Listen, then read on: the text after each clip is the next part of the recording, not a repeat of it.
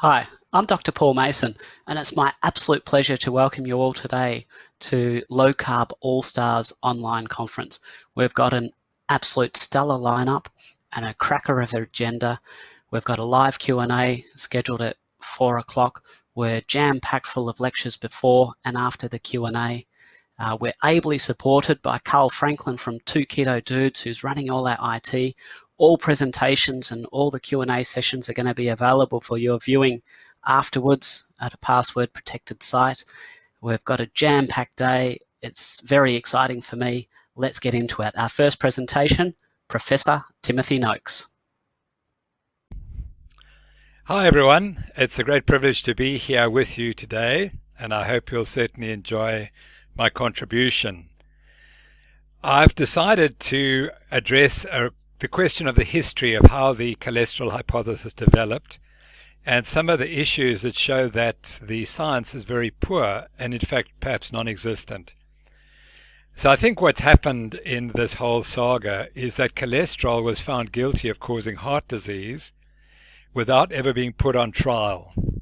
And what I'm trying to do today is to show you that some of the evidence for why the theory was never based on anything that was solid. I think most of you would know how I got to where I am.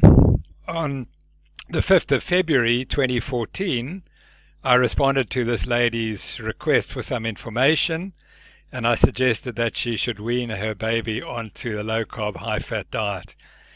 And the end result of that was that I was involved in charges of disgraceful conduct as a medical professional, despite the fact that those are the dietary guidelines for all South Africans and in fact for everyone in the world. Those are the standard guidelines that you should be weaned onto a low carbohydrate diet of real foods. Anyway, it took 4 years to clear my name, and the story behind it I'm not going to bore you with today, but you could read about it in either of these books, The Law of Nutrition, which is the South African edition, or The Real Food on Trial. And thanks to Marika Sporos, who was just a gem in helping write that article and contributing. She did an astonishing job in helping me get the story across, and particularly the story of the trial.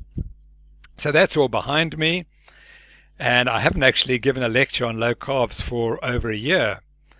But what I've been doing in this time is that I had to research the story of the high-fat diet and how dangerous it was for us, etc. And I got to the point where I thought I knew quite a lot. But after the end of the trial, I decided to carry on and decided to contribute to the CrossFit website, so the crossfit.org. And I originally started writing about insulin resistance. And I wrote 11 columns on insulin resistance, and then that led me into Ansel Keys and his cholesterol con, and I've just completed the 14 parts to that. And during that learning process, I learned obviously a lot, and I learned a lot of stuff that I didn't know before, and which I realized I'd taken on faith as being true, and then I realized it wasn't true. So the key to those columns is that there are 70 events in the last century that have caused us to believe that cholesterol causes heart disease. And I've looked at them in detail, just as Nina Teicholz and Gary Taubes did. I've discovered them and worked on them and looked at the science and collected all the information. And then I decided, well, there were 20 stories that the diet dictators who prosecuted me didn't want you to know. And I'm not going to go through all 20, but I'm going to choose the top 10 that I think are really relevant. Because once you've looked at those top 10, then you'll realize what a scam it's all been. So let's start with number 1. And number 1 will shock everyone, I think, because the claim I make here is that the true cause, and we call the true cause the causa vera, of atherosclerosis or coronary heart disease is unknown. So how can anyone make that suggestion? Well, the answer comes to me after reading these 2 articles by Stephens and some of his other work. And he questions, are you dealing with the cause, i.e. the causa vera, or are you dealing with just a reason for the disease? And he says the problem is the epidemiologists have misled us because they've confused cause and reasons. And until you dissect the two and take them away from each other, you're not going to get it right. So, epidemiologists confuse cause with the reasons why a clinical disease has developed and ignore subclinical disease, but cause and reason are not synonymous. For cause to have real meaning in science, it must be the sole requisite without which the disease cannot occur. That's critical. Others too have stressed the need for specificity, including Claude Bernard, the great famous French biologist, who argued that it was important in medicine to differentiate between cause and associated or predisposing factors, because anything else would be denial of science in medicine. And he defines the cause must be both necessary and sufficient for the disease to occur. And that's crucial. But the real point is that if you remove the cause, the disease disappears. So if you think you are treating the cause and the disease doesn't disappear, then you're not treating the cause. You're treating one of the reasons. And that's where we've got it so wrong. Because the epidemiologists have told us that there are multiple factors causing coronary artery disease, coronary atherosclerosis, because that's how they look at the problem. But the reality is, until you can reverse the disease completely, you don't understand the cause. So that's exactly as Claude Bernard said. Indeed, proof that a given condition always precedes or accompanies a phenomenon, and that's epidemiology, associational studies, the conditions and the phenomenon, that doesn't warrant concluding with certainty that a given condition is the immediate cause of that phenomenon. It must still be established that when this causal condition is removed, the phenomenon will no longer appear. And that's critical. So if we've got a disease like coronary artery disease and we think we know the cause, once we initiate and act against the cause, the disease must disappear. If it doesn't, we don't know the cause.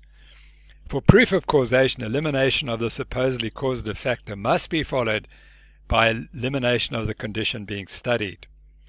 So key is differentiation between causative and non-causative factors is essential. And this is a key point. Reduction in incidence rather than elimination of the disease precludes a causal relationship. So if you think you're treating the cause, but all that happens is the incidence of the disease reduces, but does not disappear, you haven't found the cause. Critical, you haven't found the cause. So elimination of the cause eradicates the disease, and that's the definition. You have to eliminate the cause to eradicate the disease. So cause must be used as the sole prerequisite without which the disease does not occur. So saying that a condition contributes, then it's not a cause, it's a reason. Risk factors are not causes unless proven by other means, i.e. risk factors are reasons, they aren't causes. And so much of what we teach as factors that are associated with coronary heart disease, they are reasons, they're not causes. Clinical coronary heart disease is an inappropriate measure of the severity of atherosclerosis. That's pretty obvious, because you can have severe coronary atherosclerosis without the clinical manifestations, because there's another component, and that's the plaque rupture and thrombosis, which then makes the atherosclerosis clinically apparent. So he concludes misuse of cause, risk factors, and coronary heart disease have led to the multifactorial concept of the etiology of atherosclerosis. And that's led to all sorts of problems. So I had the privilege of debating Professor Jacques Rousseau at the University of Cape Town Faculty of Health Sciences Centenary Debate in December 2012. And this was when I was just starting to get into trouble, and Professor Rousseau was going to make sure that I stopped talking about heart disease and made sure that I believe cholesterol is the major risk factor. And so we had an interesting debate, and he wrote up his side of the argument and I wrote up mine. But this is what he said in his argument. LDL cholesterol is more than a risk marker. It is also a causal risk factor as demonstrated by genetic studies and clinical trials. Well, you can't have a causal risk factor. That's anomalous. It's either a risk factor or it's causal, but you can't have both. And clearly he didn't understand the distinction, and perhaps I didn't at the time, because I should have tackled him on it at the time. So, and that's point one. Point two is that no study has shown reversal, complete elimination of the disease. It doesn't matter whether it's genetic studies or clinical trials. The clinical trials, as we'll discuss, has shown some reduction in incidence, but not removal of the disease. So therefore, cholesterol cannot be the cause, as I will show you in some detail. Tarbus is a very fine cardiologist with interest in the changes that occur in coronary artery disease, and she gave this memorial lecture, and listen to what she says. So this is a person who deals every day with this condition, and you imagine that he or she was very au fait with what's happening in the disease. So how can the overall lowering of plasma LDL over the past 3 decades, that is after the introduction of statins, be reconciled with the fact that atherosclerotic vascular disease remains the leading cause of death? Then Dr. Tarbus says, despite the enormous life-saving success of statins, which is not true, as we'll show, issues related to potency, real or perceived drug safety and side effects, patient compliance, and patient and provider education have limited our ability to lower LDL to the types of level that would prevent the disease. So we need to do more intense lipoprotein lowering is needed. So in other words, the hypothesis can't be wrong. The fact that it doesn't work means that the patients are not complying and we're not getting the cholesterol low enough. Actually, no, Professor Tarbus, the patient's non-compliance is not the problem. The problem is that lowering the blood cholesterol concentration does not prevent coronary heart disease. So elevated blood cholesterol concentrations are not the cause of coronary heart disease. Your hypothesis is wrong. And you would think that after 30 or 40 years trying to prove that cholesterol causes coronary atherosclerosis, and without achieving anything, that these cardiologists would like to change their hypothesis, but that's pretty impossible, it seems. Peter Libby, I had the pleasure of debating him in Cape Town. He's professor of cardiology at Harvard. And here he has an article called The Forgotten Majority. And who's the forgotten majority? The forgotten majority is people who are taking statins who still have heart attacks, which shouldn't happen if the statins are removing the cause, which is the elevated blood cholesterol concentration. And he says very similar to what Professor Tarbus said. Despite meaningful progress in the identification of risk factors, deaths from cardiovascular disease continue to increase worldwide. Although pharmacological treatments with statins have reduced cholesterol levels and lowered mortality rates, that is false. They haven't lowered mortality rates. Several large controlled clinical trials have indicated that cardiovascular events continue to occur in, wait for it, 2/3 of all patients. I don't think he means 2/3 of all patients. What he means is 2/3 of all patients who have a heart attack are still taking statins. And that's an important distinction.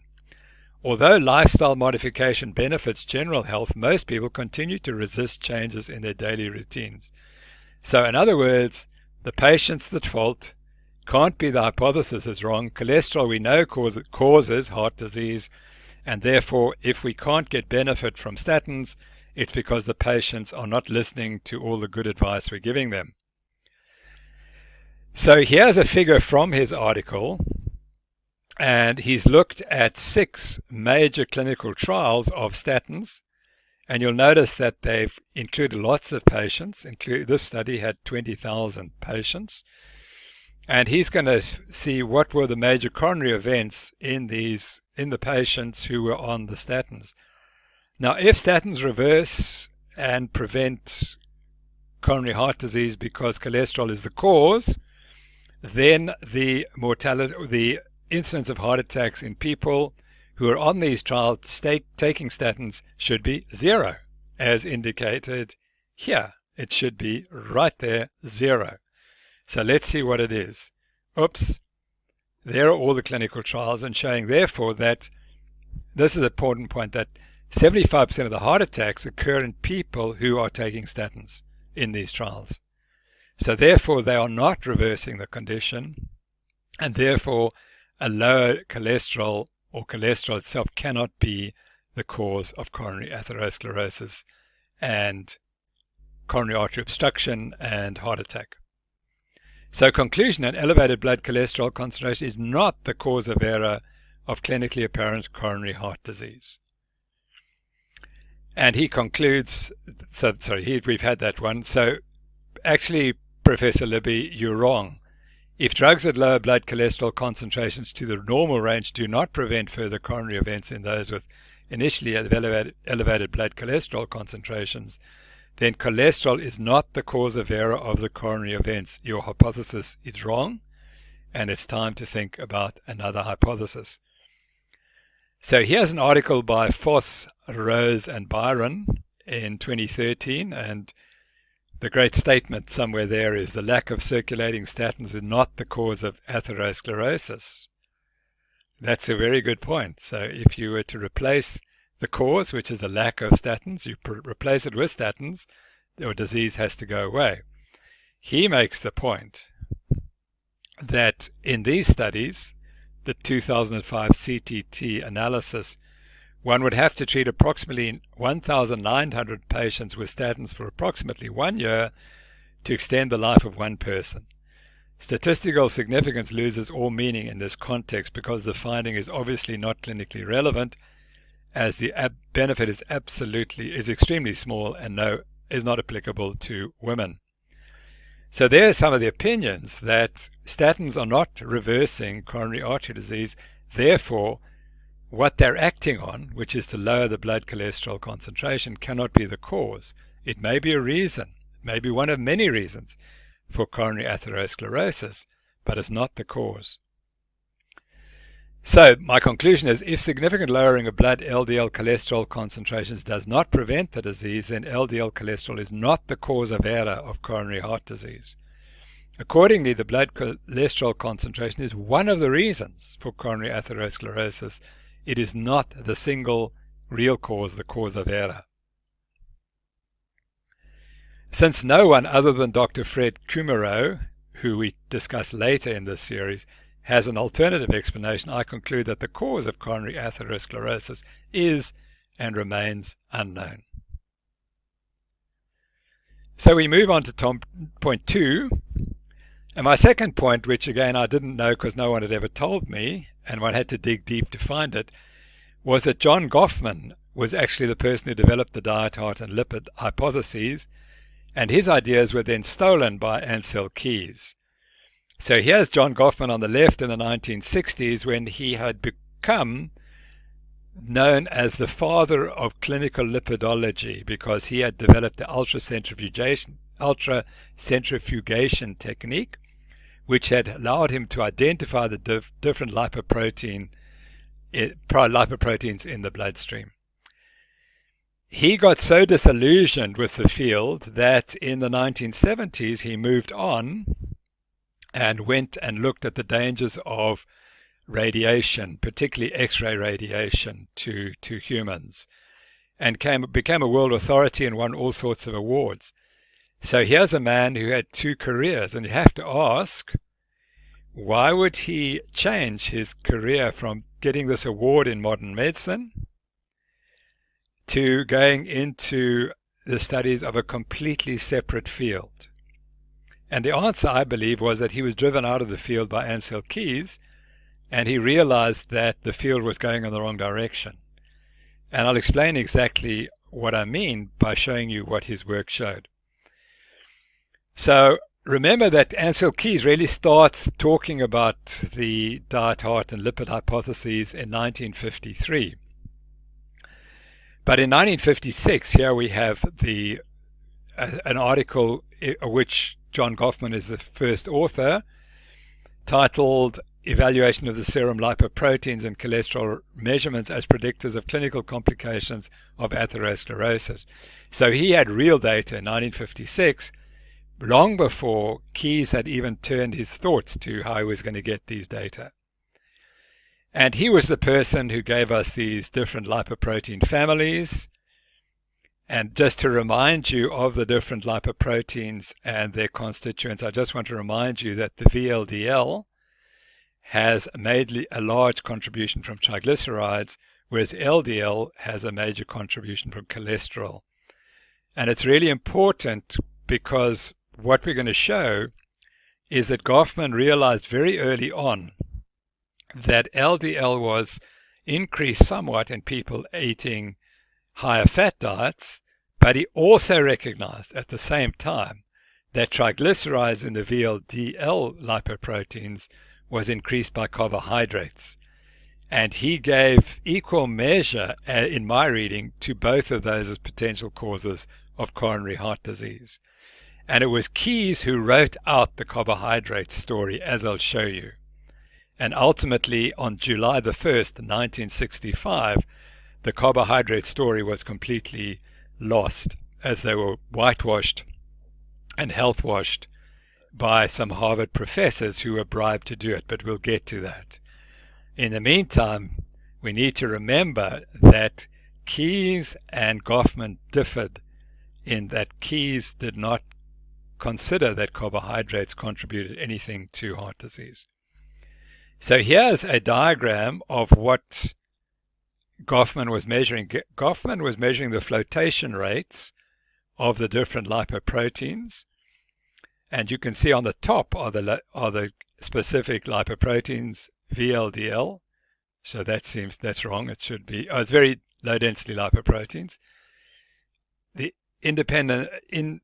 intermediate density lipoproteins, low density lipoproteins, and high density lipoproteins. And the flotation numbers, which was what he worked on, he differentiated a group that were from 0 to 20 and from 20 to 400. And this is the size of the different lipoproteins. And in blue is their concentration in the bloodstream. So you'll see that the LDL is the most prevalent lipoprotein. So he focused on the 0 to 20 and the 20 to 400 flotation rates. And he showed early on that the 0 to 20, which is the LDL and the IDL, is increased by dietary fats, whereas the 20 to 400 is increased by dietary carbohydrate. And that's critical, as I'll show you. So here's a paper in 1950, long before Keyes has ever considered the diet-heart hypothesis. And this is the information that the article includes. Individuals of both genders with myocardial infarction displayed a very high frequency of occurrence of the SF10 to 20 molecules in the serum, and that is LDL cholesterol, as I showed you. And the presence of these molecules supports the hypothesis of their association with atherosclerosis, and that is the lipid hypothesis described in August 1950 by Dr. Goffman. A group of patients prescribed a strict low-fat and low-cholesterol diet for periods of 3 months to 3 years had lower concentrations of the LDL class than either normal or other myocardial infarction patients, and that is the diet-heart hypothesis. So there they are, described in 1950. So by 1950, Goffman had already formulated the diet, heart, and lipid hypotheses, and Ancel Keys was nowhere to be seen. Goffman in 1954 published an article saying that he had worked out something called the atherogenic index, and that was based on the flotation rates and the concentrations of the different lipoproteins in people with heart attacks. And he said, according to his units, if you had more AI units, then your risk of heart disease was increased. And he even showed that in male coronary artery disease patients on the right, there was the A1 values were shifted to the right. So you can see the mean values at about 100 compared to about 70 in patients who did not have coronary artery disease. So that again is the lipid hypothesis, showing that he measured something in blood that he linked. It was a lipoprotein pattern that he linked to increased rates of coronary heart disease. He wrote 2 books. This was one of them. The other one was What Do We Know About Heart Attacks? These books were written for the general public, and I couldn't get the copy of the cover of the 1960 article, so I've used the one that I do have on the left. And this is what he wrote in the book on the second book I mentioned. In many individuals, the risk of coronary heart disease comes primarily from the SF20 to 400 lipoproteins. For such individuals, any attempt to lower heart attack risk by shifting from animal fat to vegetable fat would be illogical. For such individuals, the preventive efforts would have to be directed towards lowering the carbohydrate intake, which will on the average reduce the SF20 to 400 lipoprotein levels. And remember, the 20 to 400 lipoproteins are the VLDL triglyceride-rich concentration. So he understood that the lipoproteins, the triglyceride-rich VLDL, is influenced by the carbohydrate content of the diet. And he was the first to appreciate that. There were many others who subsequently realized it, but he was one of the first. So here's another publication of his diet in the prevention and treatment of myocardial infarction, published in the American Journal of Cardiology, 1957. And in this article, he took a single patient who'd had a heart attack, a myocardial infarction survivor, and on the patient's usual diet, which was not low carbohydrate, the patient had increased concentration of triglycerides, the SF20 to 400 lipoproteins, but the concentration of cholesterol was according to the black columns. The patient then went on a low carbohydrate, 100-gram carbohydrate daily diet, and you'll notice that triglycerides rapidly fell and stayed low for the duration that the person ate 100 grams of carbohydrate daily. Cholesterol values did not change. Despite this, the atherogenic index, notice, fell as well. That's in blue. So according to Goffman, this patient had benefited even though his cholesterol had not reduced. His cholesterol had stayed the same. His triglycerides had fallen. And so he said a massive fall in the serum SF20 to 400 lipoprotein levels occurs on the low carbohydrate diet without significant changes in the LDL levels. Accompanying this fall in lipoproteins is a highly marked and favorable reduction in the atherogenic index value. So what Goffman is saying here is that changing to a low carbohydrate diet was very beneficial for this patient and should have reduced the patient's risk of future heart attack. And he concluded ultimately a statement that got hidden. Neglect of the carbohydrate factor can lead to serious consequences, first in the failure to correct the diet in some individuals who are very sensitive to the carbohydrate action, and second, by allowing certain individuals sensitive to the carbohydrate action to take too much carbohydrate as a replacement for some of their animal fats. His work then was confirmed by Peter Q. from Philadelphia, and here's a paper he wrote in 1967. And Peter Q. ran a clinic for lipid abnormalities to which patients were referred by cardiologists who wanted a dietary management for their patients. And what he discovered was that the patients were sent to him because they had high cholesterol levels. And he was able to differentiate between those who had essential familial hypercholesterolemia, who were the minority, only 8%, from those who had hypertriglyceridemia as the primary problem, associated in some with hypercholesterolemia and others with not with hypercholesterolemia. So here you see 28 patients, or 9%, had high triglycerides but a normal cholesterol, but the majority of patients had a high cholesterol and high triglycerides. So here we move on, And he says, although the majority of patients with atherosclerosis in this series were referred to us for the investigation of hypercholesterolemia, only 8.4% were found to have essential familial hypercholesterolemia. More than 90% were found to have carbohydrate-sensitive hypertriglyceridemia with or without hypercholesterolemia. Thus, it's reasonable to assume that with proper dietary preparation and appropriate laboratory studies, a high incidence of carbohydrate-sensitive hypertriglyceridemia could be demonstrated in persons with atherosclerosis. And so this is one of the first studies to suggest that. He then showed that if you took patients with carbohydrate-sensitive hypertriglyceridemia and put them on a low-carbohydrate diet, you notice that their triglyceride levels fell dramatically, whereas the cholesterol levels also fell, quite surprisingly. He then took 64 patients over 16 months and confirmed that if you had carbohydrate-sensitive hypertriglyceridemia, your triglyceride levels could normalize during that period, and cholesterol levels also dropped a little bit.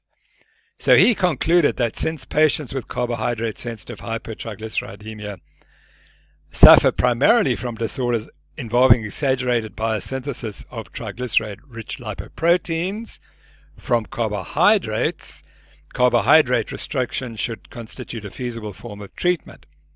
For practical purposes, it's necessary to eliminate all dietary sugars, sucrose, fructose, and lactose, on account of their high lipemic insulin-stimulating effects and low satiety value as compared with starches, to lower carbohydrate consumption to about 500 calories per day, which is about 120 grams of carbohydrate. He also found that the sensitivity to simple carbohydrate is widespread among both healthy and atherosclerotic populations. In persons on an ad libitum American diet, lipogenic activities from simple carbohydrates appear to vary from low levels in young girls to very marked degrees in patients with atherosclerosis who are sensitive to carbohydrates, with apparently healthy men somewhere in between. So he's recognizing insulin resistance as a driver of hypertriglyceridemia and showing that with age it gets worse, and also a gender effect. So he concludes that the role of this variable cellular response to carbohydrates in human atherosclerosis, as reflected by a rise of very low density lipoproteins and serum triglyceride levels, deserves further and more intensive investigation. And this never happened, and I'll show you why. Because on November 1967, the New England Journal of Medicine published a paper from three Harvard professors saying that carbohydrates were healthy in heart disease and fats were unhealthy. And we'll get to that. But this was the end of the debate. So Q and Goffman and others had raised the question that carbohydrates are causing heart disease, and there was plenty of evidence for it, but Keyes had driven the high fat story, and this article was forgotten when the Harvard professors said that sugar and carbohydrates were safe. So this never happened, and instead the focus shifted to cholesterol and the role of dietary fat in the causation of coronary atherosclerosis. And that is the further story that I'll be picking up in the second half of this lecture.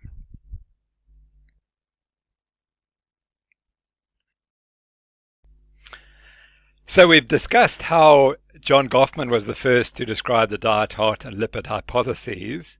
So the next question is, well, how did Ancel Keys become recognized as the father of those two hypotheses? And that's the point we'll describe here under point number 3. So Ancel Keys stole the idea of the diet, heart, and lipid hypotheses from John Goffman, as it was his final chance for immortality.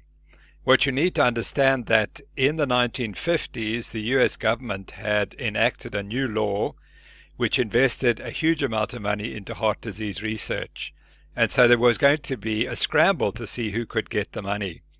And the first person out of the blocks was obviously John Goffman, because he had all the qualifications to lead it.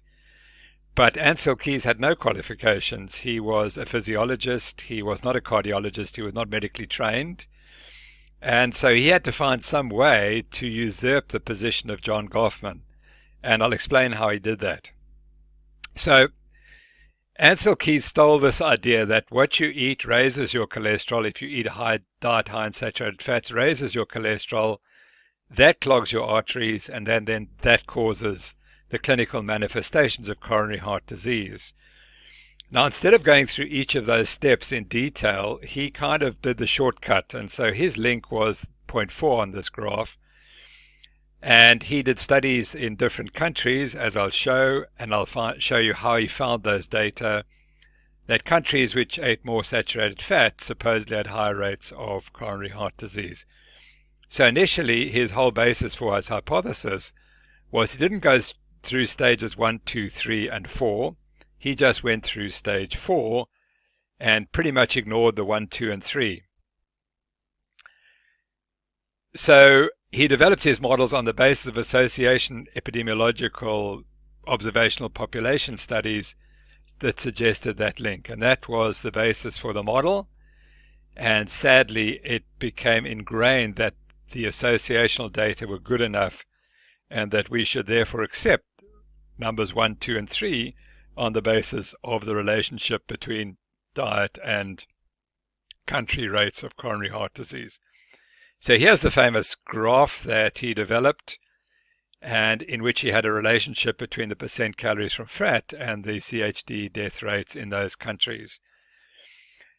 Now the question is, where did he find those data? And the answer is he was glancing through some information one day and he came across this WHO annual epidemiological and vital statistics document, which had these two graphs. On the left was the relationship between fat and heart and deaths, and on the right was calories from animal protein. And he then took out the 6 red dots, as you can see, and he excluded the relationship between calories from animal protein, which you can see appears to be a rather better relationship. So he collected his 6 countries, and that's where he got the data from the World Health Organization. So someone else went and looked at the consumption of visible animal fat in all the 22 countries, and he showed that there were 2 clusters, one with a low consumption of visible animal fat and another with high animal fat consumption. And Keys very cleverly selected 4 countries from the low visible animal fat consumption, and he chose the 2 countries with the highest visible animal fat consumptions, the 2 countries with the highest rates of heart disease, which also happened to have quite a high rate of saturated fat intake. So on the basis of all those 7 countries, he came up with his remarkably exponential graph.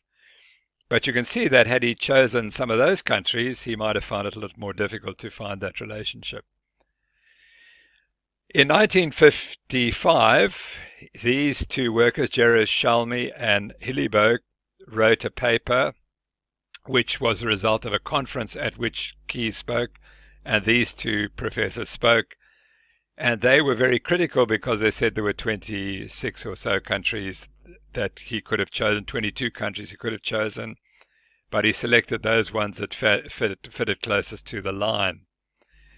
And they made the point that epidemiology doesn't explain causation. It can find reasons for disease, but it can't explain causation unless the relationship is very, very strong. So they said the evidence from 22 countries for which data are available indicates that the association between the percentage of fat calories available for consumption in the national diets and mortality from atherosclerotic and degenerative heart disease is not valid. The association is specific neither for dietary fat nor for heart disease mortality.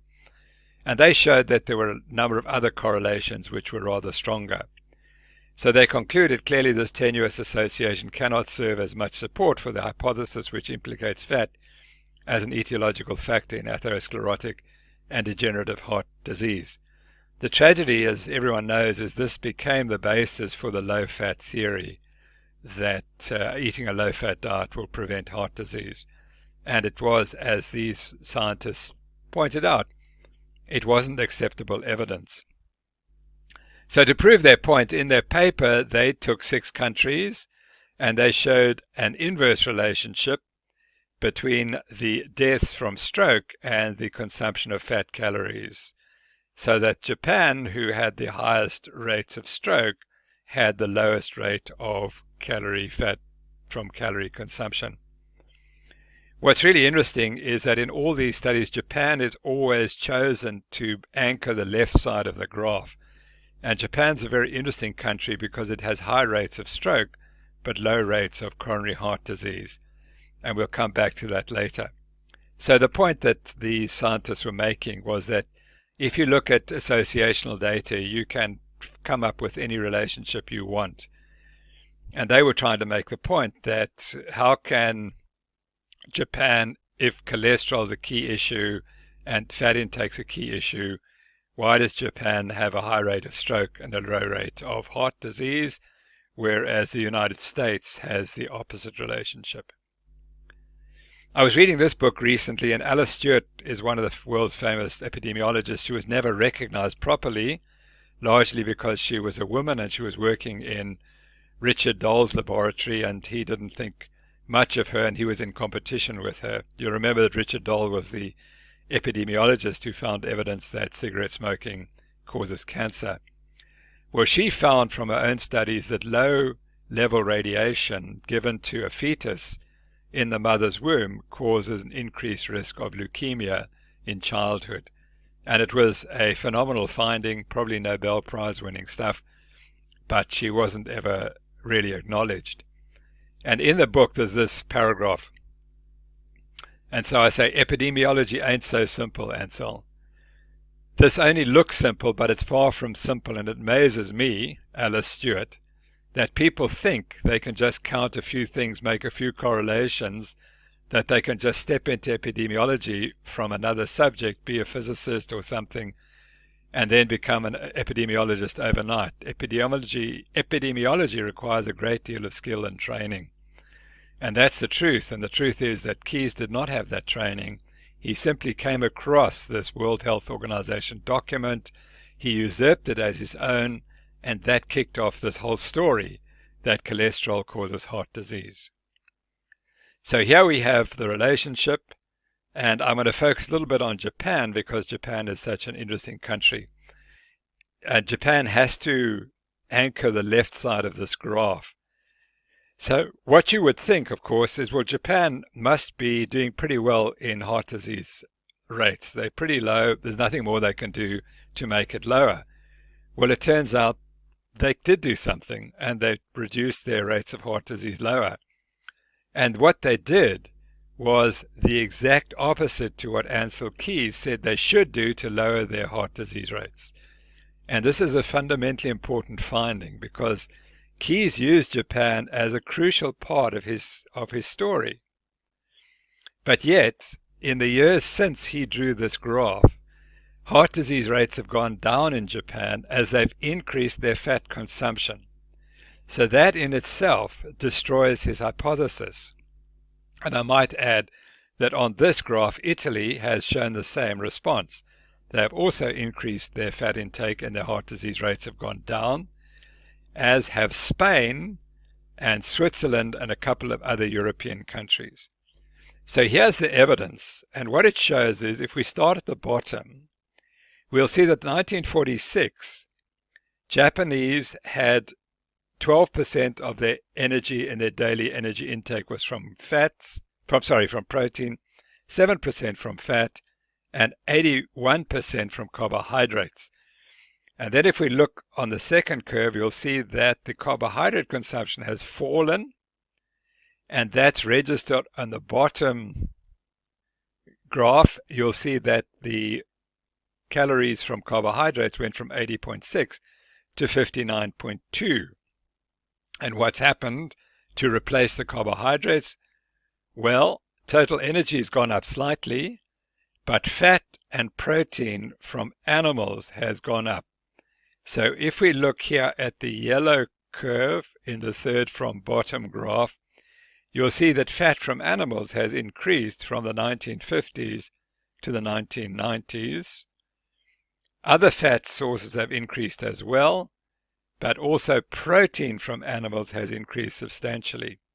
So the fat consumption of the Japanese has gone from 7 to 25% during this period.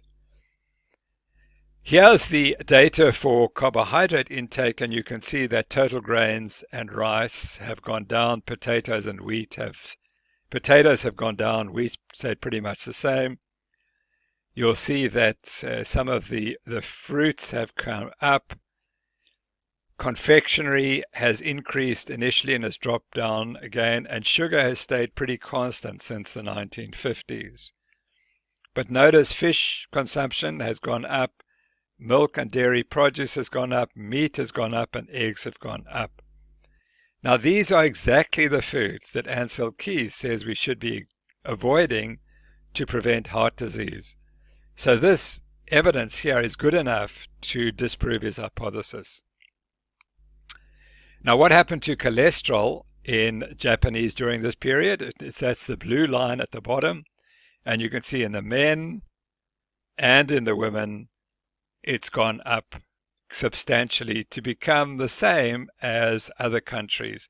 These are 6 or 7 other countries in which cholesterol has been coming down since the 1980s. And despite this, heart disease rates have not gone up in Japan, they've come down, and so have the stroke rates, which is relatively remarkable. Now, because the Japanese are such an interesting population, a large number of studies have been done on Japanese living either in Japan, and that's called the Nippon component of this title, in Honolulu, Hawaii, or in San Francisco, California. So this is the Nihon-san study. And this was designed to show what happened when the Japanese went to live in Hawaii or California.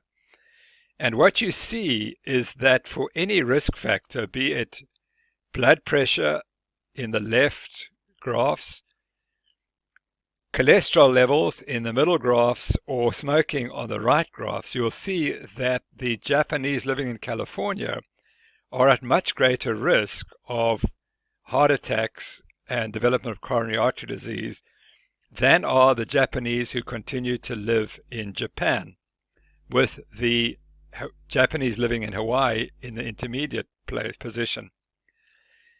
And this occurs across all the risk factors at any level of risk, which we can't explain, because this tells you that there's something in the environment which we aren't measuring, which is linking to their risk of heart disease.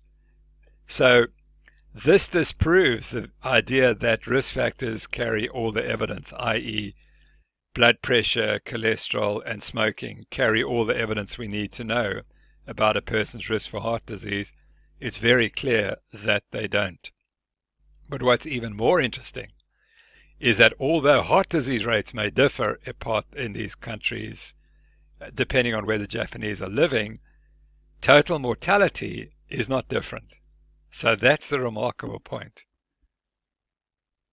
Although the prevalence of all CHD events was strongly influenced by where the study participants were living, importantly, total mortality was the same in all 3 groups of ancestral Japanese, regardless of where they lived. So we really have to be very cautious when we think we know what's causing heart disease. As I showed in the very beginning of these lectures, we really don't know what causes heart disease, and risk factors aren't very helpful in telling us more, because there's something that we're completely missing. Clearly, it's important to distinguish between the causa vera, the real cause, and the reasons for coronary heart disease. To re-emphasize, we do not know what causes coronary atherosclerosis and coronary heart disease. Now, here's another really interesting study by Thomas J. Tom. He looked at 26 countries and measured their trends in total mortality and mortality from heart disease in the years 1950 to 1978, when heart disease rates were initially going up, and then in the 60s they were beginning to fall in the United States. So he's looked at 26 countries, and he's also looked at men and women. And let's begin with the women, because that's easy. You'll see here are all the different countries at the top, the 26 countries. And each of these graphs is made up of 6 time periods. So what we see on the left is that the women in the United States, the heart disease rates have been falling dramatically since the 1950s. Whereas in the men, the fall was not quite as fast initially, but then it's become rather more rapid. Whereas if we look at other countries like Norway, you'll notice that in Norway, the heart disease rates in men were going down, and in women they were going up. And that's really interesting because the Norwegians are eating the same diet, whether they're men or women, and they're probably exposed to other similar environmental factors, yet the heart disease rates were different. So again, this is to confirm that we can't just take the United States as an example of what's happening across the world. We have to consider every country differently and separately. And Keyes really perhaps didn't do that because he was suggesting that there was one size fits every country. And what this shows is not only is it not one size fits all for each country, the men and the women are different. Again, confirming that epidemiology is misleading if we're going to think that we can take a singular example of one country and apply that evidence to all other countries. So now point 4 is that Keyes had come up with his hypothesis in the 1950s, and it had been very widely accepted and really had been incorporated by the American Heart Association and the National Institute of Health. And they were funding his research, the research of this idea. As I'll show subsequently, at the time that Keyes was promoting his ideas in the 1950s, the late 1950s, there were 2 competing theories. The one was that carbohydrates cause heart disease by elevating blood triglyceride concentrations, and the other was that it's cholesterol in the blood and it's elevated by a high saturated fat diet. And they were equal. But the US government, for reasons that I'll explain, threw out the sugar story and the carbohydrate story and stuck with Keyes's theory. And what really was so instrumental was in 1977, George McGovern's Senate committee came together, and because they were about to be disbanded, they decided they had to do something. And they chose to lay down dietary guidelines for all Americans. And that was catastrophic because that stopped the debate. Once the government had said this is what you have to eat, despite the fact that there was much debate about whether those guidelines were correct or not, once they'd laid down the guidelines, they were immutable. And that we see even today because as I speak, the 2020 dietary guidelines are about to be released, and it's very clear that they still don't look at all the evidence. So the essential basis for Keyes' hypothesis is the diet of the average American changed radically after about 1910. And what I'm going to show to you, because that was the evidence that McGovern used to say that we have to change diet to what we should be eating, which is what we used to eat in America, which was our diet high in cereals and grains. And the point is it was never that. That was never the case. So in fact, the major chain of Americans in the past 100 years is the one that is ignored. So here we have Senator McGovern in front and his committee. They met over a few days and drew up these guidelines which became so influential. And here was McGovern on the first day of the commission. This is what he said. The simple fact is that our diets have changed radically within the last 50 years with great and often very harmful effects on our health. These dietary changes represent as great a threat to public health as smoking. Now, smoking by then was accepted because the data had shown that it was a factor. So then he continues, too much fat, too much sugar or salt can be and are linked directly to heart disease, cancer, obesity and stroke, amongst other killer diseases. And that's not true because there was no data at that time to say that fat and sugar and salt had been linked to all these diseases. In all 6 of the 10 leading causes of death in the United States have been linked to our diet. They may have been linked, but that's by association. There was no proof at that time that the diet that's high in fat and salt and sugar is the one that's the problem. Now, another person who was very influential in the US at the time was Jane Brody, and you can see she wasn't a fan of the low carbohydrate diet. She promoted high carbohydrate diets. And she said within this century, the diet of the average American has undergone a radical shift away from plant-based foods such as grains, beans and peas, nuts, potatoes and other vegetables and fruits, and towards foods derived from animals, meat, fish, poultry, eggs and dairy products. So she's confirming what Senator McGovern was trying to say. The problem was, what was the evidence base for that statement? Had the Americans really changed the diet in the way that Brody and McGovern had claimed? Well, let's look at the rise in total heart disease, and that's in red, and you'll see that the rise starts in about 1900. It peaks in the 1950s and then starts to fall. If we remove the infectious and other causes of heart disease, so we talk only about coronary artery disease, you can see that the rise seems to start in the 1940s and then comes down. But this value must have started rising here in the 1920s. And as we know that heart disease, there's a latency period of at least 30 years. So that means the diet must have changed in about 1890. That's where the change should have occurred. Included on this is just for everyone's sake to realize that the stroke rates have been falling, so just from the 1900s. So the same, if the diet's the cause, here's a diet that causes heart disease but protects against stroke, and no one ever mentions that point. We're always told that the biology of stroke and heart attack is the same, but how can it be the same if the same diet, and if diet's the cause, the same diet's preventing strokes and causing heart disease? That's an anomaly that people fail to address. Nina Teicholz, in her brilliant book, from which I garnish so much information, as we all do, she has this graph, and she goes back and she says, well, if you go back to the 1800s or before, Americans had to be eating mainly meat, because they hadn't started growing grains when the Americans first arrived in North America. They can't have been eating grains and fruit and vegetables. They had to have been eating meat killed locally.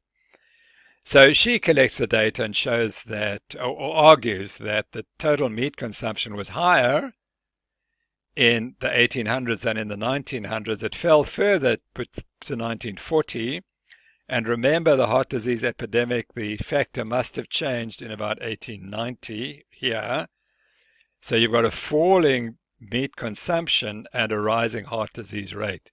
Subsequently, the consumption of meat has gone up, total meat, because of the increase in poultry. It's not because of the increased consumption of red meat. So if you want to find a meat that's causing heart disease, you have to look at poultry, and Keyes and his colleagues never focus on that point. Mary Enig is one of the great scientists who's also been under-recognized. She was very interested in trans fats and the problem that trans fats cause to human health. And in her paper, she says total fat consumption in Americans has definitely increased from 1909 to the 1970s, but animal fat consumption has stayed pretty much the same, as you can see. What's really changed is the consumption of vegetable fats, polyunsaturated fats from hydrogenated vegetable oils. And there you can see a tremendous increase, and it's starting to take off in the 70s.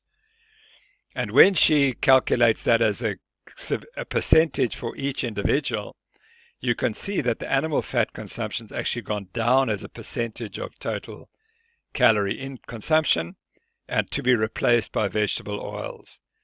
So if you're looking here, you would say what's really changed in the American diet is vegetable oils, and in this particular case, linoleic acid. Another analysis shows that Ansel Keys's ideas were adopted, because you'll notice that the consumption, he said we shouldn't eat butter, we should eat margarine. Well, the butter consumption's gone down, lard consumption's gone down, margarines come up substantially. But look at shortening, and shortening is the polyunsaturated fats that are used in baking. And you can see it, if you really want to look at a factor that's really changed, it's the consumption of shortening, and which particular vegetable oil has taken off its soybean oil and that's taken off after the 1960s. And the 1960s were when the American Heart Association started following the Keyes' idea and promoting the consumption of margarine and polyunsaturated fats, particularly soybean oil, to replace butter and lard in the diet. And this then is a time course of changes in oil consumption and fat consumption by Americans. And you can see that here we have all these events that happen. But the real event that changes everything was the American Heart Association Advisory Committee in 1961, which finally accepted Keyes' ideas. And they said Keyes is right, whereas in 1957 the advisory had said that there was no evidence to support Ancel Keys. By 1961, they decided to support him. And the only reason they decided to support him was because the new committee was controlled by Keyes, and he managed to get his mate Jeremy Stamler included. And with Stamler's support, the American Heart Association changed its guidelines and said, we need to change the diet and replace saturated fat from animals with polyunsaturated fats. And you can see how effective this was, because that then the consumption of soybean oil increased dramatically thereafter. So this advisory in 1961 had a huge effect. And then we're talking now about the 1977 US Senate Committee, which also helped push the consumption of polyunsaturated fats. At the same time, there was a change in carbohydrate consumption, and the increase was in sugars and syrups and simple sugars, with a reduction in complex carbohydrates, with the result that the ratio of complex carbohydrate to simple carbohydrates fell. So that also happened. But you will see that, so if you wanted to link carbohydrates to heart disease changes in the United States, you'd have to say it was the consumption of sugar and syrups and the reduction in complex carbohydrates that are related. But here's the really important slide, which people haven't really referred to, and it was written in 1964, and that's probably why people have not seen it. But here's the consumption of polyunsaturated fats, which start in 1909, which is just when it needs to start if you're going to cause a rise in heart disease rates in the 1940s. So polyunsaturated fatty acids start to increase, but here's the key. The change in the polyunsaturated to saturated fat ratio starts to rise already in the 1920s. Now along comes the McGovern Commission, and they say that on the basis of Keyes data, we have to change the PS ratio. And they talking about in the 1970s. Well, actually, the PS ratio has already changed at the very time that heart disease rates are going up. So how McGovern could think that increasing the PS ratio is going to reverse the heart disease rates when it's exactly what had changed during the time that heart disease was becoming so-called epidemic. How he was able to make that suggestion is nonsensical. And here is the evidence that we realize why he had to be wrong.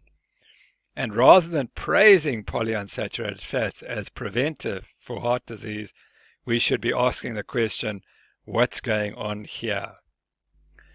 So the author said, obviously these data do not fit the hypothesis that low ratios of polyunsaturated saturated fatty acids in the food supply contribute to the increased incidence of coronary heart disease in the United States.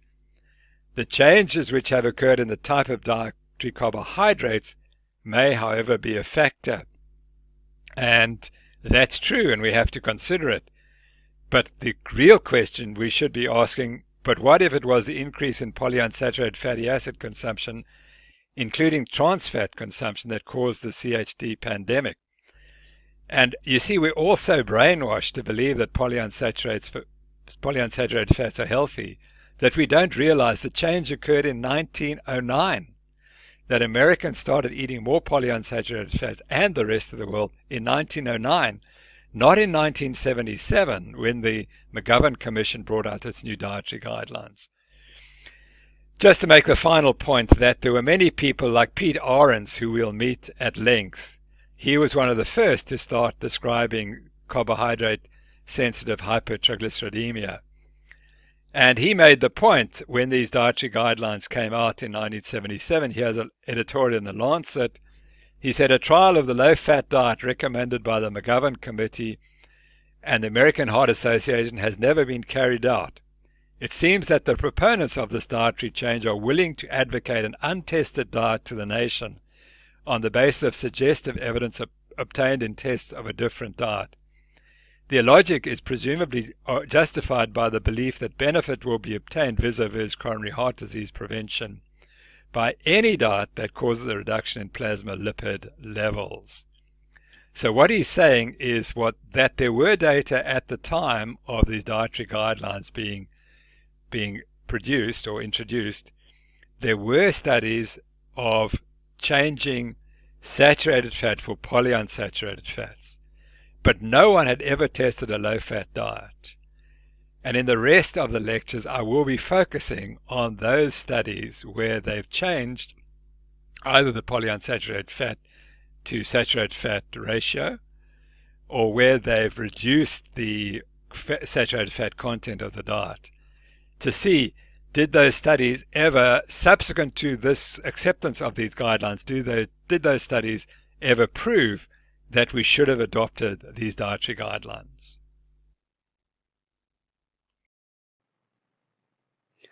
Hi, I'm Dr. Paul Mason, and today I'm going to talk about dementia. And you might find me saying some pretty outlandish things, like for the most part that dementia is actually preventable, even if you happen to carry the ApoE4 gene. And if you or someone you know already has dementia, you can probably improve the symptoms with diet. Every day in my clinic, I see people with all sorts of health issues. You only have to have a look out your front window to see how common they are. And yet, it's a condition that you can't actually see that provokes more fear than anything else. Dementia.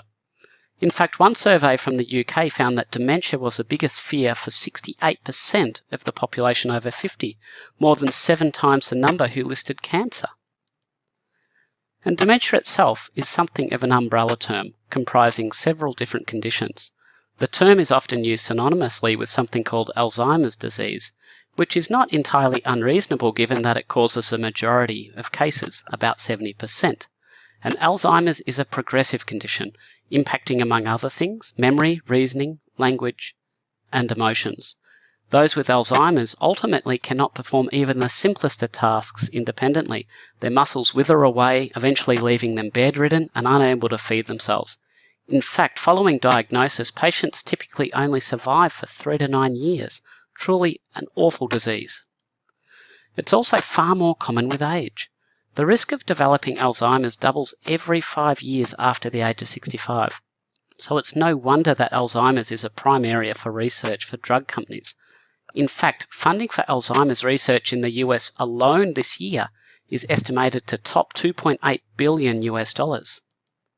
The problem is, years of effort and billions of dollars have essentially proven worthless. Drug candidate after drug candidate has failed. More than 200 promising leads have fallen through in the past decade alone. And the result? Modern medicine is no more capable of providing assistance to the patient with Alzheimer's today than Dr. Alois Alzheimer, shown on the left, was more than 100 years ago when he first described Alzheimer's. To this day, doctors are incapable of curing, preventing, or even just slowing down the progression of this disease. And to add further insult to injury, despite the billions of dollars spent on research, it's becoming even more common, with numbers predicted to double in the next 20 years. In Australia alone, it's expected there'll be more than 1 million sufferers by 2050. But there is a glimmer of hope. You see, while drugs can't reduce the numbers or slow the progress, I believe that lifestyle can. That is, Alzheimer's is not inevitable. It is not a part of normal aging. Remember, dementia was rare in antiquity, with no recorded cases until 1906. It is an aberrance caused by our modern lifestyles. And the answer lies not in a pill bottle, so much as it lies on our plate. Because what you eat dramatically impacts on your metabolic health, and Alzheimer's is essentially a metabolic disease of the brain. And it makes sense that the brain would be vulnerable to changes in metabolism, because while it constitutes only 2% of the body's volume, it consumes over 20% of its energy. And no condition typifies poor metabolic health better than type 2 diabetes. And most of the consequences of diabetes, including heart disease, kidney failure, and blindness, are directly contributed to by elevated levels of glucose and insulin. And this very same glucose and insulin is in the circulation, passing through the brain. And this is why Alzheimer's is increasingly referred to as type 3 diabetes. This is shown by type 2 diabetics having between 2 and 5 times the risk of Alzheimer's, with poorly controlled and long-term diabetics faring the worst. And remember, diabetes is not the only marker of poor metabolic health. So too is obesity. And this study, which measured the abdominal diameter of 6,500 subjects and followed them for over 30 years, found a significant increase in Alzheimer's risk with rising abdominal diameter. Compared to the leanest 20%, the most overweight 20% had triple the risk. Indeed, several studies have now found a reliable connection between increasing obesity and shrinking brain volume. And this too holds for people younger than 40. Obesity literally shrinks your brain. So really, Alzheimer's can be thought of as a manifestation of a metabolic disease in the brain, and diet has the proven capacity to help reverse metabolic disease, specifically low carbohydrate diets. This large-scale study demonstrated the ability of low-carb diets to reverse, yes, reverse, diabetes over the longer term. At 2 years, 53% of low-carb subjects no longer had diabetes. And as for weight loss, there is no doubt that low-carb diets are the best. Between 2003 and 2018, there were 62 randomized controlled trials, which is the gold standard of research, comparing low-fat diets to low-carb diets in terms of weight loss. Now, 31 of these trials found a statistically significant result, and here I have charted all 31. No cherry picking.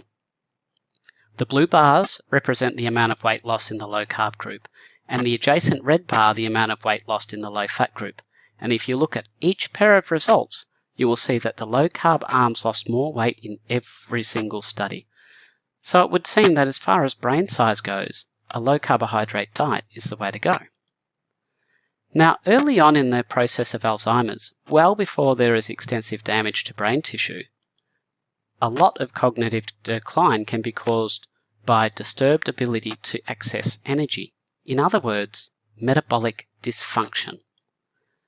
Now, when it comes to using glucose for energy, a lot of the brain can utilize freely whatever glucose is available. Neurons in some areas of the brain, however, have glucose transporters with insulin receptors, and they rely on the presence of insulin to function.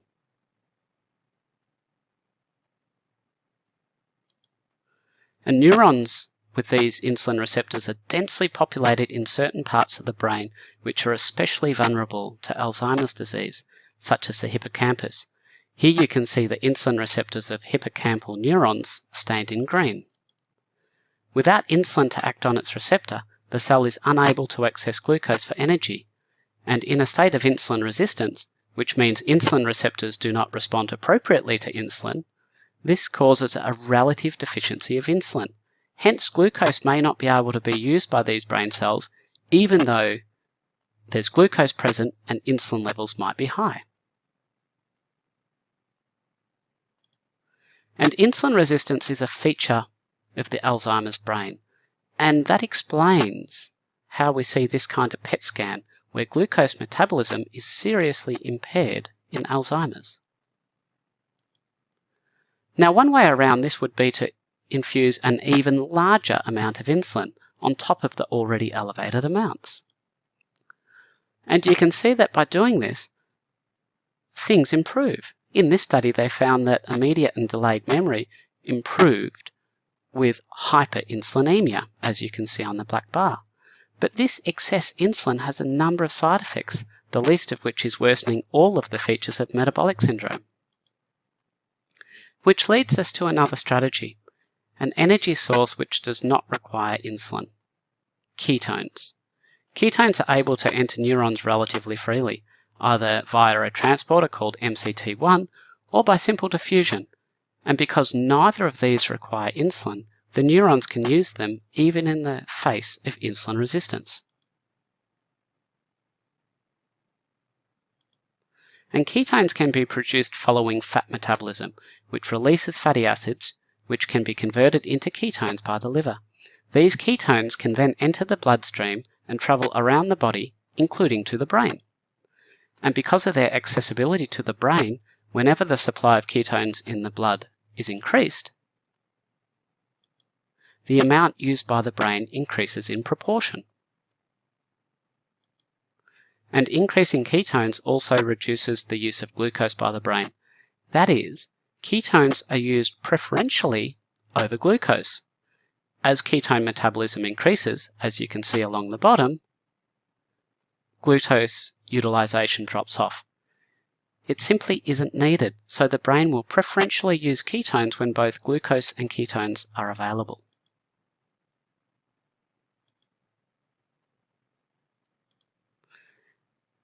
And the main determinant of whether we produce ketones or not is insulin levels. And if you understand that carbohydrates cause our bodies to release far more insulin than either fat or protein, it's clear that a sufficiently low carbohydrate diet can also be a ketogenic diet, where we have ketones circulating around in our bloodstream. So then, if we put someone on a low carbohydrate ketogenic diet, we'd expect to see an increase in ketone utilization by the brain. And indeed we do. Here you can see the uptake of ketones by a brain on a standard diet is very low, in stark contrast to the widespread utilization of ketones after the adoption of a ketogenic diet. But here's the kicker. We also see this in the brains of people affected by Alzheimer's disease, even those with damage to the brain tissue. Look at the glucose uptake in a control brain on the top and an Alzheimer's brain down the bottom. As predicted, the Alzheimer's brain has less red and yellow as it is not able to use the glucose. But look what happens when ketones are provided. If anything, it looks like the Alzheimer brain actually has an enhanced capacity to take up ketones. And there is very clear evidence that the uptake of ketone bodies by the brain remains unaffected even in advanced Alzheimer's disease. And this recent study was able to demonstrate a clear benefit of a ketogenic diet in enhancing brain activity in elderly adults at risk of Alzheimer's. On the left, you can see the before and after following the transition from a standard diet to a ketogenic diet, and compare this to the right side, where a high-carbohydrate American Heart Association diet was used. The ketogenic diet was clearly superior, and there is evidence that this improved brain activity translates clinically. Take this study, for instance, a randomized controlled trial which compared high-carbohydrate and low-carbohydrate diets, and in addition to improvements in all of the usual metabolic markers, including weight, waist circumference, and glucose and insulin levels, they also found improved memory. But a ketogenic diet is not just useful in improving the symptoms of Alzheimer's. It actually has potential to prevent your brain from becoming pickled in the first place.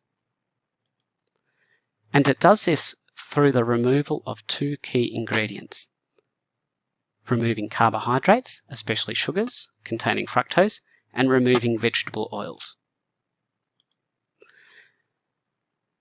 Now, this next point might be a bit surprising because it's often said that genetics is a major determinant of Alzheimer's risk, and on the face of it this seems to be true, for there is often a gene referred to as the Alzheimer's gene, which if you happen to inherit 2 copies of, one from each parent, there's an increased risk of Alzheimer's of up to 20 times.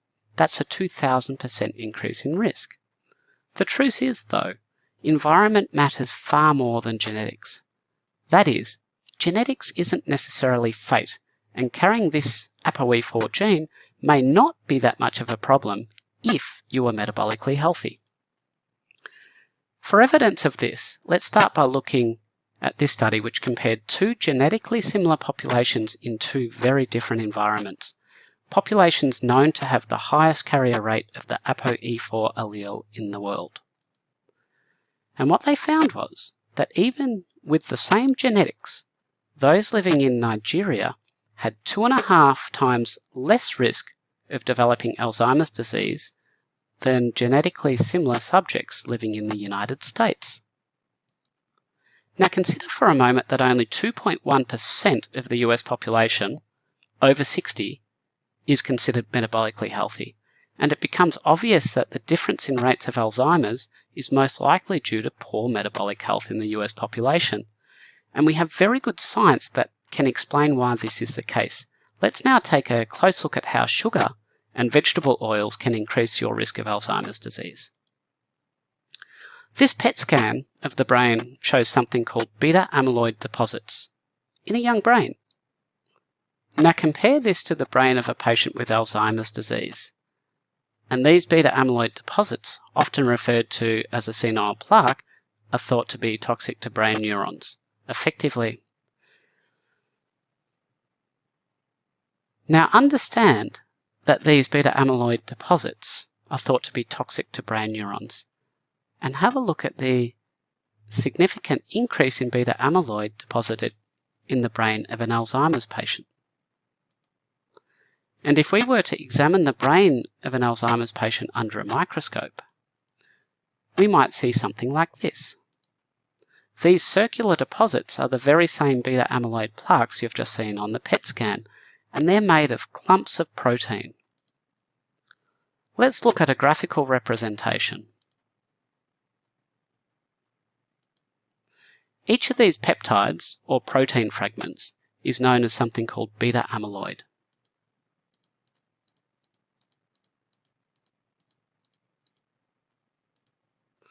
Which itself is a fragment of a larger parent protein, called amyloid precursor protein. Its name reflects the fact that beta amyloid derives from it. And this amyloid precursor protein is embedded in the outer membrane of several different types of brain cells and serves several important functions, including forming connections between brain cells and repair. That is, amyloid precursor protein is important.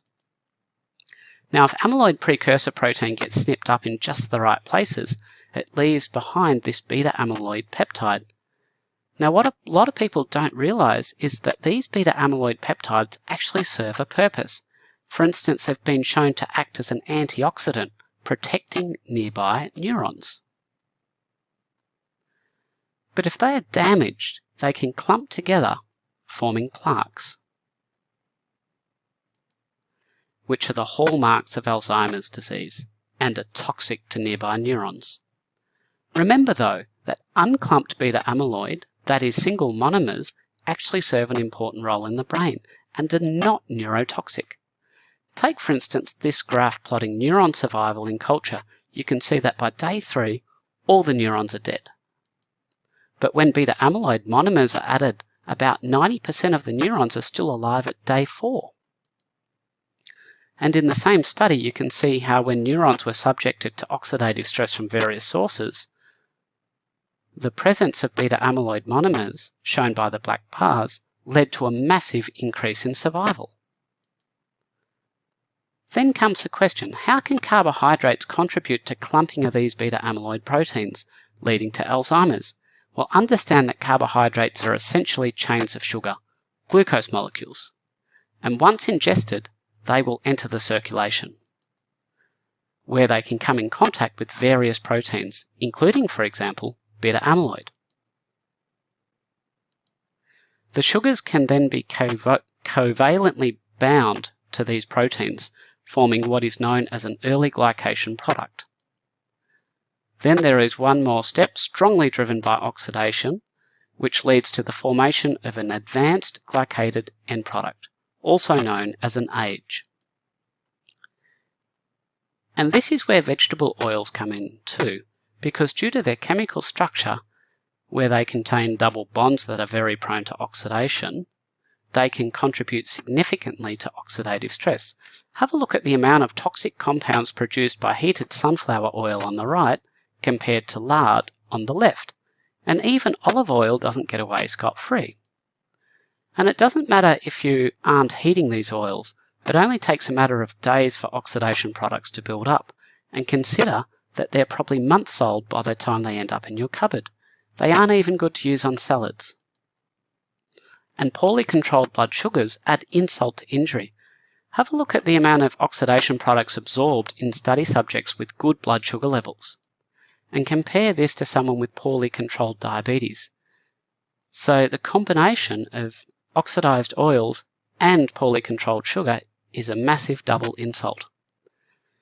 Now, it probably bears mentioning briefly why sugar is worse than other carbohydrates, and this is because sucrose, or table sugar, contains exactly 50% fructose, quite similar to the 55% fructose contained in high fructose corn syrup. And fructose can generate up to 10 times the amount of advanced glycation stress than does the same amount of glucose. And so the combined stresses of sugar and oxidized oils can lead to proteins, such as beta-amyloid, being affected by advanced glycated end products. And these advanced glycated end products, or end product affected proteins, have a tendency to form crosslinks and then clump together. And that is effectively what the senile plaques are. Advanced glycation end product affected beta-amyloid, all clumped together. And advanced glycated end products are much more common in the Alzheimer's brain. Compare the control brain on the left with the Alzheimer's brain on the right. And these images show the relationship of advanced glycated end products to beta-amyloid plaques, which I've shaded here. You can see that wherever a plaque is, advanced glycated end products are immediately adjacent. And here is a close-up view of beta-amyloid aggregates through an electron microscope. And when it's clumped like this, beta-amyloid is no longer the neuroprotector it once was. It now serves to be a neurotoxin. For example, this study looked at the viability of brain neurons in the hippocampus, the main memory area of the brain, and you can see that compared to neurons cultured in non-damaged beta-amyloid, the beta-amyloid affected by advanced glycated end products led to a significant increase in neuron death. And this was effectively reversed when a neutralizing antibody to advanced glycated end products was added. Clear evidence that it is the advanced glycated end product changes which do the damage. Undamaged beta-amyloid, as we've already seen, appears in and of itself to be protective. And here on the left you can see what happens to sensory nerves, first when not exposed to a glycating agent, and then when a glycating agent is added. The neurons basically wither away. So let's now circle back to the ApoE4 genetic allele, which is in a metabolically unhealthy state, that is, with high levels of sugar and oxidative stress, and see how it can increase the risk of Alzheimer's by up to 20 times. The ApoE gene provides the recipe, if you will, for this protein that sits in the membrane of HDL-like particles. And the ApoE gene comes in 3 flavors, a 2, a 3, and a 4. Each one leading to the membrane protein having a slightly different structure. And it just so happens that the particular structure of the ApoE4 makes it particularly susceptible to attack by advanced glycated end products when compared to the most common ApoE3. And this was clearly shown in this paper. Here you can see the amount of advanced glycated end product binding to an ApoE3 compared to the amount binding to ApoE4, about 3 times more binding onto ApoE4. And given that this binding can defunction the protein, effectively rendering them useless in terms of their normal role, advanced glycated end product binding to ApoE on HDL has particular implications for Alzheimer's. And this is because these HDL-like particles are particularly important in removing beta-amyloid deposits from tissues. Normally, in functioning HDL, the ApoE protein is able to bind to the beta-amyloid and facilitate its removal from brain tissue. This study demonstrates exactly that. Here you can see the amount of beta amyloid deposited in tissue, first with no HDL, and then with HDL added, a dramatic reduction. A finding also shared by this study. And when we look at blood levels of HDL versus the severity of Alzheimer's, we find a clear association between cognitive performance and HDL in patients with Alzheimer's. The higher the HDL, the better the cognitive performance.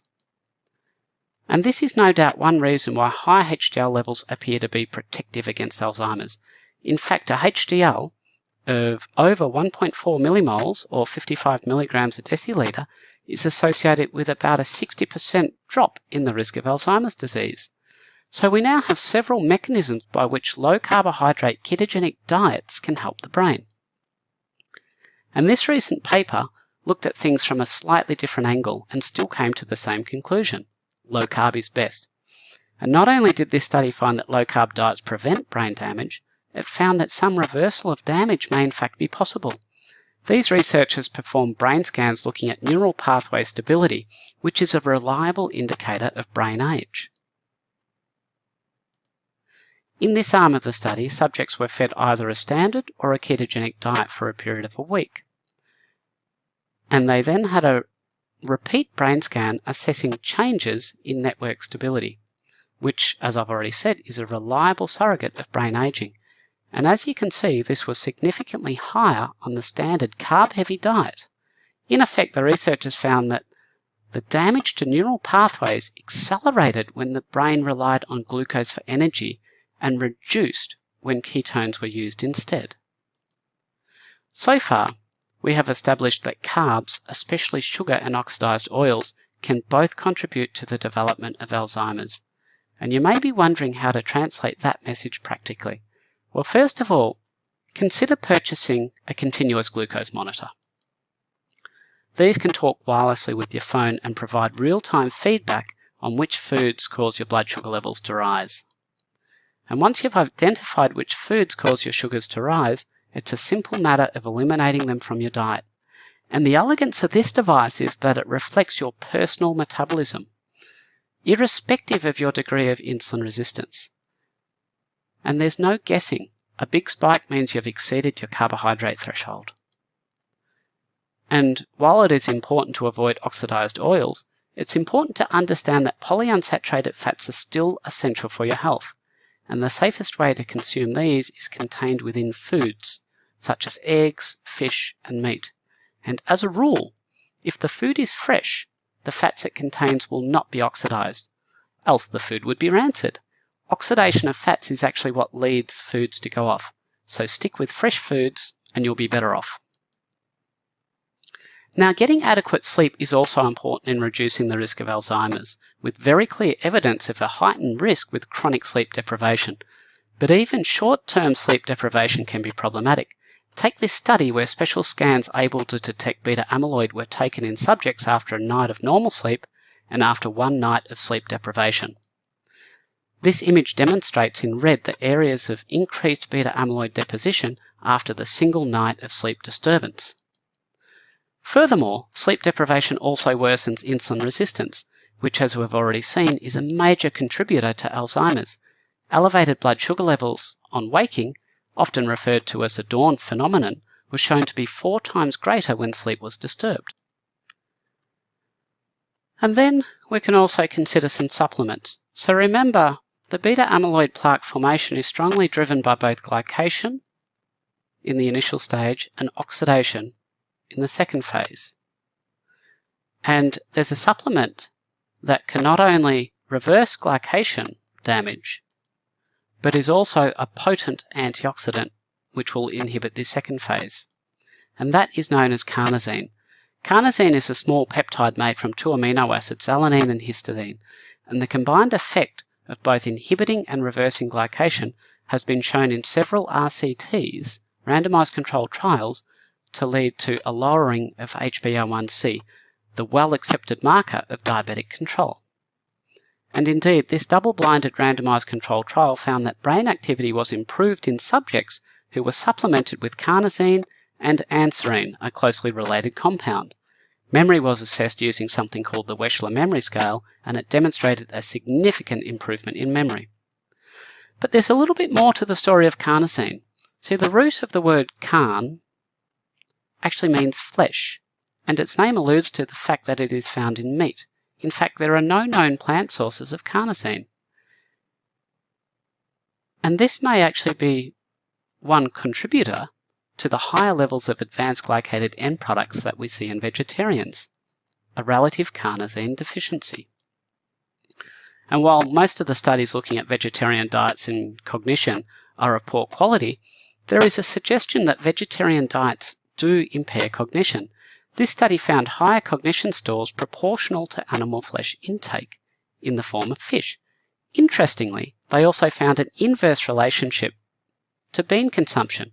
That is, the more beans eaten, the more significant the mental impairment.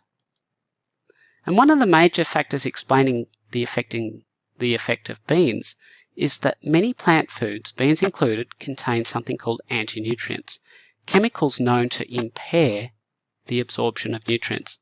And the resultant deficiencies of things such as iron and zinc, which are known to be common in vegan and vegetarian populations, will actually impair the production and transport of neurotransmitters, the chemicals which communicate between brain cells. Take, for example, the amount of zinc entering the circulation after consuming 120 grams of oysters, a nutrient-dense animal food. And then see what happens when black beans are added to the same amount of oysters. Still the same amount of zinc, it's just now there's been a dramatic reduction in the amount of zinc that the body can absorb, the bioavailability. And the story is even worse for corn tortillas. Now, all of this talk about avoiding seed oils and consuming animal foods might leave some of you feeling uneasy, because to make those changes to your diet, your saturated fat intake would likely increase, taking your LDL levels up with it. Well, there's no need to have any fear. This systematic review from 2016 looked at 19 cohort studies with over 68,000 participants, and 16 of these studies found an inverse relationship between LDL cholesterol and all-cause mortality. That is, the higher the LDL level, the lower the risk of dying. And this is the best level of evidence we have to date on cholesterol, and it does not appear to be harmful. In fact, the medical evidence is clear that saturated fats are healthier than unsaturated oils. To date, there's been more than 10 systematic reviews and meta-analyses on saturated fats, and on balance, they find in favour of saturated fat. And if you're confused about how our health messaging could have gotten things so wrong, you're not alone. Unfortunately, some of the blame must lie with doctors and scientists who simply were not able to consider that their beloved lipid hypothesis might be wrong. Let's take a look at the influence of 3 powerful studies on this topic and see how the influence was neutered by blind acceptance of the lipid hypothesis. The Sydney Diet Heart Study was conducted from 1966 to 1973 and was a randomised controlled trial examining the effect of replacing saturated fat with polyunsaturated fat in men who'd had a recent heart attack. But despite being finished in 1973, the data on mortality was not published until 2013, 40 years later. And the only reason it was published was that an intrepid researcher by the name of Chris Ramsden was able to decode the findings from old 9-inch magnetic tapes he located in a basement. And the findings?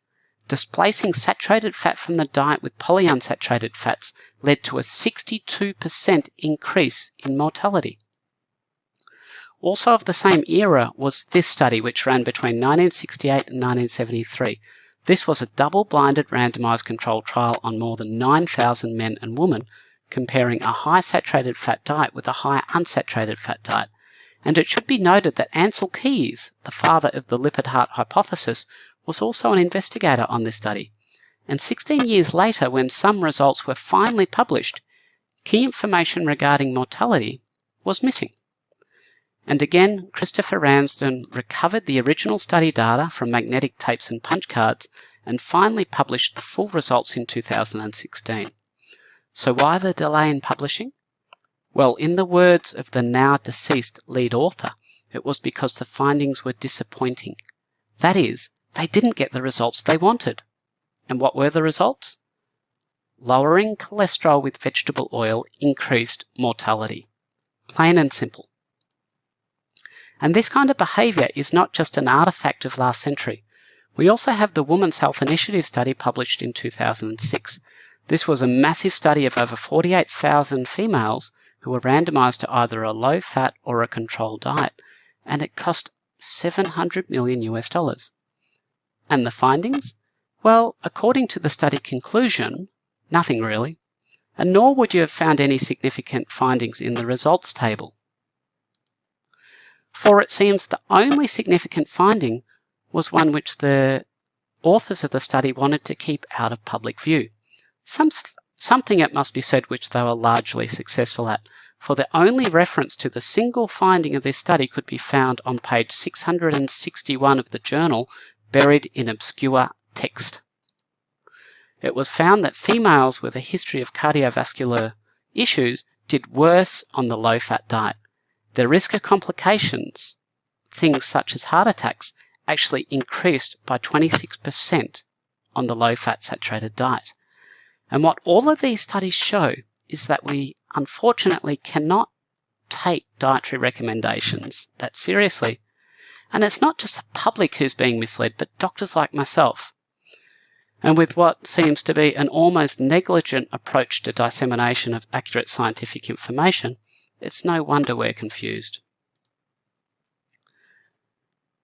But even if you are confused, at least now hopefully you know how to keep your marbles. Avoid seed oils, avoid high carbohydrate diets, especially sugar, sleep well, make sure your diet includes nourishing animal foods, throw in some exercise, and you've got a great recipe for good metabolic health. Thank you. Paul, fascinating talk as always. Now, I'm sure with all the research you were doing, there were a few little extra tidbits that you'd like to share with us that you couldn't quite squeeze into that talk. Well, as is always the case, that's true, and I have to thank you for staying awake. I suspect now it's probably your nap time, so I'm doubly appreciative. And but yeah, really, as you know, there's always an immense amount of data whenever we do a lecture, and it all can't fit in. And I was particularly struck by a few things that I learnt relating to brain function and females in particular. I guess one of them was that premenstrual syndrome appears to be a state of an increase in a transient increase in insulin resistance. And certainly I've had several patients who have mentioned to me that their premenstrual symptoms improve significantly on a ketogenic diet. And I suspect that really what it's doing, it's leading to basically an impairment in the ability of the brain to metabolize glucose and basically leading to cognitive dysfunction. And when we actually have a look at some of the data on glucose metabolism, I've actually come across some data that actually demonstrates there's glucose hypometabolism, basically a defect in glucose metabolism seen in females as young as 24 years old. So certainly if anybody's struggling with premenstrual symptoms, a ketogenic diet is likely going to be able to offer some benefit. And I think one of the other interesting things is with regards to estrogen. And estrogen has the capacity to also worsen insulin resistance, especially if it's what we call exogenous, which means it comes from outside the body. And there seems to be a differential effect of estrogen depending on whether it's taken orally or whether it's taken through another source such as transdermally or intravaginally. And when it's taken orally, the metabolism of the estrogen by the liver actually is the process that generates a degree of insulin resistance. And certainly for females with problems, so for athletes who are trying to maintain a particular type of body composition at the elite level, it's having the oral contraceptive pill is certainly can cause some of them problems with maintaining their weight. And I've seen a few athletes where it's been good for 3 or 4 kilograms of weight loss simply by stopping the oral contraceptive pill. But that's all sort of by the by, because one of the things that I discovered struck me more than anything else, and it's perhaps quite controversial, and I'm not sure if you've ever come across the supposed link between gestational diabetes and autism. Oh, no, don't tell me more. Well, it's absolutely fascinating. I was able to come across about more than 10 separate articles that, and most of them epidemiological for obvious reasons, but there seems to be a very strong association between maternal gestational diabetes and the risk of autism in offspring. And I think given that autism likely does represent a problem with the function of the brain, obviously, and it's not unreasonable to think that that may actually be a metabolic limitation. And I've just find it's I think it certainly bears further research, because if this relationship does hold up, I think we have a very powerful intervention. Obviously, we know that the rate of autism appears to be increasing exponentially over the last couple of decades, and we're not really sure why. There's some argument that we're just better at diagnosing it, but that really doesn't hold a lot of weight when we have a look at the severity of a lot of the cases and the increasing frequency. And I think that this could actually potentially explain that link. And I think if this does hold up, then it makes it even more important that we maintain good maternal health throughout the whole lifespan, including pregnancy. Yeah, that's. I mean, why don't we know about this? You said there were 10 papers and so on, and yet, I've never heard of it. It's certainly never been talked about in public. Well, I'm not exactly sure why, but it's not unreasonable. We know that metabolic defects within the brain are strongly implicated in most disorders, neurological disorders such as schizophrenia or Parkinson's disease. They all play a role. We've certainly, in my lecture, we've seen how strong it is in Alzheimer's disease, and I didn't touch on vascular dementias and those kind of things, but certainly across the board, insulin resistance in the brain contributes to cognitive dysfunction. So I don't think it ought be much of a surprise. Even if we have a look at a condition, chronic traumatic encephalopathy, which as a sports physician you're aware of, you get bumped in the head too many times and that can lead to problems. Well, head injury absolutely leads to disturbed energy metabolism as well. So there's some promising animal research that the state of ketosis could actually be beneficial for managing, perhaps improving the symptoms of chronic traumatic encephalopathy as well. So I think, sure, this is going to be controversial, but it's backed up by reasonably solid data, and I think it's certainly worthy of further investigation and study. Yeah, it's interesting, not just chronic conditions either. There's some interesting work on the role of ketogenic diet in the management of concussion or mild traumatic brain injury as well, which is quite exciting. So, well, I'm sure you'll tell us all about that in the future, Paul. But once again, it's been fascinating hearing you speak, and congratulations again on organising this fabulous conference. My absolute pleasure. Thanks, Peter. Hello, I'm Dr. Ken Berry, a family physician with 20 years of clinical experience so far. And today in this lecture, I'm going to help you be smarter than your doctor, most likely.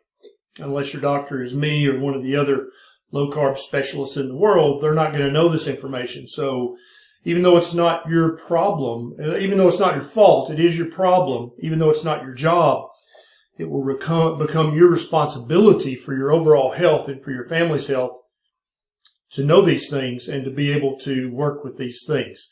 So I've got some slides prepared for you, and we're going to go through these. Thanks a lot for joining me for this.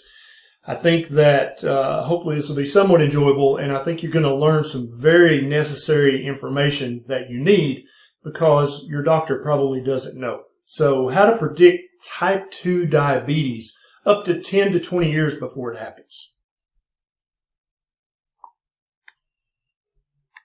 So the goals are to make you smarter than your doctor. The goal is to make you completely immune from ever developing type 2 diabetes. Or if you already have prediabetes or type 2 diabetes, to understand how it works so that you can absolutely reverse the process and therefore reverse your prediabetes or your type 2 diabetes, and to help your loved ones and your friends and your neighbors to also reverse their type 2 diabetes or prediabetes and to keep it from ever developing if they don't have it yet.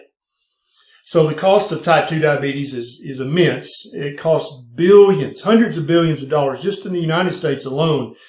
At least 25 million people in the U.S. have type 2 diabetes, and it's predicted that a third of adults by 2050, if we don't change this, and by we, I mean you and me, if we don't change this, a third of all adults are going to have type 2 diabetes by 2050. So the current paradigm of type 2 diabetes is really an exercise in ridiculousness. You'll get things like, we're not exactly sure why you have it. Maybe it's genetics, and many healthcare providers and researchers think that genetics is the predominant cause. And I'm going to show you that's just not true at all. Many healthcare providers think that it's your lifestyle. You don't exercise enough, therefore you got type 2. Some people think it's your diet. I think it is your diet, and most of the low-carb practitioners that you'll seek out will think that as well. I went to the Centers for Disease Control, their website in the United States, and if you're not in the U.S., you may think, well, who cares what they say? What you need to understand is that many other countries will follow lockstep what the U.S. CDC says, the U.S. American Diabetes Association, the U.S. American Heart Association. So what these guys say kind of trickles down to the rest of the world. It's not fair, but that's how it is. So on their website, under what causes type 2 diabetes, here's what they say. Insulin is a hormone made by your pancreas that acts like a key to let blood sugar into the cells in your body for use as energy. I agree. If you have type 2 diabetes, cells don't respond normally to insulin. Partly true. This is called insulin resistance. Your pancreas makes more insulin to try to get cells to respond. I agree. Eventually, your pancreas can't keep up and your blood sugar rises, setting the stage for prediabetes and type 2 diabetes. Now, most of that statement's true, but did you miss something in that statement? I didn't hear a cause for type 2 diabetes. Did you? They don't mention the cause. They just basically go through a few rudimentary physiological steps, none of which is the cause of type 2 diabetes. But after this lecture, you'll know exactly what causes it and how to prevent it or reverse it. So what I propose is a new paradigm for type 2 diabetes. We know exactly what causes it if we're thinking about the condition properly. Genetics does play a tiny role, probably less than 1%. Your lifestyle, your diet, your activity level, your meditation, your sleep, that probably does play a role, probably less than 1%. 99% of the cause of your type 2 diabetes, should you ever develop it, is your diet. And you'll see why that is shortly. Type 2 diabetes is a carbohydrate overdose syndrome. It is a carbohydrate toxicity. Some would even say a carbohydrate poisoning of the human physiology. So the diagnosis of type 2 diabetes. If your doctor checks your blood sugar and and your fasting blood sugar is above 126, that can be used as a formal diagnosis of type 2 diabetes. If you have a 2-hour glucose tolerance test and you have a level above 200, that can be diagnostic.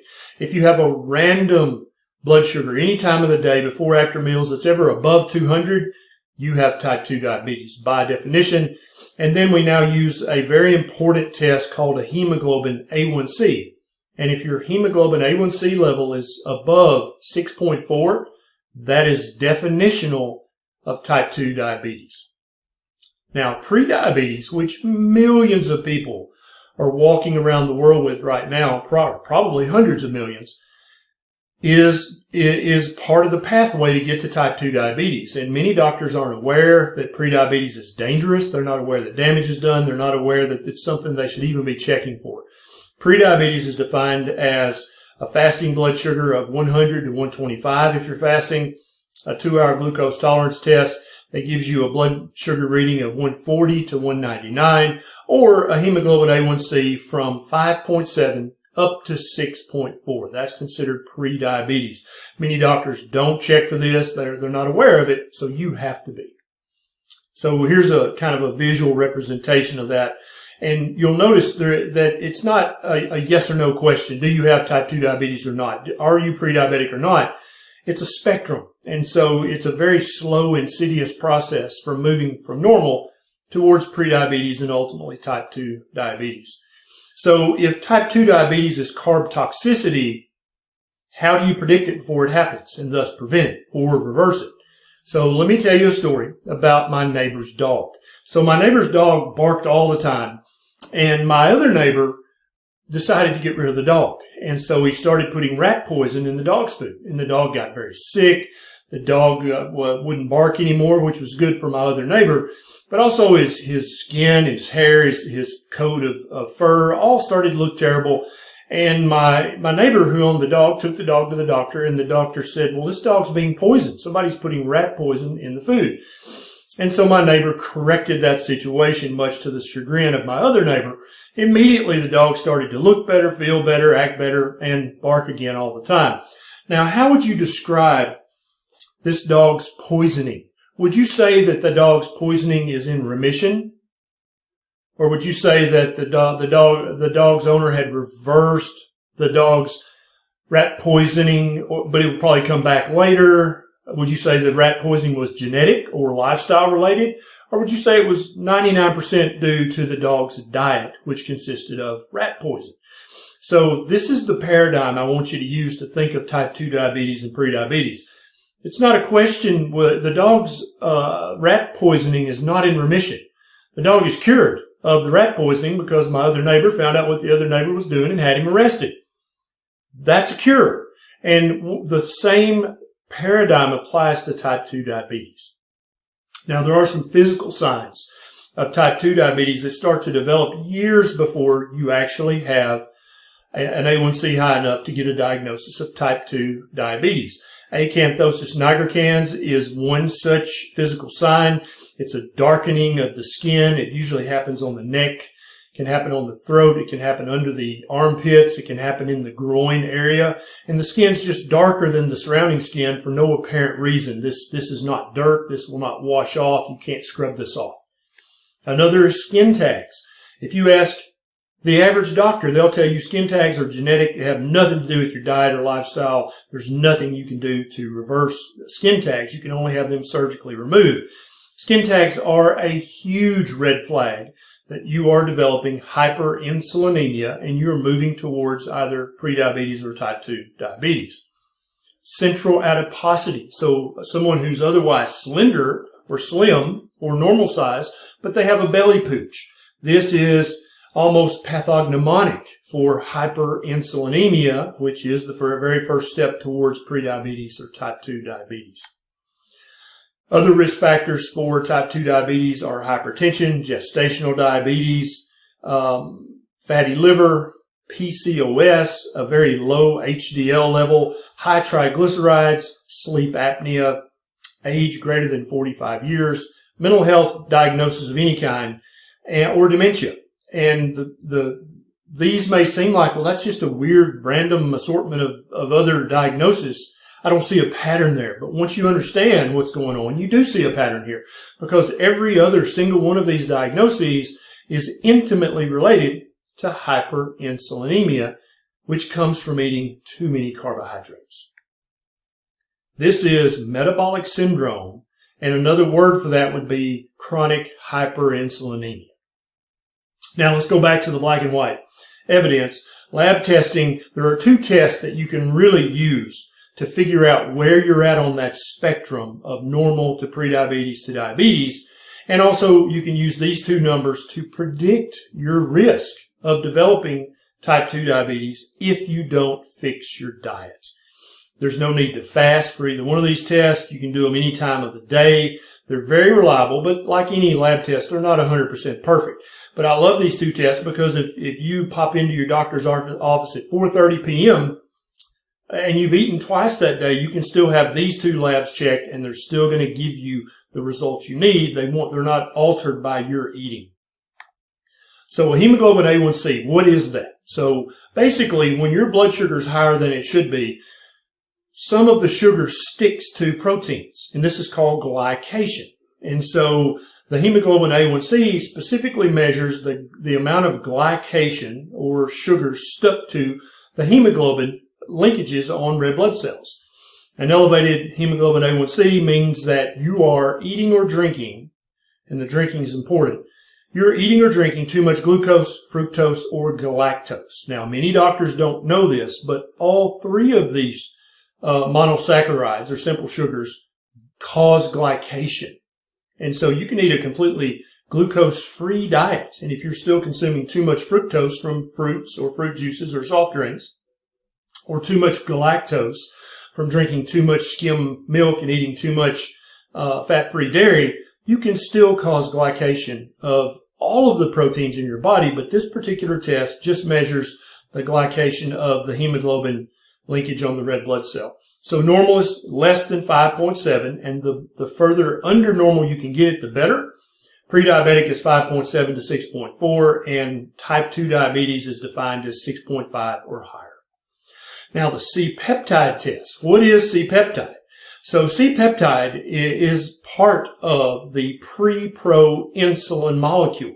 So you start out, your beta cells in your pancreas are making insulin. They actually make a molecule called pre-pro insulin, and it looks like this on the left. And then you break off this little piece and you have proinsulin. So the green is the C-peptide, and these over here make up the ultimate insulin molecule. So for every molecule of insulin you have in your bloodstream, you have a C-peptide molecule. They are made side by side, and indeed were part of the pro molecule that insulin comes from. So C-peptide is an excellent surrogate marker for the amount of insulin that you've been producing. And there's a little more information if you want to read about that. So the normal range for most reference labs is 0.8 to 3.85 nanograms per milliliter for C-peptide. Now, many doctors, and probably even your doctor, has never heard of a C-peptide. And I'm going to give you some case studies coming up shortly where you will understand just how handicapped your doctor is if your doctor's not checking a C-peptide level. Many doctors, when you ask them to order it, they'll say things like, I don't even know what that is, or I don't even know how that would help me to know the result. Well, this is a great opportunity for you as a patient to be able to educate your doctor, because when you educate your doctor, you actually help all of the hundreds of other patients that doctor is caring for. Sometimes you can't educate your doctor. You just have to fire your doctor. Now, let's do some predictions. Now, here is, and these are the case studies I was telling you about. And after you go through these case studies, you're going to be smarter than the average doctor when it comes to predicting prediabetes and type 2 diabetes, and in fact, even in diagnosing prediabetes and the risk for becoming type 2 diabetic. So we have a 30-year-old female with a base body mass index of 25. She's eating a paleo diet. So that BMI, that's not bad. That's pretty good. Actually, quite good compared to the normal person walking the street. She has a couple of very small skin tags here and there on her neck. She doesn't have any of the acanthosis nigricans, the dark pigmentation we talked about earlier. You check her A1C and her C-peptide. Her hemoglobin A1C is 5.5, which is normal, and her C-peptide is 2.5, which is normal. Okay, and they're actually, those are very good numbers. So what's your prediction for this woman? Is she on track to develop type 2 diabetes? She's metabolically normal. She's very low risk currently of developing type 2 diabetes. Now, as you get older, remember, age was one of the risk factors for type 2 diabetes. As you get older, you become more insulin resistant, and you perhaps even become more hyperinsulinemic. So she needs to check at least once a year. So when she's 31, she'll have these checked again. And at any point, if she starts to see these numbers go in the wrong direction, she can adjust her diet long before she ever develops prediabetes or type 2 diabetes. Now, here's another case. 46-year-old male with a BMI of 29, and he eats a whatever diet, whatever he sees he eats. He's got several 2 to 5 millimeter skin tags on his neck. He's got a few under his arms. He's got one in his groin. He doesn't have any of the acanthosis nigricans. His hemoglobin A1C was 5.6, which is normal, but his C-peptide was 4.7. Now, this gentleman, if you checked a fasting blood sugar, would also have a normal fasting blood sugar. So he has a normal fasting blood sugar, and if the doctor went to the extra trouble and checked an A1C, that's normal as well. The majority of doctors out there practicing would say this guy has no risk for type 2 diabetes. He's doing fine. He can keep eating his whatever diet, but there's a problem. I checked the C-peptide on this gentleman. It was 4.7. So his C-peptide is high, even though his A1C is normal and his fasting blood sugar is normal. This gentleman has a problem. Now, what's your prediction? This gentleman is hyperinsulinemic and also probably insulin resistant, and he has a very high risk of developing type 2 diabetes within the next 10 years. His pancreas is having to work harder and secrete more insulin to take care of the carbohydrate load he's eating.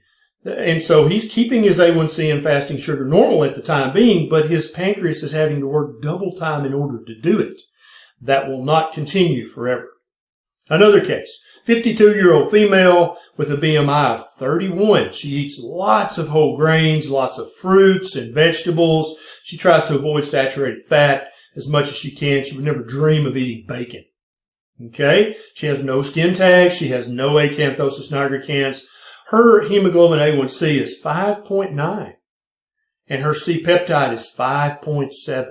Now, if you check the fasting blood sugar on her, it might be normal, or it might just be 1 or 2 points high. And how many of you watching this have had an episode where you went to the doctor and your fasting blood sugar was 101, 102, and your doctor said, it's no big deal. We'll just watch it. We'll check it again next year. This could be you if that's the case. So she is, what do you see from these numbers? What is she? You ready? She's pre-diabetic. And within plus or minus 5 years, she will be a type 2 diabetic. Her pancreas is working double time, if not triple time, pumping out insulin, trying to deal with all the carbohydrates in her fruits and her grains and her low-fat diet. And it's no longer able to keep the A1C normal. It's starting to creep up, and it's up to 5.9 now. So she's creeped over into pre-diabetes land, even with her pancreas pumping out insulin at a very high rate.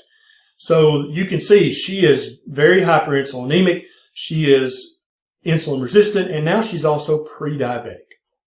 You see how these two numbers, they really give you the power to know exactly where you're at on that spectrum I showed you earlier. Next, a 36-year-old Asian female with a BMI of 24. She eats lots of rice, fruit, vegetables, doesn't hardly ever eat meat, eats almost no saturated fat, has a beautiful BMI. Anybody would look at her and think she's the picture of health. And this scenario is actually quite common in Asia and in India. And we call this tofu, thin on the outside, fat on the inside. Here's why. She does have a little pot belly. It's a very cute little pot belly, but otherwise she's very slender. So we checked her numbers and look what we found. Hemoglobin A1C of 6.2. C-peptide of 12.1. What is your diagnosis, doctor? What do you think about this? What's your prediction?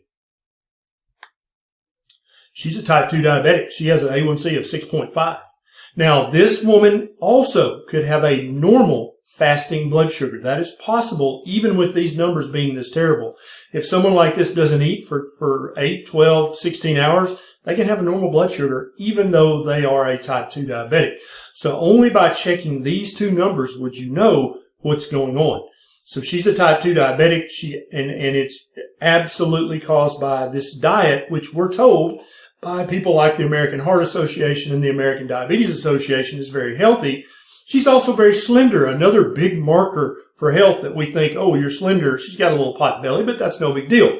The numbers don't lie. And this is when you check the lab work that matters, you uncover this poor lady is having daily damage done by type 2 diabetes, and she had no idea. Now, here's a trick case. 25-year-old female with a BMI of 21. She eats meat and veg, usually, every now and then dessert. She's got several skin tags, but no acanthosis nigricans. Her hemoglobin A1C is 11.2. She's severely diabetic. But is she a type 2 diabetic? Well, let's see what her C-peptide was, because that's also how you tease out, is someone a type 2 or a type 1 diabetic. Her C-peptide is 0.1. Very, very low. So if her pancreas is making almost no C-peptide, then that means her pancreas is also making almost no insulin. So this lady is a newly diagnosed, not type 2 diabetic. She's a type 1 diabetic that's just been missed by her doctor for probably 10 years. She recalls she's always been thirsty and she always pees 10 times a day, but she never really went to the doctor. The few times she did, they didn't check any blood work. So she had no idea she was doing terrible, irreparable damage from being a type 1 diabetic that was undiagnosed. So she immediately will need to be started on some insulin, and she'll immediately need to be instructed on her diet. You see how these two numbers really make it crystal clear the difference between type 1, type 2, and the difference between normal prediabetes and type 2 diabetes. So type 2 diabetes is actually a toxicity syndrome or an overdose situation. You're eating a daily overdose of carbohydrate for your physiology personally. Everybody's physiology is a little different based on their age, their gender, their hormone status, their lifestyle. Everybody has a different cutoff. You've heard about the personal fat threshold. There's also a personal carbohydrate threshold for every human being. And if you're eating more than your daily threshold, you're going to start down the road that we've been talking about. Remember my neighbor's dog. My neighbor's dog didn't have rat poison resistance syndrome. My neighbor's dog didn't reverse or put his rat poisoning in remission. They just stopped poisoning the damn dog and the dog went back to normal. That's exactly what happens to human beings. When you stop poisoning them with a daily overdose of carbohydrates, they go back to normal. Isn't that nice? It's very simple. So metabolic syndrome is roughly equal to insulin resistance, which is roughly equal but has different mechanisms to hyperinsulinemia. They all go hand in hand. Insulin resistance, I would like to rename to carbohydrate-induced hyperinsulinemia. I think the words we use are very, very important. When you talk about insulin resistance, it doesn't really speak to that C-peptide. It doesn't really speak to the fact that you have chronically high insulin levels in your blood. So let's start calling it carbohydrate-induced hyperinsulinemia. Let's start calling type 2 diabetes, which really shouldn't even be called diabetes anyway. It's a completely different thing. Let's start calling it carbohydrate toxicity syndrome, because that's exactly what it is. And also in the new name for it, you immediately know what to do to fix it. Just like my poor dog had rat poisoning. You see how the solution is actually in the name? Just stop the rat poison. Carbohydrate toxicity syndrome. How do you fix that? Well, I would guess you cut down on your carbohydrate intake. See how that works? Humans are low carbohydrate mammals by design. We were never designed to eat a high carbohydrate diet. And when you feed us a high carbohydrate diet, we get sick, just like the dog when you feed the dog rat poison. That's it, guys. I really hope you enjoyed this. Check out all my other videos on YouTube. Go follow me on social media. I try to be all over the place so I can help as many people as I possibly can. It's been a pleasure doing this with you, and I thank you so much for joining me. This is Dr. Berry. I'll see you next time. Ken Berry, excellent talk, wasn't it? C-peptide. Now, he relates that to insulin. I've always measured serum insulin. Should I be measuring C-peptide instead? I think it does have some utility, and there's two cases in which I personally find C-peptide useful in clinic. So the first one is if we accept somebody may have an autoimmune cause to their diabetes. So there's this condition, latent autoimmune diabetes of adulthood, and that's surprisingly common in otherwise diagnosed type 2 diabetics. And as well as testing for autoimmune markers, C-peptide can obviously measure your endogenous, which is the insulin that your own body makes, secretion. And for somebody perhaps who's got a failing pancreas, or perhaps who's injecting insulin and we don't know how much their pancreas is producing, I think C-peptide certainly has real utility. But there's another element of where C-peptide becomes quite useful. So if we're measuring absolute levels of insulin, it's very hard to distinguish between an increased secretion and an impaired clearance. And certainly we know, certainly if we have a look at insulin levels in the brain, then defects in insulin clearance certainly play a large role of the disease in the brain.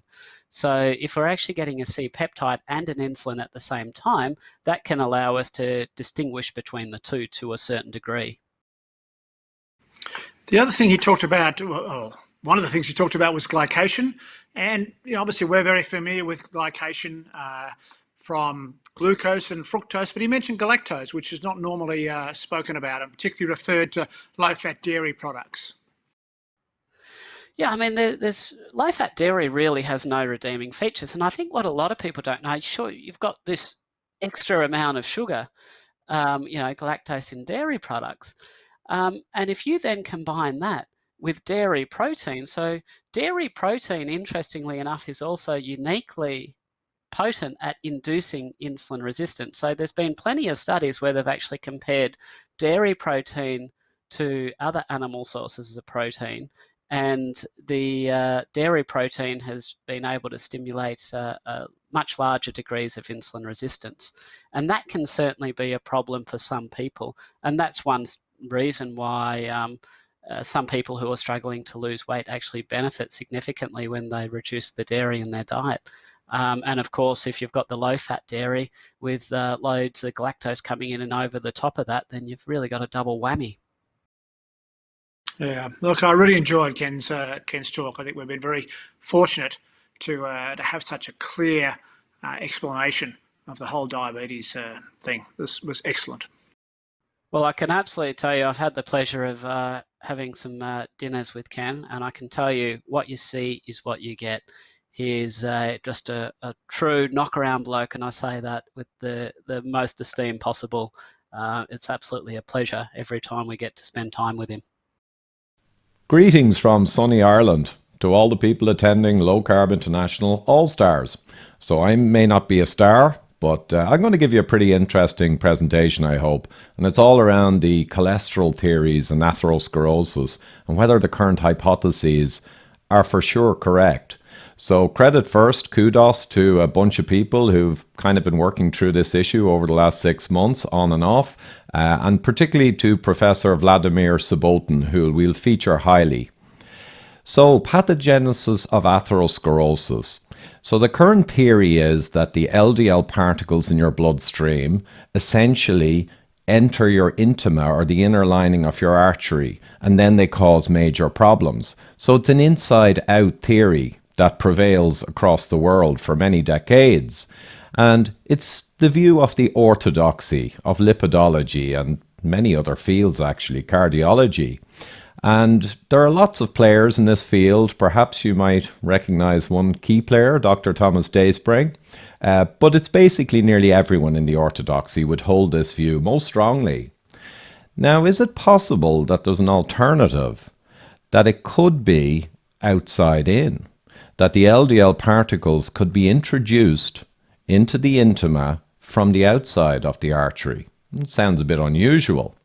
Well, that's the view taken by Professor Vladimir Subotin, and he's done a lot of work on this and published papers, so we're going to feature some of them in this presentation, and we'll let you judge at the end. The jury's not out yet, or in, I should say. So, I came over all orthodox last year because I accepted the inside-out theory.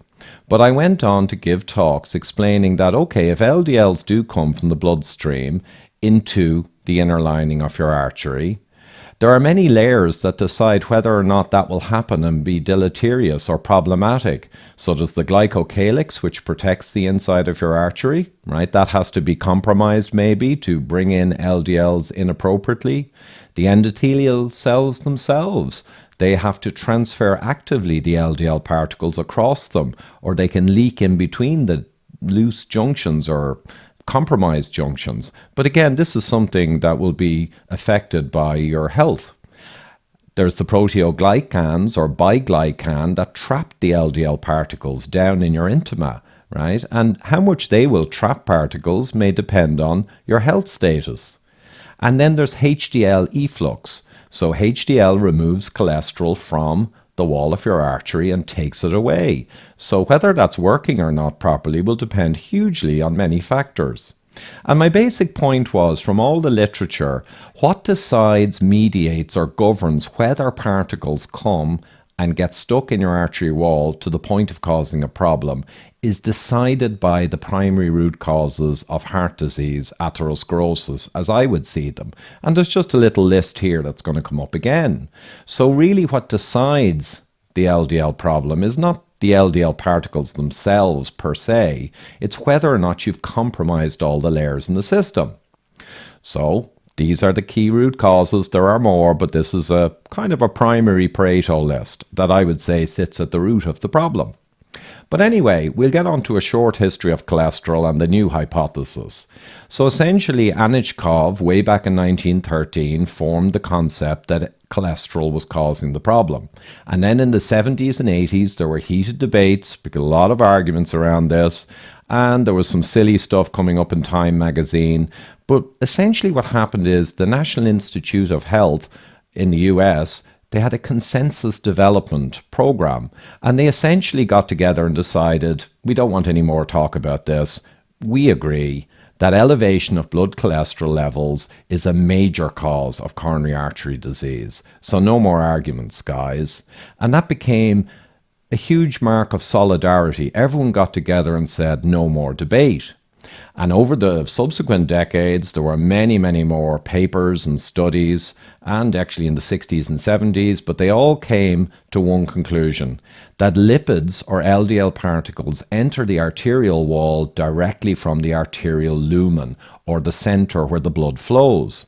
And again, huge solidarity around this. Anyone who says otherwise, well, they're a quack, aren't they? So, major publications, including this one, which is hugely cited, came to the conclusion that this is the process. So essentially the LDLs willy-nilly make their way in through the inner lining into your intima, and then the immune system gets involved when cholesterol builds up and engages, and then you get macrophage foam cells, and you get a hot mess of inflammatory problem building, and that's leads to the plaque or atherosclerosis growing and becoming dangerous. But note that the intima here is the area where the LDLs kind of burrow into, and it's shown in the publications as being kind of an empty space, just gasping for LDLs, right? So that's something we'll tease out now. So let's look at the morphology. We've got the endothelium, which is a single cell layer on the very inside of the artery wall.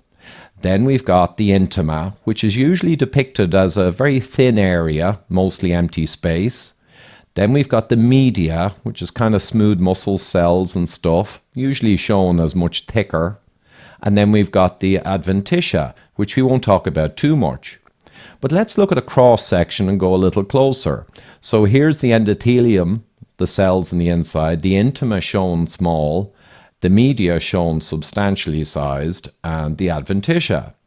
And this is true for very small arteries. This is a true depiction of morphology. It does really look like this. However, for large and coronary arteries, it's very different. So, the small little intima, relatively small here, in a larger coronary artery is very sizable. And the large, relatively large media in a small artery, well, in a coronary artery, it's relatively smaller than the intima. So this is very important. They have very different morphology, these large or coronary arteries. And as Sapotin quoted, this design of coronary arteries pertains to all humans without any exception, right? And that's a fact. So it's important to note. Now I'll show you, just to illustrate a little more with Sapotin's slide, a 7-day-old has just basically a very thin intima, just an endothelial layer, and the media is much, much wider. By the time you're 5 years old, the intima is beginning to catch up with the media thickness. 15 years old, they're nearly the same. And at 30 years old, the intima is clearly much wider than the media.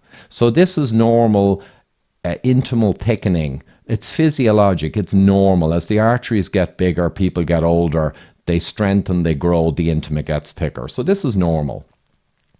The differentiation of coronary intima into multicellular layered compartment occurs in all humans without exception. Now, there's many publications on this, and they all show the same thing, that the intima is a 25 to 30 cell-filled layer, quite thick, thicker than the media. And it's normal and physiologic, as I mentioned. And the problem is the leading publication and many publications which deal with the cholesterol hypothesis, they present a completely incorrect morphology of the intima. It's shown as empty with maybe a few fibers. Right, so this is interesting. Now, all the publications pretty much show this, right? So it's completely in books and everything, the wrong morphology. Why? Why would all the books and papers for the last 50 years show the wrong morphology of the human coronary arteries? And Sabotin would suggest the reason is actually quite simple.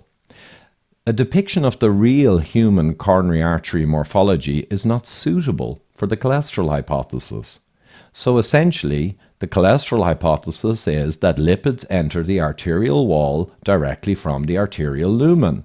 And if you show a cellular compartment dense 20 cells thick, it kind of asks awkward questions about how the LDLs float in and gather down at the bottom. So that's his belief that that's why the morphology is incorrect in most publications. So I'm going to show now where the LDL and the cholesterol actually builds up as an artery becomes more diseased. These are superb studies that Sabotin pulled together. So we'll have a visual view, just looking at a cross-section of the artery. We'll have an LDL or lipid view where it's stained to show up cholesterol and lipids. And an immune cell view we won't focus too much on. So here's a healthy normal artery. There's your intima, there's your media. The LDL staining or lipid staining, there's nothing here, there's no red because there's no buildup. And macrophage or immune cells are generally around up at the endothelium is where they focus. So here we have the LDLs in the blood side flow, right? This is where the blood is, and here's your intima. So let's see what happens as arteries get more and more inflamed. And now we look at very early lipid buildup. And what you'll see is actually the red staining is down at the base or the distal intima. So the actual cholesterol is building up down at the bottom and along the edge of the media. Right? So the LDLs are up here. There's no real LDL buildup on its path down to the bottom. This is interesting. And here's increased lipid buildup. And again, you see a band of lipid building up at the bottom of the intima. You know, very interesting observation. Excessive lipid, and now it's spreading all around the place. Pathological intimal thickening, where the intima is now getting much thicker and it's completely full of lipid. And now you see macrophage are all over the place trying to deal with the problem. And here's pathological intimal thickening with macrophage and foam cells. So this is a hot mess. This is late stage. But note that at the start, the lipids were building up down at the bottom of the intima. Many studies and papers on this all say the same thing. This is the way it works. What it means we'll get into, but this is how it occurs. So, Sabotin, outside-in model. Let's get into it. So this diagram from Sabotin shows a side view of the or cross-section of the artery again. So let's look a little closer. Lumen here, intima here, media here, and we're going to introduce the vasa vasorum. So these are the arteries of the arteries. Thick-walled arteries need to be nourished. The wall needs to be fed.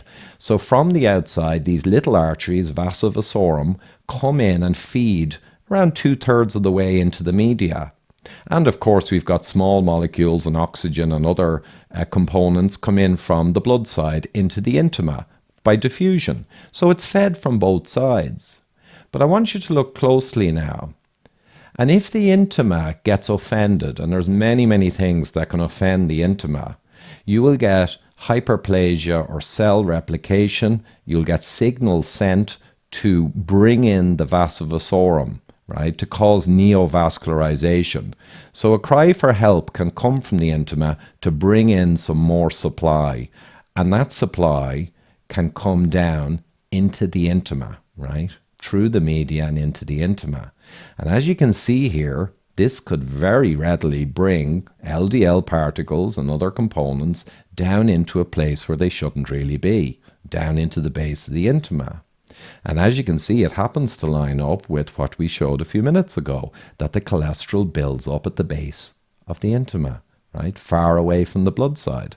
So, quite provocative. And vasa vasorum would be a way that the LDLs could be brought in there admirably. So, normal coronary arteries versus atherosclerotic arteries, it's well accepted in the literature that atherosclerotic arteries have much more invasive and far greater numbers of vasa vasorum coming right into the inside. Okay, so this is accepted in the orthodoxy. And indeed, the primary driver of really bad atherosclerosis that leads to heart attacks is accepted to be engagement of vasa vasorum coming right in because of inflammatory problems in the artery wall. So we'll look now at serious progression towards coronary events, deaths, heart attacks, right? And we'll see where the two sides stand. Subbotin would say, yeah, vasa vasorum is the big game. But the orthodoxy would also accept that for most of the progression of atherosclerosis, the vasa vasorum are a big part of the game. So they agree. But for the early initiating step, there's a distinction. They disagree.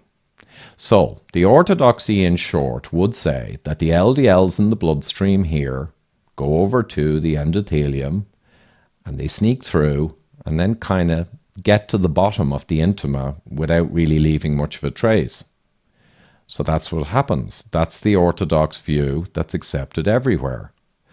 Now, Subbotin's view, as we've kind of touched on, is that the intima gets offended by any or all root causes like hyperinsulinemia or hypertension, or there's many causes that can offend the intimal layer of your artery.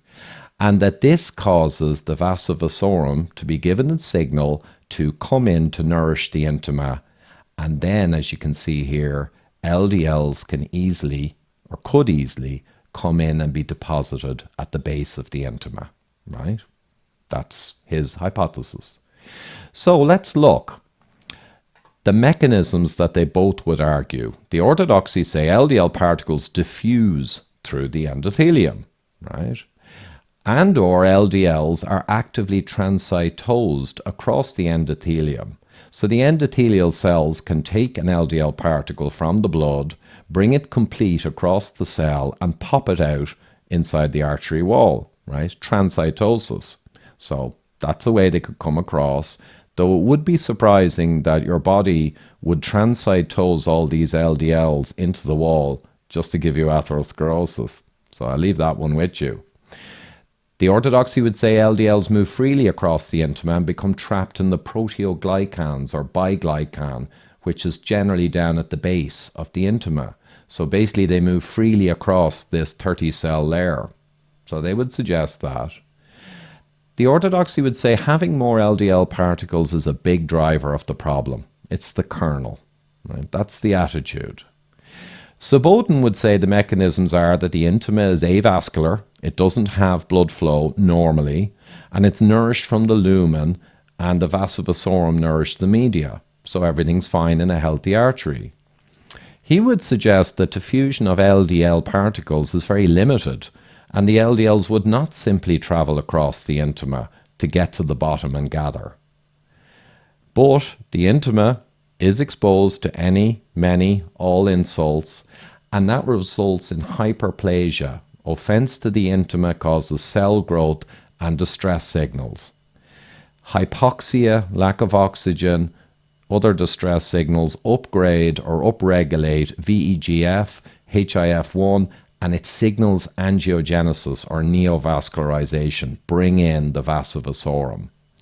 Vasa vasorum infiltrates then and vascularizes, right? Brings vessels into an avascular area that's not intended to have them normally, right? Can bring in LDLs perhaps.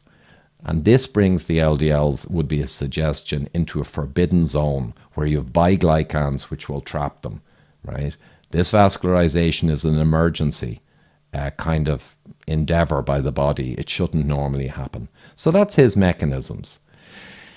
The big difference between these guys is that the dominant root cause for the orthodoxy becomes higher LDL numbers, more invasion from the lumen, more diffusion, more LDLs is the kernel.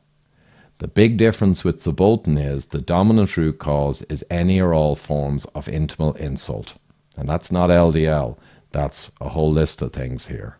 And again, we'll emphasize the list, though it's not exhaustive.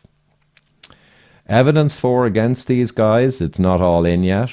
The orthodoxy would say LDL can cross the endothelium, but the problem is, as I mentioned, transcytosis, which brings LDL across the endothelium in a managed process, why would that be deployed to bring LDL into a forbidden space and cause you to be atherosclerotic? Doesn't really make sense. LDL can cross the endothelium by leaky junctions. It can get across. But to be honest, leaky junctions are caused by cell turnover of the endothelium and death, which is driven by the root causes in any case. LDL could traverse the intima, they would say, right, without getting trapped or stopping on their journey, and only get trapped in the deep intima. Could be, but it's only trapment in the deep intima, and it is odd that it is not anywhere else, when we do know from other literature that biglycan can gather in other spots, but we never really see the LDL gather. The traversing of the intima by the LDLs is an assertion, but mostly I've seen mathematical models for this, and I'm not sure I've yet got evidence that strongly shows this path being traveled by the LDLs, but it could be out there, so we're looking for it. And higher LDL can exacerbate the problem. True, but that applies to Subotin's model too. And the distal biglycan could explain, in other words, if biglycan were only down the bottom, the LDLs could travel and not get caught, get through all these cells somehow, but only get stuck here. But there's contradictions in the literature to that, showing that biglycan can be in other zones also. So this is still a question. So Subotin's evidence, and I'm going to be pretty much finishing with this. All mechanisms are supportive for Subotin's hypothesis, but it's not proven yet. Vasovasorum are not proven to come in at the very earliest stage. That's the key. The root causes do drive intimal insult. We have lots of literature for that. Intimal insult actually drives biglycan, or drives these proteoglycans to be replicated and produced. So intimal insult again would feel more like the root cause even of the biglycan that traps the particles. Hyperplasia leads angiogenesis. So basically intimal cell replication and distress in some studies tends to come before you get the angiogenesis. So that's kind of supportive of Subotin. The vasovasorum tips, as they grow forward, the very tips, they're very fenestrated and leaky. Again, LDL and lipoproteins and other components could very easily come out of those once they enter the intima. Outside in precedes endothelial distress in some studies and pig models. So they've seen that the vasovasorum have come in, approached and entered before you actually see endothelial distress manifest. So again, it's suggestive Subotin could be correct. I'm going to skip that one for time. Perivascular adipose tissue, you only get atherosclerosis where there is this fat, perivascular fat around your coronary arteries. You don't get atherosclerosis without that fat being on the outside. So that's suggestive too, some papers indicating that's a big factor. Vasovasorum are required for significant atherosclerosis, so it's broadly accepted that atherosclerosis only occurs where there's a lot of vasovasorum available. So again, it's putting them at the scene of the crime. And corneal vascularization data, there's specific diseases where lipids build up in the eye inappropriately in avascular compartments where there should be no vessels. But they've proven out that the lipids only build up in the eye's space, around the retina after neovascularization or inappropriate vascularization has been triggered for other reasons. So the vascularization and the little vessels come in before any lipid builds up. And I believe it's quite a common disease. I'll put the name in the reference.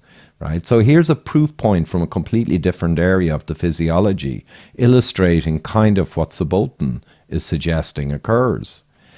And I'm going to skip that one too. I'll mention the strong focal nature of our atherosclerosis. So it occurs in specific spots severely and not in other places.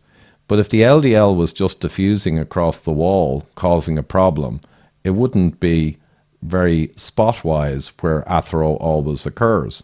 So again, suggestive. And HDL efflux, and I know I'm putting a lot in here, but this one I like. HDL efflux is the removal of cholesterol from your arterial wall when there's a problem. And the interesting thing is, most people think it takes it back into the blood on the lumen side. But the reality is, HDL exits out to the outside of the artery via the lymphatic system, which is like the vasa vasorum, but it's draining outwards to the outside. So the whole HDL removal of cholesterol is via the outside. Right? So that's suggestive. So very close to the end now. We've got major papers from the lipidology people. This one's a kind of a landmark one, 16, and it's from Borum, and it's a triumph of simplicity. It's so simple. The LDLs just go into the wall from the lumen, and then they get stuck. So it's the current opinion in lipidology, of course, across all lipidologists. But what about the root causes? How do they view the primary root causes of atherosclerosis then, if they're so centric on LDL? Well, they showed it in their paper. They decided that elevated plasma concentrations of LDL and other lipoproteins are causative. That's their pathophysiologic reclassification. It's causative. So that's the root cause, guys. Don't argue with it. And what about the real root causes I and many people would view as the primary drivers of atherosclerosis? Well, they made it clear. All of those are just exacerbating or bystanders, right? So they're kind of risk mitigation things you can play with if you want to. But the real root cause is the LDL particles. And that is the orthodox view. So, Sabotin's theory, hypothesis is not proven, though I've tried to illustrate fairly the evidence for against. I think it may be proven over time, and some of the guys I mentioned at the start, including Dr. Mason, we're in the background working through this to try and bring it further towards proof in the coming years. So it is elusive, it's complex, it ain't going to be easy, but in terms of this problem and, you know, clarifying it, I guess you could say we're on the outside at the moment. We're actually moving in. Thank you. Ivor is always fascinating to listen to, isn't he, Paul? I mean, he's taken a break from talking about COVID-19, which is he's been absolutely on a mission of recently. But talking about this whole inside-out, outside-in theory of atherosclerosis, I must admit I find fascinating and challenging. You know, the accepted norms that the whole world basically believes in is fascinating. Now, I know he talked about Professor Sabotin. You've been chatting to him as well. Where do you stand on all this? Look, what Vladimir has come up with, I think, is quite an amazing theory. I've looked into the science of it, and I think he's absolutely correct. And we're actually have discussed a collaboration with Ivor, myself, and Vladimir, actually, where we're looking at sort of combining the outside-in theory with a increased understanding of the effects of oxidation of LDL particles, including on the ApoB100s and all those kind of things. And I honestly believe that when we will compile all of that together, that in effect will be almost a unifying hypothesis for atherosclerosis. So that's a project that I'm truly excited about embarking on. And I mean, it really is quite amazing what Vladimir has been able to deduce from the science. It's just another example, isn't it, of just not accepting what the whole world accepts and starting from first principles again. And it's amazing how often these things are so logical in retrospect. And you sort of think, now, why didn't I think of that? But that's why he's Vladimir Sabotin and I'm a nobody. So I'm fascinated to see what happens over the next couple of years with that. And I'm excited to hear that you and Ivor and Vladimir are teaming up. So I think we all look forward to the results of that collaboration. Look, I'm excited. Hi guys, welcome to my talk. This is the new preliminary NHANES data and analysis. Of course, NHANES is standing for National Health and Nutrition Examinations Survey. You can find this data. It's open and available up on the CDC. These are my conflicts of interest, of course, and this is my bio with the updated photo. I literally took this today. Basically, this is my new COVID-19 look. As you all know, I'm a senior software engineer and entrepreneur, and now I will say I'm the new Chief Executive Officer of the Citizen Science Foundation. We just got our designation as a fully public 501c3 charity, so woohoo! And it should be emphasized I'm not an epidemiologist, statistician, etc., which of course will be relevant because I'm going to be showing you a lot of epidemiological data here in a moment. So this is the new analysis. The previous data set was provided by an individual on Tommy Wood's team. I'm not connected with him anymore, and actually, for what it's worth, we went ahead and created this new data set entirely from scratch. I'm now working with another biostatistician, and so I'm kind of excited because it's the first time I got to get my hands on it directly and work with the data from end to end. Any and all corrections are, of course, welcome and will be updated at cholesterolcode.com. And this is important. This data set and analysis is very preliminary. Please take it with a grain of salt. Kind of consider it version 0.2, if you will. This is covering 1999 to 2014. There's 47,000 participants. About 41,000 are assumed alive, with about 6,000 that are deceased. But we'll be using further metrics such as lipids, C-reactive proteins, smoking, and alcohol use, all of which will have less participants and will thus further narrow the population size. That's kind of relevant. So let's start by distributing by a single marker. Now, this is done quite a bit in studies. If you're not already formally trained in this area, it's kind of worth getting you a little bit familiar with what this involves. You see, you have a variable of interest, like let's say height, if you will.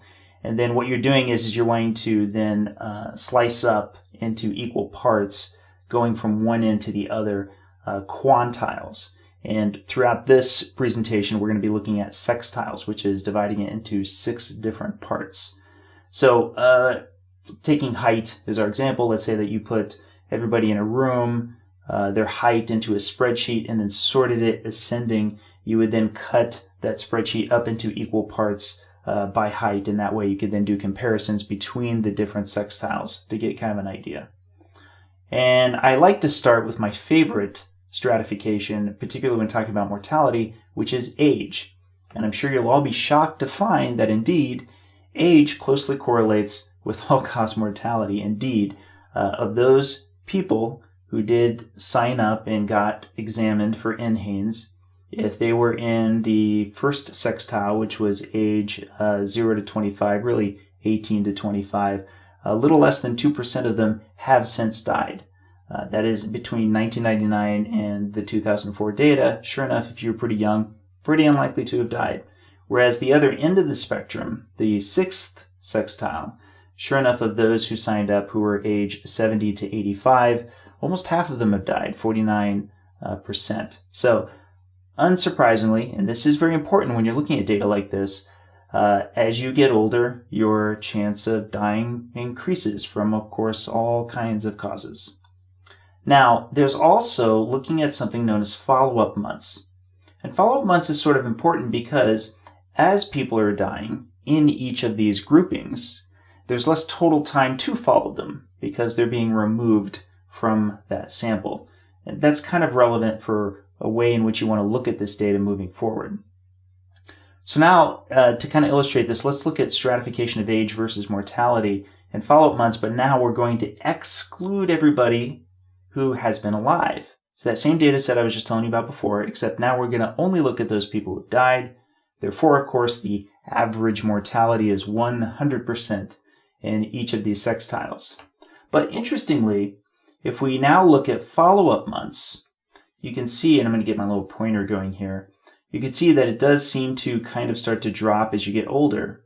Yet, one follow-up months for the fifth sextile, for those 80 to 82, seems to be a little bit shorter. Now, that may seem a little bit odd until you add one column, which is the average year of exam. You can see for each of these groupings, there's 2003 is about the average if you took all of the years that they were looked into of 2003, 2003, 2003, and then finally there's 2006 for the fifth sextile, which definitely pops because all of these being 2003 and the last one being 2002. 2006 means there was just less total time to be followed up.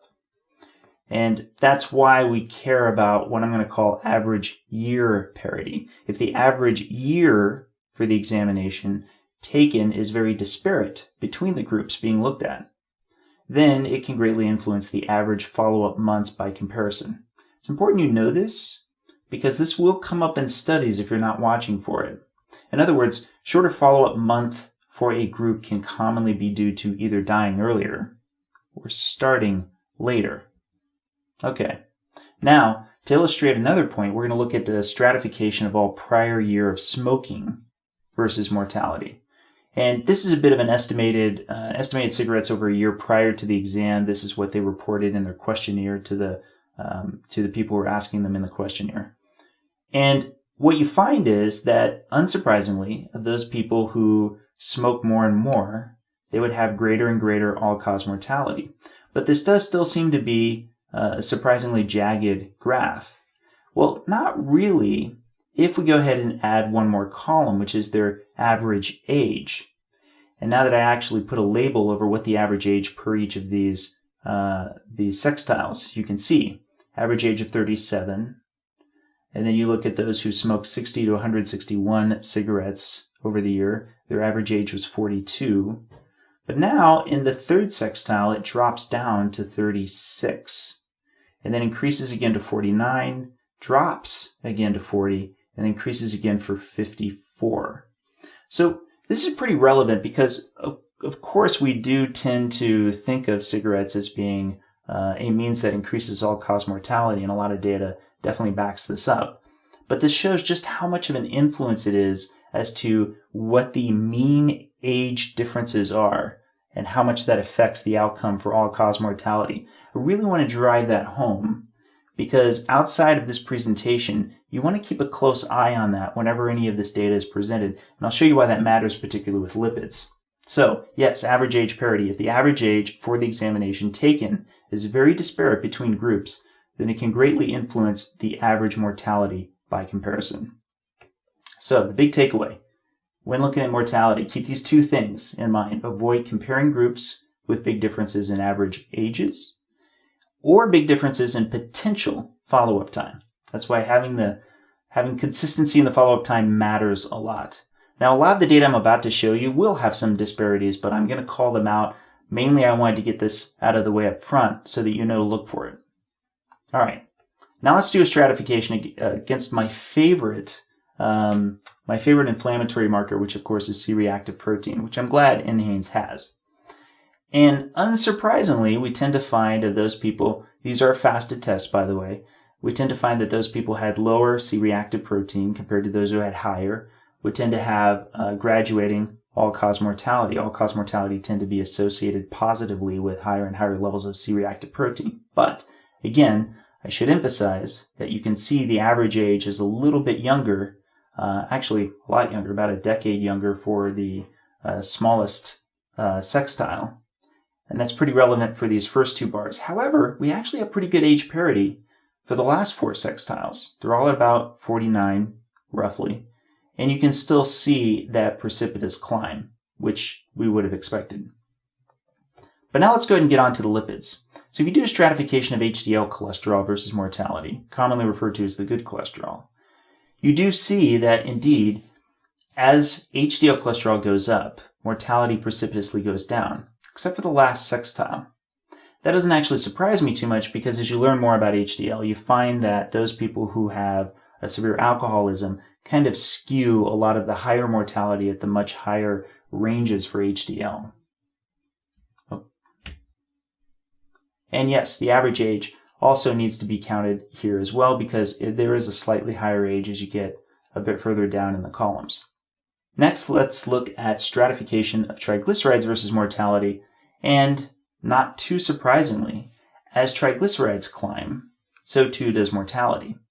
But this one has a much more substantial average age disparity between.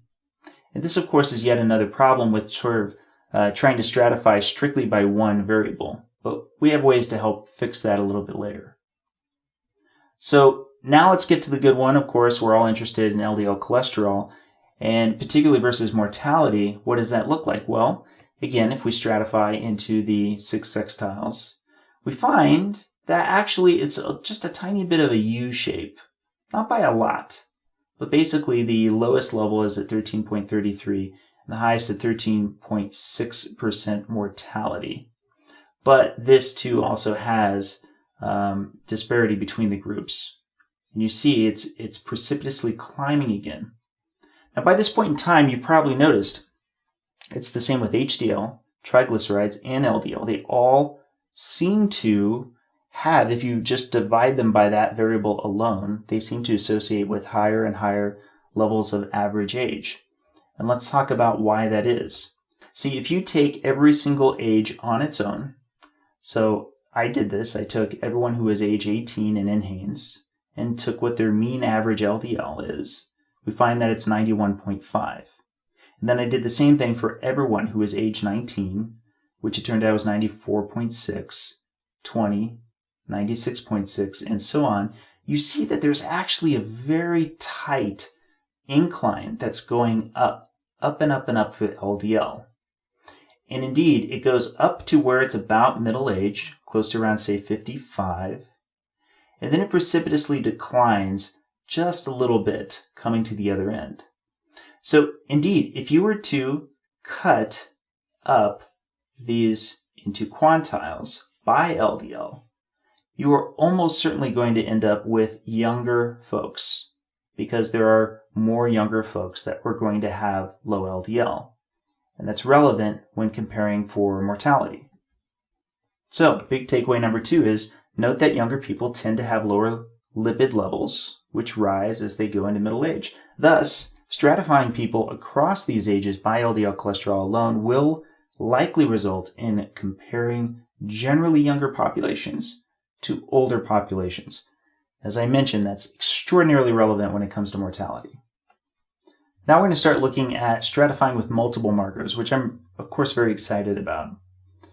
We're going to have a chart down at the bottom, and I'm going to take you through each of these. Rather than using quantiles, we're just going to have groupings that are close to the quantiles. We're going to keep it fixed at these LDL-C ranges. They're graduating at about 20 points at a time, and otherwise at each end it's like 1 through 80 versus 160 to everything else. And age range, we're possibly going to be changing throughout, so keep an eye on that. Mortality and the average years of follow-up are going to get combined into what is basically the mortality percent per year of follow-up, or what's often called the incident rate. And then lastly, I do want to keep on screen the starting age and the entry year so that we can compare parity. This again is more for the data geeks. Everybody else can just kind of pay attention more to the graphics. So if we once again look at LDL, but now against the groupings that I just fixed, and now looking at it with the percent per year of mortality, we see that same U-shaped curve that I showed from earlier. It goes from 1.81 all the way at the nadir at 1.32 up to 1.61. However, we do also see the age disparity. Indeed, at this very last grouping, at 1.61% mortality per year, its average age is the oldest one at 51. Now what I want to do next is limit it and actually bring it a little bit more towards starting age of 40 to 85. that gives us a lot closer age parity. We do have this grouping over at the left side. It's going to actually have a slightly higher average starting age, but we actually have fairly good parity for all of the groupings after that one, 61, 60, 59, and so forth. And what I want to do is I want to actually start to add other combinatorial variables. The first thing I want to do is I want to bring to your attention, before I get too far ahead, the mortality percent per year follow-up that's different between the lowest level of LDL-C and the highest level. And so the lowest level right now is at 3.94% per year. That is, around 4% per year are dying in that group of the lowest LDL. Conversely, those at the highest level of LDL in this range is at around 2% per year. Keep that in mind for the next moments. So now let's exclude anyone reporting to their doctor that they have had any kind of heart condition, any cancer, or stroke. And in NHANES, they do examination surveying, and part of that is they'll actually ask the patient if they have ever had a doctor tell them about any of these major conditions. So we're now excluding major conditions. That seems to bring down the risk somewhat. Let's go a step further. How about those people who have a C-reactive protein below 2? That actually is about half the population. Of course, they're going to be a little bit lower in the likelihood of having greater inflammation. Next up, let's take, of course, HDL cholesterol, those who have 50 milligrams per deciliter or higher. And lastly, let's look at triglycerides, of those who have 100 milligrams per deciliter or lower. And now let's look once again at the mortality per year for those at the lowest level of LDL. It's 2.06%. So now their rate of mortality per year, its association, is about half. And conversely, on the other end, we have 1% per year for those who have the highest LDL. So this is good, seemingly, for everybody across the board. All of these different conditions seem to have helped. But actually, ironically, we still have this kind of association that we've seen throughout as the data has changed, to where the lowest LDL tends to associate with the worst outcomes overall. So the big takeaway is initial analysis in having reduced underlying conditions, low C-reactive protein, optimal HDL, and triglycerides shows association of LDL-C with greater longevity. Now let's talk about ApoB, because it's absolutely an important marker for you to understand. A lot of modern lipidologists bring it up a lot. A lot of physicians are starting to move towards ApoB over LDL. And indeed, when we look at the NHANES data, as I showed from earlier, and now we overlay ApoB, you can see that the ApoB data actually very tightly correlates with the LDL cholesterol. And this becomes even more apparent when we throw it onto a scatter plot. You can see this regression is pretty tight. It's 0.9176. For fun, after doing this, I thought, actually, I have a lot of my own data that includes both LDL and ApoB. So I went ahead and put mine onto a scatter plot, which even, of course, stretches to much higher levels of LDL than is typically in NHANES. And sure enough, I had an even tighter regression at 0.954. At that point, it wouldn't be too surprising if you would say, hey, if ApoB so closely correlates with LDL cholesterol, why bother measuring it at all? And that's an important question to have answered. To get there, though, we need to review the anatomy of an ApoB-containing lipoprotein. Now, in particular, I'm going to be focusing on those that come from the liver. And the primary triglyceride-rich lipoprotein that comes from the liver is a VLDL. It has not only the cholesterol, triglycerides, cholesterol ester, etc., but it also has these apolipoproteins or apoproteins, which you can find all around. These can be in multiple copies of each, but it will have exactly one copy of a very large apoprotein known as ApoB. And as it drops off its triglyceride cargo, it'll start to shrink and remodel and become an IDL, an intermediate density lipoprotein. And again, these different APOs can shift and change around, but it will still have the same ApoB. Now, some of these IDLs will be absorbed by the liver pretty quickly. Some, however, will remain in circulation to turn into our very famous downstream resulting LDL, which this LDL has still the same ApoB. So a lot of the reason the test is appreciated is basically ApoB is the one lipoprotein for which it will exist throughout the lifespan of this apolipoprotein, and there will be exactly one and only one of these per lipoprotein. It's actually the one apo that's non-exchangeable. It's kind of like integrated, like the spine, if you will, of this lipoprotein. So for that reason, it's favored a lot because it includes not just LDL, but also IDL and VLDL. And you'll see why in a moment that's important. See, there's something known as remnant cholesterol, and I've done talks on this before, I've written articles and so forth. But remnant cholesterol, also known as remnant lipoprotein, is a very atherogenic lipoprotein composed primarily of very low density lipoproteins, that's these guys, and intermediate density lipoproteins, that's these guys. But stated another way, remnant cholesterol is all plasma cholesterol that is not LDL cholesterol or HDL cholesterol. So categorically, this is mutually exclusive from LDL. LDL is one thing, remnants are these things. So of course that's very important to bear in mind. Now, I don't want you to miss this part. Remnants are triglyceride-rich lipoproteins. LDL is triglyceride poor. That's kind of important because the composition is very relevant to how it is that we can determine the risk levels. So this will help to kind of tie it together for you is once you realize what the timing is on the lifespan. So this is the VLDL to LDL life cycle represented in pixels. So imagine this is a timeline as, almost like a loading bar, right? 30 to 60 minutes of VLDL represents this little marker here. Whereas after 30 or 60 minutes as a VLDL, and after it's dropped off its triglyceride cargo, it'll remodel to an IDL, which is represented by these pixels here, much shorter span of time. It's less than 30 minutes. And again, around half of these will go to the liver, but the other half that don't will become an LDL. How long will the LDL exist? For this span of time. For 2 to 4 days. Or to put it another way, there's about maybe 1 to 2% of the life cycle of an ApoB containing lipoprotein that should be spent as a VLDL or IDL, with the rest being spent as an LDL. And to kind of visually associate this is how it should look. You should have remnants be a small proportion of the total ApoB pool of lipoproteins, whereas conversely, LDL should be a large proportion of the ApoB pool. Because remnants are already a smaller proportion of ApoB, a large increase in their numbers can associate with a much greater mortality, yet register very little change in ApoB particle levels overall. So this, for example, being fully fasted blood test confirms lower levels of remnants.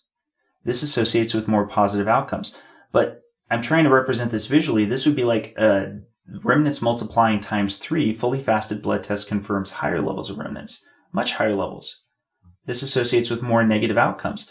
But if you're looking at this from, comparing one pool to the other pool, not a whole lot has changed. Not technically. Note in each of these examples, ApoB levels are very similar since LDL makes up the largest proportion of the total. Hopefully you're understanding what I'm saying here. It only takes a very small change in this amount as far as ApoB total goes, yet it's a very large amount relative to its own numbers. So, remnants versus low-density lipoproteins. Remnants are, by definition, not low-density lipoproteins. Using ApoB as a marker will result in lumping each of these categories together. That's why it's a pet peeve of mine. But thus far, I've yet to come across any data of high LDL with low remnants associating with greater all-cause mortality. Indeed, it is usually the opposite. So, the triad of high LDL-C, high HDL-C, low triglycerides, is typically low in remnants. And you'll find that over and over again with data. In fact, the low triglycerides itself is almost definitionally required for there to be a low level of total remnants. And I realize that there's going to be lots of literature you're going to read that says, okay, well, remnants are the problem. LDL is not the problem. Therefore, remnants are the problem. But I would like to just put on the table that actually I think we need to consider energy dysregulation. Why do we have a larger amount of remnants in our bloodstream? I posit that we're having a problem with the energy delivery network.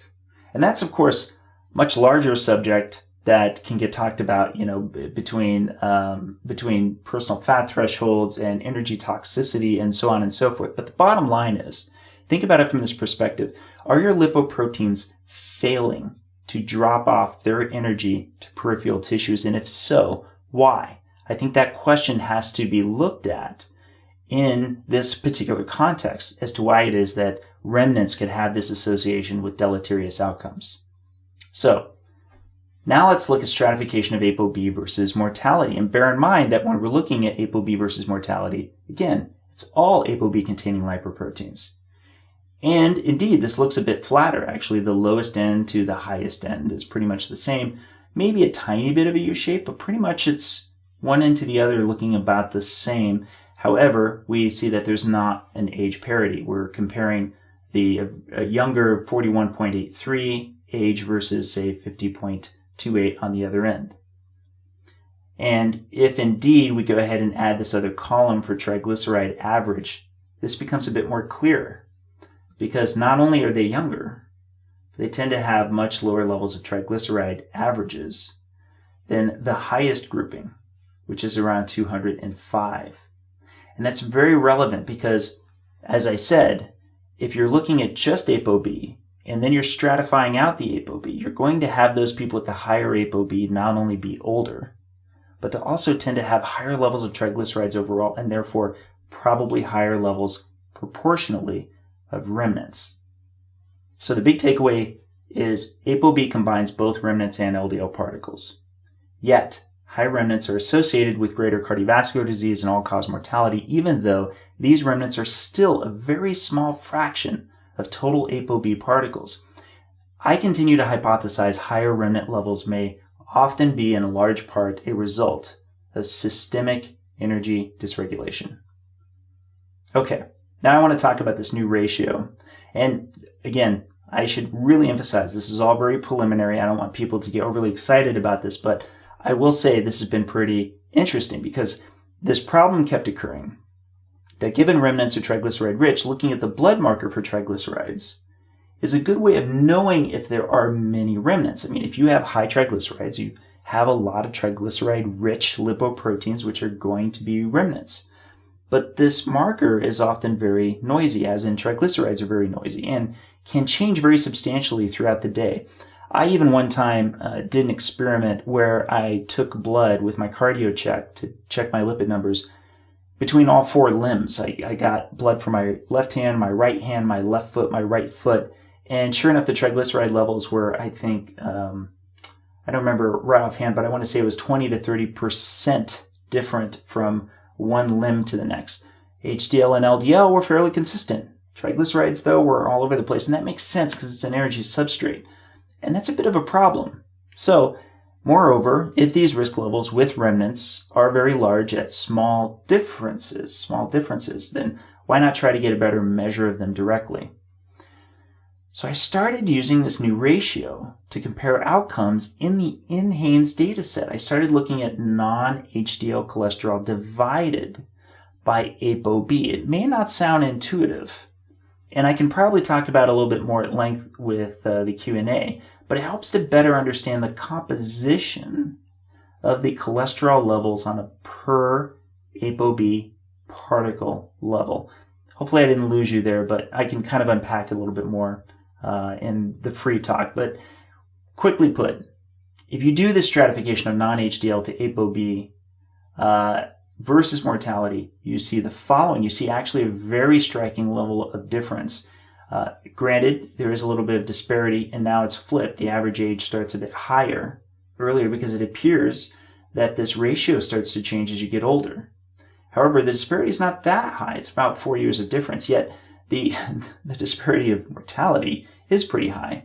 So I went ahead and did the percent per year of mortality. And it does flatten just a tiny bit more, but it's still pretty strong. Oh, sorry, let me go back. It's still pretty strong at around 2% per year versus a little less than 1%. And I was pretty excited to see this data. And I started doing even further crunching with this against higher levels of LDL, with higher levels of ApoB in a fixed manner, with low CRP. All of that data I don't have enough time to share here. But it's really fascinating how much this associates with a lower all-cause mortality and what it is that I found in my own data that shows this. I may have to just do a second version of this talk at some point just because it's like just a huge data dump, but it's still pretty fascinating. Still, again, very preliminary to be talking about this, but I do find it to be a very interesting ratio to look at, even though I don't normally like ratios. But I do want to leave you with one last graph that I was excited to finally get down to do and had wanted to do for some time. And what it was is to look at particularly ApoB against triglyceride levels. This is a little bit complicated because it's a 3D graph, but I'm going to walk you through it. Basically, I stratified the quantiles of ApoB, as you can see here, against triglyceride levels on 3 different groupings, 1 through 109, 109 through 139, and 140 and more. So this back row is basically everybody. It's basically all these ApoBs stratified out, but with triglycerides of 140 or more for each one of them. And then it graduates out to where, of course, the lowest levels of triglycerides we find to be the best general mortality outcome, relatively speaking, with the ApoB. Now, I don't have all the numbers on here. As you can see, the N is at least what the total number of people were in each of these groupings. But unfortunately, ApoB started getting measured by NHANES in 2005. So 2005 to 2014, we really don't have a lot of follow-up data. So I'm not confident, and I need to run this through my biostatistician, that we'll actually get a lot of confidence for this data. We probably need a bit more follow-up time and just really a bit more ApoB testing to feel better about it. But that said, I still continue to find it amazing how often it is that you see higher levels of ApoB and LDL-C associating with better all-cause mortality outcomes, but particularly when you intentionally bring down triglycerides to confirm that you're not capturing higher levels of remnants with the higher ApoB. So, in summary, as I often say, epidemiology isn't good at proving causation. It's not. However, it's powerful at knocking down claims of causation when they run counter to expectation. If I was showing you, centenarians were predominantly people who smoked 3 packs a day, then that would seem very odd and would run counter to what it is our expectation would be. So far, most of the different ways in which I've worked through NHANES with age and entry parity suggest LDL-C and ApoB association with longevity. However, there's still many other ways to look at this, and I invite others to make suggestions on other inclusions or exclusions to this analysis. And I continue to prefer stratification over adjustment to data where it's possible. I find it's more transparent and accountable overall. That's a little bit more to you data geeks. I'm more of a fan of trying to keep data intact in its original form and stratifying out, but without actually changing or adjusting data. I know that my biostatistician friend, Tommy Wood, many other people I work with, they would say, look, just adjust for age. The problem is I usually don't, it's usually the last resort for me to adjust data based on some underlying assumptions, even if you can feel pretty strong about that being an educated guess, because it's still an assumption at core. So I like to be as explicit as possible in the way that I'm arranging the data and reporting it. And that's basically my talk. Once again, thank you for watching, and I hope you enjoyed it. Dave Feldman's talk. Oh, he's a fascinating guy, Dave Feldman. I think he's a little bit obsessive compulsive, maybe, but we need, as someone once said, if the world didn't have obsessive compulsive people, they'd probably never achieve anything. So we're very fortunate to have the benefit of his OCD. But really interesting. His thoughts on ApoB and its correlation with LDL. Where do you stand on that, Paul? Do you measure ApoB in your patients? On the odd occasion, but it's not something I rely on. I mean, as Dave says, you've got these 3 lipoprotein particles which contain ApoB, and there's a differential in terms of the predictive value of each of them. So the very high VLDL levels tend to correlate with a high triglyceride level, and that can obviously be deleterious. Whereas if the ApoB is contained on LDL particles, as we know from very good systematic and meta-analysis level of evidence, then that's probably beneficial for mortality.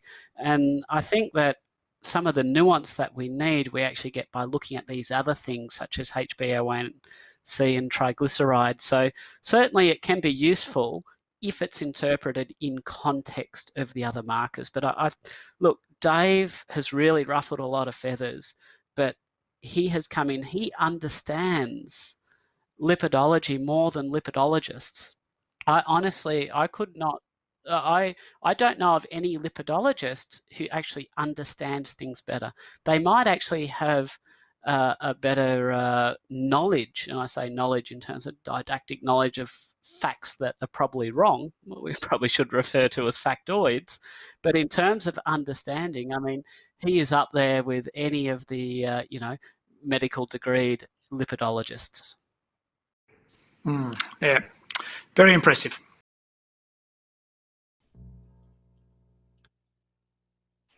Hi, welcome to my talk.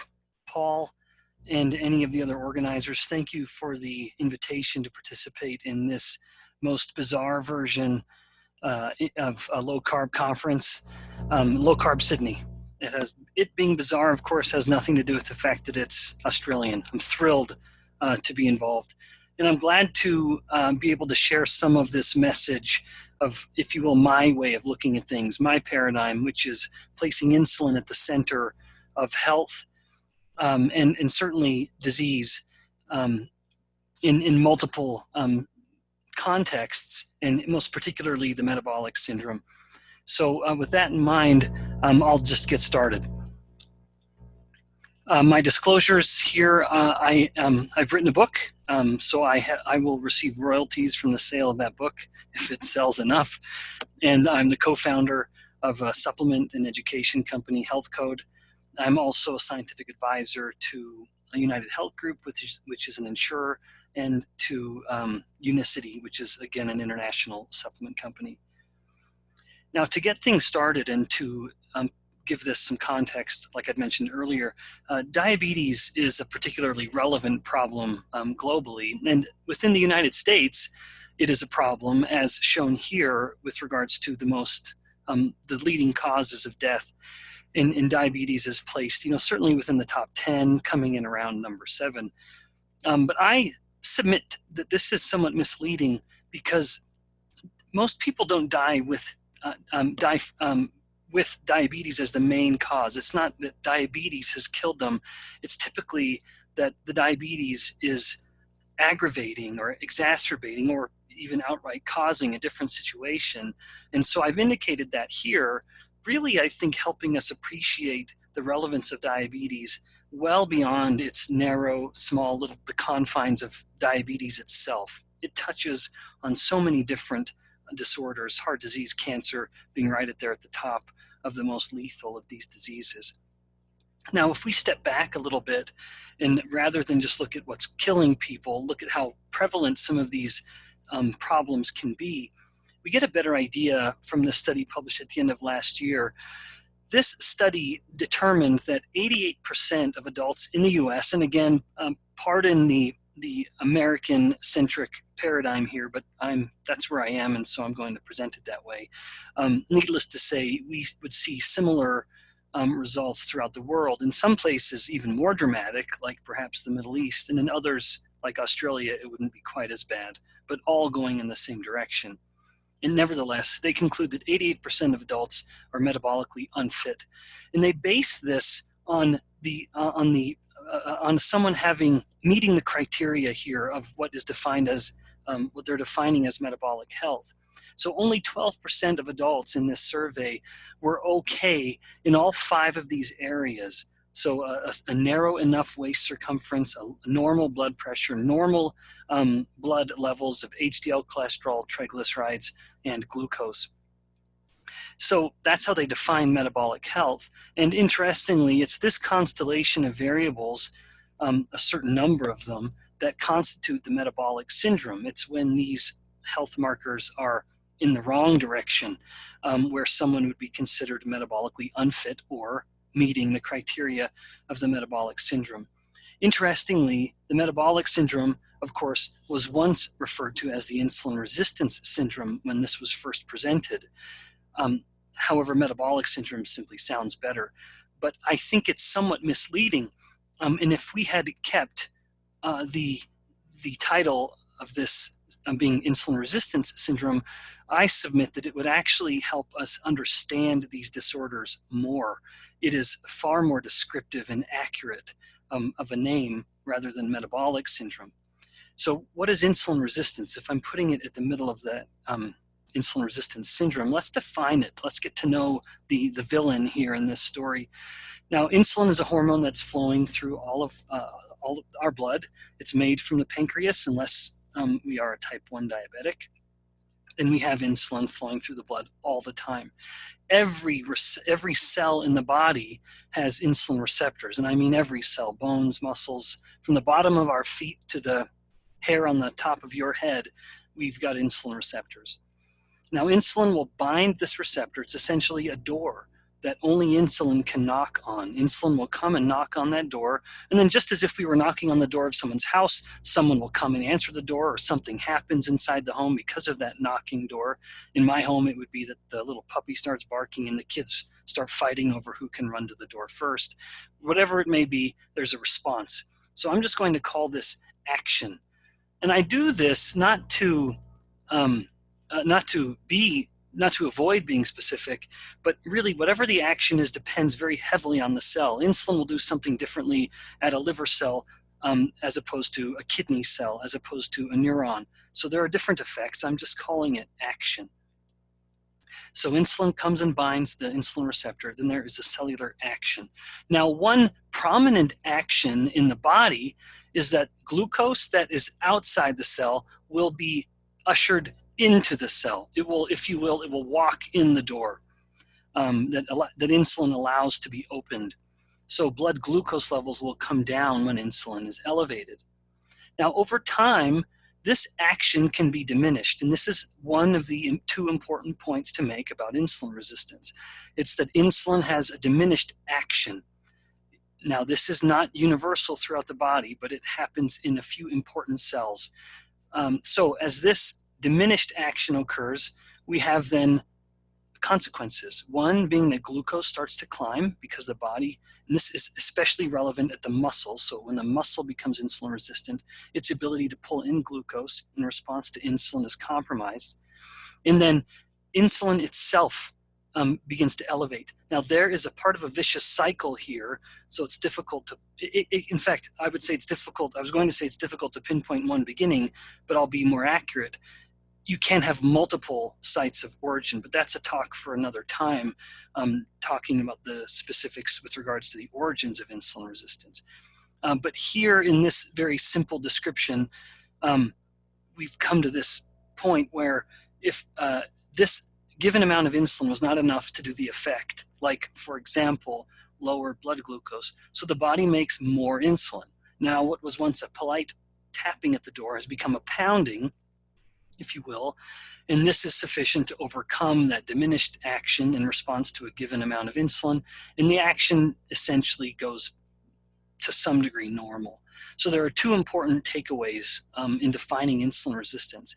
One is that some events or actions within the cell are compromised in response to insulin. And then second, and this is often overlooked, but it is an essential part of the definition of insulin resistance, and that is that blood insulin levels are actually elevated, so a hyperinsulinemia. Now, if we looked at this again in the context or through the paradigm of glucose, which is a bit unfair, and I'll come to that later, it would look like this. This is the normal situation, the healthy scenario, where glucose is normal and insulin is normal, but in insulin resistance, it is importantly that glucose is normal, but insulin is not. This is insulin resistance.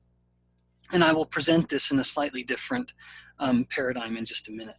So essentially, more insulin is required to keep glucose at a normal level. So these are the 5 aspects of the metabolic syndrome, or as I submit more accurately, the insulin resistance syndrome. Let's just kind of go around them briefly and look at how each of these is relevant or derivative of insulin resistance. Now, glucose, this one's quite obvious. As someone is living a life that is constantly elevating their glucose, chronically elevated hyperglycemia is lethal. And so the body wonderfully has this mechanism to prevent that. Darn cell phone. So the body has a mechanism to prevent that chronically elevated hyperglycemia, and that is, of course, insulin. So constantly bumping up glucose in the diet will result in constantly bumping up insulin. As the insulin is chronically elevated, the body will become progressively resistant to that insulin. Now, I understand that there is some opposition to this idea, and that is unfortunate. There are multiple studies from humans and cells and rodents identifying that this is a real phenomenon. Chronically elevated insulin, not even that chronically elevated, will result in insulin resistance. Now, as this continues, we then start to feed this vicious cycle where the elevated glucose is driving elevated insulin, which is driving insulin resistance, which in turn is pushing up the glucose. So this is often one of the end results of chronic insulin resistance, is that the glucose finally starts to climb, and then we spill into the realm of type 2 diabetes. But again, I'm getting a little ahead of myself, and I'll come to that in a bit. Now, what about waist circumference? I appreciate again that this is something that is quite debated, and I get this debate, the effect of insulin on body fat. There are 2 phenomena that I'd like to refer to. One is how insulin will reduce metabolic rate, and of course, as metabolic rate goes down, the body will be more inclined to store energy. So this checks the box of the calorie in, calorie out model, but interestingly, we're doing that through the context of insulin. So it's also part of the endocrine model to describe obesity. And then second, it's the direct effect of insulin on fat cells, stimulating the fat cells to grow. So first of all, with metabolic rate, this is a remarkably old finding. In 1912, 2 of these legendary scientists, Elliot P. Joslin and Francis Benedict, each of them were just they are legends in their field. Joslin in the field of endocrinology and Benedict in the field of energy expenditure and metabolism at the level of the whole body. So in 1912, they published this report finding that in type 1 diabetes, untreated type 1 diabetes is associated with this significantly elevated metabolic rate. Now, there was some interesting follow-ups to this in the 1980s from Sri Nair, who's a modern sort of legend, if you will, in the realm of metabolism and mitochondrial research. I'll point out a few things here worth noting, and I've highlighted that in the green boxes. First of all, they used some formulas to predict what energy expenditure ought to be based on body mass, and that is actually partly derived from Dr. Francis Benedict's work. Nevertheless, based on the body size of these individuals and untreated type 1 diabetes, or poorly treated, so underdosing insulin, their metabolic rate should have been in the mid-1700s calories per day, but they found that they were actually about 300 calories higher, so sort of 15 to 20% higher than it should have been based on the body size. And now, interestingly, as we shift over to the right, when they began insulin therapy to properly control the diabetes, the metabolic rate slowed down by about 300 calories, putting them right within, remarkably accurate range of what the formula predicted they would be based on their body size. And this idea of body size being coupled to metabolic rate is one I'll come back to in a bit. But over on the left of this slide, you'll see that minute by minute, with the beginning of insulin therapy, they could detect this steady drop in metabolic rate. So this is a real phenomenon that happens in real time. Even in type 2 diabetes, with the beginning of insulin therapy, metabolic rate starts to slow. And I won't get into the details of my study, but you could look this up from a couple years ago. We found that insulin, part of this effect at the whole body level, may be that insulin is slowing the metabolic rate within the fat tissue itself, among other places undoubtedly. Actually, let me back up quickly and mention here, often people will invoke the glucose wasting, the glucosuria, the glucose spilling into the urine, as an explanation for why type 1 diabetics are so underweight when they're poorly treating their diabetes. And that is very likely to some degree relevant, no doubt. If you're spilling glucose into your urine, you are losing calories. However, that wouldn't account for the increased metabolic rate. That would certainly go hand in hand with increased metabolic rate to explain why they are so thin. Anyway, I hope that makes sense. Now, to this other idea, or furthering this idea of insulin and body weight, when we aggressively use insulin to control glucose in type 2 diabetics, whether it's a conventional therapy or a more intensive, so more aggressively increasing the insulin even more, they will gain a significant amount of weight. Now, when we look at weight, and I mentioned this just a moment ago, another study in type 1 diabetics found that with the beginning of insulin therapy, they gain a significant amount of fat, no significant gain in lean body mass. Interestingly, despite this weight gain, the metabolic rate, which is over here on the right side, started to slow as the insulin therapy was increased. This is a unique phenomenon within human physiology.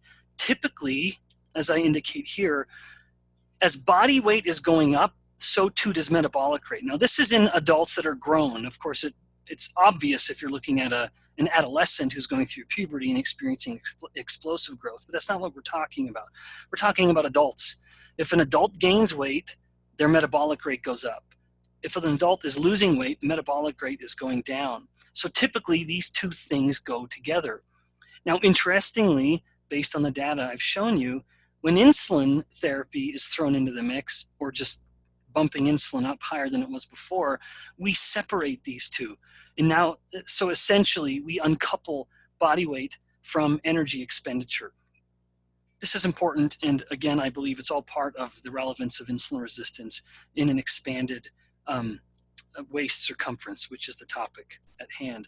Now, with regards to the actual size of fat cells, if you take diabetics who are using insulin, exogenous insulin as part of their therapy, at the sites of insulin injection, we have significant increases in the size, roughly 3 times expansion of the diameter of the fat cell. And we see that here in panel B that I'm kind of circling with my cursor here. The big adipocytes compared to these much smaller and indeed more vascularized adipocytes even in the same person at the areas where they aren't injecting insulin. So just 2 different fat cells. And this is what it can look like when it's done in one spot, insulin therapy, insulin injections in one spot for a long time.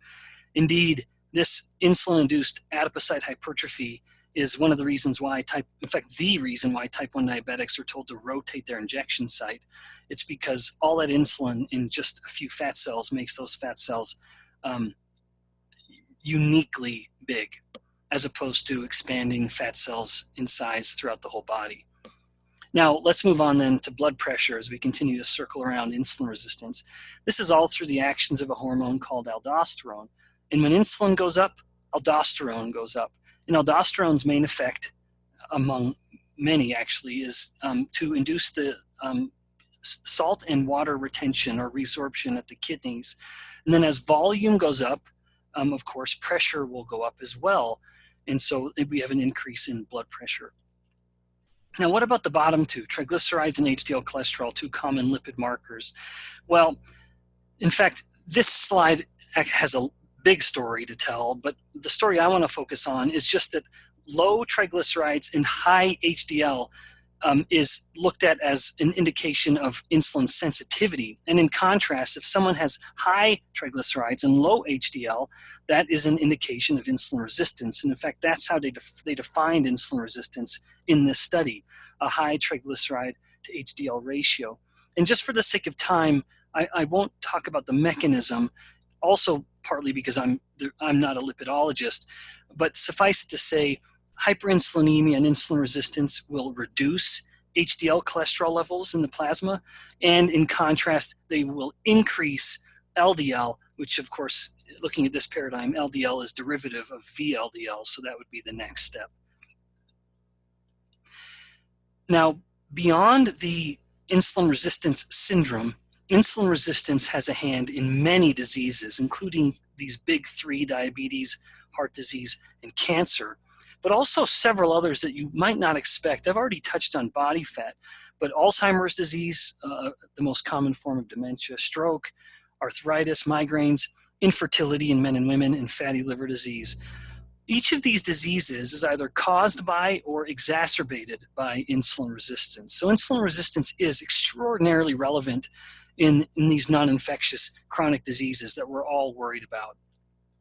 Now, with regards to diabetes, and one of the central tenets of this talk, I think that if we appreciate the role of insulin resistance in type 2 diabetes, we look at type 2 diabetes with a far greater degree of accuracy.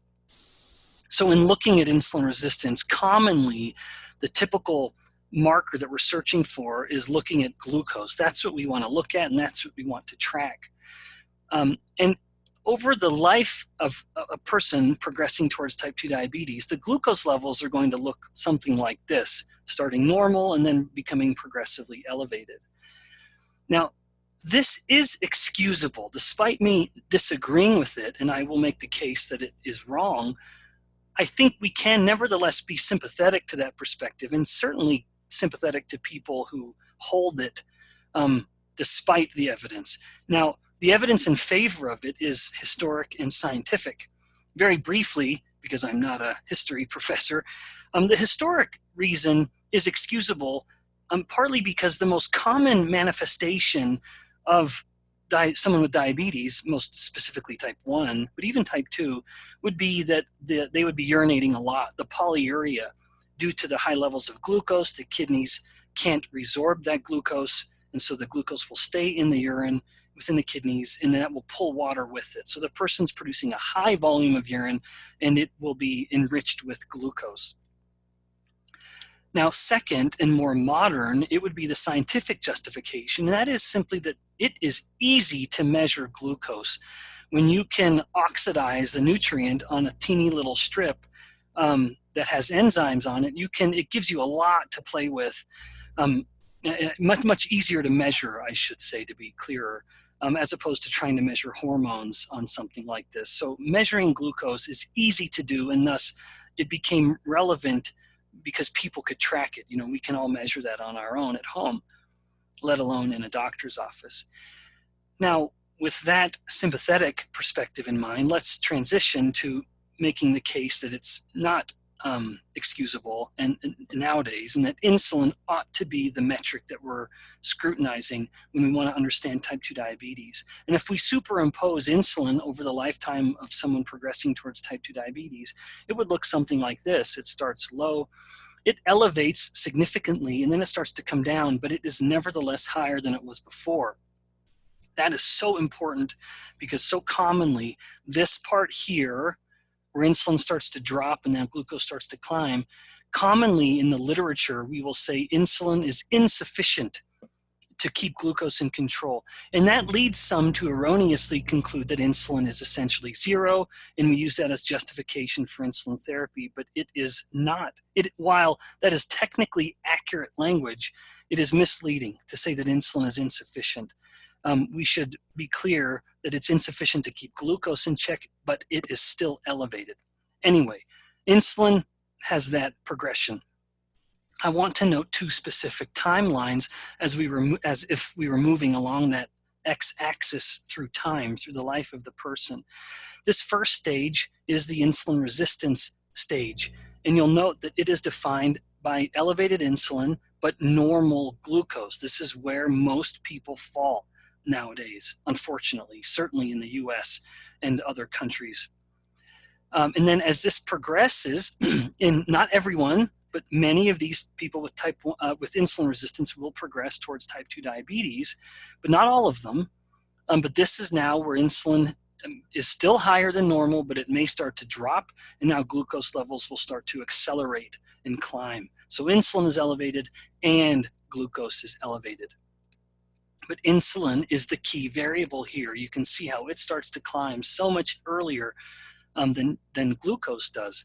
And this is played out in the literature, this interesting report finding that in people with type 2 diabetes, if you're looking at insulin and not glucose, we can detect changes a decade, and I would submit more than 1 decade earlier than the glucose changes. And if we're looking at insulin resistance, then this study is making the case that it's insulin, not glucose, that should be used as the marker of the disease.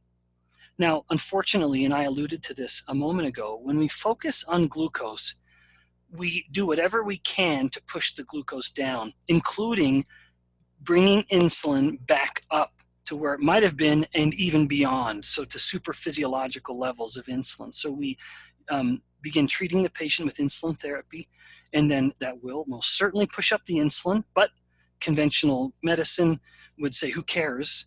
We don't care about the insulin, we care about the glucose, and because the glucose is going down, well, then we're doing what we want. The tragedy in this paradigm, and I won't take the time to show you the data, but one, we not only have a significant increase in body fat, the diabetic who begins insulin therapy can expect to gain up to 10 plus kilos easily of fat.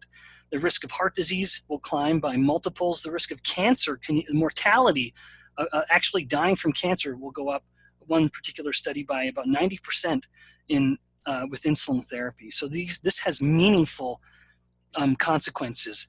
And while the one consequence might be a benefit, namely lowering glucose, it comes at a heavy price, where the diabetic can most certainly expect to gain weight and die sooner. And that should be the outcome that matters. So what is a takeaway then, as I'm wrapping this up? If we look at insulin levels, I make the cutoff of around 6 microunits per mil.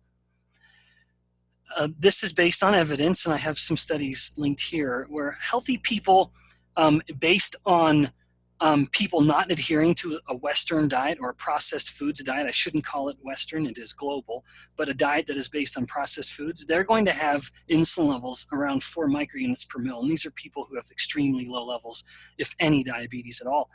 Importantly, the average American has insulin levels of around 9 microunits per mil. And oddly, that fits within the healthy range of most clinical cutoffs for insulin. Unfortunately, there's no consensus on these numbers, but that would fall within a healthy range on most blood tests. And I think that is misleading, because the average American, of course, based on that study published last year, is metabolically unfit. Remember, 88% of these people with an average insulin of 9 microunits have aspects of the metabolic syndrome. So 6 microunits range that's in the middle of these two cutoffs is going to be one that people should shoot for, and thank heavens they can, based on dietary changes that I won't take the time to describe now, but most certainly other people will in this meeting. And indeed, the dietary strategy that I believe is best is encompassed in the very name of this Low Carb Sydney meeting.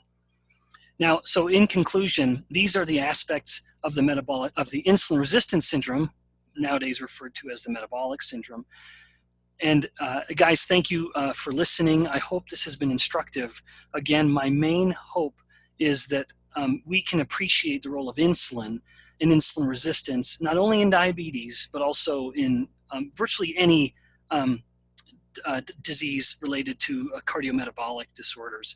These are the labs at BYU that I'm associated with, and there are my social media handles. Thank you for listening again, and I hope you found it instructive. A great talk from Ben Bickman. Everybody loves Ben Bickman, don't they? Well, I think so. If we created a soft toy line of low carb characters, I think Professor Bickman would be the bestseller. Well, certainly better than Preston Company anyway.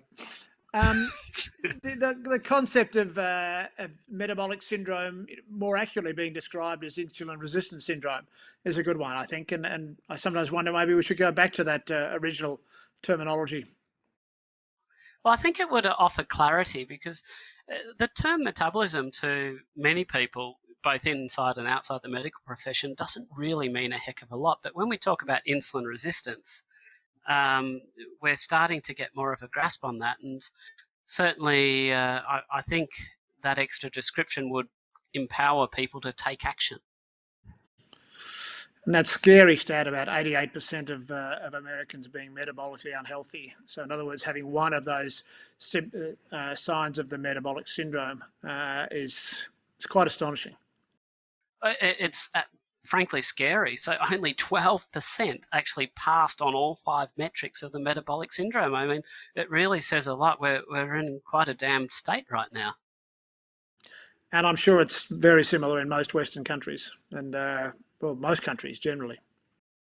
Well, Professor Bickman even alluded to some countries being worse, like the Middle East. And I mean, certainly we've heard Professor Lustig talk about their high fructose consumption and stuff like that, so we can probably understand it. But the scary thing is, it could be worse. Very scary, and as we've seen recently with COVID-19, I mean, it is clear evidence that those metabolically unhealthy people do not do well in this situation. Yeah, well, I mean, I counted 11 separate conditions that was just presented there that was made worse by insulin resistance. This is the central scourge of modern health. I mean, it comes down to insulin resistance. And even if we just have a look at what happens with weight loss, I mean, as was very well presented, very clearly presented then, there's a 1-2 punch. Have high levels of insulin because you ingest too many carbohydrates, and Ben was very explicit that this does happen despite people saying that carbs don't cause that. Then that high level of insulin will stimulate fat storage at the same time as reducing your energy expenditure. So bad combination. And I mean, as we know, he presented one study there that showed a difference of about 300 kilocalories a day compared to people with low and high insulin levels. And interestingly, that was the same as the study published in British Medical Journal by Ebeling and Ludwig.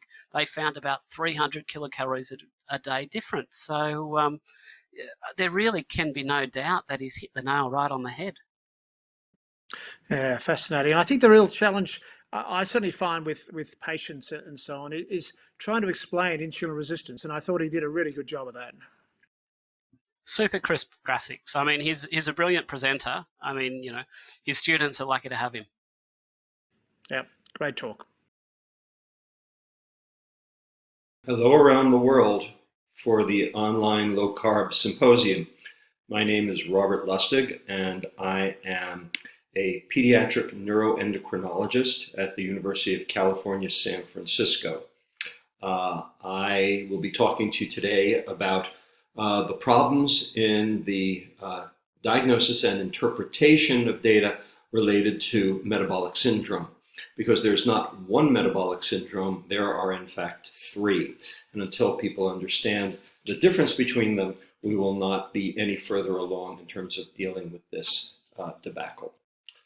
I have some disclosures. I wrote these 2 books for the general public: Fat Chance, Beating the Odds Against Sugar, Processed Food, Obesity, and Disease, and also The Hacking of the American Mind. In addition, I am the Chief Medical Officer and Chief Science Officer of a nonprofit here in the Bay Area called Eat Real, where we are providing real food to California schools, K through 12. All right. The problem stems from this slide. This is an advertisement that was on American television throughout the year 2013 on every football game broadcast, sponsored by Coca-Cola, called Coming Together. And this is a direct quote from that video. Beating obesity will take action by all of us based on one simple common sense fact. All calories count, no matter where they come from, including Coca-Cola and everything else with calories. So according to Coca-Cola, you can get your calories from carrots, you can get your calories from cheesecake, you can get your calories from Coca-Cola, or you can get your calories from kumquats. It doesn't matter, because calories are fungible. Any calorie is like any other calorie. It doesn't matter what the source is. Therefore, it is about diet and exercise. It is about gluttony and sloth. Any calorie can be part of a balanced diet. Therefore, don't pick on our calories. Go pick on somebody else's calories. The question is this true? Is a calorie a calorie? And is the problem about obesity? This slide lists 170 countries in the world. Obesity prevalence on the x-axis, diabetes prevalence on the y-axis.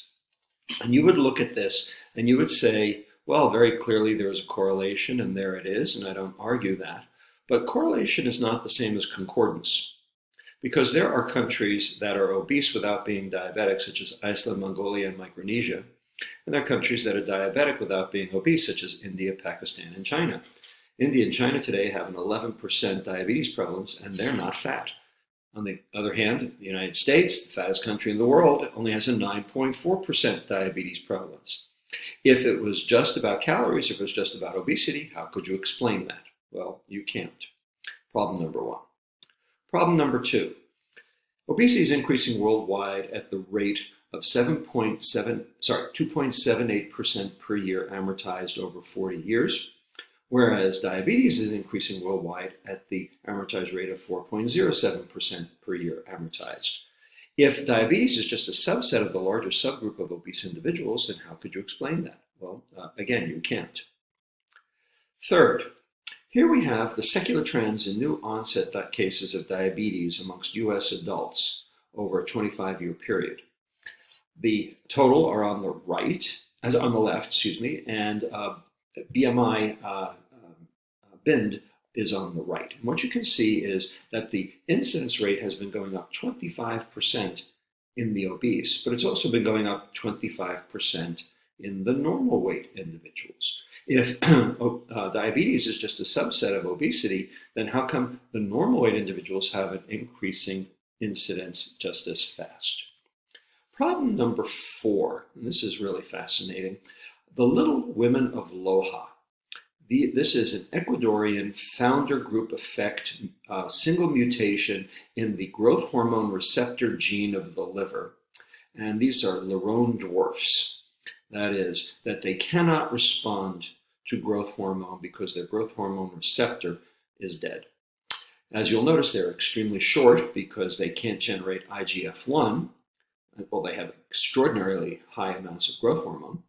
And as you can see, they gain quite a bit of weight and end up fairly obese as they get older, as one can see in the two pictures. But if you take a look at the right, you'll notice that the diabetes rate and the cancer rate in these Lerone patients is much lower than that of their normal control relatives.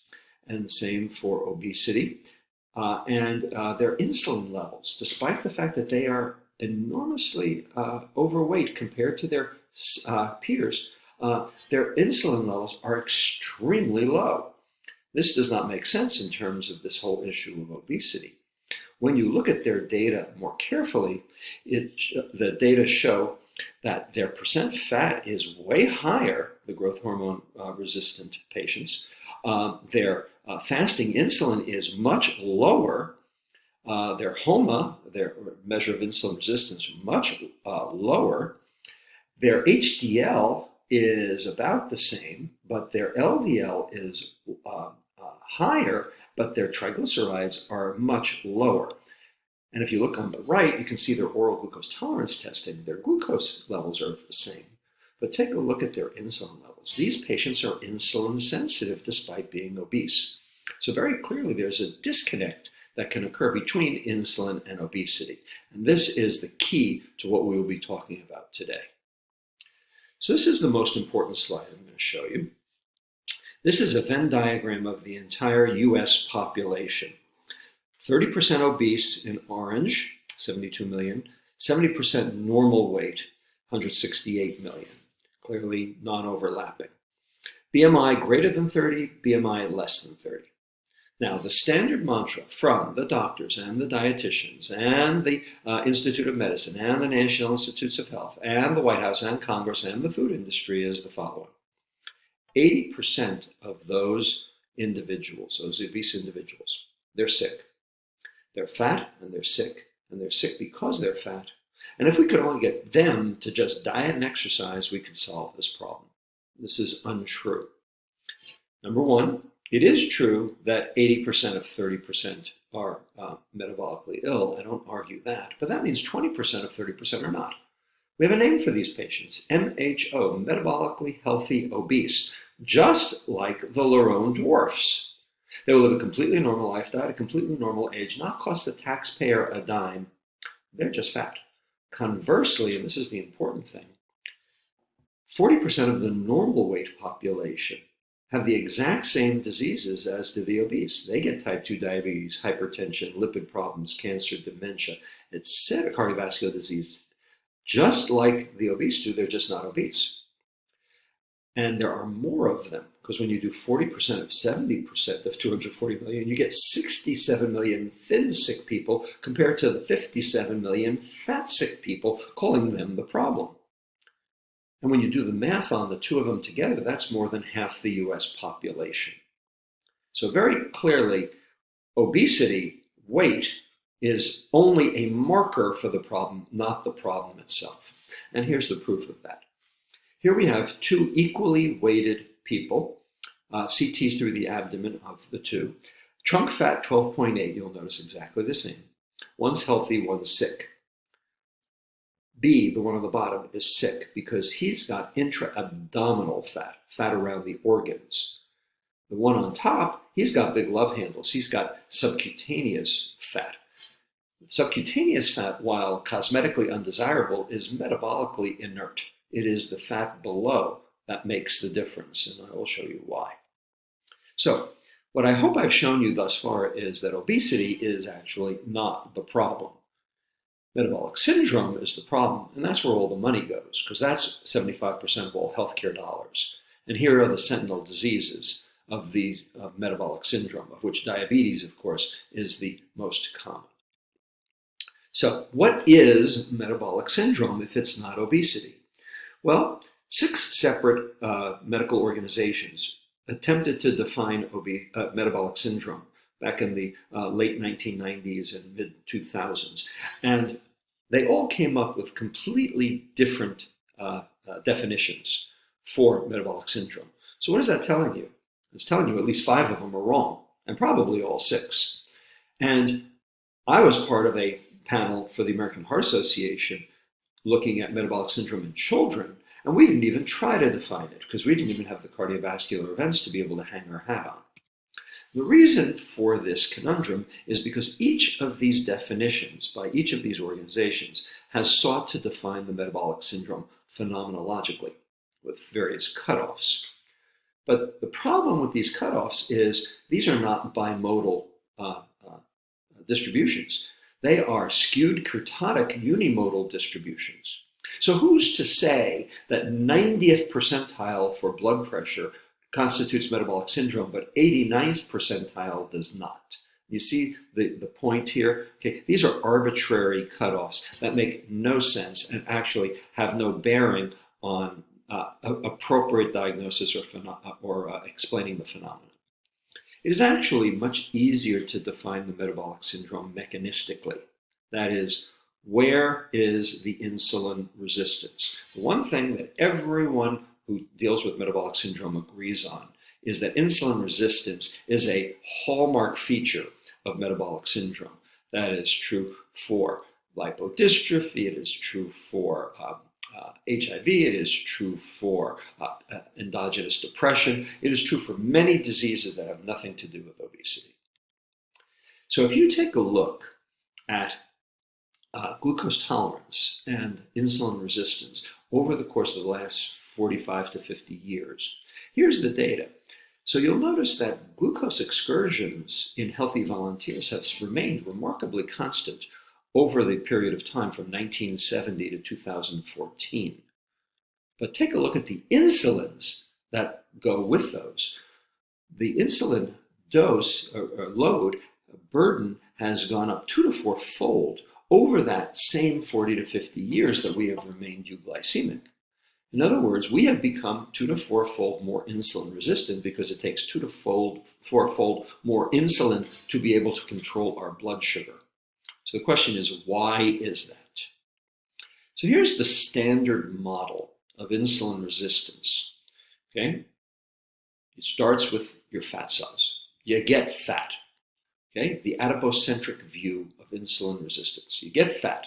And because you get fat, your fat cells make IL-6, TNF-alpha, and numerous cytokines, which then travel via the circulation to the liver. The liver then has receptors for these cytokines. They activate NADPH oxidase, which raises the level of reactive oxygen species in the liver, which can then cause unfolding and damage and lead to different metabolic problems. And from that, because of the liver insulin resistance, you end up then releasing more glucose. You end up with hepatic gluconeogenesis, which then circulates as higher blood glucose, and therefore islet cell increased secretion of insulin, which then drives further hyperinsulinemia. And so you can see this would be a vicious cycle. And then the muscle comes along for the ride. So this is the standard model of insulin resistance that starts with the fat. This is what is taught in medical schools today. I would argue that this does occur, but that this is actually quite rare. This is not a common phenomenon. This is probably only 10% of the metabolic syndrome that we see today. And I will show you why. Here is a scattergram of insulin sensitivity versus BMI. And you can very clearly see that as the BMI goes up, the insulin sensitivity goes down. And I don't argue that. That is absolutely true. But for any given BMI, you can have patients who are insulin sensitive or insulin resistant at the same time in different patients, because different patients will express that insulin resistance differently, unrelated to subcutaneous fat, which BMI is the primary marker for, because it is not about the subcutaneous fat. Ultimately, it is about the ectopic fat. So the next place we need to turn is a different fat depot, and that is the visceral fat. So the visceral fat is very interesting, because normally the visceral fat, while it stores fat, it's the fat that is given up rapidly when we are stressed or when we have an acute adrenergic response. So when we exercise or when we are running away from the lion on the African savanna. That stress releases norepinephrine. That norepinephrine will circulate in the bloodstream, find an adipocyte, bind to the beta-3 adrenergic receptor, and engage in lipolysis by activating hormone-sensitive lipase. And so you will release free fatty acids from the adipocyte, which will then circulate and go back to the liver to be turned into ketones for use by other organs for energy. Thus, acute adrenergic stimulation of the adipose tissue leads to adipose tissue loss. So how come chronic stress leads to adipose tissue gain? This is the question. And it turns out that every norepinephrine secreting neuron in the entire body, brain, adrenal, sympathetic chain, or otherwise, also comes with a co-released factor called neuropeptide Y, NPY. And that NPY is very interesting. It is not released immediately on adrenergic activation. It is released later on, about 10 minutes later. And what it does is it crosses the synapse, binds to the Y2 receptor on the adipocyte.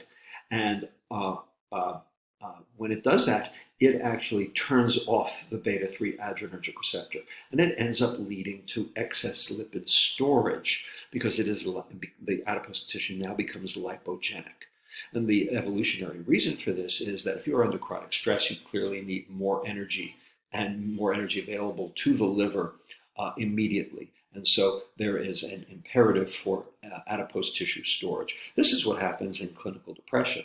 You have severe activation of the stress response. You have severe increases in norepinephrine and cortisol, all of which actually suppress lipolysis and increase lipogenesis. And the added bonus for this is that because the visceral adipose tissue drains directly via the portal vein into the liver gets more energy more quickly when the visceral adipose undergoes lipolysis. Therefore, the liver is immediately downstream of the visceral adipose. And so a small increase in concentration in those inflammatory cytokines will not be diluted out by the entire systemic circulation. It will reach the liver at high concentration. Therefore, the visceral adipose tissue is much more dangerous for metabolic syndrome than is the subcutaneous. This is also evidenced by this particular disease called lipodystrophy. Okay, this is type 2 lipodystrophy. What you can see is that these patients have actually too little fat. They have an absence of limb fat, and they really don't have that much visceral fat either. What they have is excess facial fat. They end up with Cushingoid facies. They end up with a dorsocervical fat pad back here. They have severe acanthosis nigricans. Their insulin levels are in the hundreds to even the thousands, and they have metabolic syndrome to beat the band. Yet they have too little fat. So let's compare lipodystrophy and obesity. So for lipodystrophy, fat mass is down, but for obesity, it's up. Leptin levels in lipodystrophy are down because there are too few fat cells. Obesity, it's up. Adiponectin, which is a protective cytokine, is down in both, and that might be important. Inflammatory cytokines are down in lipodystrophy because there's less fat, whereas in obesity, it's up. And for metabolic syndrome, if you're obese, maybe you have it, maybe you don't. Maybe you're an MHO, maybe you do have it. Or for lipodystrophy, you have it and it is in spades. So very clearly, what we learned from this exercise is that metabolic syndrome can arise from either too much or too little fat, because it's not the fat that counts. So what do the two share? Well, they share insulin resistance. Both obesity and lipodystrophy share insulin resistance. And when you have insulin resistance, then you have the makings and the basis for metabolic syndrome. So let's reframe the debate at this point. Obesity does not cause metabolic syndrome. Obesity is a marker for metabolic syndrome, just like all the other diseases are markers for metabolic syndrome. Type 2 diabetes, hypertension, lipid problems, cardiovascular disease, cancer, dementia are all markers for metabolic syndrome, not causes. Obesity is a red herring because everyone is at risk for metabolic syndrome. 40% of the normal weight population have metabolic syndrome. So very clearly, obesity is not the issue. The question is, what is?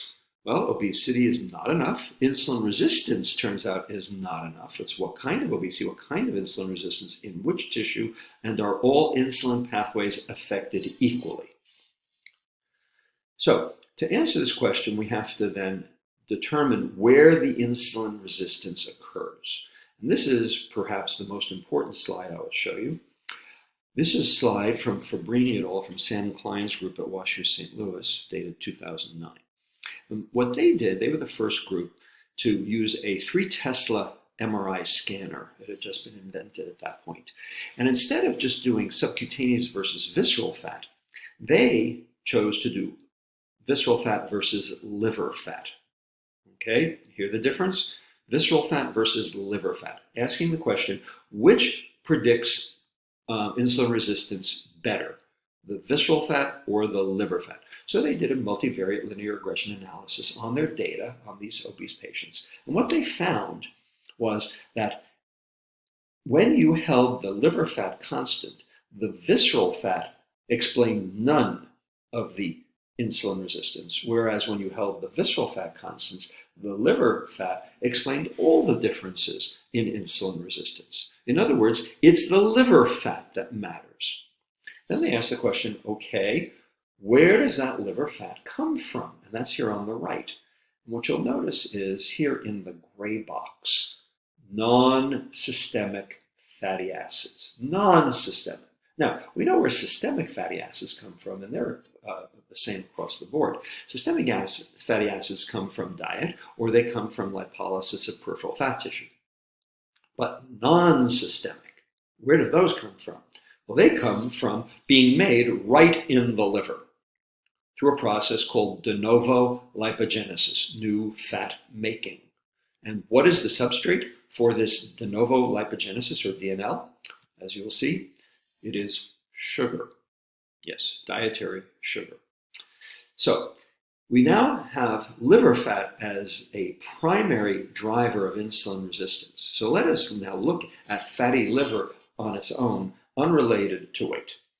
So NAFLD, non-alcoholic fatty liver disease, is a worldwide problem, even in normal weight people. So you'll notice here, we've got a whole bunch of different countries, United States through Hong Kong, Italy, Korea, etc. And you'll notice that there is a prevalence of NAFLD even in the normal weight population, never mind the obese population. And in fact, here, male versus female on the left, but diabetes versus no diabetes here on the right. What you'll notice is that even in the normal weight people, there's still a signal. It's not a great signal, but it's a signal. And in the overweight, there's a very clear signal before you get into obesity.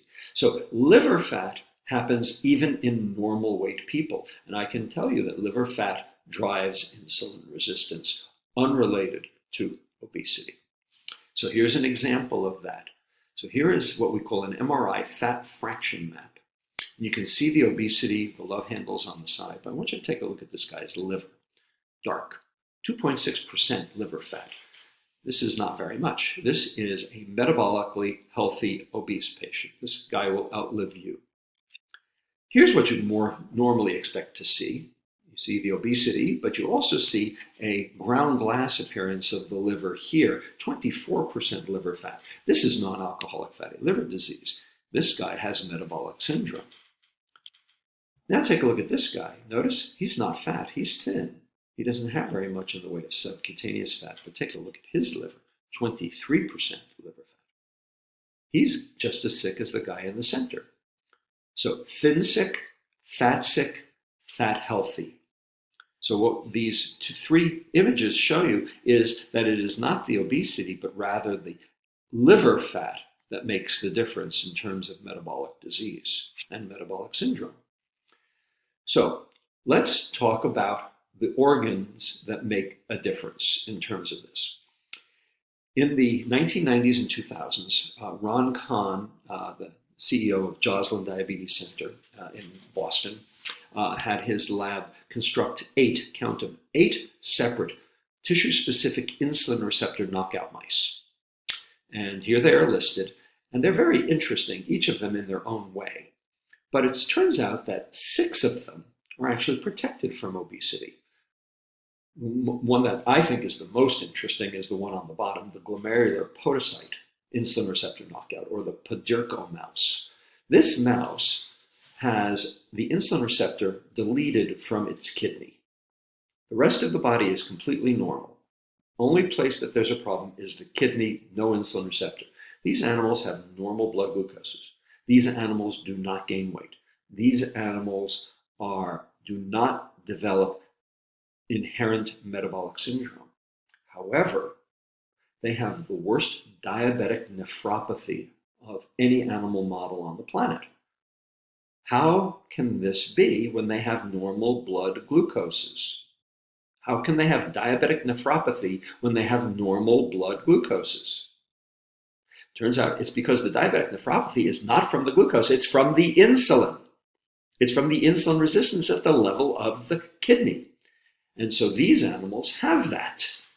So these are very interesting animals. But the one we're going to talk about today is the liver insulin receptor knockout mouse, or the LIRCO mouse. Okay, because the liver is where the action is in most of the patients who have metabolic syndrome. So let's talk about insulin effects on the liver. So normally, the pancreas makes insulin. The insulin goes via the portal vein to the liver, binds to one insulin receptor. There's only one. And 2 separate phenomena occur. The first is that the forkhead protein FOXO1 gets phosphorylated. And in doing so, it is excluded from the nucleus of the liver cell and therefore can't go in to transcribe the gluconeogenic enzymes necessary for blood glucose elevation. And this is what keeps your blood glucose down. This is how your insulin keeps your blood glucose down, is by getting your liver to stop making glucose. In addition, insulin activates a different pathway that increases the transcription factor SRABP1C, sterol regulatory element binding protein 1C. This is the control over that phenomenon I mentioned before, de novo lipogenesis, new fat making. This is how your liver turns carbohydrate, mostly sugar, into triglyceride. So when your liver is working properly, when you have an insulin receptor that works properly, when you have insulin that's being made, your glucose stays down, your triglyceride gets exported, it goes out to your fat tissue, the fat tissue will take it up under the influence of insulin, and you will stay metabolically healthy. Now, let's look at what happens when you take the insulin receptor out of the liver. This is the lyrical mouse of Ron Kahn. You'll notice the insulin receptor is not available, therefore there is no phosphorylation of FOXO1, which means the glucose goes sky high. So this is a diabetic mouse. But there's no insulin receptor to activate SREBP1C either. That means triglyceride levels are low. So you have high glucose but low triglycerides. Is this metabolic syndrome? No. It is diabetes, but it is not metabolic syndrome. What is metabolic syndrome? Well, it's this. So the pancreas is making insulin great guns. The FOXO1 can't be phosphorylated, so the glucose is high, so you have diabetes, but somehow, some way, that SREBP1C is still being activated in order to be able to make that triglyceride through de novo lipogenesis. And so you end up with glucose and triglyceride being high. That's metabolic syndrome. The question, the $64 zillion question is, there's only one insulin receptor. How can you block the FOXO1 phosphorylation but still allow for the SREBP1C stimulation from the same receptor? That is a dichotomy that is not explained. And this is the holy grail of metabolic syndrome, this slide. Selective insulin resistance at the level of the liver. What the hell is going on? That will suppress that will inhibit FOXO1 phosphorylation, but still stimulate SREBP1C activation. That is what we are looking for. We are looking for a ubiquitous factor that affects everybody in the world, obese or not, that promotes visceral adiposity, promotes hypertension, and induces selective hepatic insulin resistance. That is, it blocks FOXO1, but still stimulates DNL. That's what we're looking for. Anybody got a good idea what it might be? Oh yeah. In fact, this is our work at UCSF. It was chronicled in the New York Times Magazine back in 2011. Gary Taubes' article, Is Sugar Toxic? And our comment in Nature by my colleagues Laura Schmidt, Claire Brindis, and myself, The Toxic Truth About Sugar. Now, people will tell you, oh, come on, really, sugar? Come on, it's been around for 3,000 years, and, it's natural, and, it's apple pie on 4th of July, and, moderation is the key. Do you really mean toxic? Aren't you really just guilty of hyperbole? I do mean toxic, and let me explain why. This is the definition of toxicity, the degree to which a substance can damage an organism. That comes right from the dictionary. Now, notice that that definition does not distinguish acute from chronic toxicity. So you can have acute toxins like sarin, ricin, cyanide, VX gas, parts per billion, kill you on the spot, Or you can have chronic toxins like carbon tetrachloride, arsenic, benzene, tobacco smoke, okay? They don't necessarily kill you immediately. They kill you over a longer period of time, and it may require multiple doses, but be forewarned. They will kill you just eventually. That's what we're talking about here with sugar, chronic toxicity. Now, in order for me to make my point, I have to demonstrate that sugar is an independent risk factor for metabolic syndrome, that it is exclusive of calories, otherwise calories is the problem. It has to be exclusive of obesity, otherwise obesity is the problem. And I must establish causation. Correlation will not do. Okay, so that's where we are. Now, there are a lot of critics of this concept. They say, well, you're only using animal models, not human studies, and you have to administer excessive amounts of fructose. I am here in this rest of this lecture, I will not mention animals once. Okay, we're going to limit our discussion to human data only, human consumption only, in doses routinely ingested by humans. So here's what humans consume, at least in the United States. Our ancestors in 1820, 200 years ago, getting fruits and vegetables out of the ground with the occasional honey, consumed about 4 pounds of sugar per year. which is no problem whatsoever. Our liver has the capacity to metabolize about, say, 20 pounds of sugar per year before getting into trouble. And we were way below that. But with the growth of the sugar industry in the late 1880s and CNH and Domino, Texas, Louisiana, Hawaii, we reached stabilization in the mid-1900s due to price, reaching demand. Then we had the rationing of World War II, you can see on this, and then they came back up to the same level. And then back in the 1960s with the advent of processed food and also with high fructose corn syrup and also with the new dietary guidelines, we had an increase in sugar consumption. So we are consuming 25 times more sugar than we used to. Now, the question is, what is sugar? Well, it is a combination of two monosaccharides, two separate molecules, glucose and fructose.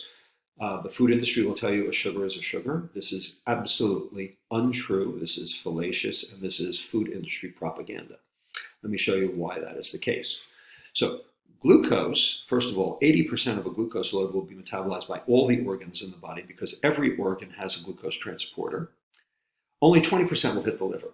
So if you follow that 20%, it will enter the liver cell via the GLUT2 transporter, get converted to glucose 6-phosphate by the enzyme glucokinase, and virtually all of it will end up as glycogen, liver starch, which, for lack of a better word, is safe.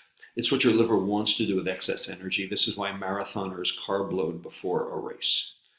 Very little of it will make it down the glycolytic or Embden-Meyerhof pathway to pyruvate.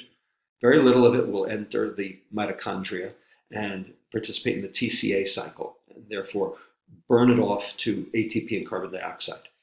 If you overload your mitochondria and it can't handle the pyruvate load, it will throw off the excess as citrate. The citrate will exit the mitochondria via a process known as the citrate shuttle, and then that citrate will be out in the cytoplasm and will be able to be acted on by these three enzymes: ACL, ATP citrate lyase, ACC, acetyl-CoA carboxylase 1, and FAS, fatty acid synthase.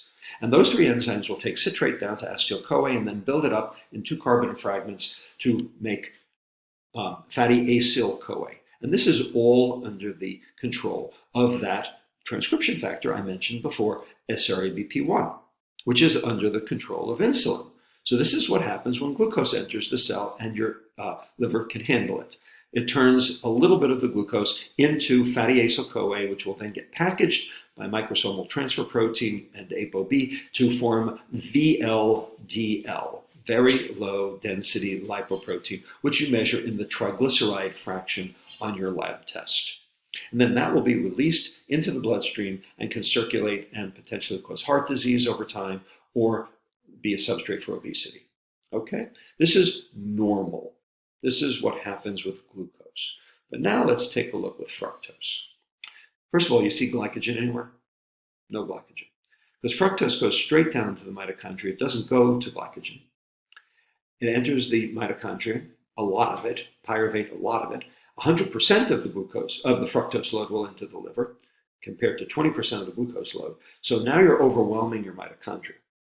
In addition, one of the metabolites of fructose, fructose 1-phosphate, will actually inactivate your insulin receptor.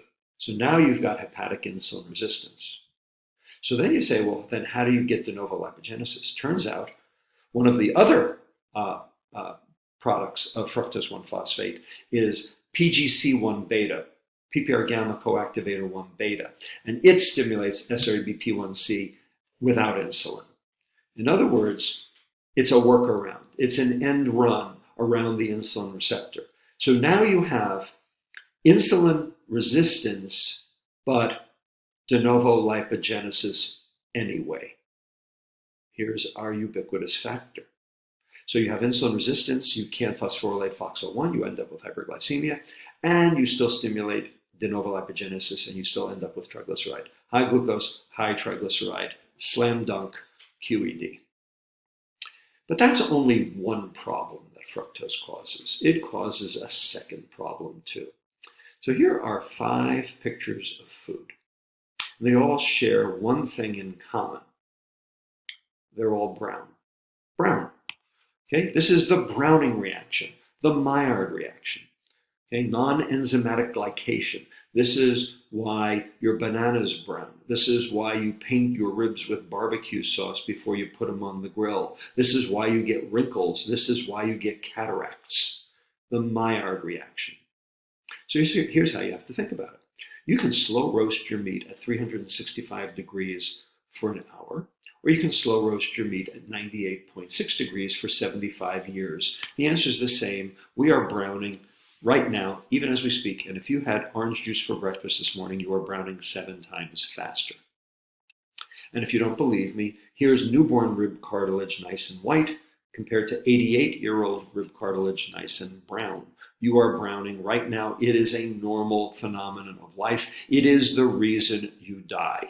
The question is, do you die slow or do you die fast? Do you have this Maillard reaction occurring rapidly, or do you have this Maillard reaction occurring slowly? And that depends on the substrate. So the way this Maillard reaction occurs is the same way glucose causes hemoglobin A1C to form.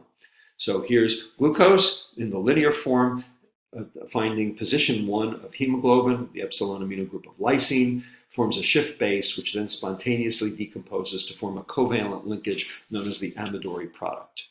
That is what hemoglobin A1C is. Well, guess what? It doesn't just happen with glucose, it happens with fructose too. Every time this reaction occurs, you get glycation, which then makes the protein less flexible and causes cell dysfunction. And as an added bonus, every time this reaction occurs, you release a little reactive oxygen species, an oxygen radical, oxidative stress, a little hydrogen peroxide, which then has to be quenched by an antioxidant. This is what antioxidants are for, is to quench those reactive oxygen species, or they will cause lipid peroxidation, protein denaturation, cell dysfunction, and death. So glucose does cause the Maillard reaction to occur. That is true, it does. But it does it slowly. And the reason it does it slowly is in this slide. Here we have on top in A, the linear form of glucose with the aldehyde showing, which is the reactive moiety. And we have the ring form. Now, at pH 7.4, 37 degrees centigrade, 99.2% of the glucose in your body is in the ring form, where the aldehyde is hidden. And glucose is a 6-membered ring, so it likes to live in that conformation. So glucose will do it, but only the linear form of glucose. And since most of it is in the ring form, not a problem. But now take a look at fructose underneath.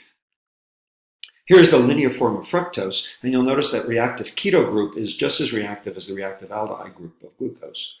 And take a look at its ring form, 5-membered ring, tighter, okay, what's known as ionic strain, and also 2 hydroxymethyl groups, button heads, allosteric interaction, driving that ring apart. So at pH 7.4, 37 degrees, 3% of the fructose is in the linear form where it can do damage, as opposed to 0.8% for glucose. And you can actually see that this reaction makes a difference. So here's the rate of reaction on the left for glucose and the rate of reaction for the Maillard reaction of fructose. 7 times faster, as on the right, 100 times the number of reactive oxygen species. So this is the second problem. So does this combination of liver fat, insulin resistance, and the Maillard reaction lead to disease? And the answer is, oh, you bet it does. So here this study was done in Europe. It's the EPIC Interact study, asking the question, do sugar beverages predict risk for diabetes? And the answer is, even taking into account energy intake, EI, and obesity, BMI, the ADJUST model shows that every sugar beverage per day increases risk for diabetes by 29%. This is a meta-analysis looking at sugar beverages on top and fruit juice as a separate category on the bottom. And for each, you will notice that there is a statistically significant association, even with fruit juice, and even after adjusting for calories and adiposity.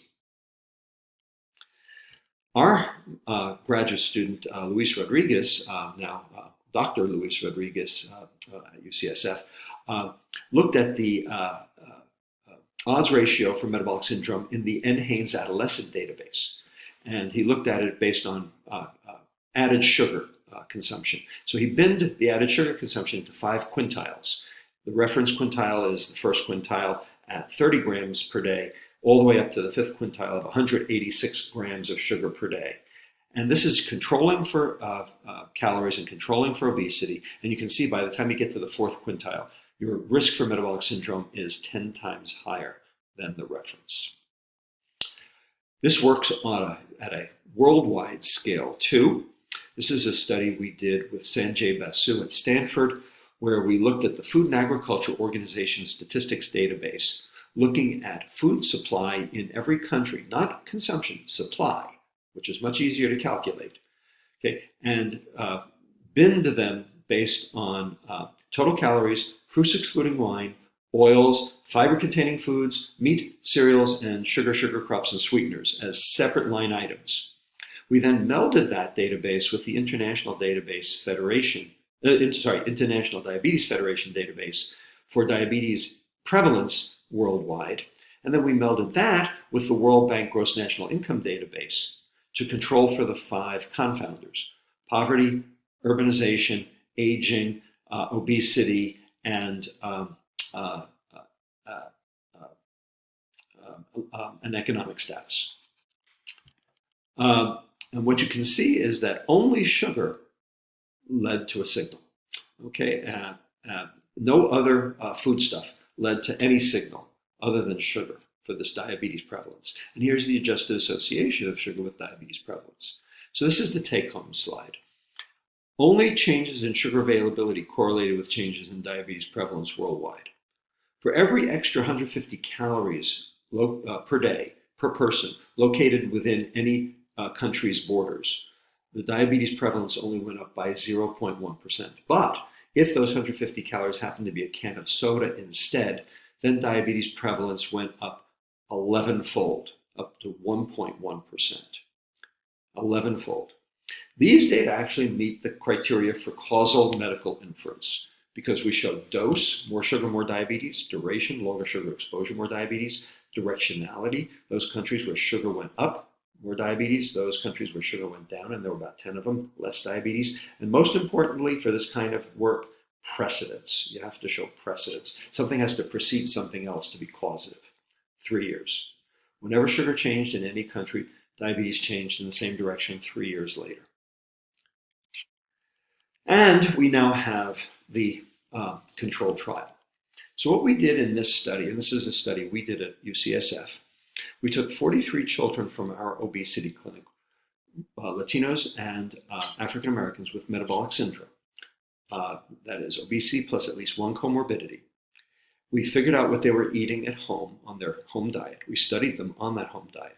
And then we catered their meals for 9 days. No added sugar. We kept their protein, fat, and total carbohydrate content the same. But within the carbohydrate moiety, we took the fructose out and we put the glucose in. We did a glucose for fructose exchange. We did a starch for sugar exchange. So basically what we did, we took the pastries out, we put the bagels in. We took the sweetened yogurt out, we put the baked potato chips in. We took the chicken teriyaki out, we put the turkey hot dogs in. Okay, so we didn't give them good food, we gave them crappy food. We gave them processed food, we gave them food kids would eat, but it was no added sugar food. And we gave them a scale. And every day we'd call them up on the phone, what'd you weigh? And if they were losing weight, eat more in order to keep their weight constant. Because if they lost weight, people would say, well, of course they got better, they lost weight. We didn't want them to lose weight, we wanted them to stay the same weight. Turned out, every aspect of their metabolic health improved. I don't have time to show you all the data, but those are the 3 papers that demonstrate. Every aspect of their metabolic health improved without any change in weight. So we have causation for sugar and 4 diseases: diabetes, heart disease, fatty liver disease, and tooth decay. We have correlation, indirect data for sugar and cancer, sugar and dementia. We're working on those. We're not there yet. So I would argue that the most common cause of metabolic syndrome does not start in the fat tissue. It starts in the liver. You end up with fatty liver based on added sugar consumption, which is worldwide. That fatty liver leads to hepatic insulin resistance. That causes the islet cells to have to release more insulin to make the liver do its job. That raises insulin levels all over the body, including at the fat cell. That drives energy into fat and decreases insulin sensitivity, and then the muscles along for the ride. So 3 separate forms of metabolic syndrome. The first one, big butt fat, if you will, subcutaneous fat, which we could call the bucket hypothesis. You got a bucket, and when you fill the bucket, if you overflow the bucket, now you got a mess, okay? Or visceral fat, which we could call the stress hypothesis, which has nothing to do with how much bucket you got. It has to do with how much stress you got, because that stress is going to cause visceral adipose tissue accrual and lipogenesis there, which will then directly feed the liver via the portal vein. And finally, liver fat, which we can call the mainlining hypothesis. And of course, the easiest way to mainline is a soft drink. Each of these leads to metabolic syndrome, but each of these is for a different reason and has a different therapeutic modality. To encompass all of this, my colleague at Touro University here in Vallejo, California, Dr. Alejandro Gugliucci, and I constructed this poster for Biotechne on metabolic syndrome signaling, and I would recommend this to all of you. All you have to do is go on the Biotechne website and you can order it for free and it will show up. You can put it up in your lab and it will give you all of the transcription factors, all of the cofactors and co-repressors, all of the pathways in each of the organs that matter that lead to metabolic syndrome.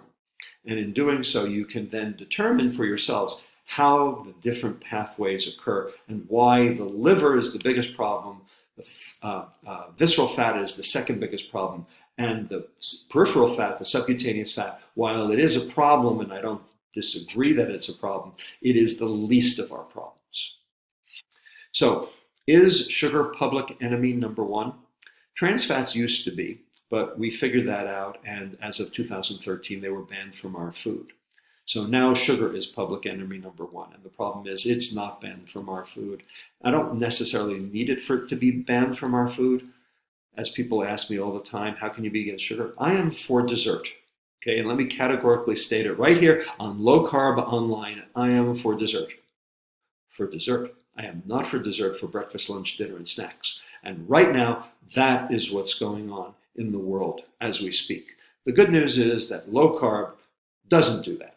And that is one of the reasons I am supportive of low carb and happy to be here. The problem is the other guys need to hear this message too. So with that, I want to thank my collaborators at UCSF, at Touro University, at Stanford, at UC Hastings College of the Law, Berkeley, and several other nonprofits and even for-profits that have gotten on board to try to make a difference. In the future, you will see a book out in March of next year that will explain all of the mythologies of nutrition called Food, Pharma, Feds Fiasco. And in that, all of this plus many more issues regarding the mythologies of nutrition can be found. And I'm hoping that you will go out and proselytize and spread the word. With that, I want to close and thank you all very much, and I will be attending the Q&A. Thank you. Now, Paul, I remember you telling me a little story about you listening to a Robert Lustig video, a YouTube video when you were a hospital resident or something like that, that was life-changing for you. He's had a big influence on all of us, hasn't he? Oh, massively so. I mean, this was very soon after I'd discovered the low-carb literature. And I was working night shifts as you do as a resident, and occasionally would go up to the residents' quarters, would have a nice widescreen TV up there. And funnily enough, I used to recruit a bunch of the other residents, would all be there on the overnight shift watching some pretty intense biochemistry from Robert Lustig. So if anybody is not aware of what we're talking about, there's a YouTube video, Sugar, the Bitter Truth, and I think it's had something over 10 million views over the last decade. It's been an astonishing hit. And I think it's one of the YouTube videos most responsible for actually spreading the message of the benefits of avoiding sugar in the diet. And I really think we need to acknowledge that Robert Lustig is truly one of the leaders of this movement. Absolutely. I think, I think most of us get excited when we have 10,000 views on our YouTube. I can't even think about 10 million, 10 million views on it. And his books have been excellent, and he continues. And I think also having someone who's so highly regarded within the medical profession pushing this cause is really important for us as a movement. Well, he comes as a professor, and I mean, you probably know in most cases, present company excluded, that usually comes with quite a degree of credibility. And I think that's been one reason why no problems at all. That's one reason why the message, he's been able to get the message out and have the message accepted. I mean, he's got an incredibly in-depth understanding of the nuances of the science. Absolutely. Very impressive man. Hello, everybody. I'm Dr. David Unwin, a GP from the north of England, where I've looked after the same 9,000 patients since 1986. I'm also a Royal College of General Practitioners clinical expert in diabetes. I've become obsessed with the idea that so many of the drugs I prescribed for the first 25 years of my life as a GP are not really needed. What if patients can heal themselves? Wouldn't that be a marvelous medicine? And so in this talk, I want to share with you some of the things I've learned about helping people who have type 2 diabetes achieve drug-free remission. A thing I'm fascinated by, and I'm seeing it now on a weekly basis, and I'd like you to see it every week too. My disclosures are that so far nobody's paid me to do or say anything. I do get speakers' fees at times, but the great majority of that I donate to my two favourite charities.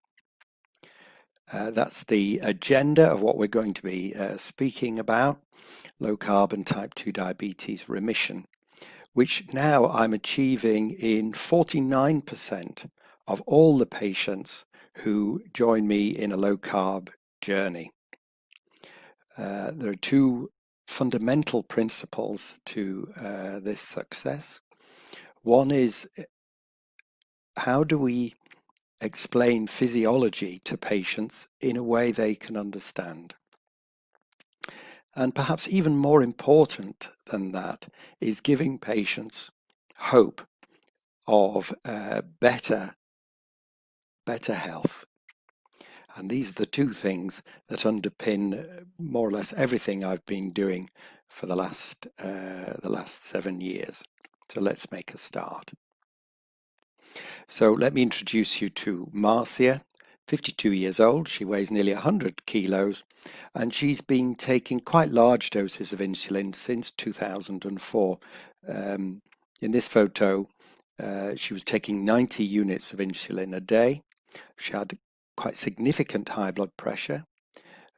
She often needed to walk with a stick because she had leg pain and back pain. Marcia had quite a difficult life. But look, here's Marcia a year later. She's off all of her insulin. She doesn't take insulin for a type 2 diabetes at all, and her blood pressure is normal. She's achieved this all herself.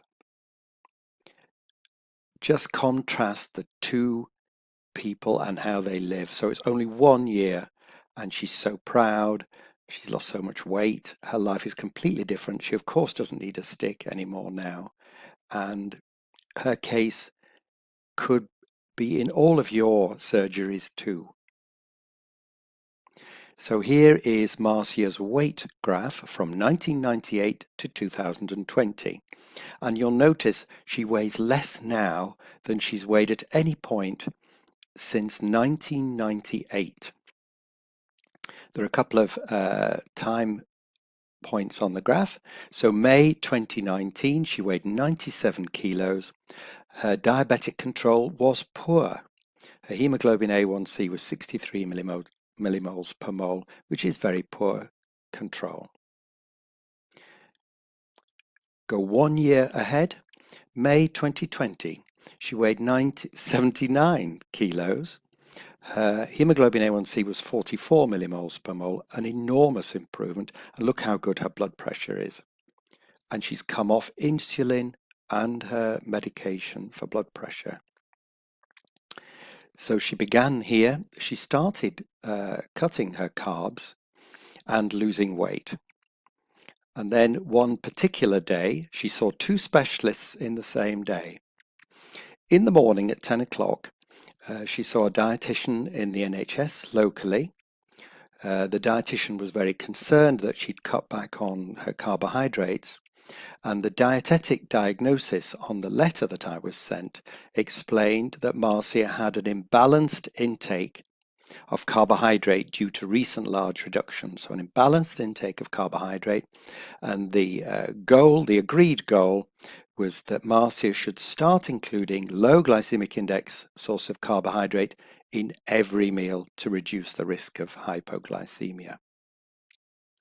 That same day, in the afternoon, Marcia saw me. I have an alternative diagnosis. I think there's been an imbalanced intake of insulin due to large increases of dosage over the years. My suggested goal was to cut both carbs and the insulin steadily while monitoring blood glucose carefully. I wonder if you can guess which approach achieved this dramatic weight loss and coming off all of the insulin. Of course, it was the low carb diet. But why do so many healthcare professionals not weigh up the fact that yes, you can increase insulin and increase carbohydrate if you wish to avoid hypoglycemia, or you can reduce the insulin and the carbs? Because at the end of the day, insulin is fat fertilizer and it causes people to put on weight. And that would explain when Marcia came off the insulin after so many years, this dramatic improvement in her weight. So let's just talk about insulin a bit, because if patients can understand what insulin does, they'll understand the low carb approach better. So I always say to people, if you have a chocolate bar, your blood glucose will go up, and high blood glucose is actually dangerous.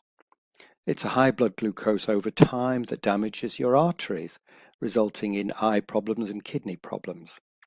But actually, nature knows what it's doing.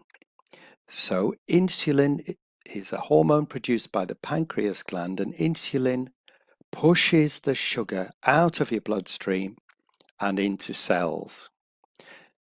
So it pushes that sugar out of your bloodstream into the muscle cells for energy, but also into your liver cells. And in fact, really the only thing your liver cells can do with excess glucose or sugar is to turn it into a kind of fat called triglyceride. Insulin also pushes excess sugar into belly fat, resulting in central obesity. So over time, it can be seen that the combination of glucose and insulin will give central obesity and a liver full of fat. So let's look at now how we would explain to patients how over time too much glucose results in the type 2 diabetes they suffer from.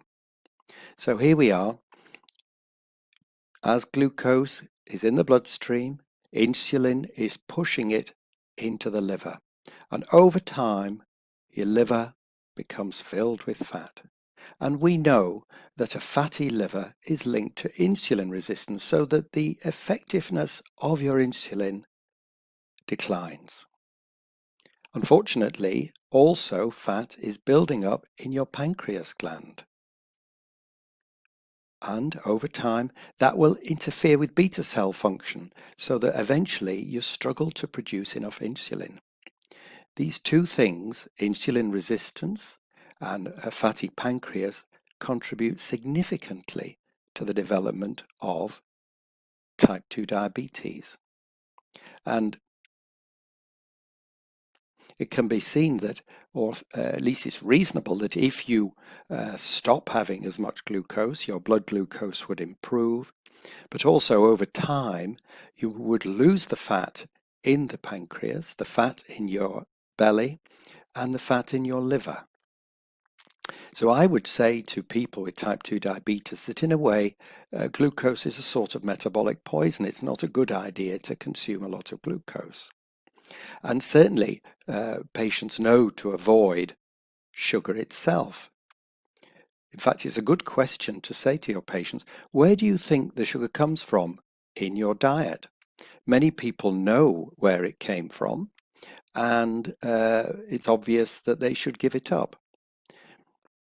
Particularly, I think the first priority is to give up table sugar, and that's because not only is it glucose, but it's also got fructose in it, which is also a problem for the liver. But so many of my patients used to tell me, I'm not foolish, doctor. I mean, of course I've given up sugar, but why am I so overweight, and why is my diabetic control so poor? And you know, it's weird when I look back now, but I never thought of starch. So that a starch molecule is glucose molecules holding hands. And when you digest bread, breakfast cereals, potatoes, or rice, you release surprising amounts of glucose. And it's this that until 2012, I never really discussed with my patients. Surely I advised them about sugar, but how could I possibly have forgotten all about starch and the amount of glucose locked up in that starch? Now then, so I had something of a eureka moment in 2012 where I came across the glycemic index and the glycemic load. And I wanted to find a way of guiding my patients so that they would understand the glycemic consequences of the various foods they ate. I found the problem was that my patients didn't understand grams very much. We tend to use ounces in the UK, and nor were they really familiar with glucose as a substance. So I reinterpreted the glycemic index and the glycemic load in terms of something my patients did understand: a teaspoon of table sugar. So with an expert in the field, Dr. Jeffrey Leavesey, we recalculated all of the glycemic load data for 800 different foods. And I can tell you now that 150 grams of boiled rice will affect your blood glucose to approximately the same extent as 10 teaspoons of sugar. Or that 150 grams of boiled potato will affect your blood glucose to the same extent as 9 teaspoons of sugar. Even a banana is the same or similar as 5.7 teaspoons of sugar. Here we are, wholemeal bread, 3 teaspoons of sugar, and that's only a small slice of bread. So it can be seen from these charts just how much glucose is released by starchy foods. If we compare this to other foods like oily fish, almonds, mushrooms, cheese, chicken, steak, lamb, all of these things, and green veg have hardly any glucose released on digestion. Now these charts, there are actually 7 of these, and they've gone all over the world helping people understand the glycemic consequences of dietary choices. I'm very proud to say that the Right Honourable Matt Hancock, our very own Secretary of State for Health and Social Care, approves of these, and you can see Matt here holding one of them up when he saw me in Parliament recently. Matt himself has lost 2 stone in weight on a low carbohydrate diet. If you want to access these infographics, you can either go on my Twitter feed, where they're my pinned tweet at the beginning, at lowcarbgp, or just Google Sugar PHC, which is a charity, and Unwin, and you'll see all of the infographics there. They're not copyrighted. Please use them to help your patients. That's all I would ask, really. Okay, so this is the low carb diet that we designed for the patients on Norwood Avenue. It was obvious after a while that they didn't want a booklet. They wanted it in just a single sheet. So this can be printed off on a single A4 sheet. And in general, I was trying to encourage my patients to replace the white stuff with green stuff, so that instead of having steak and chips, they'd have steak and green vegetables. Or instead of having a curry with rice, you'd have the same curry, but maybe put it on a lot of green vegetables. Now then, so you've seen the case of Marcia, but I have actually got a published case series of 166 patients with type 2 diabetes who've been on a lower carb diet over an average at the moment of 29 months. And I'm so excited to share with you that so far 82 patients that have done this are in drug-free diabetes remission. Let's have a look at the cohort in slightly more detail. The first thing I'd point out is the starting hemoglobin A1C is 71. So I'm not cherry picking people with good control of diabetes. I actually love the challenges.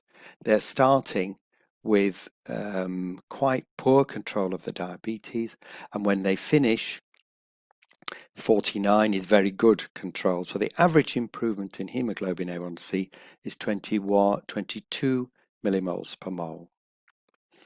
If we go on to the lipid profiles, in the early days I used to worry that the cholesterol would worsen with all the eggs and full fat dairy I was recommending. But look, the total cholesterol actually comes down significantly, while the HDL protective cholesterol goes up and the cholesterol ratio improves. From what I said earlier, it won't be a surprise to you that triglycerides improve by about a third. Look at the weight. So the weight loss, the average weight loss for this group is 9.5 kilos. So in fact, the total weight loss for the people at Norwood Avenue at the moment stands at 3 metric tons of weight that the people have lost. If you look there, the blood pressure also improves significantly, and I'll come on to that in a minute. Just finally there, if we look at the gamma GT, that's a reflection of liver function, and as the liver empties of fat, the liver function improves as well. So that's just an overview of the results we're getting at Norwood Avenue. I'm updating this all the time. So it gives us a remission rate at the moment of 49.4%. And I'm so proud of that because it's one of the best results of any clinic in the world, and yet we are working on 10-minute appointments in an NHS clinic, and we're not funded for any of this work. A quick word about blood pressure. In the early days, I was so amazed to find that my own blood pressure and the blood pressure of my patients improved. many of us got postural hypertension when we stood up, and the blood pressure just seemed to be dropping. I didn't understand why. At the same time, I noticed quite a significant diuresis, that we were all weeing lots in the first few weeks. Eventually, I wrote all of this up in this paper, which has been very successful, and I discovered that the underlying physiology here is that for people with type 2 diabetes, insulin causes you to retain sodium, so that a high carb diet causes you to retain salt, and the sodium puts up your blood pressure. When you go low carb, you wee out lots of fluid but lots of salt too, and the blood pressure improves significantly. So much so that I ended up deprescribing or taking out 21.5% of all of the drugs for hypertension that my patients were on. So let's think next about older people on low carb. Can they lose weight? So here's Brian. Brian is in his early 80s, and I'm holding the tape measure where his belly used to be a few years ago. I love Brian. He came to see me recently, and he apologized for being late to the surgery, and it was because he was lifting weights in the gym. Isn't that amazing? So he's over 80, and he goes to the gym 3 times a week, and he's lifting weights. He's lost a significant amount of weight, and he has also come off insulin, and he's been off insulin now for 2 years. So there's Brian. He's lost 28% of his body weight. He's off insulin. His blood pressure has improved, meaning that he's able to come off his perindopril. He's also come off his other drug, gliclazide. So he's not taking any drugs at all now. And he's intensely proud, as am I, of his achievements. A very happy, handsome fellow. So what about older people in general? Perhaps Brian's an exception. So recently, I looked at the data I had on 129 patients with type 2 diabetes. They'd been on a low-carb diet for 2 years. So I ranked all of the patients in increasing age from left to right. So the younger ones are over here, the older ones are over here, and the people over 65 are here, and the oldest patient I've got is 91. In fact, I've got 2 patients of 91, and they're over here. And then against the side, I've put the weight loss that these people achieved. And I hope you can see that actually, as the patients get older, the average weight loss seems to increase very slightly. Isn't that amazing? So actually, older people do just as well as the young ones in terms of weight loss. And I think that's a wonderful message of hope. I used to feel that older people have a slower metabolism and it wasn't really worth helping them with weight loss. I have found in my own practice, that's completely wrong. Moving on. So do the improvements with a low carb diet, do the improvements drop off over time? So we're often here in the papers, people talk about short-term benefits over a few months with concerns what might happen later. I would actually say that what happens depends, and it depends upon the patient, and it depends upon the clinician. Here's an illustrative case. This is Chris, pre-low carb, weighed nearly 20 stone. He was on a high dose of medications for diabetes and blood pressure. He was a big fellow and he had a lot of medical problems. Really, I would say if you have somebody like Chris, who weighs nearly 20 stone, I wonder, does it make any difference? Is he a well man just because I had him on all of those drugs? I think being well is about quality of life, and Chris's quality of life was poor. because he had joint pain, he was generally inflamed, and he had a lot of bowel problems as a result of the diabetic medication I was giving him. I don't think he was well. When you look at him now, he's off all his medication and has been since 2015. In fact, I wrote his case up for the British Medical Journal. But let's have a look at his journey over time. So this is his hemoglobin A1C, or how sugary he's been, the quality of his diabetic control. Up is bad and down is good. There he was, muddling along for years and years, and then he went low carb, dramatic improvement. But then the control deteriorated here. And I find that so many clinicians at this point feel the diet has failed and start reintroducing diabetic medication. In fact, what has really happened is something called carb creep, where he was starting on snacks and more carbohydrate foods, particularly bread. And when I challenged him, he said, "It's a fair cop, Doc. I need to go back and do what I did before because I don't feel as well." And you see, the second time he learned the lesson even better. So maintenance is absolutely key to how low carb does over time. And the question is, for all of us in our clinics, is how are we to support our patients long term? It isn't good enough just to show them how to do it and withdraw. I think society is so obesogenic at the moment that we need to find ways to help people with long-term behavior change, and that requires support. Now, what we've done at Norwood Avenue is since 2013, we've been running low-carb groups, and this is one of our recent low-carb groups. Usually there's about 30 people, and I find, as well as low-carb approach, these group consultations support people over the years, and some people will dip in and out of these groups when they need. At Norwood Avenue, you don't need an appointment to come to one of these groups. We run them on a Monday evening. You can just come if you feel you're losing your way, and we have a lot of fun, as you can see. So let's just have a look again at how Norwood Avenue does over the years with type 2 diabetes drug-free remission. These are our drug-free remission rates from March 2017 to June 2020. So this was much earlier on. At that time, in March 2017, the average duration of the low-carb diet was 13 months.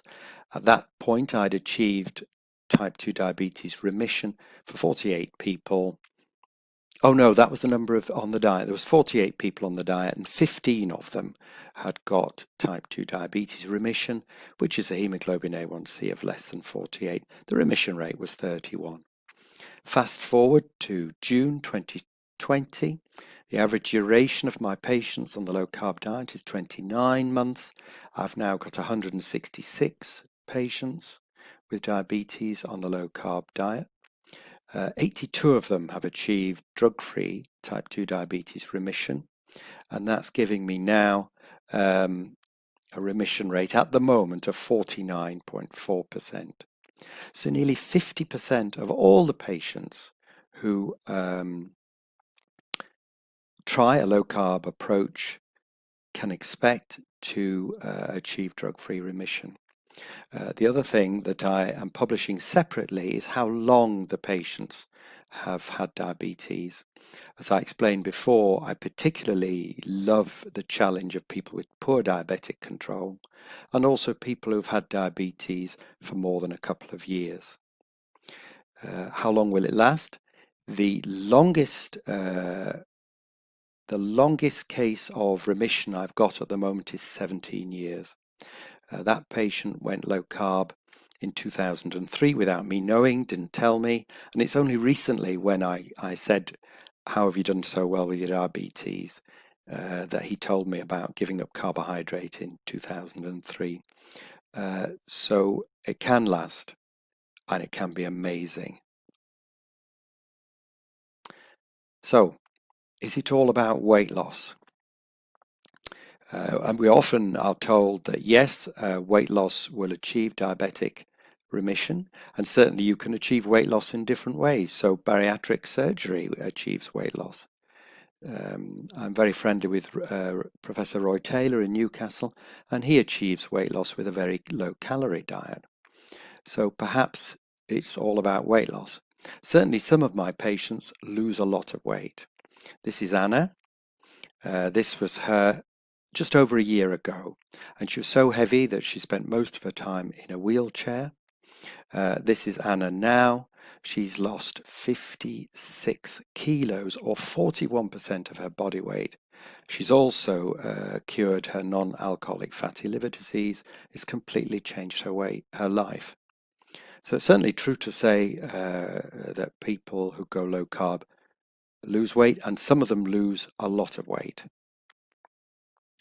But I just come back to the question really. So how is the diet working? So is the effect of carbohydrate restriction on the various metrics we measure via weight loss or not? So we've got two possible models really. One is reduced carbohydrate, which reduces weight, and it's the weight loss that helps with the diabetic control, blood pressure, and all of the various other things I measure. Or another way is perhaps reducing carbohydrate quite separately reduces weight, reduces or improves diabetic control, reduces blood pressure. The two are not the same. So one is the idea that diabetic control and blood pressure are downstream of weight loss, and the other is that weight loss, hemoglobin A1C and BP all improve parallel to each other. So I'm just interested to think about what's actually going on here. So yet again, I looked at my data.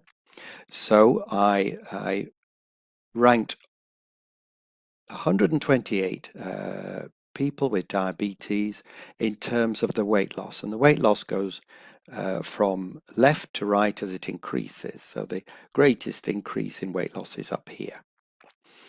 These people down here, in fact, those are 8 people who either gained weight or didn't lose any weight. So we've got them all ordered, weight loss increasing from left to right, and improvement in hemoglobin A1C up there. And what you can see is that the people who lost less weight, or in fact even gained weight, on average were doing just about as well as the people who lost a lot of weight. So that really there doesn't seem to be any correlation at all between the magnitude of weight loss and improvement in hemoglobin A1C or an improvement in diabetic control. So I suspect that it isn't dependent on weight loss, because remember those 8 patients who had significant improvements in diabetic control with no weight loss at all. So I think what we have is that weight loss, improvement in diabetic control, blood pressure, and all of the other things I measure are downstream of one single thing, which is reducing carbohydrate. And this is why I am not really sure that all calories are equal. I think that obesity is probably a hormonal thing mediated by insulin. And for that reason, 300 calories of butter does not affect you in the same way as 300 calories of sugar, because the butter will not stimulate insulin as much as the sugar. And there's another link of insulin and appetite. So we're nearly at the end. How do we pay for better care? So what we do at Norwood Avenue, as I say, in 10-minute appointments, and the groups we run does cost money. And how could we roll this out around the world for more people to get the benefits I'm seeing week after week at Norwood Avenue. And you won't be surprised to see this graph. So every GP in the UK, our prescribing figures are kept on a national database called openprescribing.net. And this is Norwood Avenue's prescribing of anti-diabetic drugs per 1,000 head of population on the list. And this is Norwood Avenue here compared to all the local practices. And you can see that our prescribing of drugs for diabetes is significantly less than any other doctors in the area. And because of this, we save about £50,000 per year on drugs for diabetes alone. This isn't counting the money I save on hypertension. We've been monitoring our prescribing for some years. So these are the trends at Norwood Avenue from 2015 to 2019. And you can see that the items per 1,000 head of population has gone down by 5%. And this is compared to nationally, where in an average practice in the UK, the numbers of items prescribed per 1,000 head of population has gone up by 10%. At the same time, although our cost per 1,000 head of population has gone up 17%, nationally it's gone up 51%. So this is how it is that we're making savings of about £50,000. But if every GP in the country prescribed as we prescribe, there are 9 doctors at my practice, if they all prescribed like that, the state would save £266 million per year. That's a huge amount, and it's a huge amount because we are using masses of repeat medication for type 2 diabetes, and I really wonder whether we're getting value for money and whether many patients, given the choice of lifestyle medicine for their type 2 diabetes against lifelong medication, I think they would much prefer to try the low carb diet before they're put on lifelong medication. It's interesting, in the last 7 years, I've asked every single patient whether they want me to start drugs or they'd be more interested to try the low carb diet. And not a single patient, not one, has opted to start the drugs. If we give them a chance, they are really up for helping themselves in partnership with us. Before I finish, I just draw your attention to an open access paper I wrote with Campbell Murdoch last year, and this is looking at the low carb diet and what you need to be doing about the drugs that people are on. So metformin is perfectly safe with a low carb diet, but obviously other drugs like insulin require monitoring of blood glucose because of the risk of a low blood glucose. I would particularly highlight SGLT2 inhibitors. These are the new drugs that cause you to wee out the sugar that you shouldn't have eaten in the first place. And the risk of low carb with an SGLT2 inhibitor is that you can get a euglycemic ketoacidosis. And I've seen that on a couple of occasions. It can be quite dangerous. So I would normally stop SGLT2 inhibitors before starting a low carb diet. So that's it. We've got to the end of our chat. I really hope you found it useful. And I hope that because of it, some of you might have a go for your own patients. So just to remind you, hope is central to behavior change. The hope of better diabetic control, the hope of coming off medication, the hope of what life would be like with better health. I believe that for most patients, the cause of type 2 diabetes is dietary. I think we have eaten our way into this epidemic of type 2 diabetes, and that really we need to eat our way out of it again. Type 2 diabetes drug-free remission is absolutely a realistic goal for so many patients.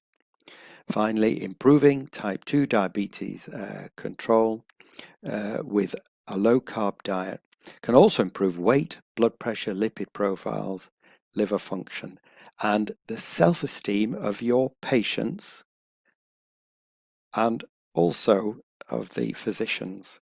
Do you know, I was due to retire when I was 55 years old in 2013. And at the time I was so fed up with medicine, I wasn't enjoying it. But now I absolutely love what I do. I'm seeing grateful, happy, healthy patients in every single clinic. And I really would like it if you could do the same. Thank you so much for listening all the way to the end. And finally, if I can get them, are my references. Thank you. Bye-bye now.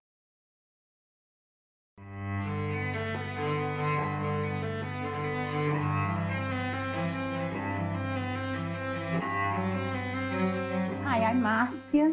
I've been insulin dependent since 2004 when I was pregnant. I've been low carb since the 26th of June 2019 in the afternoon. That's 4 months now. Before that, I was on 90 units of insulin a day. And now I'm on no insulin at all. Since I started, I now lost 2 stones. And last time I weighed what I weigh now, it was in 1999 when I came to live in this country. It's just amazing because I feel so much energy and everything is so much easier. Yeah. The last time I saw the diabetic nurse, she saw the results of my A1C. It was 40. And she said in no circumstance to reduce my glycemic less than 26. Instead of reducing my insulin, she wanted me to eat carbohydrate to compensate for the insulin.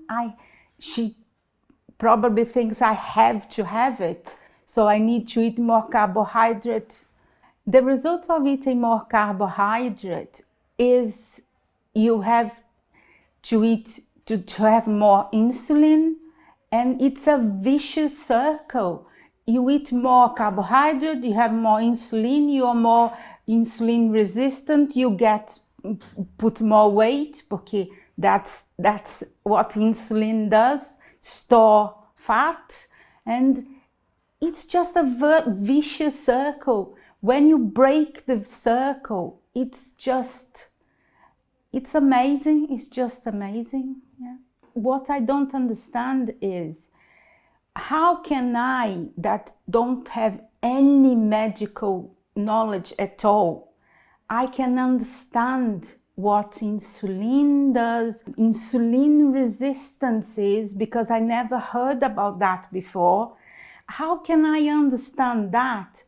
And medical professional, how can she keep saying to people to eat carbohydrate, diabetic people to eat That's the thing I really don't understand.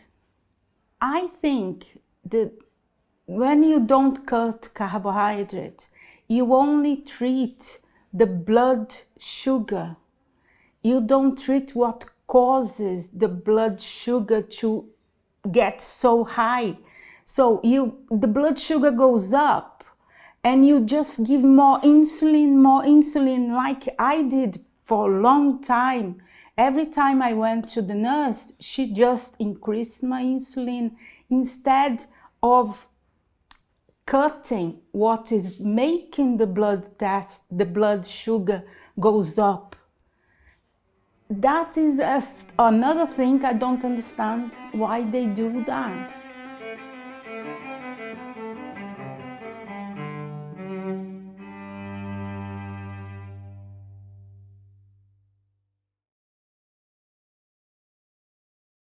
David Unwin, inspiring man as always. And what I love is his message of hope. And it's hope not just for the patient, but for the practitioner. And, I think that's really important, to give the practitioner hope that they can actually reverse a condition that is one of the most common conditions that they see. Absolutely. I mean, if I could, make up a new term, I think he's the most humble leader that I've ever met. He was, as you know, nearing retirement, considering retirement, discovered the power of low carb, and he was humble enough to actually acknowledge that he may have actually been wrong, which can't have been easy. And now he's actually turned into a real leader for the low carb movement. He's leading both at the grassroots level. He's helping literally hundreds and hundreds of patients personally. And then he's also taking a key leadership role within the NHS, the largest health service in the world. And he's just advocating at, basically the parliament level in the UK. I mean, what he's achieved in a relatively short period of time is nothing short of amazing. Yeah, I think we all struggle with the political aspects of it, and coming up against the medical establishment and so on. And he seems to have succeeded in that almost uniquely. So, what a remarkable man, and we've been very fortunate to be listening to him.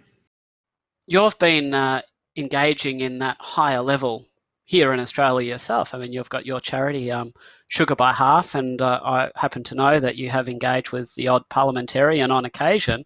I mean, so you appreciate, I guess, how difficult change is, and how subtle influences and subversive influences can actually make real change very difficult. Enormously challenging. So, full credit to David Unwin. Remarkable man. And what did you actually think of his presentation? I mean, I like his communication style. He communicates with people on level that they just get. It has an emotional connection while being robustly scientific. Yes, yeah, and he just comes across as a genuinely good person, which he is. And as you say, he's very humble. He doesn't sort of try and oversell things. He just talks about his own experiences. Admits that he'd been wrong all this time, as we all were, and he's possibly more prepared to admit it than some of us. And just comes across as a genuinely good person. So, yeah, wonderful man. Couldn't have been a better presentation from a better man. Hi, I'm Amber O'Hearn, and I'm going to tell you about the lipivore. You might have heard of the carnivore diet. The idea is that some people can experience drastic improvements in their health by not eating plants and instead getting all their nutrition from animal-sourced foods. This happened to me personally. In 2009, I went from eating a low-carb diet, which I'd been doing for 12 years, to what people are now calling a carnivore diet. I stopped consuming any plants, although I do drink coffee. Well, to make a long story short, I did lose some weight that I had gained while on a low-carb diet. But the most important thing is that my brain healed. I'd been suffering from a mood disorder, which was originally diagnosed as treatment-resistant depression and later re-diagnosed as bipolar disorder. When I stopped eating plants, I stopped having those symptoms and I stopped needing medication. But when people hear the word carnivore, what they often think of is a diet based on protein, because that's what other carnivores in nature do, and because that's how we tend to use meat in our society now in the high-carb world, is we use it as a protein. But when humans are eating a carnivore diet, what they're actually doing is eating a diet that's based on animal fat. There are many things about human bodies that really make us stand out compared to our closest relatives.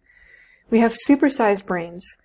We walk upright. We have a precision power grip. And we have a short digestive tract. Our digestive system is based on hydrochloric acid and is less fermentation based. These are all arguably intimately connected. And they're all connected to another major distinguishing feature of our physiology, our fatness. I'm going to present you with a hypothesis that humans are not only specialized for eating animal foods, but for eating fat specifically. And many of these human-defining features are a reflection of that. Of course, everybody grows up thinking that their way of life is what's normal and everything else is strange. Well, the thing is, all of modern medicine comes directly from people living in grain-based societies. So it's little wonder that our biases about human physiology center around high carbohydrate diets. But in fact, grains are extremely new. If this circle represents all of our time as anatomically modern humans, then that sliver is about how long we've had grains. And if you look back further through our history as the genus Homo, then that sliver becomes even smaller. So what were we doing all that time before grains? A common mistake is to think about our history as being well modeled by our closest living relatives. That would be chimpanzees. But as you can see, the last time we had a common ancestor with chimpanzees was over 5 million years ago. A lot can happen in 5 million years. I'm going to call these two trajectories the Homo line and the Pan line, just for ease of speaking. But notice that the Homo genus starts after the Homo line, and the Homo line includes Australopithecus, which lived after the divergence of that common ancestor. People like to emphasize the similarities between these two lines, but it's our differences that are critically important to understand. And just as an analogy, think about the hippo. The hippo's closest living relative are cetaceans, the whales and the dolphins. Granted, they split a lot longer ago than we split from chimps, but the point is that closest doesn't always mean close. Their physiologies are completely different. In particular, hippos are herbivores and dolphins are not. What I'm going to describe now draws heavily from this anthropology paper from last year. In this paper, Dr. Thompson and her colleagues draw some critical distinctions between behaviors that we now see in the Pan line and what archaeologists find in the Homo line. What chimps do now is they supplement their diets, which are largely herbivorous, with small prey. They can do this because it's done by hand, so the hunting itself is done by hand, and then the eating of that carcass is done with their teeth, not with tools. And they happen to still have large canines for tearing flesh. They don't have a lot of carnivore competition because this is done in the forest, not out in a terrestrial open area. And what they get from all that is an excellent high-quality source of protein and micronutrients, which is really good for them because that is lacking somewhat in their diets otherwise. On the other hand, what we know that Homo did until quite recently was hunt very large prey. It sounds like it's just a matter of size, but there are important qualitative differences. So to take the animal down, they needed to have flaked stone tools. And to deal with these large carcasses of meat, they needed flaked stone tools to butcher them as well. They were out in the grasslands where there is a lot of competition from large carnivores, and that presents a danger. And then, of course, what they get out of it is not just some protein, which is really valuable, but something that turns out to be even more valuable, and that is large deposits of fat. It's not just that the animals are larger, and so they have a linear kind of expansion of fat tissue. They actually have more fat tissue, in general, mammals, more fat tissue proportionally out of all of their mass, the larger that they get. So this made a big difference. The human origin story has been focused for a long time on this entry of Homo with our great brains, coming into being having stone tools with which to hunt large game and get high-quality food in the form of meat. And that is quite true. But the story has a bit of a chicken-egg problem. Just because it doesn't explain how all of that got started. You can't get the meat and use it without having the tool. And this tool is actually pretty technologically complex. It requires simpler tools to make. But there's no reason to devise this complex tool if you aren't already going after large prey, but only small prey, because you didn't need those tools for small prey. So it becomes a complex inference to suggest that these two innovations came into being simultaneously when they're so interdependent. The implicit idea has always been that large prey hunting was just a sort of natural expansion from small prey hunting. But as we've already seen, These just aren't in the same league. It's not just a matter of size. It takes different behaviors. It takes different tools. It takes different physical adaptations, and then it gets you something different in the end. The insight from Thompson and her co-authors is that it's much more parsimonious to start with something that we almost certainly already had. So these pictures are later examples of the same thing.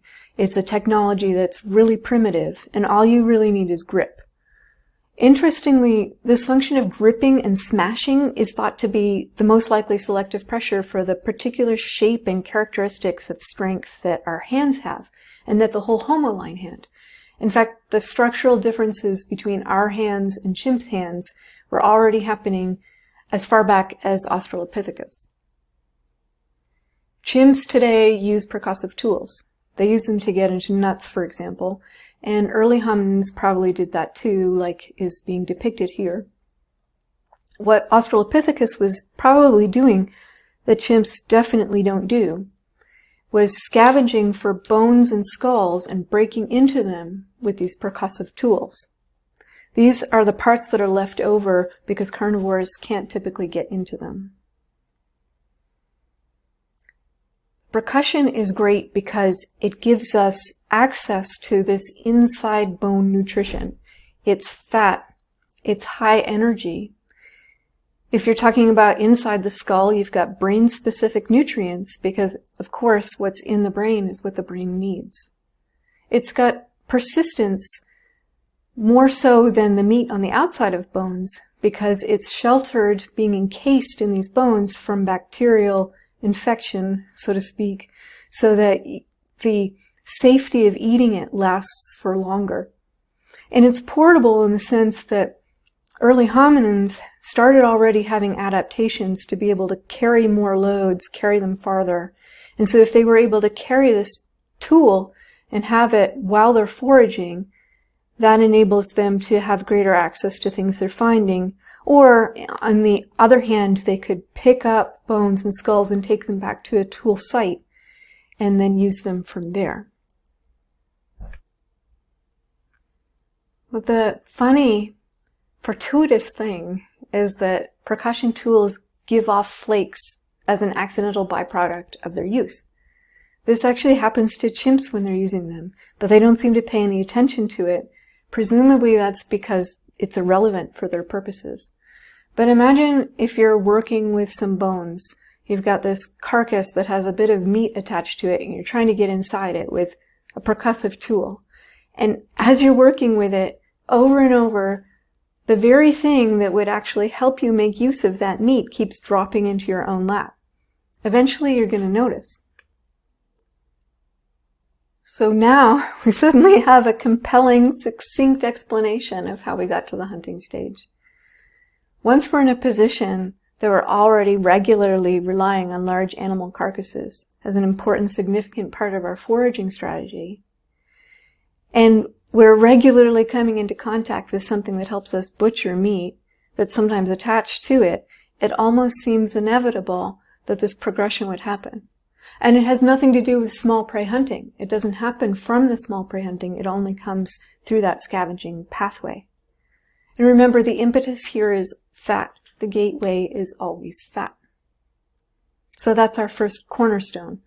We've got the homo-predatory pattern of fat seeking that's bootstrapping the brain growth, the intelligence, the use of tools, and the going after meat. So now let's look at something else. What's so special about fat? For humans, as we are now, fat isn't just convenient and easily digestible. It's one of only 2 choices that we've locked ourselves into as a species that have these properties. If we look at herbivores and carnivores, they're both getting most of their energies in ways that we don't have the ability to make very much use of. Specifically, herbivores eat grass and leaves and other plants that are mostly fiber. They don't technically digest this because no vertebrate animal can digest fiber.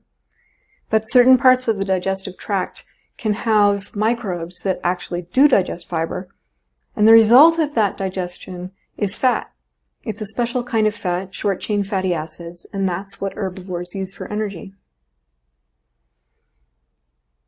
This diagram shows that there are only a few different places in general digestive tract that a vertebrate can have these fermentation centers. If you look at ruminants, they typically have a fermentation chamber ahead of the stomach in the digestive tract. So that would be like your cows who are said to have 4 stomachs, for example. It's not really stomachs, it's a place for fermentation. Other kinds of herbivores typically have them after the small intestines, so you have the colon and the cecum that are providing this function. Our closest relatives do this. You can see that more than half of their digestive tracts are devoted to colon and cecum, and less than half to the stomach and small intestines. Whereas for us, it's less than a fifth, actually, that is our colon, and the cecum is so small you can barely see it on this chart. The importance of this is that you can't go back from that point. To have made that physiological change is a commitment on a species level to getting most of our energy from something that is not fiber. So we're not doing it the herbivorous way. What about the carnivore way? We've been called top carnivores by people who are studying bone isotope analysis. What that's about is that there are chemical traces that build up in bones every time one creature eats another. And so the higher up the food chain you are, the higher those concentrations are. Analyses like these show that Homo ate very high levels of meat, and probably we ate other carnivores as well. This puts us unambiguously at the top of the food chain. The levels we see in Homo are so high that some researchers have a hard time reconciling that with their other views about our diet. So for example, this researcher who was working on the problem called it an unreasonably huge amount of meat. And if you're not sure what she means by this, we can see that her advisor said something much more explicit, which is, this doesn't make sense from the point of view of human nutrition, because if you're a hypercarnivore, you starve from an imbalanced diet. Well, obviously I disagree with that statement, having eaten an unreasonably huge amount of meat for over a decade. But that's a different presentation. But they are right in a sense, because if we're thinking of meat as just protein, humans actually do have a problem with high protein intake. We have historical records of what happens to people when they have access only to protein. It's called rabbit starvation because a rabbit is a perfect example of a small prey, and small prey have too much protein relative to fat on their bodies. So Stefansson, for example, the Arctic explorer, described it. He said, rabbit eaters, if they have no fat from another source, beaver, moose, fish, will develop diarrhea in about a week with headache, lassitude, a vague discomfort. If there are enough rabbits, the people eat till their stomachs are distended, but no matter how much they eat, they feel unsatisfied. Well, that's a reflection of the fact that as humans, we derive satiety on a carb-free diet from fat, and protein by itself is just not going to cut it. There are lots of descriptions like this, not just from explorers, but you can also look at literature about modern hunter-gatherer groups who are actually known to throw away game that they've hunted if they find that it's too lean. This is in contrast to other carnivores that have much higher protein tolerances. Take cats, for example. They can actually get up to 70% of their energy from protein. That's because they use protein as a source of glucose to feed their brains. And they're optimized to do it like this. Even if they don't get enough protein, or even if they happen to have the availability of fat or ketones even, they don't stop making enough glucose to provide their brains with fat, because that's what they're evolutionarily adapted to. This is very different from humans who really can't make use of that much energy coming from protein. It causes them problems even if they get more than half of that amount. The title of the thesis that I'm taking this from is very suggestive. It shows that what likely drove the mass extinctions of the fat megafauna, the wild animals that were large enough to have the right proportions for us of fat, those animals were driven to extinction by us very likely, and because of that, the wild animals that we're left with now are only the ones that were too lean to bother with hunting so aggressively. Okay, so we've got limits to the amount of energy we can get from protein. We've got limits to the amount of energy we can get from fiber. The only alternatives are carbs and fat. We have an abundance of carbs now, of course, but remember, this is relatively recent. Some people have made arguments for underground storage organs, that is, tubers, making up this difference during that large evolutionary past. But it's really not realistic. First of all, we didn't have widespread use of fire for cooking until a couple 100,000 years ago, which is far too late for most of the brain expansion important contribution to evolution that this matters for. And without cooking, we couldn't release what little glucose these typically have. But more importantly, tubers generally have high levels of toxic compounds that prevent us from relying on them without extensive processing. The consequences of relying on tubers for energy can be really severe even today. And unfortunately, the effects are actually even worse whenever you're in a situation where you're suffering from malnutrition, from not getting enough high-quality protein and micronutrients. So the idea that we could have relied on those extensively is really not very realistic.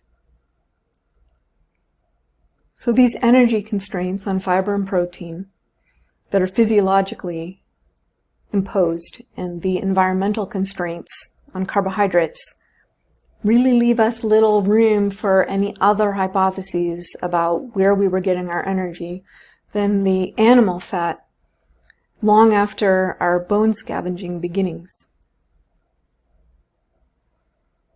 There's one more piece of evidence that's staring us in the face, and that's how fat we are.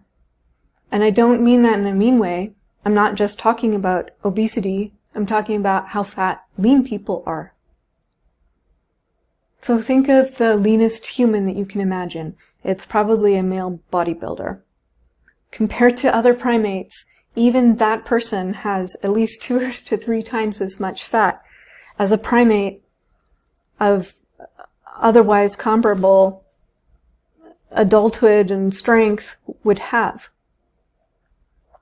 And that's nothing compared to a baby, right? Human babies are notoriously fat, and it's normal and healthy. Other primates don't have this. The fat that they have is not like an obese human. It's almost exclusively subcutaneous. It's distributed differently, and it has a different fatty acid profile. The use of this is essentially correlated to brain energy use. So this paper was exploring different hypotheses for why babies are so fat. And I'm showing on the left a chart where there are some different mammals and how fat they are when they're born. Notice that we even outdo baby seals for how fat our babies are. There aren't chimps on that graph, but chimps also come in like the baboon at about 3% fat. Now, if you look at the chart on the right, it's the percentage of oxygen uptake that's going to the brain. So I've highlighted a human at birth and a human adult and a chimp adult.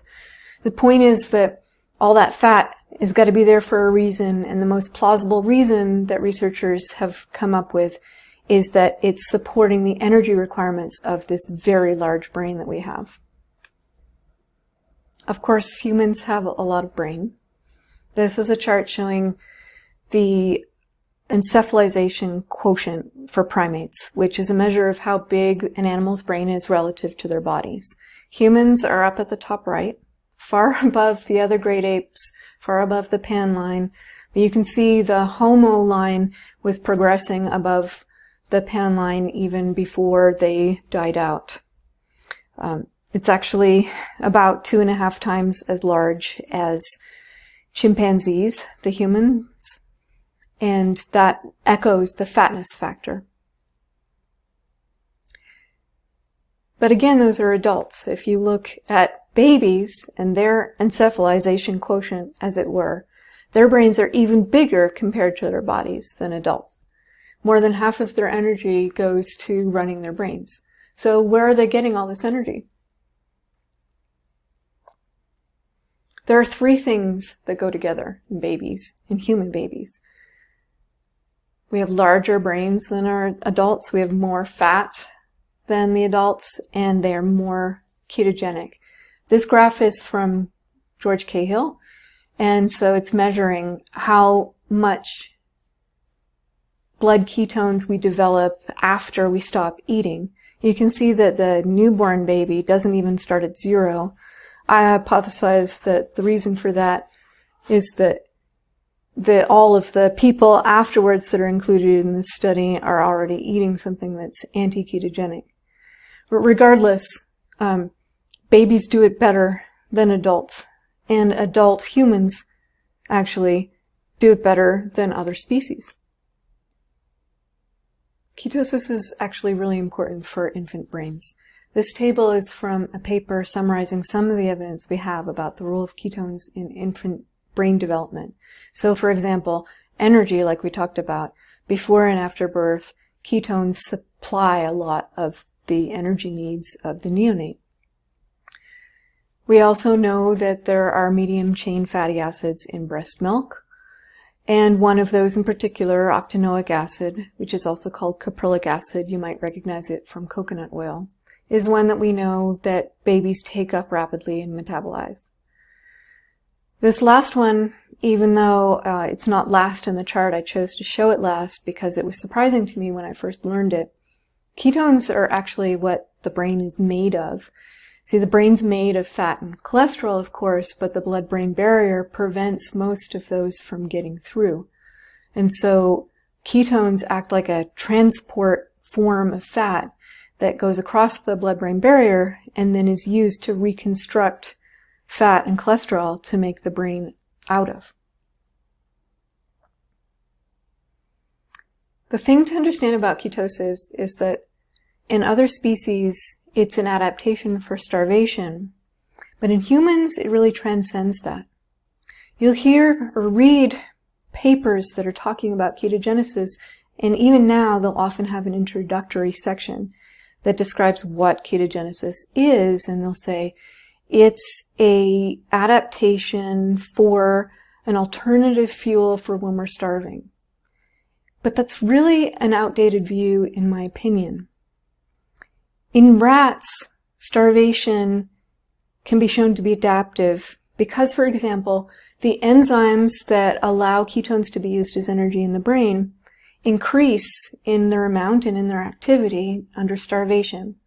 But at least according to Stephen Cunnane, that's not the case at all in humans. In humans, those enzymes are already as active as they're going to be and as abundant as they're going to be, whether you're starved or not, because your brain is always ready to supply energy to itself via ketones. The only limiting factor is supply, and the brain will take up just as much ketones from the blood as there are circulating. But we're also different in supply. Humans are unique among the species as far as I know, as far as I've studied. I've looked at, for example, migrating birds, bears, camels, felines, cetaceans, dogs, and rodents. Some of these animals use ketones and some of them don't, but humans are the only ones that I know of that can reliably get into deep ketosis with no calorie restriction whatsoever, and not only full protein needs met, but sometimes as much as double as our minimum protein needs. No other animal that I know of does this. We know this, for example, we used to think that in order to get therapeutic levels of ketosis for example, for epilepsy, we had to go on a very limited protein diet, limited in protein, I should say, sometimes also limited in calories. But we now know that many people are able to get seizure relief with no limitations on protein at all. If we tell them to eat a low-carb diet that's high in fat, they will end up eating a lot more protein than if we restrict it, up to 30%, but that still doesn't limit the efficacy of the diet for seizure control for most people, and most people are still in mild ketosis. That's very, it's very telling, I think. To generate ketones, it doesn't just require having a low carbohydrate level, but it requires high levels of circulating fat. If you're not ingesting fat, or you didn't just ingest it at a given moment, then you have to get it from your fat stores. And the amount of fat that you can release into the bloodstream at one time is directly related to how much fat you're carrying on your body. So that means the more fat that you're carrying, the more ketogenic capacity that you have. So it's my guess that the reason that we as a species are so fat, even as adults, is exactly to support high levels of ketosis. If you're really lean, like a chimp, I would predict that you wouldn't be able to support a brain of our size with just ketones in an ongoing way between meals while you're fed and while you're growing.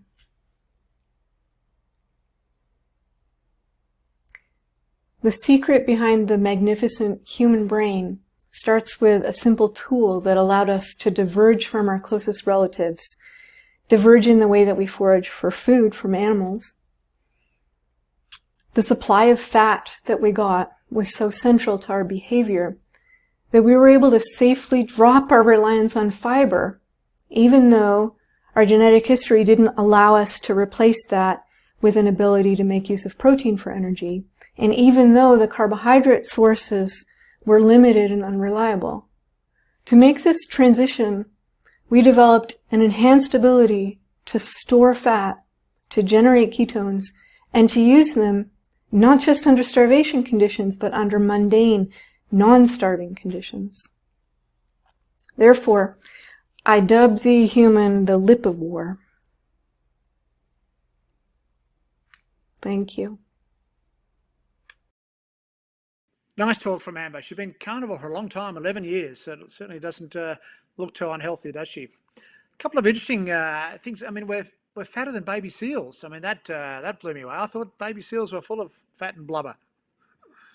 Yeah, well, and to be fair, though, we certainly make up for it with our brain size. And I think the key point that Amber's making quite effectively there is that our brains rely on a ketogenic state, which is essentially an intake of fat. So, our brains are quite literally made of ketones, which is, I think, quite incredible. And when she presented some of the data on newborns, more than half the energy in a newborn goes to running the brain. And obviously, a lot of that energy comes from ketones. And breast milk, as we know, is full of fat. And basically, breastfed babies are pretty much in ketosis, aren't they? Absolutely, and certainly she showed that in the graph there of how quickly newborns can enter ketosis. I mean, that's and it makes logical sense. The ketones will cross the blood-brain barrier and be reconstituted into fats, which build the brain. So in that phase of life when the brain is undergoing absolutely rapid growth, state of ketosis is very, very desirable. But I certainly think that Amber's really hit the nail on the head there, that we certainly shouldn't fear fat, and certainly as far as our mental health go, and full credit to Amber for bringing this to the forefront, the state of ketosis is certainly desirable. And of course, we tend to wean babies off onto the high sugar content food, and we lose all the benefit of that ketosis.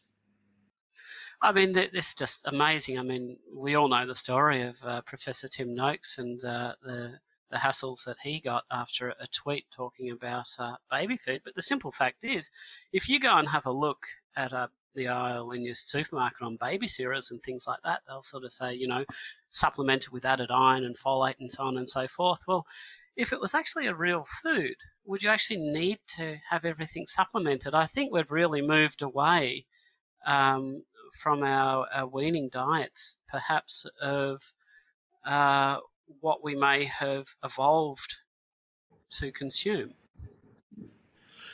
Yeah, you just see so many ready-made packs and so for infants and toddlers that are just full of sugar and grains, really, and that can't be healthy. After being in ketosis all this time and having healthy breast milk, and all of a sudden they get weaned onto the exact opposite. I struggle to see where our dietary guidelines, they make this distinction at 2 years old. Well, there seems to be a point in time where full-fat milk is recommended, and then all of a sudden, snap, and we start to recommend low-fat products and low-fat milks. And I just wonder, it's just so arbitrary and nonsensical, and I personally don't understand how it's become so well accepted. Well, there's certainly no science behind it. That's clear. All the science says that that full fat is much healthier than low fat. That's all obviously a throwback to those to the Ansel Keys days and the dietary guidelines and the obsession with fat that has ruled Western society for the last 40 years with disastrous consequences. Anyway, we'll leave it at that. An interesting talk. Hello, I'm Tom Seyfried, professor of biology at Boston College in Chestnut Hill, Massachusetts. I'll be presenting information today describing cancer as a metabolic disease, and then discuss the implications that this information has for the development of novel cancer therapies. I like to start my presentations with an overview of the current cancer crisis so that we can get a full appreciation of the challenges that we have. So this chart, data from the American Cancer Society, shows the number of new cases, deaths per year, and deaths per day from 2013 to estimated information from 2020. So as you can see, there is a significant increase in the number of new cases over the years, and there was about a 4.3% increase in the number of deaths from cancer in the United States per year, and over 1,600 people a day dying from cancer each day during these periods. This is rather depressing and concerning information in stating that we have made little, if any, major progress in reducing cancer deaths over this period. So one has to ask the question, what is largely responsible for the failure to manage, to prevent or manage cancer? And in my mind, it has to do with the view of how we understand cancer. Is cancer a nuclear genetic disease, or is it a mitochondrial metabolic disease? And I'll be discussing information that shows that cancer is primarily a mitochondrial metabolic disease. And what's shown here is a picture of a cartoon of a cell pointing out two of the critical organelles, the mitochondrion and the nucleus. I will be presenting evidence that it is the mitochondrial damage to oxidative phosphorylation that ultimately leads to the mutations in the nucleus, and that the mutations in the nucleus are arise as downstream epiphenomenon of the damage to the mitochondria, the origin of cellular energy in the cell. And as you can see, these little bean-shaped organelles are the mitochondria, and the little squiggly material inside are cristae, and they are responsible for the generation of energy through oxidative phosphorylation. Now, we have had major scientific theories help explain the phenomena of nature over centuries. And a theory is simply an attempt to explain the facts of nature.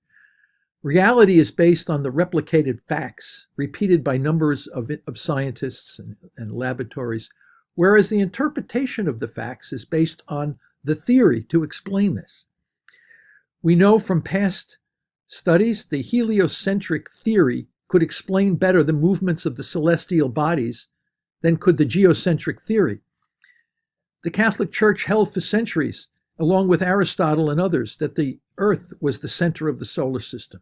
It was the work of Copernicus and Galileo that showed that it was in fact the sun, overturning this worldview on the origin of the solar system and the universe.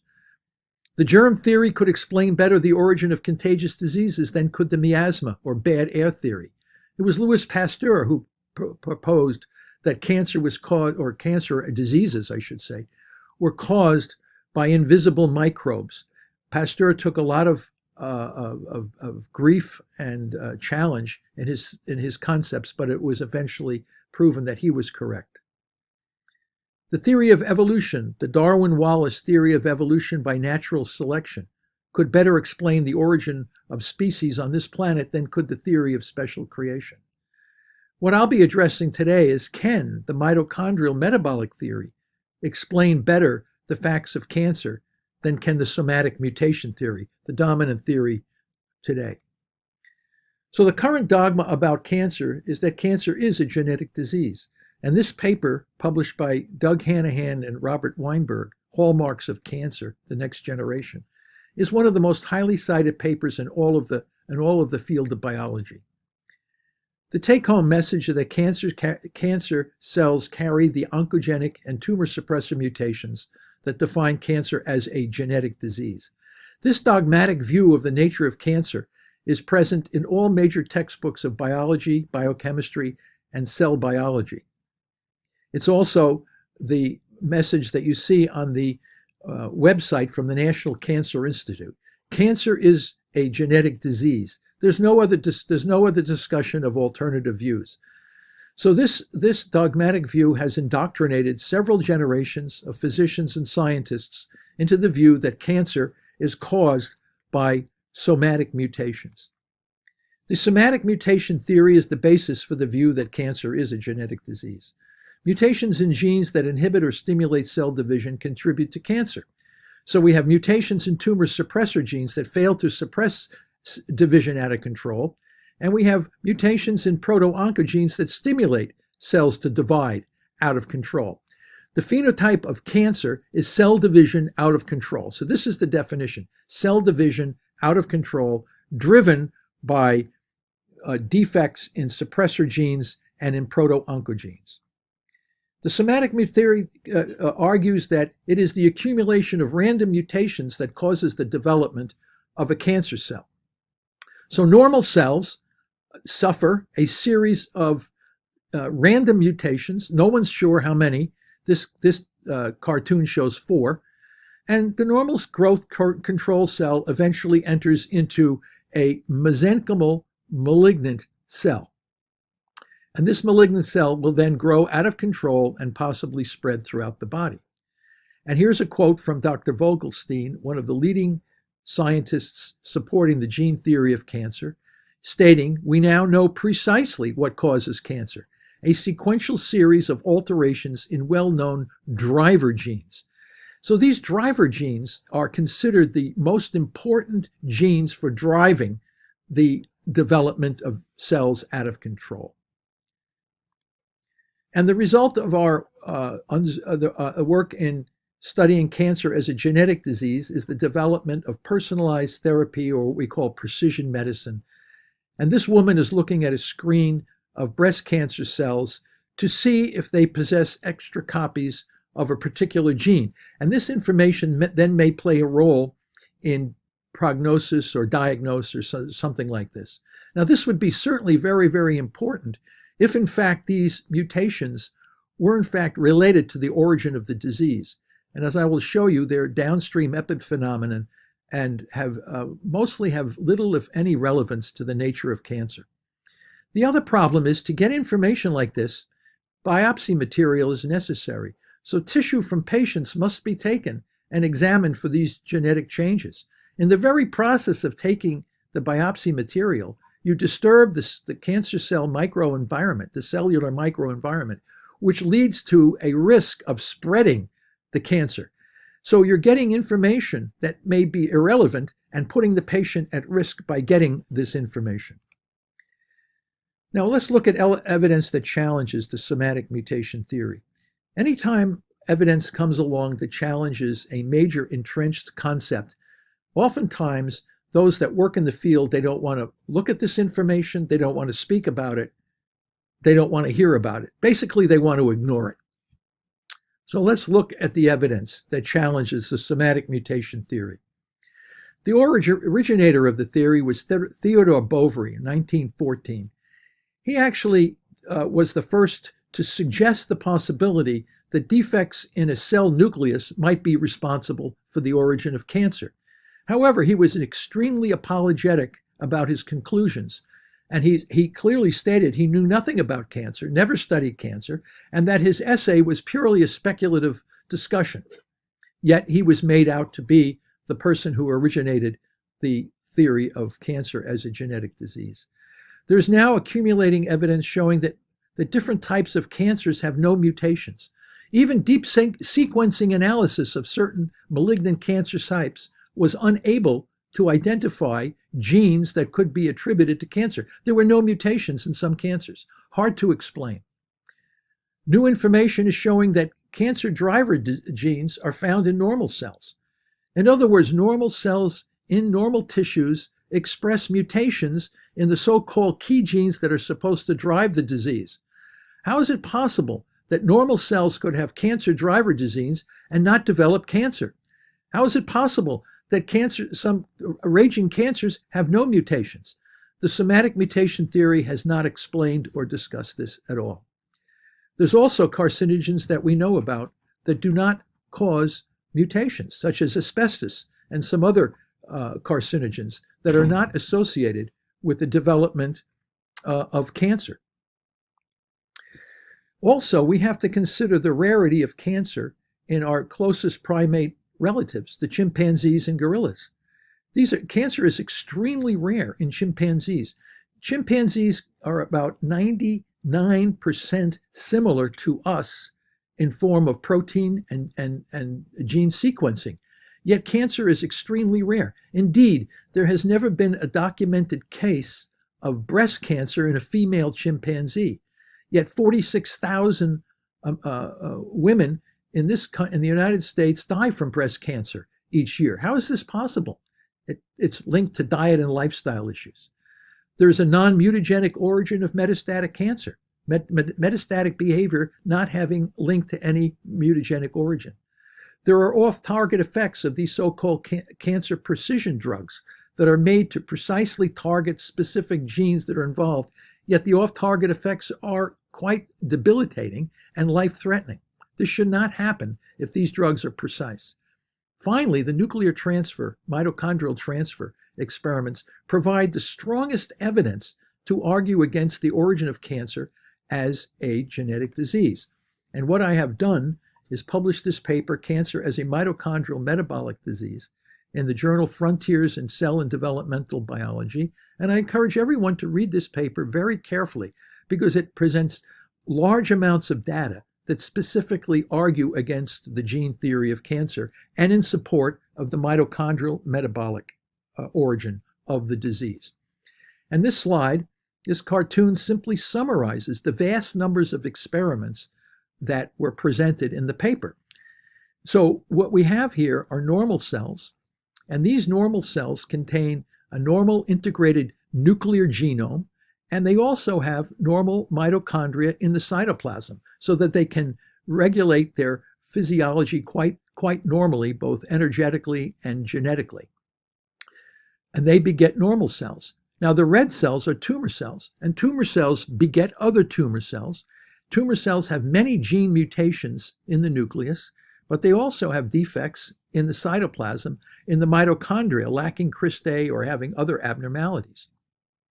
Now, is it the mutations in the nucleus that causes cancer, or is it the defects in the mitochondria of the cytoplasm that causes the cancer? These experiments were addressed quite clearly by nuclear and mitochondrial transfer experiments. So the nucleus of the tumor cell is then placed in the cytoplasm of a normal cell. And what was found is that there were normal cells produced, sometimes normal tissues, and sometimes a mouse or a frog cloned from the nucleus of a tumor cell, but these organisms showed no cancer. On the other hand, the nucleus of the normal cell was placed in the cytoplasm of the tumor cell, and rather than forming tumor cells, rather than forming normal cells, they continued to produce either dead cells or tumor cells. These results are the exact opposite of the results predicted by the somatic mutation theory of cancer, which should have said that the origin resides in the nucleus. These should have formed tumors, and these should have not formed tumors. Also, when normal mitochondria are transplanted to cancer cells, you get no tumors. You can suppress the development of the tumor. These findings viewed together provide the strongest evidence to date that cancer cannot be a disease of somatic mutations in the nucleus. This information, together with the previous information that I just presented, provides overwhelming evidence that the disease cannot be a genetic disease. So if somatic mutations are not the origin of cancer, how do we get cancer? This was described originally by the work of Otto Warburg back in the 1920s, 30s, and 40s. Cancers arise from the damage to cellular respiration. Energy through fermentation gradually compensates for insufficient respiration. And cancer cells continue to ferment lactic acid in the presence of oxygen, and this is referred to as the Warburg effect. Cells should not continue to produce fermentation when oxygen is present. They should shift back to oxidative phosphorylation. The new findings that myself and Dr. Chernopoulos from Semmelweis University in Budapest, we found the missing link in Warburg's central theory, and that is cancer cells can also ferment succinic acid derived from glutamine. Glutamine derives succinic acid, and we call this the Q effect to make it distinguish it from the Warburg effect. Q is the single letter for glutamine. It's the missing link that Warburg did not know about, but can now explain the majority of observations in cancer. So enhanced fermentation is the signature metabolic malady of all or most cancer cells. So if each cancer cell has a different genetic signature, in other words, all the cells in the tumor have different genetic mutations, but all the cells in the tumor have one common phenotype, that is, they ferment, then it makes sense to target the common phenotype than to chase after the genes which are different in every single cancer cell. So what we have defined this is the Krebs cycle, the TCA cycle, or the citric acid cycle. And we all memorize, or we have to know about this. It's in the matrix of the mitochondria. And we now know that this step that in normal cells produces very little ATP, in the cancer cell produces large amounts of ATP through a process of mitochondrial substrate level phosphorylation. This is a substrate level phosphorylation step. And now we have defined this as the origin of most of the energy in the cancer cell. And this shows mitochondrial substrate level phosphorylation, the missing link in the metabolic theory. And we just recently published this paper in ASN Neuro. And it's in the glutaminolysis pathway.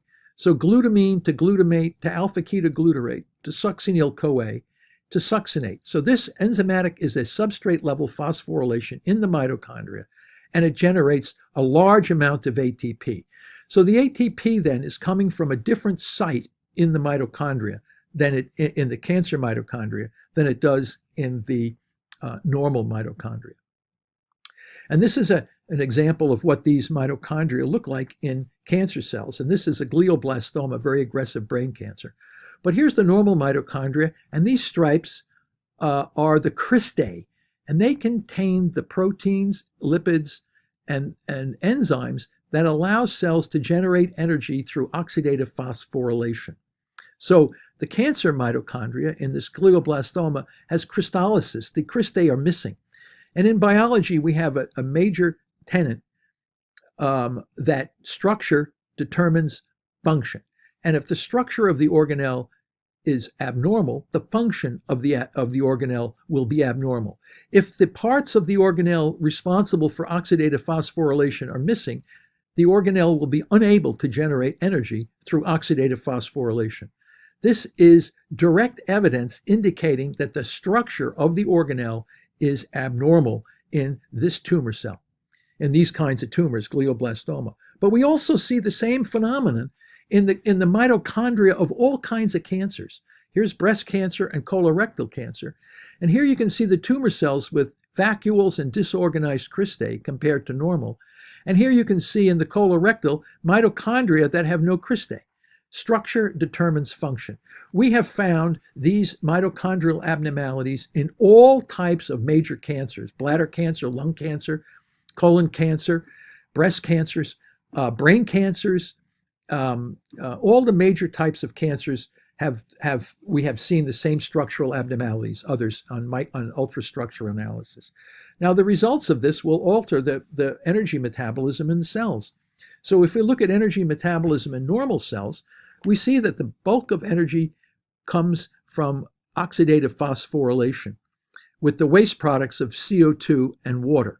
So glucose is metabolized in the glycolytic pathway to pyruvate. Pyruvate enters the mitochondria, and the Krebs cycle is fully oxidized and generates this energy through the process of oxidative phosphorylation. Very little energy is coming out of the cytoplasm in glycolysis or out of the Krebs cycle that I showed you before in normal cells. These are called substrate level phosphorylations. They can work in the presence or absence of oxygen. You have to realize that energy is the key necessity for life. Without energy, nothing can grow. So it's very important to know where the energy comes from. Now, this is the cancer cell. Energy is coming from totally different places, the majority of energy. So the cancer cell gets very little energy from oxidative phosphorylation because the cristae and the mitochondria are abnormal, as I've just shown you. But this cell still remains alive because it generates energy in the cytoplasm with lactic acid as a waste product, which is the Warburg effect, or succinic acid as a waste product coming from the Krebs cycle. So the Krebs cycle and glycolysis generate the majority of energy through substrate level phosphorylation, a non-oxidative process, where much less energy now comes from oxidative phosphorylation. So this is the key shift. The cancer cell is generating energy through different processes. So the question now, how does this relate to dysregulated cell growth? How does this disturbed energy metabolism link to the hallmarks of the disease? And this is what we've been able to show. We've been able to reconfigure the landscape of understanding cancer by placing the focus on the origin for this organelle, the mitochondria. So we know, and this was the concept of the oncogenic paradox that plagued and puzzled the field even to this day. You'll read and see many examples where people simply don't understand how all the provocative agents that have been linked to the origin of cancer could cause the disease through a common pathophysiological mechanism. Carcinogens cause cancer. We know that. That's why they're called carcinogens. They cause cancer. Carcinogens enter the mitochondria and damages OXPHOS. Radiation can damage oxidative phosphorylation, leading to the origin of cancer. Intermittent hypoxia damages mitochondria, leading to the origin of cancer. Inflammation can damage mitochondrial function. Chronic inflammation is a known risk factor for the development of cancer. Rare inherited mutations like the BRCA1 and the Li-Fraumeni mutations that people recognize, they operate by damaging mitochondria. The RAS oncogene is known to be a facilitator of cancer. It damages mitochondria. Viruses, we know of many different kinds of viruses, the papilloma virus, hepatitis C virus. Viruses can cause cancer because they either the virus themselves or the products of the virus damage the mitochondria. And of course, aging. Cancer is higher in older people than younger people. Age damages, by just living on the planet, age will damage mitochondria. Now, all of this mitochondrial damage leads to the reactive generation of ROS, which are reactive oxygen species. The reactive oxygen species damage the nuclear genome, lipids and proteins in the cell. So the mutations that we see in cancer come as the result of damage from reactive oxygen species. The mutations are an effect. They are not the cause of cancer. So the majority of studies on cancer have really been focusing on downstream epiphenomena, where the real origin of the disease is related to the function of the mitochondria. Now, interestingly enough, the RAS also damage oxidative phosphorylation, OXPHOS. The mitochondria send a signal to the nucleus that the organelle is incapable of providing enough energy to maintain the life of the cell. This signaling system then turns on genes in the nucleus that upregulate substrate level phosphorylation, like HIF1 alpha and MYC. So in order to run substrate level phosphorylation, you need fermentable fuels, and the fermentable fuels are glucose and glutamine. So the mitochondria signals the nucleus begins to upregulate pathways, transporters to bring in glucose and glutamine through generating energy through substrate level phosphorylation, while the mitochondria continue to suffer damage and gradually lose their ability to produce energy through OXPHOS. It is this transition from oxidative phosphorylation to substrate level phosphorylation that ultimately leads to the development of dysregulated cell growth. So we can then link the hallmarks of cancer as defined by Hanahan and Weinberg directly back to damage to the respiration and energy transition in the cell. So the first three hallmarks, self-sufficiency, insensitivity to anti-growth, and limitless replicative potential, is the result of the cell falling back on its default state. And the default state of mammalian cells is proliferation. And proliferation was the phenotype of all cells and organisms on the planet before oxygen came into the atmosphere some 2.5 billion years ago.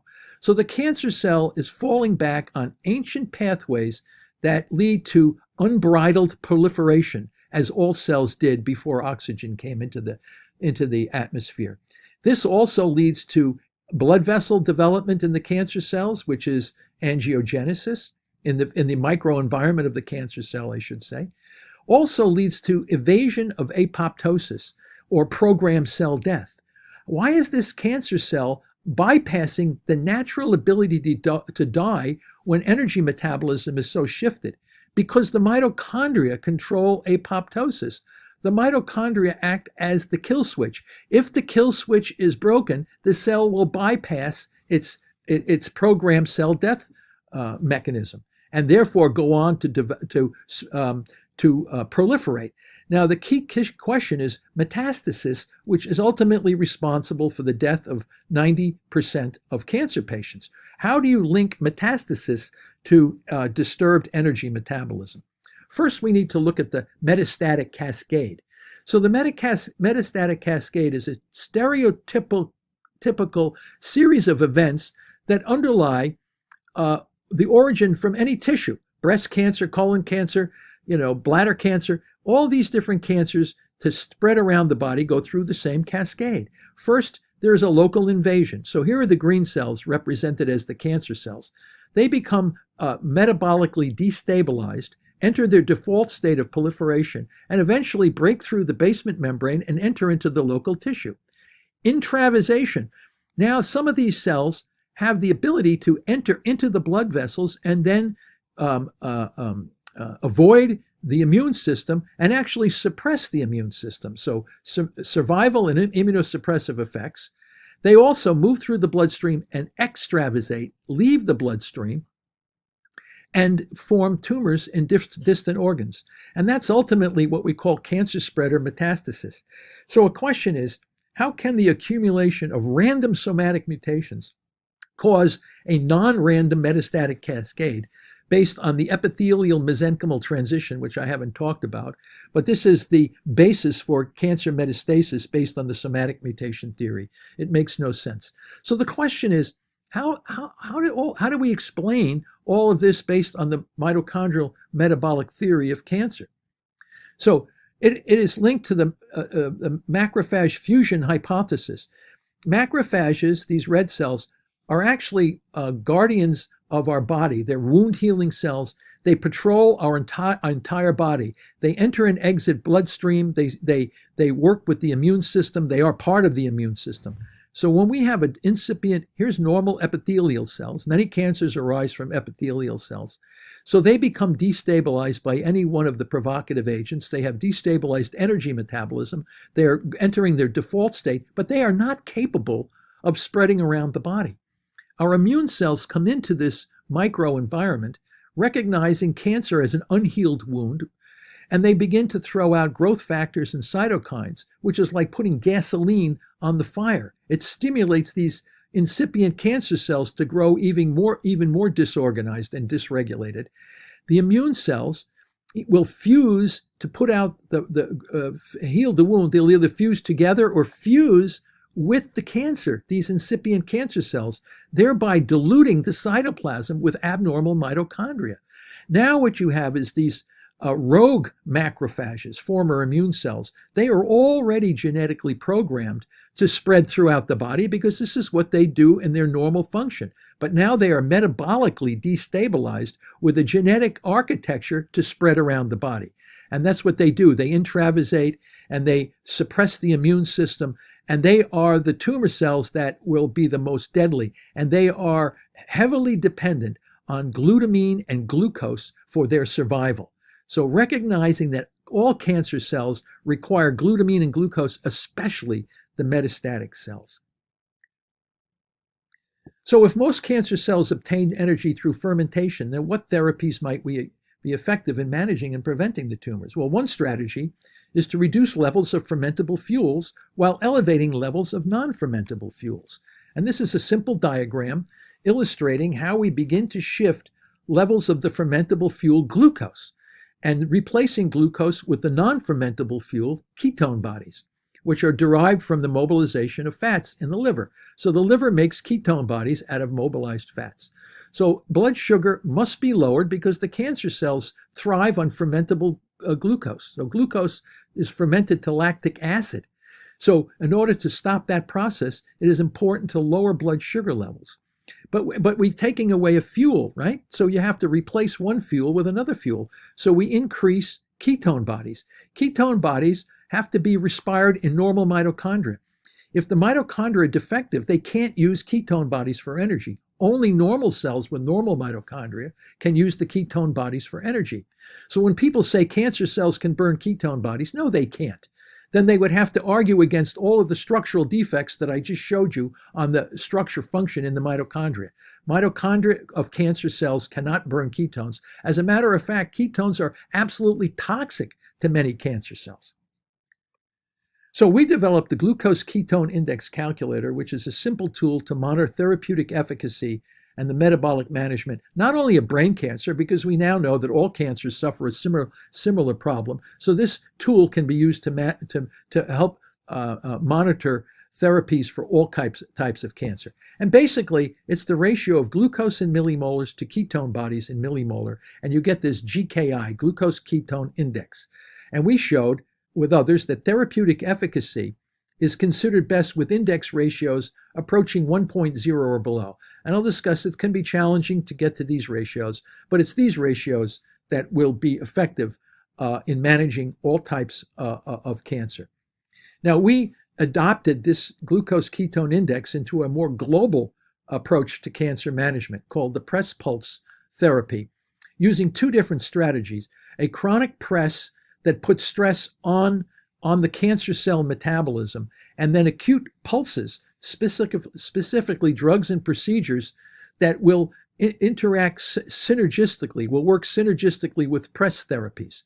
So essentially, with the goal is to gradually move the patient from a state of disease to a state of health by strategically targeting tumor cells while enhancing the health and vitality of normal cells. A very different strategy than what is currently done.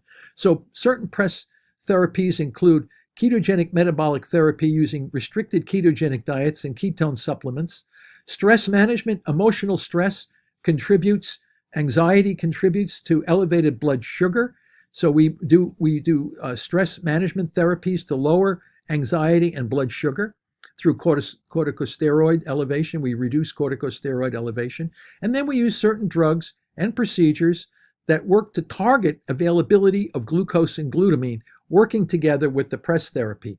And gradually the cancer is degraded slowly, and the patient will emerge from the treatment healthier than when they started. The key goal here is to degrade and kill tumor cells without harming the body and even enhancing the health and vitality of the overall body.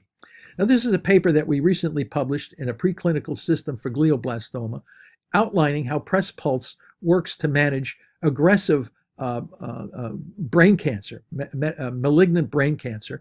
And we combined a calorie-restricted ketogenic diet, that is ketogenic metabolic therapy, together with a glucose-targeting drug called DON, 6-dioxynorglucine. This is a drug that looks like glutamine but cannot be metabolized. And this strategic synergistic interaction was able to significantly kill and wipe out these brain cancer cells while improving overall survival and quality of life. Now, this is great. The concepts are built on the preclinical system, and we also then use this to treat a patient, this same concept, PRESS Pulse metabolic strategy, to treat a young man with glioblastoma from Egypt. The patient was doing remarkably well. Unfortunately, we had to use standard of care, which involved radiation and chemotherapy, but he survived most of that quite well using the PRESS Pulse metabolic therapy. We published this paper after 2 years. The patient was doing very, very well. But unfortunately, the patient expired at 30 months of age, dying relatively quickly at 30 months. And an autopsy biopsy material was taken, and it turned out that the patient had died not from the tumor, but from the damaged radiation necrosis. The radiation that was used as part of the standard of care was described as being responsible for the demise of this patient. Now, based on this and much other information, we published this paper, a provocative question: should ketogenic metabolic therapy become the standard of care for glioblastoma? And what we did here is we outlined in no uncertain terms how the current use of radiation and chemo is largely responsible for facilitating the recurrence and growth and demise of the majority of brain cancer patients. So it's the therapy itself that's putting these poor patients at risk for early and rapid death. So it is my opinion that replacement of standard of care with ketogenic metabolic therapy will not only improve progression-free and overall survival, but also help these patients to overcome their disease in a far less toxic way. And we think this will be the future. This has to be the future because the current system is not working. Now, this is a paper that recently came out showing how PRESS Pulse metabolic therapy could manage highly metastatic thymoma in a woman. No radiation, no chemo, no standard of care, but only metabolic therapy. These papers present the rationale for why the approach to metabolic therapy should be considered for the management of cancer. And this is another paper that we recently published using ketogenic metabolic therapy, how that would work as a complementary or alternative approach to managing breast cancer. And we think the majority of breast cancer patients, whether triple negative or what class they have, because all cancers suffer the same metabolic malady, that they would respond remarkably well to ketogenic metabolic therapy as an alternative or even complementary approach to standards of care. So, and this is the paper where we also outlined how taking biopsy tissue from the breast can put the patient at risk for spreading the cancer, in other words, making it much worse. So why are we taking the biopsy material? To do gene profiles to see when the genes are largely irrelevant to the disease?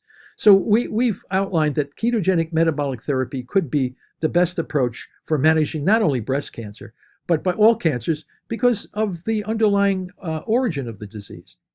So in conclusion, most, if not all, cancers are a type of mitochondrial metabolic disease. Cancer is not a genetic disease, as has been widely considered, and it is my view that this misunderstanding of cancer as a genetic disease is largely responsible for the failure to reduce death rates from cancer. So until this changes, I don't see much progress happening. A reliance on substrate level phosphorylation for energy is the metabolic hallmark of most, if not all, cancers. Therefore, based on that knowledge, the simultaneous restriction of glucose and glutamine can help manage most cancers. The press pulse metabolic therapy is a non-toxic, cost-effective strategy for the possible management of most cancers. And eventually, this press pulse therapy will replace these toxic and ineffective standards of care. I'd like to recognize the large numbers of people that have worked with us over the years to develop the concepts that I've presented. And moving forward, we hope to develop a global society for metabolic therapy where we can replace current toxic standards of care with more rational, less cost-effective and less toxic strategies to improve overall survival and progression-free survival. And finally, I'd like to thank those who support our research, especially the Foundation for Metabolic Cancer Therapies set up by Travis Christofferson. And if those would, we need support for our research, and these foundations and groups have been very helpful in keeping our research program going so that we can develop the concepts further that I've mentioned in this talk. The George U. Foundation, Dr. Joseph Maroon, Mr. Edward Miller, the Kenneth Reagan Foundation, the CrossFit Organization, Boston College Research Fund, Children with Cancer United Kingdom, and the NIH. And thank you for your attention.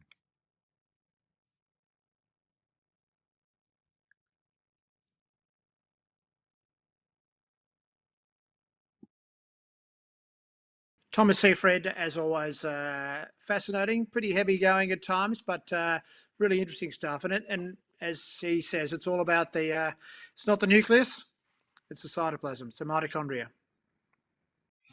Yeah, I mean, look, I have to say, I was absolutely amazed the first time I saw Thomas present.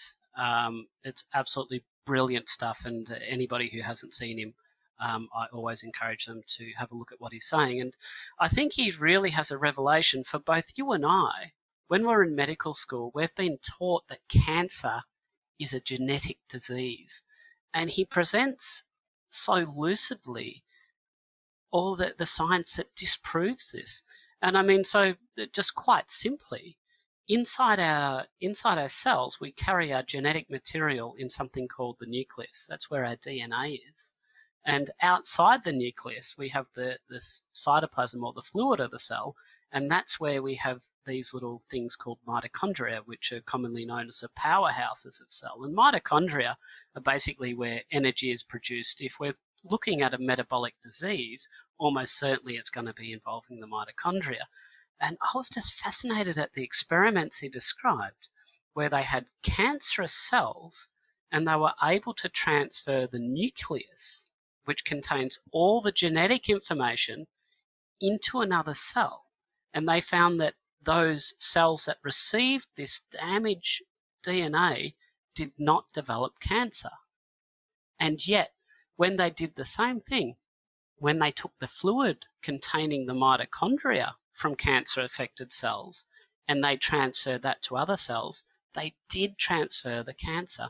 I mean, I just think this is an incredibly powerful piece of evidence that perhaps we've got it totally wrong, that it's not a genetic disease, that we do have genetic mutations, but as Thomas says, they're downstream effects from the metabolic dysfunction.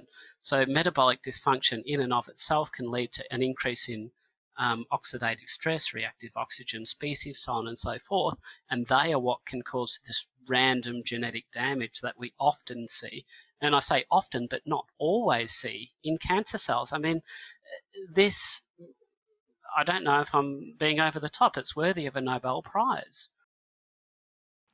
I had the same thought, and why isn't that experiment universally praised and universally recognised? Well, it's not even just one experiment, it's a whole series of experiments that he's put together so elegantly that all show the same thing.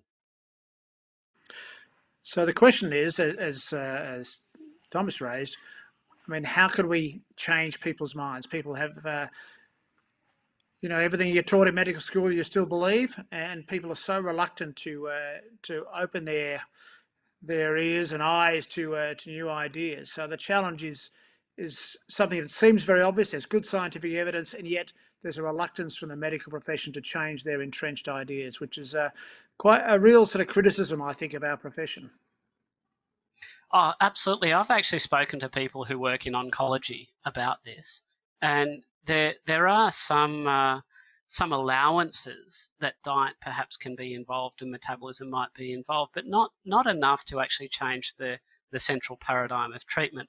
We know, we're both sports and exercise medicine physicians. We know that people who exercise can have something along the size of a 30% reduction in all-cause mortality if they have cancer. We know that obesity, metabolic ill health, is independently associated with at least 13 different types of cancers. We know there's a metabolic element, and yet we just seem to be ignoring what's staring us in our face. And we just need more people like Tom to spread the word.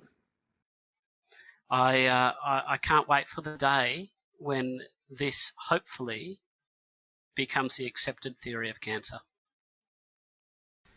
Well, this is an absolute pleasure. I'm here with Professor Timothy Noakes and Professor Peter Bruckner, both professors of sports medicine, and dare I say, two people whom I look up to immensely. Great to have you guys on. Thanks, Paul. Lovely to be with you and Peter again after a break of some years. Great. So good to be in touch again. Yeah, Well, Tim and I go back a long way. 30 or 40 years, I'd guess, Peter. Yeah, we clearly met when we were young children, yeah. And I have to credit Tim actually for first really opening my eyes to the whole low carb world. So I'm not sure my family would thank you, Tim, but I certainly do for my latest obsession, as the family would have it. And it was really Tim's experience that prompted me to start making some inquiries and doing some research. And so I'll be forever grateful to him for that. But so Tim, I mean, we've obviously come a long way with long way with low carb over the last few years. But it's fair to say that the world hasn't totally embraced it as yet. I mean, what do you think are the sort of the major barriers that we still have before we can get our message out there and convince people that that they've got to reduce their carbohydrate intake? Yeah, I think the problem is that the medical schools, we still teach the wrong stuff, and that's so ingrained and it's controlled by industry. And I don't want to start the conspiracy theory right off the bat, but the reality is that that the medical schools are teaching what they're told to teach students, and because the control is so powerful, unless we change the teaching at the medical schools, we really won't make a difference. I think every doctor who turns to low carbs changes a lot of people's lives. And so doctors are critical that we should change their thinking, because it becomes like a virus if they spread it. But it's very difficult to get to the doctors. I'm fortunate I'm now actually able to teach some of the medical students at our university, and it's remarkable how open they are. But I worry, because I tell them all this stuff, and if they repeat it, I don't know what's going to happen to them. They'll probably fail the exams. So that's the reality. The resistance is so strong. Well, we're actually within our college, Peter, the Australian College of Sports and Exercise Medicine Physicians. It looks like there's now some movement to actually be incorporating an element of low-carb nutrition within the official curriculum, and that's something that you and I are both involved in on the periphery there. Yeah, that's exciting, and hopefully we'll continue to make progress in those areas. But the rest of the medical profession, I think I heard you say once, Tim, that half of everything we learn in medical school turns out to be wrong. We just have to work out which half. And I think we haven't quite, the majority of the profession hasn't quite worked that out yet. Well, I mean, it's absolutely amazing how much resistance to new ideas in the face of overwhelming evidence doctors can have. I mean, every so often post on Twitter or something about experiences I have with other doctors. And I had a patient recently who had basically, reversed, type 2 diabetes, had inflammatory bowel disease, in remission, got off all medication, so on and so forth. And the endocrinologist was absolutely ecstatic and said, okay, yes, this is a very good reversal of blood sugars, so on and so forth. And in the recommendations, essentially recommended this patient go back onto their previous diet to lower their LDL cholesterol, ignoring the massive improvements and the multiple medications the patients had seen. How do we get past this fact that doctors are just wearing blinkers?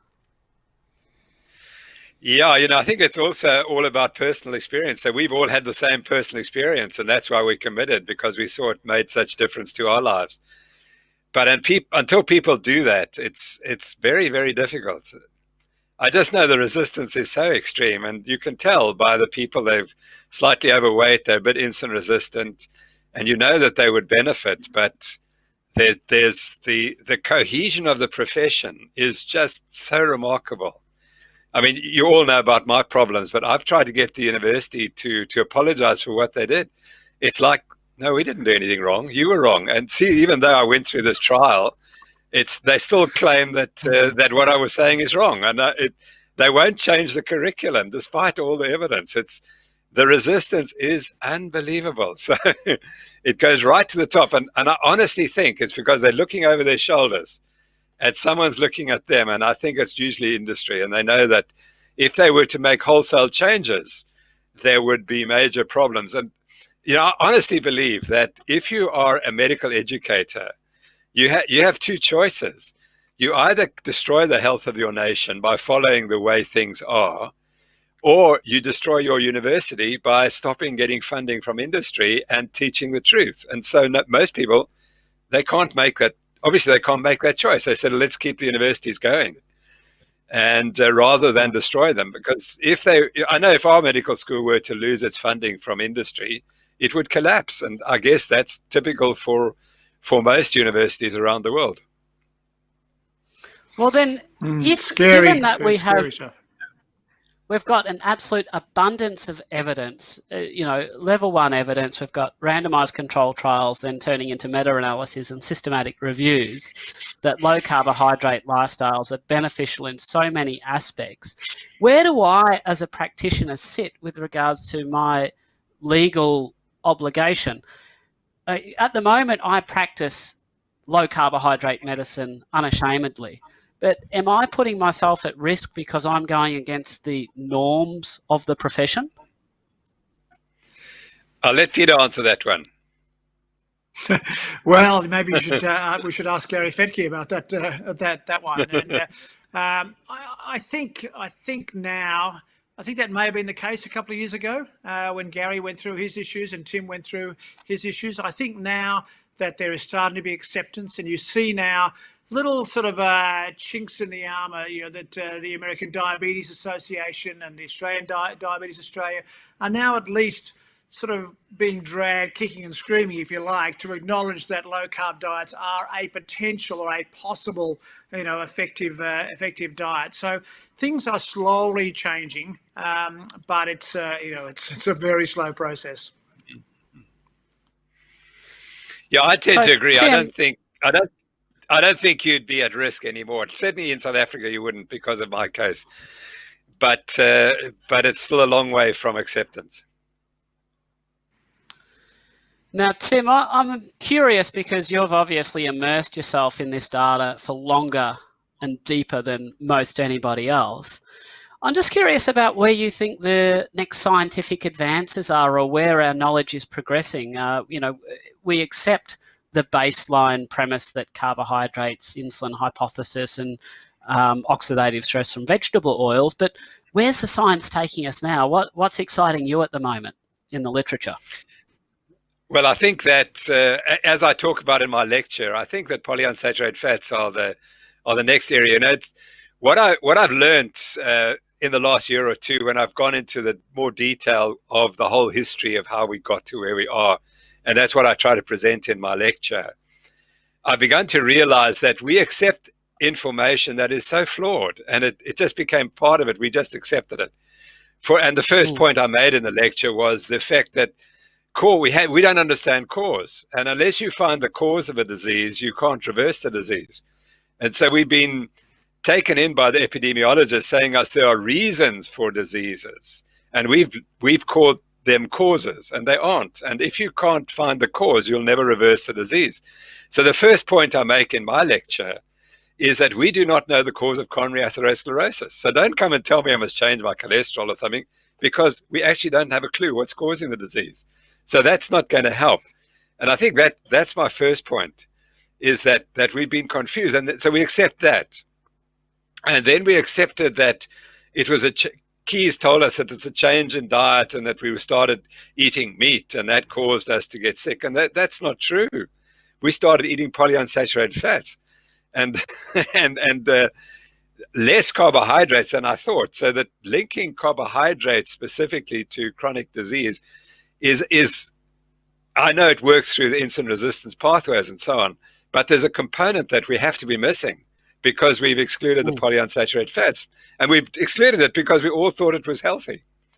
I make another point in the lecture, and this comes back to ethics, that there are now 3 clinical randomized controlled trials: the recovered Minnesota coronary experiment, the recovered Sydney diet heart study right from Sydney, and then the Women's Health Initiative, all showing that if you replace saturated fat with polyunsaturated fats, you do worse. So it's unethical.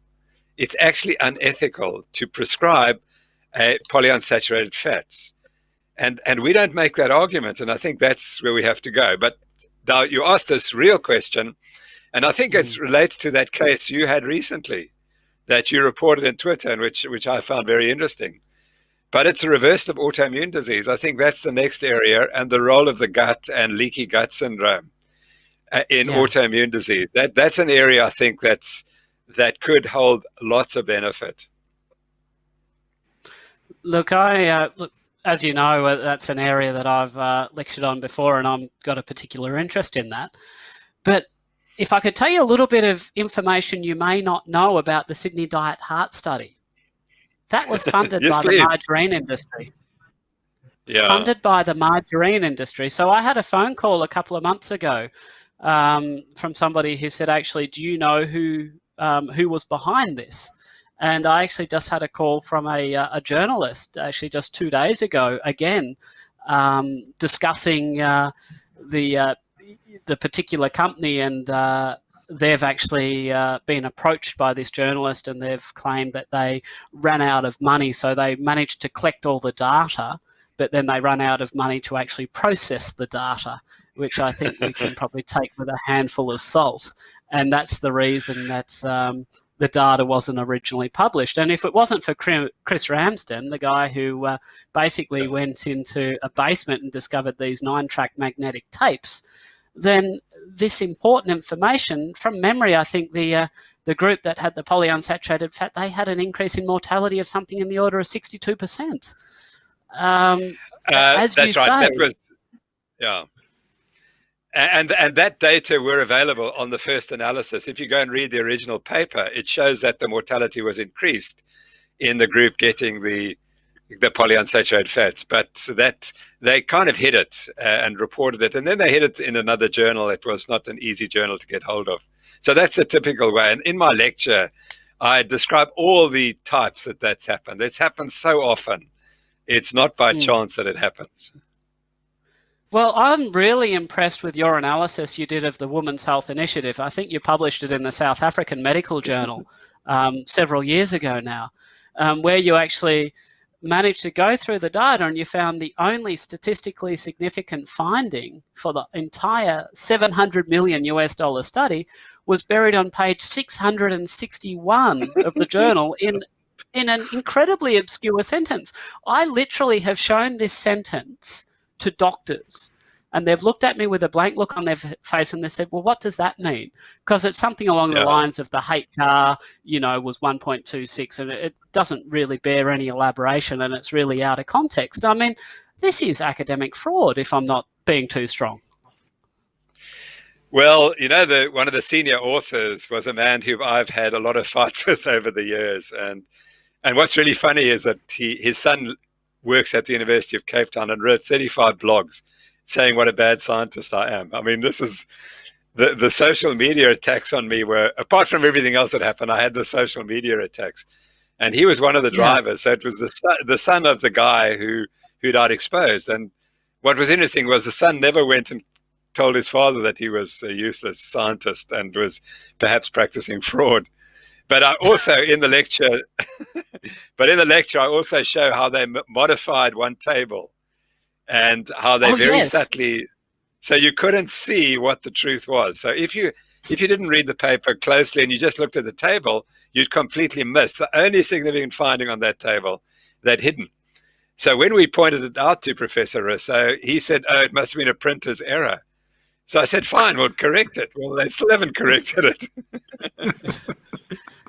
I mean, well, it's an absolute joke, but it actually got worse than that, because there's one thing to sort of not disclose data, but then it's another to deliberately misrepresent it. And I went back and I was looking at some of their old press conferences, and their conclusions that they were stating in the press conferences, they totally ignored the fact that if you had the females with history of heart disease who went low fat actually had that 26% increase in risk.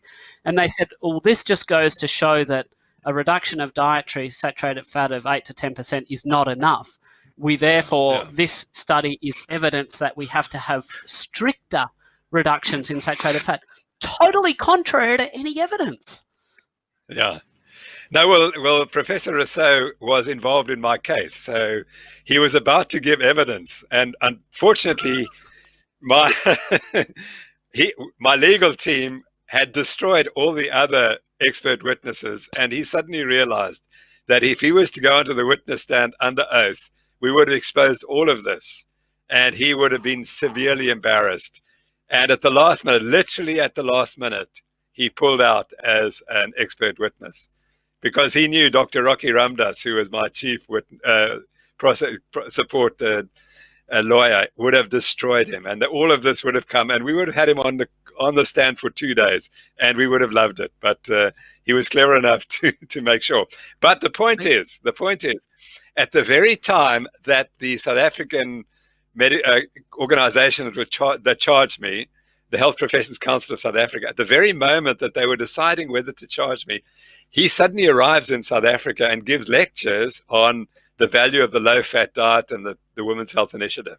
At the very moment, funded by Unilever. Just make that little point. He arrives in South Africa and starts talking to the dietitians about the Women's Health Initiative study.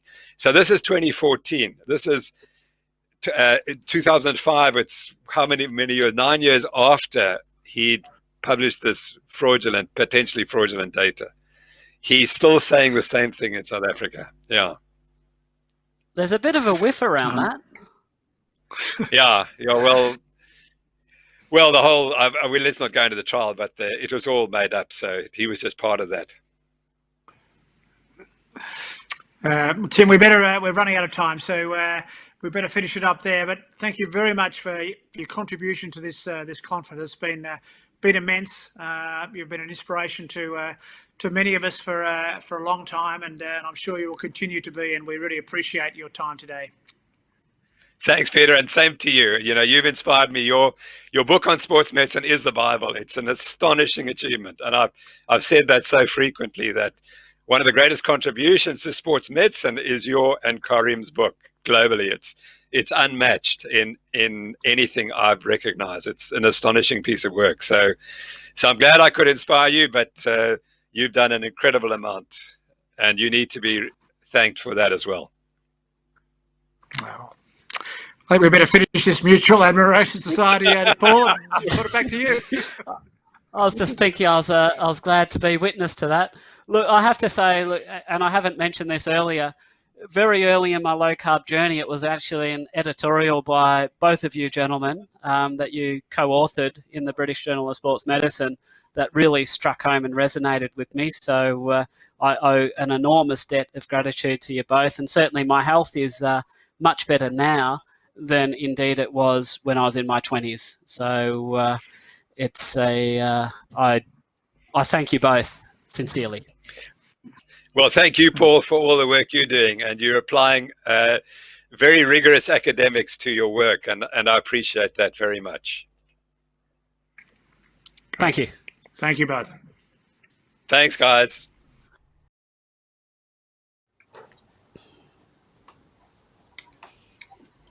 Good afternoon, everyone. We're officially starting the Q&A session at the moment. My name is Doron Scher. I work with Paul Mason. The people on your screen really need no introduction to you. Professor Tim Noakes from South Africa, Dr. Gary Fettke, who's really from another country. He's from Tasmania. Rod Taylor, who's down in Melbourne, and Paul Mason, who's organised this whole conference. So just the first thing is, Paul, thank you so much for organising what it really has been a wonderful session so far, and we're looking forward to watching the rest of the videos. Now, guys, if you can send through some questions on the live chat, we'll get through as many of them as we can. Tim, you and Paul were just chatting there about some of the conspiracy theories, and unfortunately, this is actually not conspiracy theory; it's true conspiracy. So, do you want to maybe give us a little bit of a summary of where you think we're up to right now? Yeah, thank you, Doron, and welcome to everyone this morning. It's this morning in Cape Town, maybe a little bit later in Australia. Yeah. When I gave the lecture, I gave it on the basis of what I'd been researching for the last about 9 months or so, which of course follows a lot of other research. But it became very clear to me that the idea that cholesterol causes heart disease is completely bogus. It was found guilty without ever being put on trial. It was just accepted.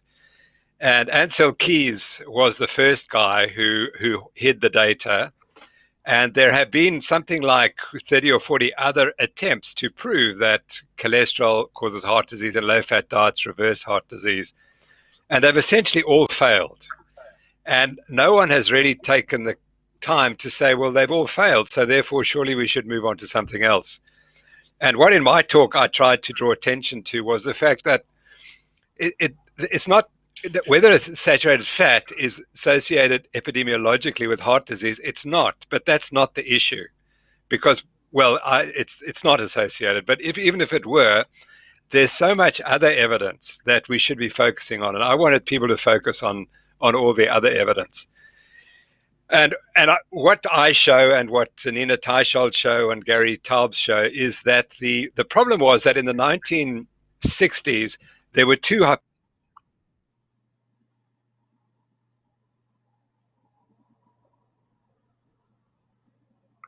It seems like Tim may have frozen, so we'll wait a couple of seconds to see if we can get him back. Doron, that's just proof that there is a conspiracy. That's just proof that there is a conspiracy. Every time you start speaking out about it, these silent forces rise up and try and shut us all up. But luckily, when we hand the baton from one to each other. Gary, I'm actually going to ask you the next question, if you don't mind. I know you've got the conspiracy theory. To talk about conspiracies. Yeah, it's not conspiracy; they're facts. And every time everything in nutrition, I've said, we've taken for granted. It's a paradigm. It's what we were taught. Every single topic I've actually touched upon just collapses like a house of cards. Whether it's cholesterol, sugar, carbohydrates, fiber, salt, fasting being dangerous. All of them just keep collapsing when you put them under scrutiny. And that's what this group has done over a long period of time now, is just more and more scrutiny. The whole myths about diabetes being caused by, fat, it's all absolute nonsense or non-science. But so that was just continuing on from Tim there. Look, I think we all agree with you. There are specific questions on the Q&A, and I might ask you about this one. Do you have a thought process on seed oils versus fructose? Is one worse than the other? How are they different in terms of causing insulin resistance? So you cut out for the first half of that question. It's something versus fructose. Seed oils. Sorry, Tim, you dropped out for a little while, so we've moved on, but I will come back to you to get the rest of that answer if you don't mind. Sure, thanks, Darren. All right. So, Gary, you've got an interest in seed oils as well as an interest in fructose. Well, I think it's in my talks on inflammation, and I only ever describe what I call a model or a hypothesis of inflammation based on nutrition. And it can't ever be proven, it can't ever be disproven. But effectively, I describe it as the combination of glucose, like refined carbohydrates, fructose, and polyunsaturated seed oils have come together in a perfect storm. And in a nutshell, I describe it that the sugar, the carbs, and the fructose are the kindling of a fire, and the polyunsaturated oils are the match. And as Tim was alluding to in the discussion beforehand, you can have high consumption of carbohydrate and get away with it. You might develop obesity, you might develop diabetes, you might develop some insulin resistance because of that ongoing glucose and carbohydrate load compounded by fructose and its effect in the liver. But when you add in the seed oils, then they're prone to oxidation. And the trouble is that the fat in our body, whether or not it's intracellular, whether or not it's in the cell membrane, the mitochondrial membrane, every single structure of our cells that contains fat, is the amount of fat in it is determined by our dietary intake over a period of time. And so where we were 50, 100 years ago, we had very, very low levels of the polyunsaturated oils in our body, particularly the linoleic acid, which is the omega-6. We now have 20 to 30%, depending on which way you measure it, of the fat in our bodies is linoleic acid or omega-6, which is prone to oxidation. And I think that's the runaway train. So the three things, sugar, refined carbs, and the polyunsaturated oils. But one of the kickers for me was that in 1972, there was a great article related to the polyol pathway. So we know fructose is bad, we know that glucose over a long amount, but if we have excessive carbohydrate in our diet and if we are insulin resistant, then the polyol pathway, instead of converting 3% of glucose to fructose, is actually 30%. So when we up that polyol pathway, that 30% conversion of all glucose to fructose is just a massive of inflammatory tissue that hits the body. And I think that's the big problem. Again, the carbs, the sugar, that's the kindling, that's the fuel source for it. But until we actually put in those industrial seed oils into the equation and the amounts we've done, that's inflammation. And inflammation sits under every single component of health, or disease probably. All right, thanks, Gary. Paul, I know you've been doing a lot of research. There's a lot of people that are promoting, Mediterranean-style diets and having lots and lots of olive oil and monounsaturated oils. Can you just give us a little bit of your thoughts on that? Because I know you don't think that they're necessarily all as safe as what they're made out to be.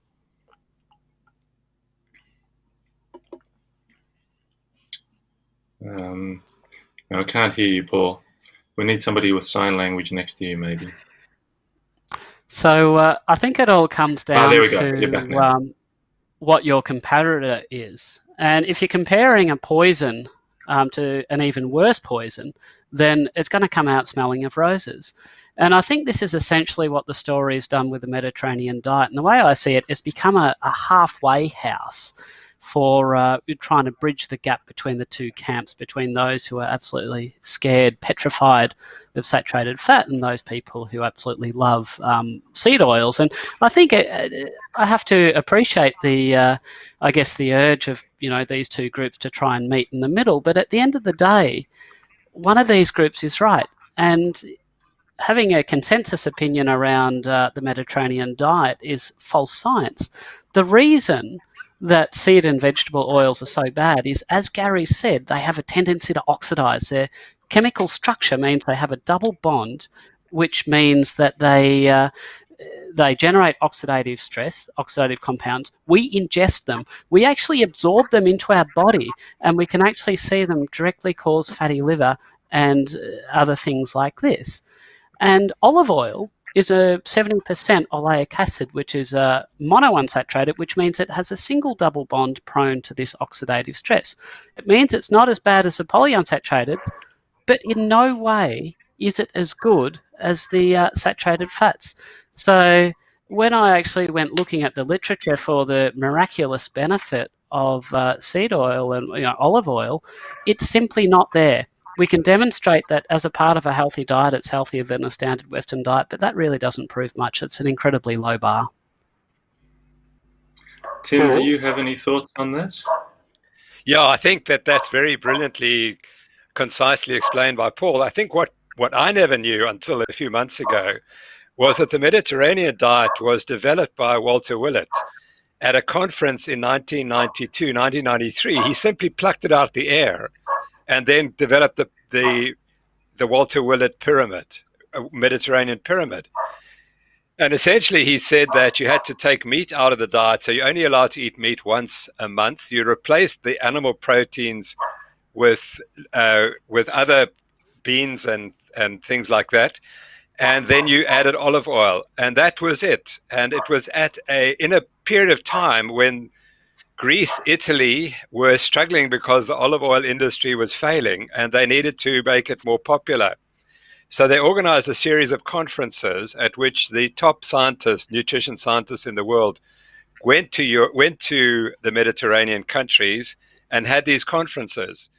And they were supported by other people. Sorry, I think you've lost me again. No, keep going. Okay.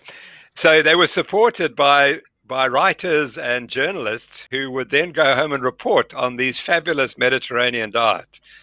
And if the journalists didn't report positively, they then got kicked off the group. And that's how the Mediterranean diet became very popular. It was completely commercially driven. And as Paul said, there wasn't any evidence to support it. And he's absolutely right. It's a halfway house. But it's really sad because I see recently there's studies on individual responses to carbohydrates. And the guys use the Mediterranean diet as their standard. And I asked why. And they said, no, that's the standard of care. Mediterranean diet is the standard of care for all patients. I said, but where's the evidence? And there is no evidence. And so Paul's completely correct. There is no significant evidence that the Mediterranean diet, however constructed, is more healthy for us than any other diet. Maybe than the American diet, the standard American diet, but not above anything else. Go ahead, Tim, Gary. Tim, Paul, Rod, everyone, I have a favourite question when I'm told about the benefits of the Mediterranean diet. I say, well, what is the Mediterranean diet? And because the Mediterranean, it's quite a big sort of ocean, and or sea, sorry. And is it a Portuguese diet? Is it an Israeli diet? An Egyptian diet? It is completely fabricated with different food sources. Sure, there may be an agenda, but nobody, and I realise Willett came up with this sort of contribution, but when you ask other researchers what the Mediterranean diet is, they don't describe what Willett described. Yeah. And so it is a complete myth. Again, it just falls over on the very first question. So when people say, I follow the Mediterranean diet, I say, well, what is it? And which part of the Mediterranean are you talking about? And so, again, I don't know how to debunk it any more than the fact that it's more non-science. All right, thank you. Rod, I'm going to ask you a question. You've been doing low carb for a very long time, and one of the leaders in the field, really. Do you think supplements are necessary if you're eating low carb foods? I suspect not, Doron. I mean, we've managed for thousands of years without having supplements. So I don't see a particular role. I do hear things like magnesium is very low in our soils because of our agricultural methods. And as a consequence, maybe there are things that we could supplement to advantage. And that's the only one I know, so I'm not sure, but just for good measure, I do take a small dose of magnesium every day. But I'd be interested in others' thoughts on this one. Well, anybody want to make a comment there? Any of the other panelists? I'll take the Dietitians Association line. A well-constructed, fully supervised diet plan, including veganism, by your dietitian will supplement and manage everything perfectly well, which is complete and utter BS. But I actually think if you eat tip to tail and you have a wide variety of low-carb foods, you don't need supplementation. But I completely agree with you, Rod, about the magnesium being deficient. Most fertilisers in the soil have got potassium, and potassium binds irreversibly to magnesium.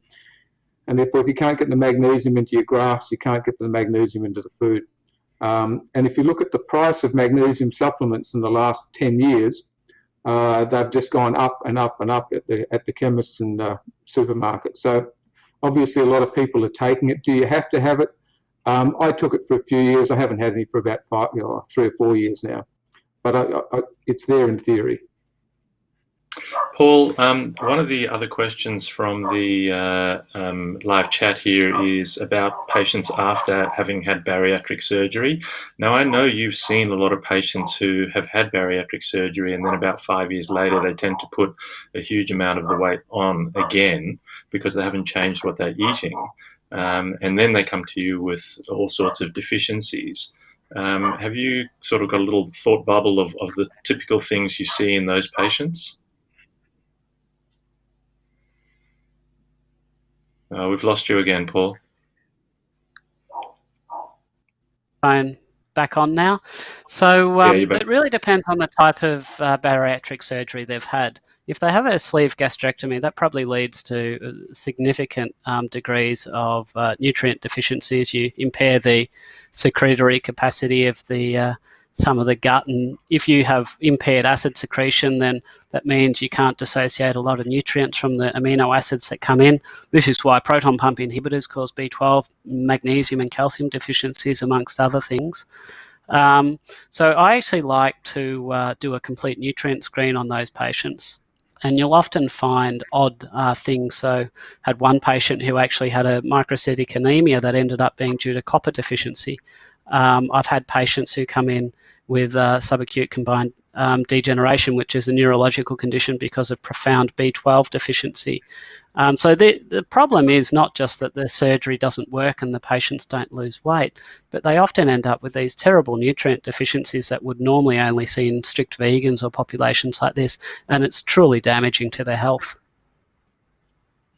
Did you want to comment on the vitamins as well?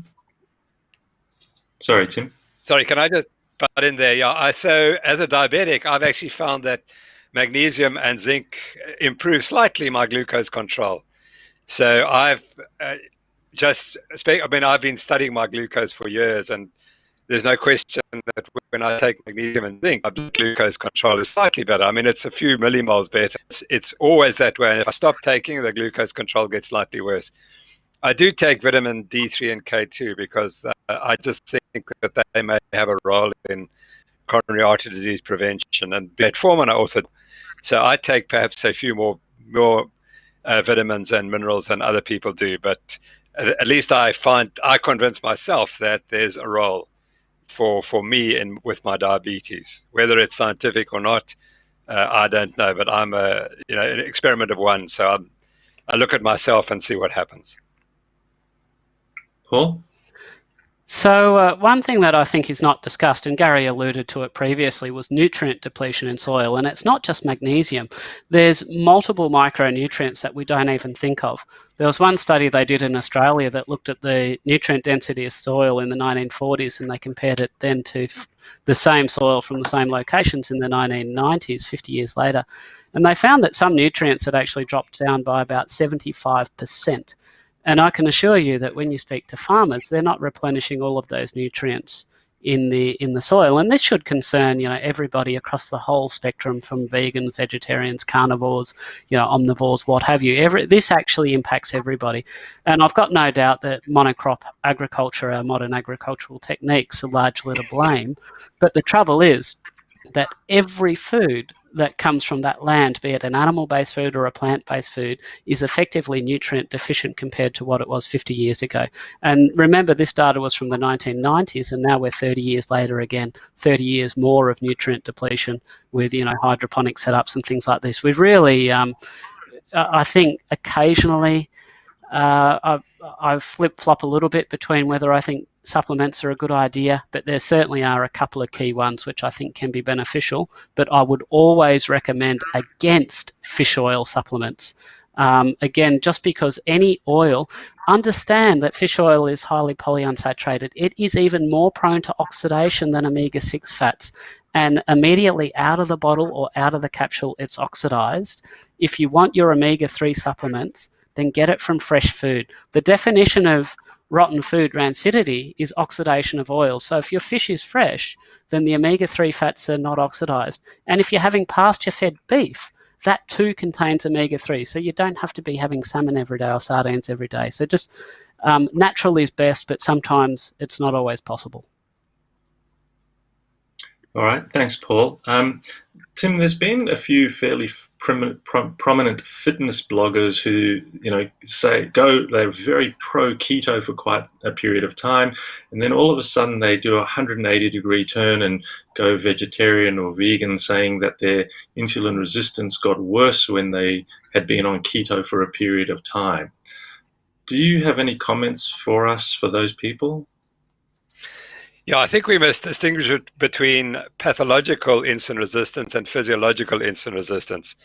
So pathological insulin resistance is what I have, and I share that with all people with type 2 diabetes, in that it doesn't matter what diet we eat, our diabetes will always be there, or if we can put it into a high fat diet, we remain profoundly insulin resistant. The key is that in this profound state of insulin resistance, we simply can't tolerate more than 25 grams of carbohydrate per day. So our body can cope with 25 grams a day without requiring enormous amounts of insulin and distributing the carbohydrate into our muscles and our liver. So that's pathological, and you're not going to improve it. It's there for life. It's only going to get worse by eating a high carbohydrate diet. Physiological insulin resistance, however, is quite different. That's when a person is completely normal, that they have not got type 2 diabetes, their blood glucose control is perfect. When they take carbohydrates, their glucose spikes, but they've got sufficient insulin and the tissues are sufficiently insulin sensitive that the carbohydrate can be distributed into the tissues quite rapidly. And so they don't have complications. If we put them on a high-fat diet, their glucose tolerance will become worsened. So now if we were to do a glucose tolerance test, they would have to secrete more insulin and their glucose would go higher. But it's not material because they're eating so little carbohydrate anyway that they're not hypersecreting insulin all the day and they're not exposing themselves to high glucose. So it's not a problem. As I've indicated, it only becomes a problem when you have pathological insulin resistance. So I think people have to make that distinction. It's a terribly, terribly important distinction. And you're quite correct that people use that as an explanation why you shouldn't go on a high-fat diet. But the point is, once you're on a high-fat diet, you're not hypersecreting insulin, your blood glucose is better, and even if you're insulin resistant, it's not a problem. I want to just make the final point that people don't die of diabetes, they die of its management. And so if you have insulin resistance and diabetes, and you eat 25 grams of carbohydrate a day, you should be spared most of the complications of type 2 diabetes. We can't say you're going to be spared all of them, but we can say that you will probably be spared most of them because your insulin and glucose levels are going to be low most of the time. And that's what's important. So having type 2 diabetes, making your insulin resistance even worse, but not eating carbohydrate is the key to the management. Insensitive and you go on a high-fat diet, you're going to get lots of benefits, but you probably weren't going to get diabetes in any case. So the fact that you become slightly more insulin resistant, it's all physiological, it's all easy to explain, and it's not going to cause long-term disease. All right, thank you. So a question from Rachel here. For those who want to monitor their metabolic health, is it best to look at the fasting insulin the HbA1c, or both? And can you just tell us what are the levels indicative of insulin resistance? So, Paul, maybe you could take that one for us. Well, I think the fasting insulin was one that Ben Bickman covered in his lecture, and he believes a level of 6. And that's actually very close to the threshold which I use. I actually use a threshold of 5, so we probably read some similar literature there, funnily enough. I think it's important, though, to not discount the fact that the fasting insulin doesn't tell you anything about how the body handles a glucose load dynamically. So I think if you have the option of doing a Kraft test, that's always useful. I find the HbA1c can be useful to track progress over time in somebody who's poorly controlled, but it has an incredible amount of variables. For instance, if somebody has an iron deficiency state, that will artificially elevate their HbA1c, or if they've got an autoimmune state where their red blood cells are under autoimmune attack, that will artificially lower their HbA1c. And there's so many other factors that can impact HbA1c. I personally prefer a couple of key things that are done on standard blood tests of metabolic health: triglyceride to HDL ratio, fasting glucose, and fasting insulin will give you an indication in most everybody. And then certainly if there's any doubt at all, if anybody's in the grey zone, then there's a heck of a lot of other tests that we can do to find the nuance on things a little bit more. All right, thank you very much. So another question, I'll go ahead, Gary. Paul, do you do liver function tests and monitor their ALT in particular? Absolutely. ALT is an amazing thing. So basically, you've got a liver cell, and it's got this enzyme in it, that particular chemical called ALT. If the liver is under stress, it's sick or dying, the liver cell will basically burst open, and the ALT will leak into the blood. We can detect this on a bloodstream. So it's a very good marker for liver health. And the interesting thing is, this is a perfect case of moving the goalposts. A lot of people, you go to your doctor, the doctor looks at the blood test and says, oh, it falls inside the reference range, it's not in bold, or it doesn't have a star, you get a big tick. So, but unfortunately, these reference ranges are set as statistical parameters. They reflect 95% of the population. So they're basically the values that you could 95% of the time expect a person from the street to fall within. It has no bearing to optimal health. It's just a purely statistical measure. So in the 1950s, the upper threshold for ALT was 25 or 30. And now, in some laboratories, it's over 40.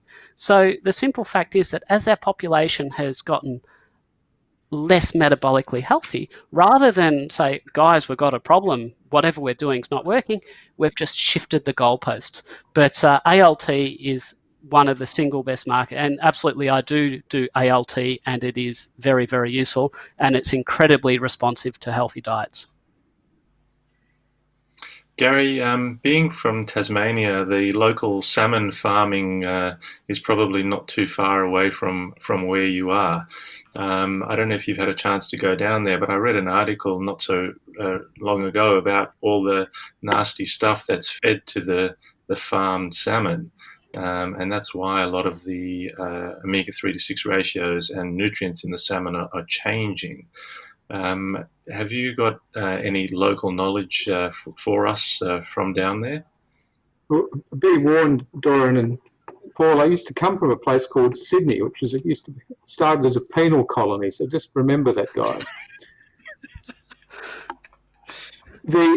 This has been looked at not just in Tasmania, but internationally. The omega-3, omega-6 ratios of pasture-fed meats, wild salmon, wild fish versus those that are farmed. And the majority, when you say all those toxic things that are fed to them, absolutely right, it's called grain, grain product. So the moment you introduce that, you do increase the omega-3, omega-6 ratios in a detrimental fashion, but it's very small. It's very small. I'd rather you have grain-fed meat or grain-fed fish than having the grain. So the ratios are a bit poorer than the wild fish and the pasture-fed meats, but they're still better than the vast majority of meats, of other products that fit into those food pyramids and the food guidelines. So not everyone can afford to have pasture-fed meats. I'd rather you have meats and fish that are than not have them.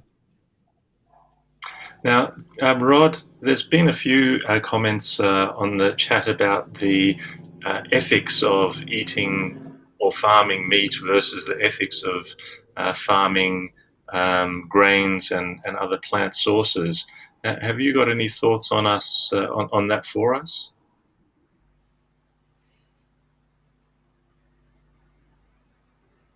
Oh, I can't hear you, Rod.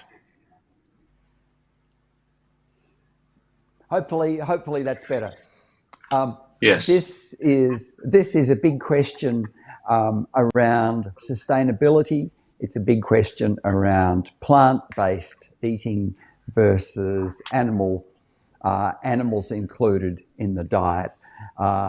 This is a complicated one. I think ideally, I'm personally a believer in including animal products in our diet because I think that's a much more complete diet with all the nutrients that are required. So that's my bias to start with. Sustainability is an issue for both animal-based agriculture and plant-based agriculture. By eating grass-fed meats, and I mean grass-fed and grass-finished, then we avoid the problems that we have for industrial methods of feeding animals towards prior to at the end of their lives.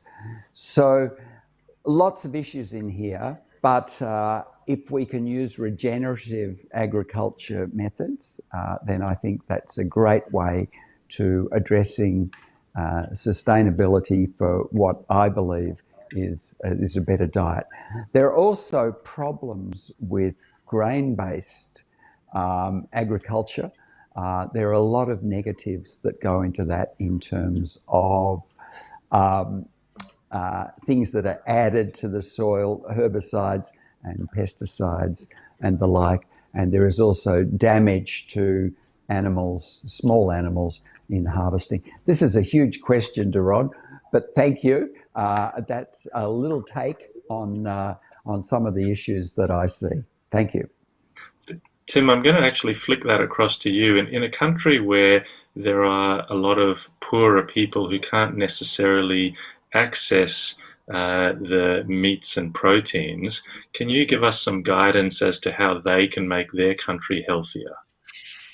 Yeah, thanks, Doron, because that was something that concerned us, and I have a small little foundation, and that's one of the questions we've tackled. And we developed a program called the Eat Better South Africa campaign, where we went into poorer communities in my town of Cape Town, South Africa, and we wondered, could we make these people healthier by eating a diet that they could afford? And we were able to produce a diet for $3 Australian a day that was healthy and complied with a low carbohydrate diet. And the focus was on tinned fish, eggs, dairy produce. They generally have access to lots of vegetables that's pretty freely available.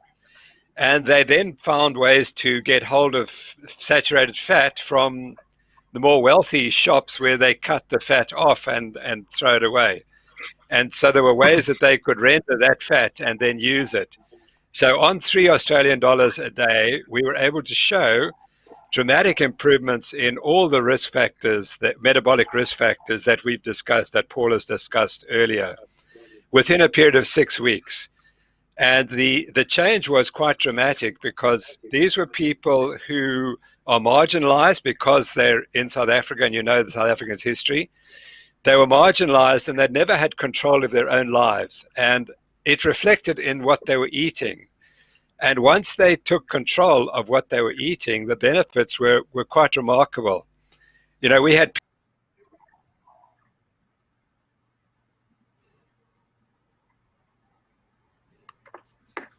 So it seems that we've lost Tim there again. I'll take on from Tim. I was lucky enough, fortunate enough, invited to speak with Tim at the first LCHF summit in Cape Town. One of the most profound moments for all of us as speakers was actually travelling into the couple of the settlements. We had a day trip in there. Scary living conditions, but they had an open market, and in that open market was a wide range of offal that you would struggle to find any, well, Australian, US marketplace. So that they had lots of liver, lots of lung, heart. They had goat's heads, which a lot of us might find offensive, but they were eating tip to tail, and that was readily available in their open markets. And you didn't find, great big steaks and minced meat, and that offal, which is paramount with full of nutrients and having the bones, was actually available in the settlements. Apart from the fact that every advertising sign was Coca-Cola, so you didn't see anything apart from Coca-Cola signage. But and Tim, I don't know if you heard any of that, but thank you once again. It was an incredibly eye-opening experience for all of us that came across, just to see an open market. So in those settlements, very poor, very clean, but they had the ability to get food which was actually very nutrient dense. So, Paul, bringing it back to Australia, we have an incredible problem with our Indigenous population, with their insulin resistance, diabetes, and all the complications. And I know that you did some work looking at the original native diets that they were eating, and what happened if you went back to those diets. So do you want to give a little bit of a comment on that? And then the second part of the question, if you want to just talk to me a little bit about omega-3 to 6 ratios as well, please. Yeah, so essentially there's some research that was done by a researcher who obviously had a bias towards the food pyramid, and they had actually looked at what happened if they took groups of Indigenous Australians, the Aborigine, back to their native diet for a period of time. And what they actually found was that they had an incredibly rapid reversal of diabetes. In a matter of weeks, they were officially reversed. Now, the researchers' conclusion did not reflect that at all. So to actually understand that, I went to the studies and I actually calculated their macronutrient intakes, and I actually discovered that it was actually a relatively low carbohydrate diet, actually tending towards a very high protein diet, so tending towards the more carnivorous diet, actually what would see now. So the traditional diet, and when I went through and looked at the historical literature, they would eat foods like witchetty grubs, which are very fatty. They would actually, if they killed a kangaroo and the kangaroo was too lean, they wouldn't even drag it back to camp. That would just be left for the dogs and the dingoes. If they killed a wallaby, the fat that they would eat first, they would disembowel the animal and they'd eat the fat around the kidneys first. So they really prioritised, similar to what Amber talked about. They had a priority of their natural intake for fatty foods. And this natural diet, rich in fatty foods and protein, rapidly reversed diabetes. Now, to the second part of your question about the omega-6 to 3 ratio, I see there's a few comments about omega-3s and 6s and stuff like this. And I think that there's a little bit of a misunderstanding. People think that the ratio in and of itself is inherently important, and that's what confers your health status. If you have a high omega-6 to 3 ratio, that's bad.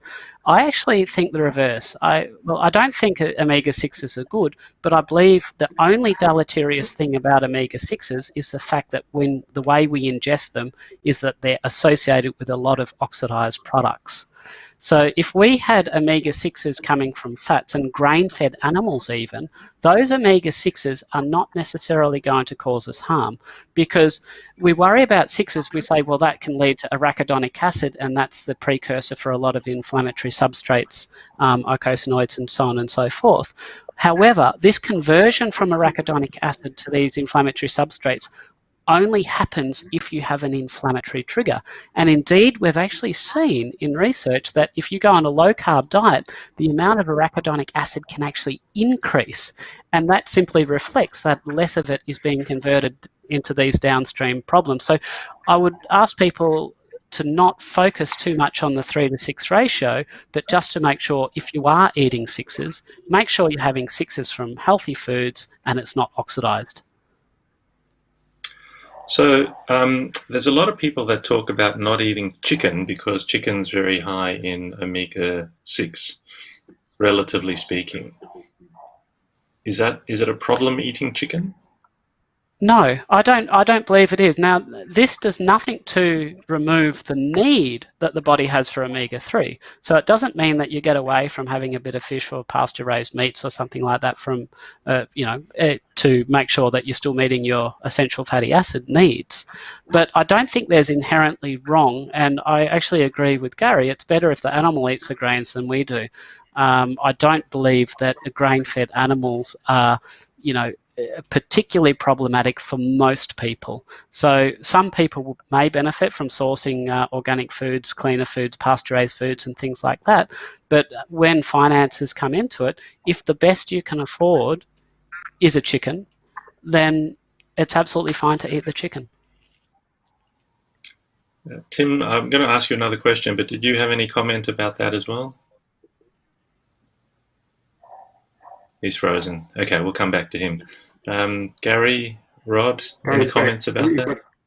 Are you back? Tim, did you hear Paul's comments about the chicken? Yeah, I did. I don't really have anything to add to that. Thank you. Okay, so the question then is, in the lean mass hyper-responders, they get a very significant increase in LDL. Could you give us your thoughts on what that, is there any worry about that in those people? Who's that directed to? I thought we would start with Tim, if you don't mind. Yeah, I just don't think that. I think that following on what Gary and Paul have been saying, it's the oxidized cholesterol that's the problem. That's what we need to be worried about. And so if you have a high cholesterol, but you're eating a diet that's not going to cause that cholesterol to become oxidized, then that's not a problem. There's so much evidence that high cholesterol is protective in many conditions that we need to remember that. But in my talk, I also focused on the Mr. Fit data, and it showed that the variance between a low cholesterol and a high cholesterol, the mortality difference is absolutely immaterial. It's completely, as I've said, it's immaterial. And so that the other point I made in my talk, which I hope gets across, is that diet has never been shown to be a determinant of blood cholesterol concentrations in a population. So that for an individual, there are many factors that drive cholesterol up or down that are completely unrelated to diet. And we've just completely ignored those factors. Because if you put people in a laboratory for 6 weeks or so, you can definitely lower their cholesterol if you give them a high polyunsaturated fat diet, which now we know is toxic for the reasons that Gary and Paul have spoken about. But in a population, the cholesterol is completely unrelated to what people are eating. So in my way of thinking, that disproves both the lipid and the diet heart hypothesis, because it shows you can't predict if someone has heart disease. How can you relate it back to diet when the diet's going to be so variable in the population and not driving their cholesterol values anyway? So I have yet to see any evidence that increasing your blood cholesterol on this diet is going to be dangerous. If it's oxidized LDL cholesterol, yes, then it's going to be a problem, but otherwise it's not. And the only way you're going to get the oxidized LDL cholesterol is from an inflammation and eating the grains and polyunsaturated fats that Gary and Paul were talking about. So therefore, is it useful to actually monitor people's levels over time? No, I don't think anyone should ever have the LDL cholesterol measured, and particularly not women, because it's then used as an excuse. You know how bad we are in medicine. I tell patients that if you have a if you have a cholesterol measured, you're going to have a coronary angiogram, and if you're going to have a coronary angiogram, you're going to have coronary artery stent or coronary artery bypass surgery. There are certain things in medicine you don't do, and coronary artery invasive operations are probably one of them in most cases, and stenting is another one. But it all starts with cholesterol, and if you measure your cholesterol, you're going to go down a pathway that is not proven to be beneficial to your health long term.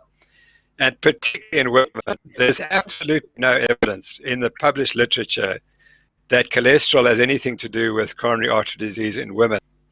And so that's terribly important, because people use this model, the Ansel Keys model, that cholesterol causes heart disease, and then they just apply it to men, women, old people, young people. Everyone's the same, and that's simply not true.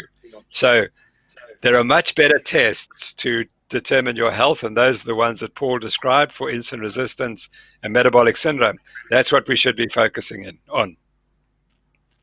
Thanks, Tim. That's fantastic. Gary, you wanted to make a comment?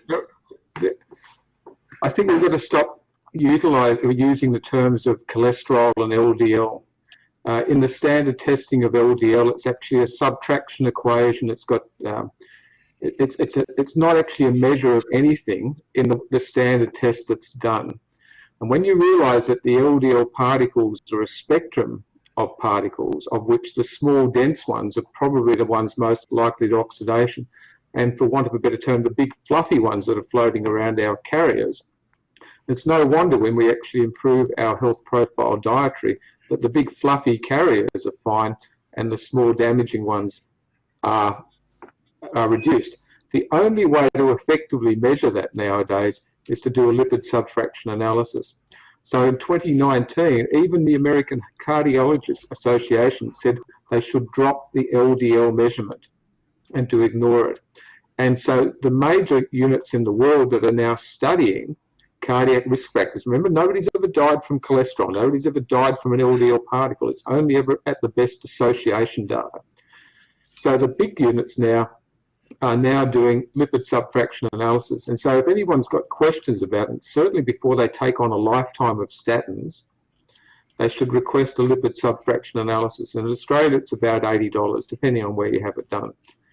Incredibly cheap test. And I've had a couple of cardiologists say to me that would I stop screwing with their head, because I've got patients of mine that go to see them with an elevated cholesterol, elevated LDL.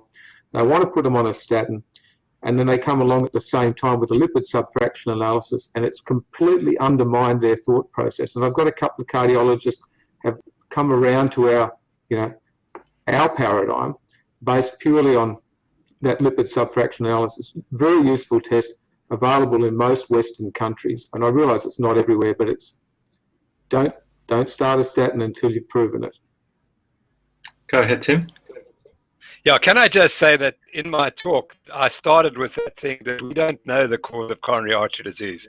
We simply don't know the cause. And it's not cholesterol, because I made the point that if you treat patients with something that will lower their cholesterol by 30%, you essentially don't do very much to their risk for coronary artery disease. If cholesterol was the cause, you would reverse the disease and it would not appear. And that has never been shown. Conclusion is, we know the reasons for people developing heart disease, and Gary's spoken about them. The lipid subfractions are a reason, but they're not the cause. And you really need to understand that. And also, I referred to the Mr. Fit trial at length, which was this incredible study where they took the people at the highest possible risk for coronary artery disease. They modified all their so-called coronary risk factors, which are not risk factors. They are reasons for developing the disease. They are not the cause, and nothing happened. The only benefit was to stop smoking. So that's the basis, that's the evidence base on which we're giving all our nutrition advice about lowering cholesterol. We don't know the cause. We know that cholesterol is not the cause, but we don't know what the causes of coronary artery disease are. So the whole discipline of cardiology is based on falsehood, which has not been scientifically shown. And we have to get the people to understand that it's the only factors that we think might be linked to coronary artery disease are insulin resistance, high carbohydrate diets, and diets high in polyunsaturated fats. That's the best guess we have at the moment. But it's still a guess, but it's a lot better than the cholesterol guess. Paul, I know you've been following the lipid subfractions for quite some time, and I know your thoughts have changed over time. Can you give us where you're at right now with the patients that you're treating, with the patterns of the subfractions? Well, I guess I think my thoughts are essentially the same in terms of modified LDL is the LDL that potentially is atherogenic. That's if we have a healthy, what we call a native or a physiological LDL population, that does a job. It's there for a reason. But if that gets damaged in any way and that becomes the small dent stuff, then that potentially can get deposited on the inside of the walls. The interesting thing that I've been learning is that there's multiple stresses that all come down under the heading of glyco-oxidation. So sugar damage through glycation, oxidation damage, and eventually the formation of what we call advanced glycated end products. And these are actually synergistic processes. So the initial question you posed today was the relative deleterious nature of, say, fructose versus seed oils, or sugar versus seed oils. In actual fact, they work synergistically together to harm us. So this process of forming these advanced glycated end products, first of all, requires glycation, and the second phase of that process is strongly, not solely, but strongly driven by oxidation stress. And I've noticed that, say, a state of hemochromatosis, which is associated with increased oxidative stress, has increased oxidation of LDL.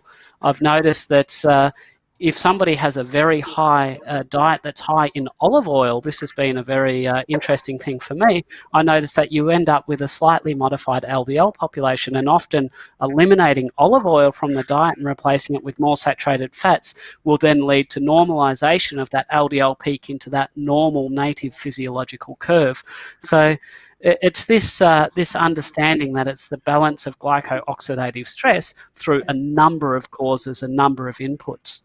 And I feel I probably should put a shout out there for the coronary artery calcium score. I see there's some questions coming up, and there'll be a very upset Irishman if we don't mention this. Yeah. Essentially, the LDL subfraction is actually a fantastic tool for seeing whether the LDL currently in your circulation has the potential to contribute to atherogenic plaques, but it doesn't tell you about history.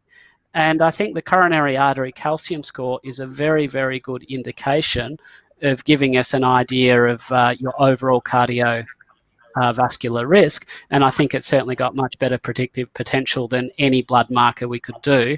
And certainly if I have any shadows of doubt about somebody's risk, then I have a low threshold for requesting a coronary artery calcium score.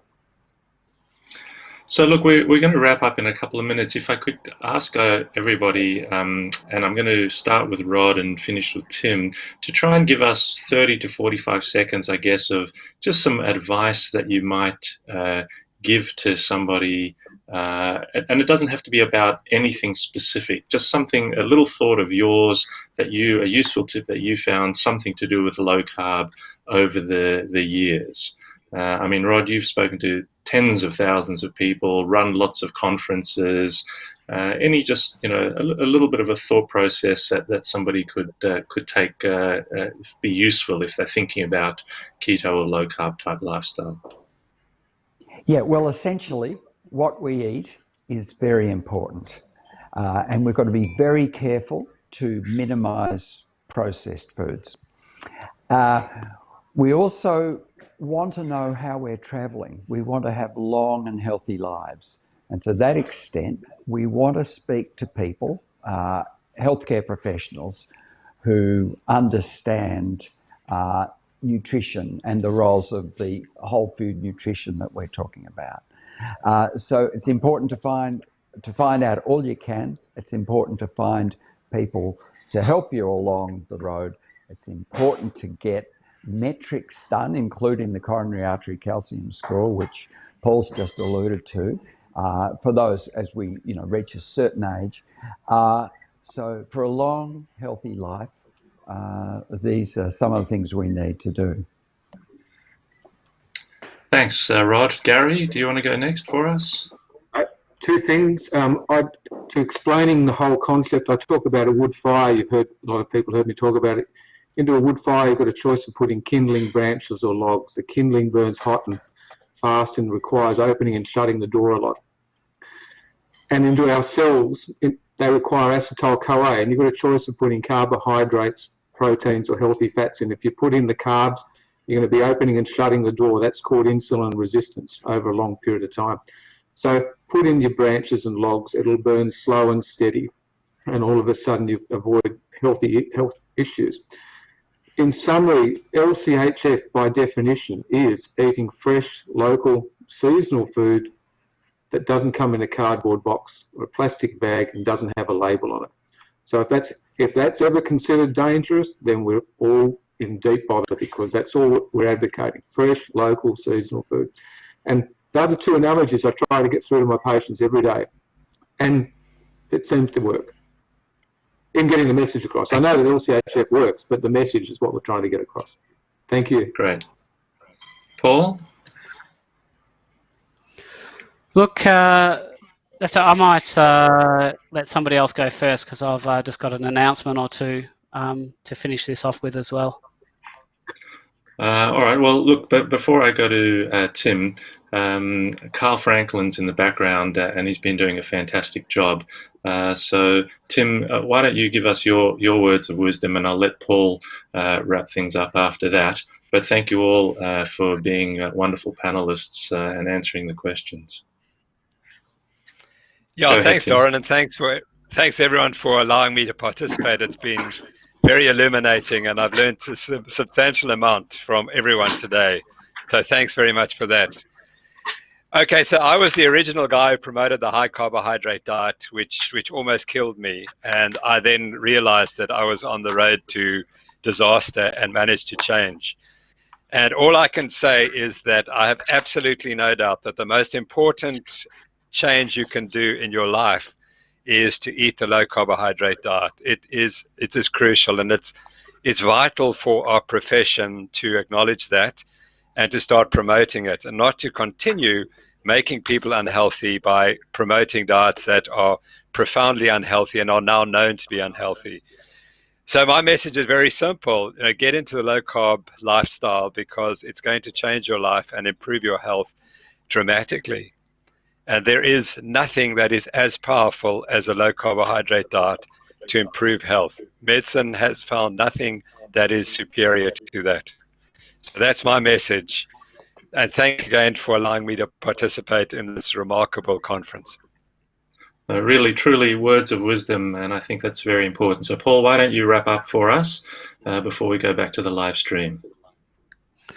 Well, I think that the more I look into this, health is more than just one isolated macronutrient or micronutrient. It's the whole package, and it's diet.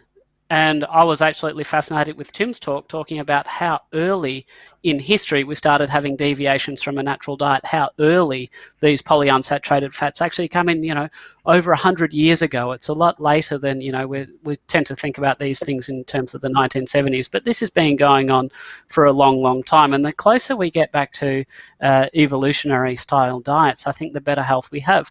And it's not just diet, but it's an evolutionary style in lifestyle. So something like sun exposure, which here in Australia we're almost allergic to. We've got quite a strong public health messaging against all sun exposure. Certainly some sun exposure can be dangerous, but sun exposure at the right time of day and the shoulders of the day when the sun's low in the sky actually appears to be quite healthy. We probably don't promote an active lifestyle enough. We probably don't promote enough activity. We certainly don't promote sleep enough. And it's all of these pillars. We need to have good relationships, good sleep, good exercise, good diet. It takes all of them to be healthy. And certainly with my patients, it's not just a conversation about how many grams of carbs you're having. That's just such a minor part of being healthy as a person. Just with regards to, I'd like to thank everybody who's participated today. Everybody's been incredibly generous with their time and their effort in terms of putting all the lectures together and providing the content. And thank you, Tim. It's, as I said earlier, it's a combination of an editorial by yourself and by Peter Bruckner that was really quite formative for my journey. And I'd just like to give a reminder to people that the conference is still continuing. We were so blessed with content that we've actually got more than 3 hours of content still to go. That includes Sarah Hallberg up next who's actually leading the fight or heavily involved in the fight to try and make sure the next iteration of the US dietary guidelines aren't a complete and utter abomination, but it seems like they still might be. We've got a presentation by Paul Soladino, and also we've got the another 2 installments of Tim's what is an astounding and comprehensive treatise almost on the abuse of science in forming our nutrition guidelines. So I'd like to thank everybody for being involved.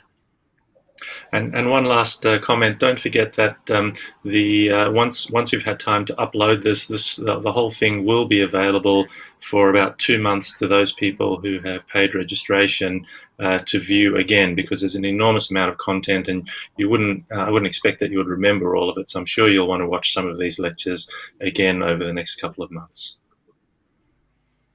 All right. Thanks very much, everyone. Thank you, everyone. Thanks, guys. Thank you. Thank you. Bye. Hi, I'm Dr. Sarah Hallberg, and I'm glad to be with you here today.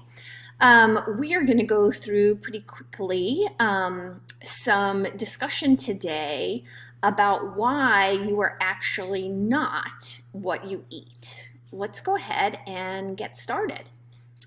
Here are my disclosures.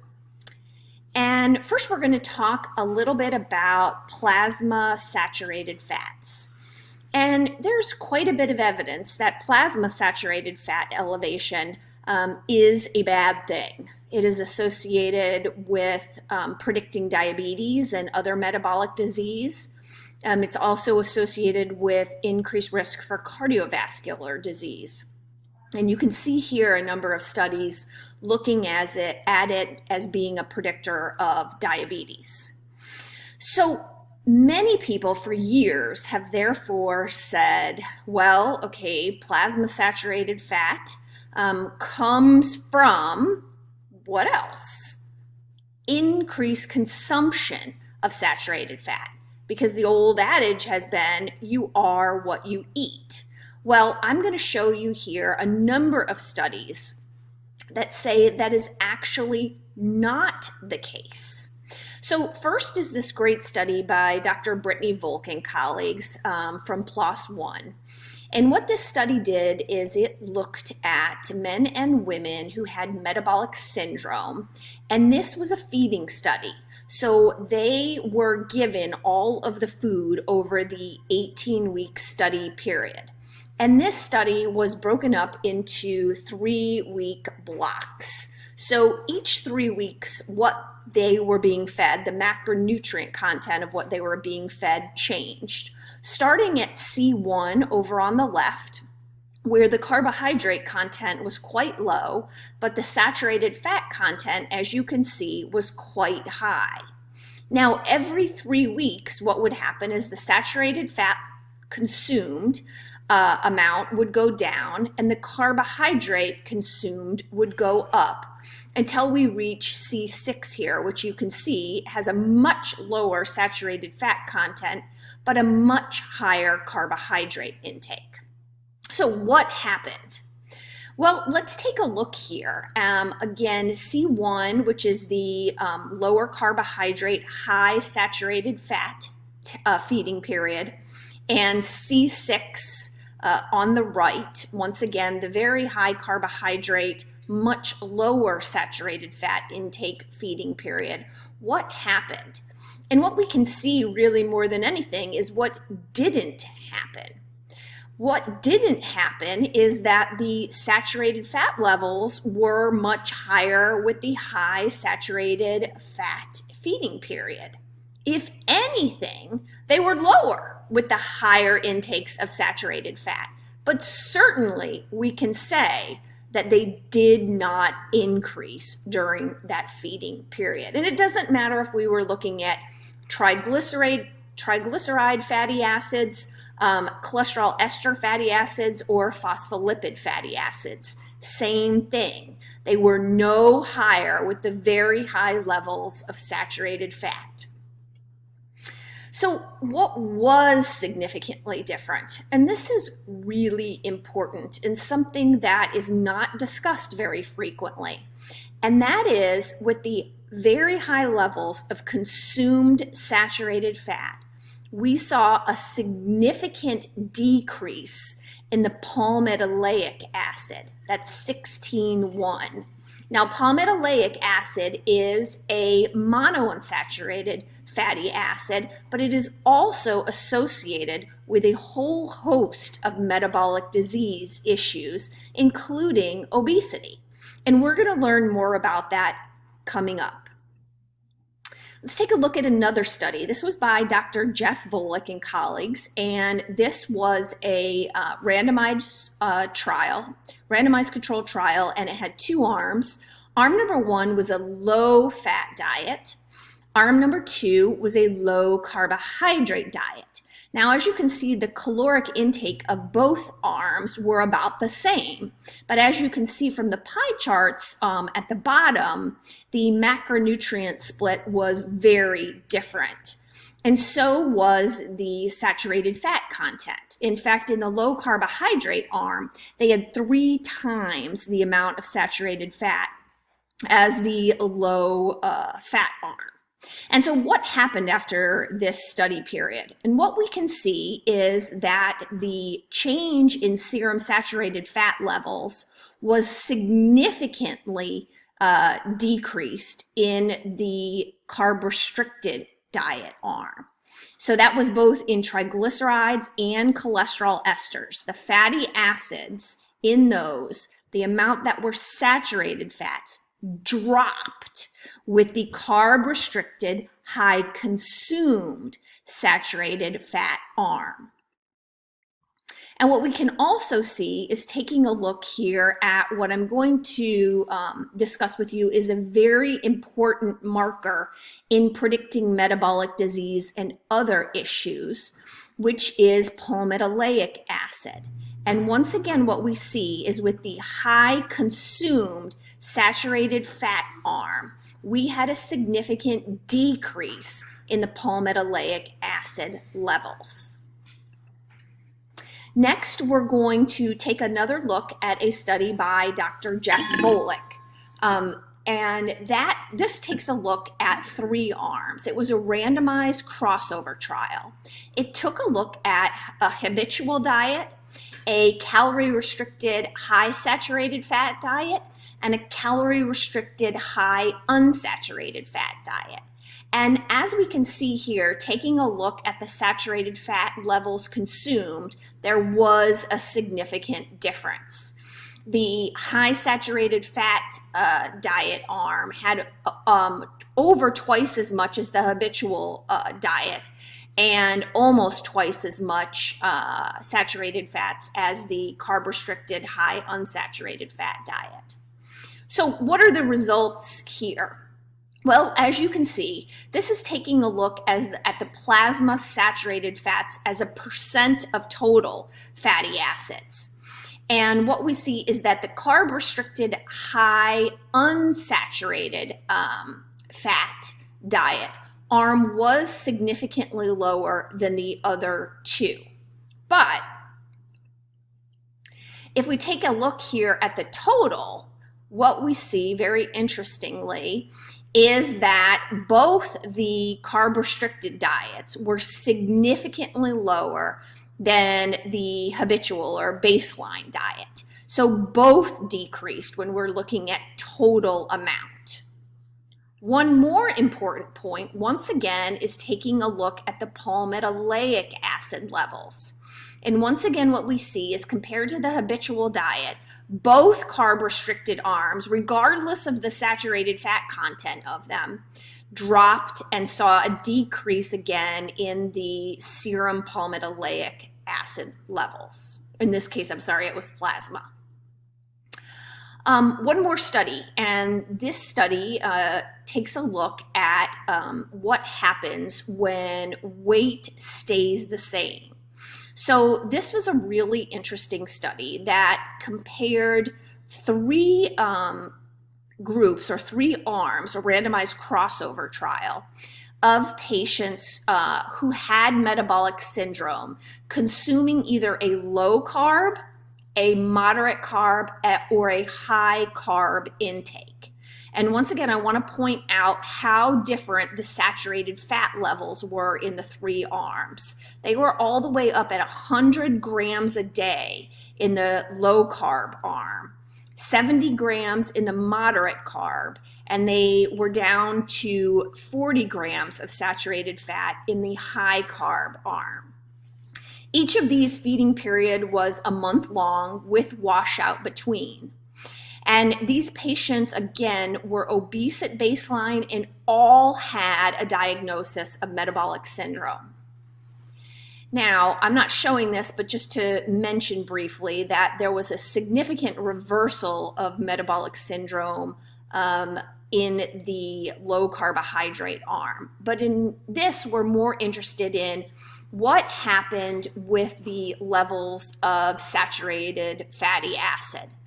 And what we can see here is they actually dropped more in the low carb arm compared especially to the high carb arm. You can see that here, whether it was in the phospholipids or the triglycerides up in A and B. But now I want to, again, draw your attention to C and D as well. So this takes a look at the 16 and 1, again, sorry about that, palmitoleic acid in C and D. And once again, we see, again, consistent, let's see, with all these studies, a significant decrease in palmitoleic acid in the carbohydrate restricted arm. So what we see really, all of this boiling down to, is that we don't consume carbohydrates or saturated fats alone as a general rule. They are part of what we would call a dietary matrix. So you consume some carbohydrates, some saturated fat, they go in, and the saturated fat determination, or where it ends up, if you will, is really what matters is the context of the carbohydrates consumed with it. So when saturated fats are consumed in a matrix with the background of a high carbohydrate intake, what we see is that we see an increase in plasma saturated fats, an increase in palmitoleic or 16-1, insulin resistance, and dyslipidemia.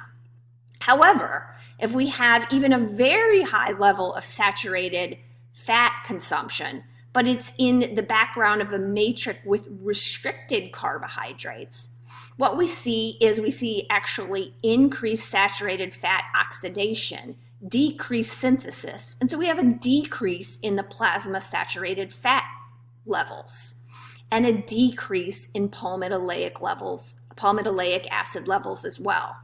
That brings about insulin sensitivity and normal lipemia. All right, so the path dependence is really, again, what are the saturated fats being consumed with? That is a key question to ask, and ask we shall. Let's take a look at this study that was very recently published, and it takes a look at hepatic saturated fatty acid fraction associated with de novo lipogenesis and hepatic insulin resistance. So in the past, they have had to actually do a liver biopsy to get an idea of what the hepatic saturated fat content was like, which again is very difficult to do in a research setting. But here, and within this study, they also validated their procedures. They were able to get a look through imaging at what type of fatty acids were in the liver.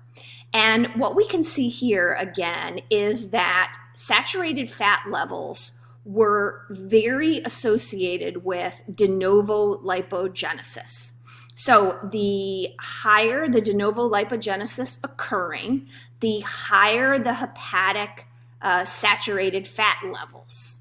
And, so let's pause for a minute, and most people can understand.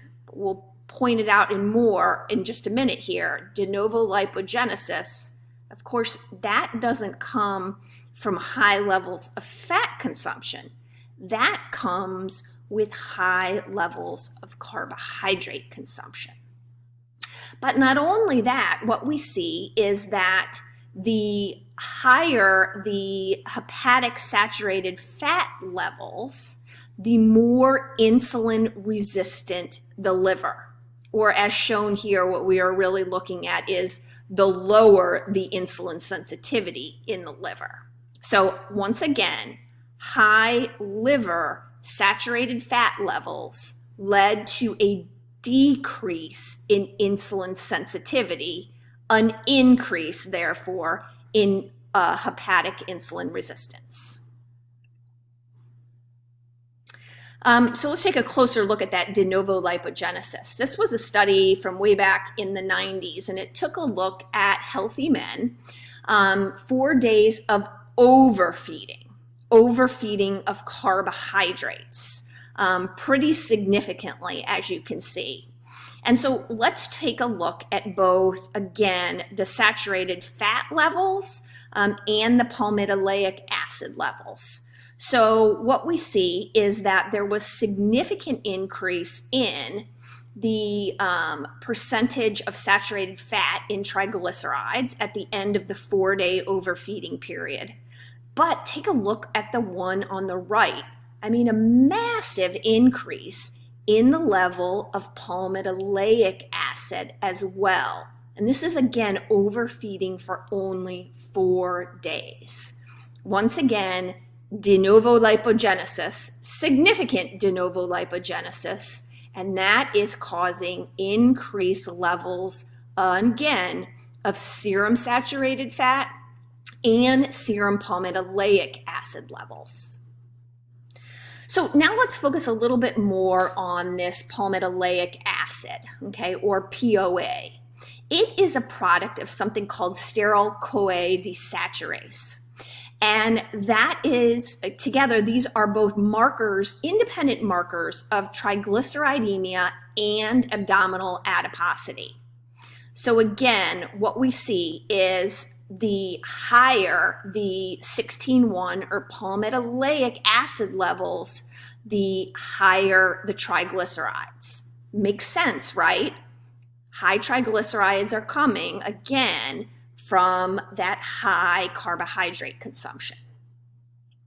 And this steryl-CoA desaturase, or SCD1, is already independently been shown to be related to high carbohydrate diets and obesity. And once again, it's the steryl-CoA desaturase that increases the level of palmitoleic acid. So higher incorporation of saturated fats into VLDL triglycerides is correlated with insulin resistance and adiposity, likely reflecting accelerated hepatic de novo lipogenesis, just like we saw in that previous study. Just to reiterate again, this is the pathway that is where steryl-CoA desaturase converts saturated fats into palmitoleic acid. And one of the questions raised that we don't have a solid answer for is, could this be the way the body actually protects itself from the very high saturated fatty acid levels that can be caused by, again, carbohydrate overconsumption? So now let's take a look at an example here more clinically, real world, if you will, on this whole principle. And this is a wonderful study by the Shea Group. They've done a number of great studies looking at low carbohydrate and low carbohydrate Mediterranean diets. So this looked at the beneficial effect of a Mediterranean diet over a low fat diet. But again, it's not just a Mediterranean diet, it's a low carb Mediterranean diet. And again, we can see here in this cartoon abstract, and I want to point out that there were almost 300 participants in this trial, that we have two arms, again, in this randomized control trial, Mediterranean low carb and low fat. And what happened is that the Mediterranean low carb diet arm led to a significant decrease overall. This didn't break it down by saturated or mono or unsaturated, polyunsaturated fats in the liver, but a significant decrease overall in hepatic liver content, which they equate, correctly so, to decreased cardiovascular risk due to, again, decrease in insulin resistance in the low carbohydrate diet arm. So why does it matter? Why does it matter if we equate high serum levels to high saturated fat intake? I mean, because it sounds good and seems to make sense. Why do we care what it really is? Why do we care what the science is? Well, I just wanted to point out a couple of examples here in the literature when they missed this connection. And it matters. It matters a lot because, again, the premises of what we're recommended and what we're told to eat really depend on these trials, and these trials mess it up. So here is a trial, and I would like to read the very first sentence in this paper. Serum fatty acid composition is a consequence of dietary fat, but also of endogenous fatty acid desaturation. So it's a consequence of dietary fat, completely ignoring all the data that says contrary, but also endogenous fatty acid desaturation. So right there is acknowledging, yes, saturated fats are desaturated into palmitoleic acid, okay, but they've got the reason for this wrong. So fatty acid composition in cholesterol esters has been associated with insulin resistance and cardiovascular disease. This fatty acid pattern is often characterized by increased proportion of saturated fatty acids and 16-1 or palmitoleic acid. But again, tie it back to the very first part of the first sentence. They say this is a consequence of dietary fat. Again, as we already saw, plenty of literature to the contrary. So here this is, again, more from this study. So this was a Swedish cohort from the Uppsala longitudinal study of adult men. There was over 1,000 participants, and basically they measured cholesterol ester fatty acid composition at age 50, and then C-reactive protein at age 70. And what they found was that the increased levels of palmitoleic acid and SCD1, once again, is what converts saturated fat into palmitoleic acid, at age 50 was associated with increased inflammation via examination of C-reactive protein at age 70. It matters because it matters where the levels that were present at age 50 are coming from. And this paper incorrectly blames consumed saturated fat, of course, without any consideration of the dietary matrix, what was consumed along with it. If it was a high level of carbohydrates, once again, that's what's triggering the high levels of serum saturated fat and the high levels of serum palmitoleic acid. All right, so this is another study taking a look at, again, inflammasomes, the NLRP3 inflammasomes. And basically this is saying a high-fat diet induces the NLRP3 inflammasome pathway. And so, of course, then saying this contributes to insulin signaling in key targets, and this is all caused because of a high-fat diet, right? High-fat diet activates the NLRP3 inflammasome pathway, except for Let's skip ahead. It doesn't when it's consumed, again, with the background of lower carbohydrate consumption. We know that actually inflammatory markers decrease with low carbohydrate but high fat diets. We have tons of clinical data on that. But here are two studies that actually show and discuss the basic science. Actually, beta hydroxybutyrate, which of course comes from a low carbohydrate, high fat diet, blocks the NLRP3 inflammasome. So they're completely wrong with this presumption, completely wrong. And this literature exists. It's there. They can access it. But we once again see study after study equating the increased level of serum or plasma saturated fatty acids with an increase in consumed saturated fat levels. When we look at any of these studies, especially when they are rodent studies, it's always, and the headline is always blaming the high fat diet. But I encourage everyone, if you read something like that, go in and see what the chow was. Because yeah, it's high fat, but it's also high sucrose as well. Why does no one stop to think, oh yeah, I heard sugar might be bad, that could be the cause?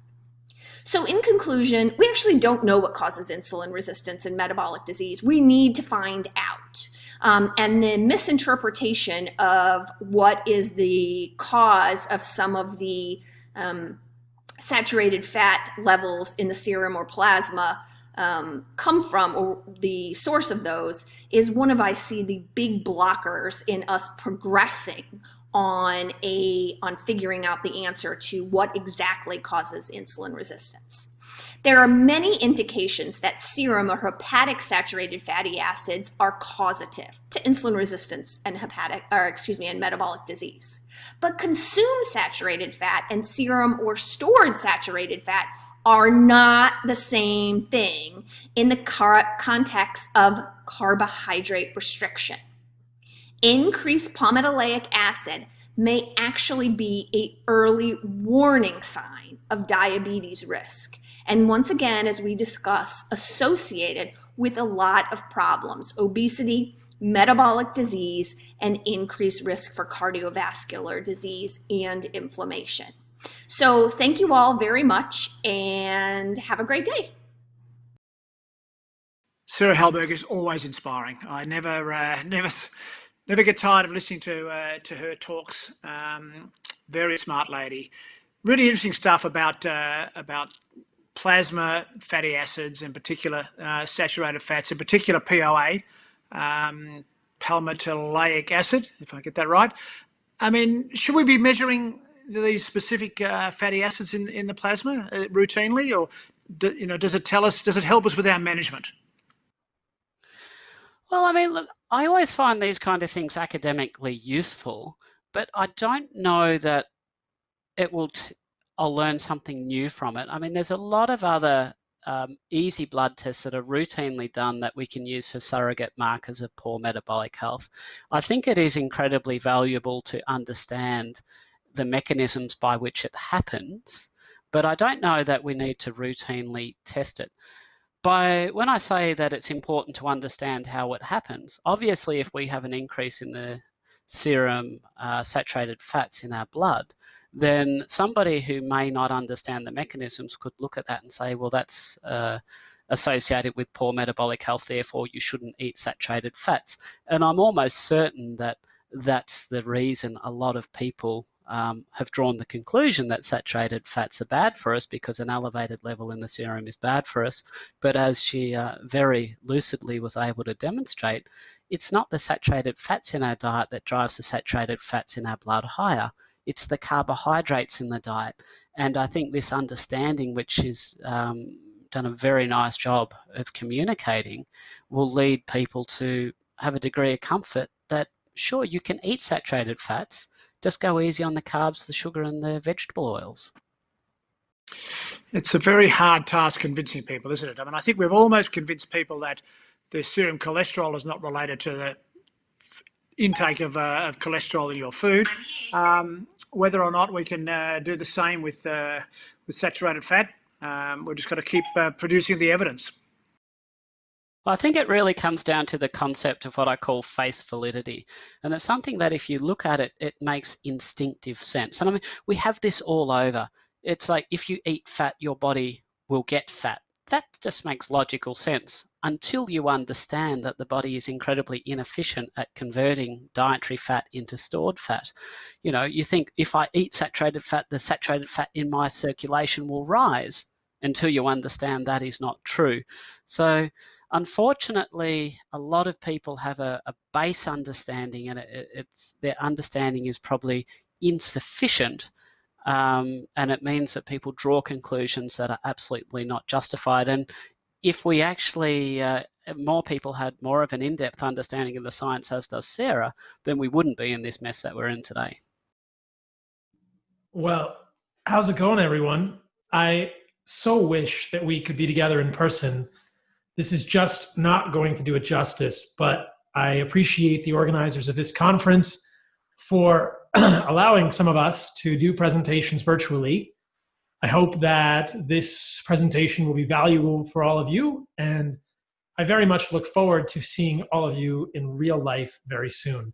This whole coronavirus thing has thrown a wrench into many lives, and I think that perhaps my greatest sadness, or one of my great sadnesses this year, has been that I don't get to see any of you in person. There are a lot of high fives to be given. There are a lot of hugs to be given, a lot of ideas that we should be sharing in person, but we'll do Zoom. So let's get on with it. I've got a lot of slides, and I don't want to take up too much of your time. I think these online presentations get a little bit onerous if they go too long. As all of you will know, I have a penchant for long-windedness.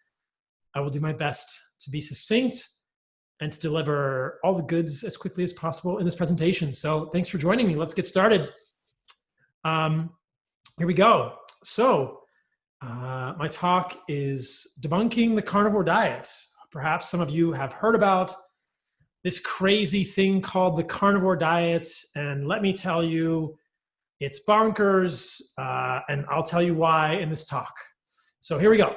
I have a few disclosures. I wrote a book about the carnivore diet, and I eat meat. My book is called The Carnivore Code. So clearly I'm being facetious, and I'm going to try and show you why I believe that a carnivore diet is a viable diet for humans, why animal-based diets in general are incredibly beneficial for humans. And I'm not going to be debunking the carnivore diet at all, though I will take many of the positions that those who try to criticize a carnivore diet and show you why I think that they don't hold up under scrutiny. So this is my book, The Carnivore Code. All of my controversial thoughts can be found in this book.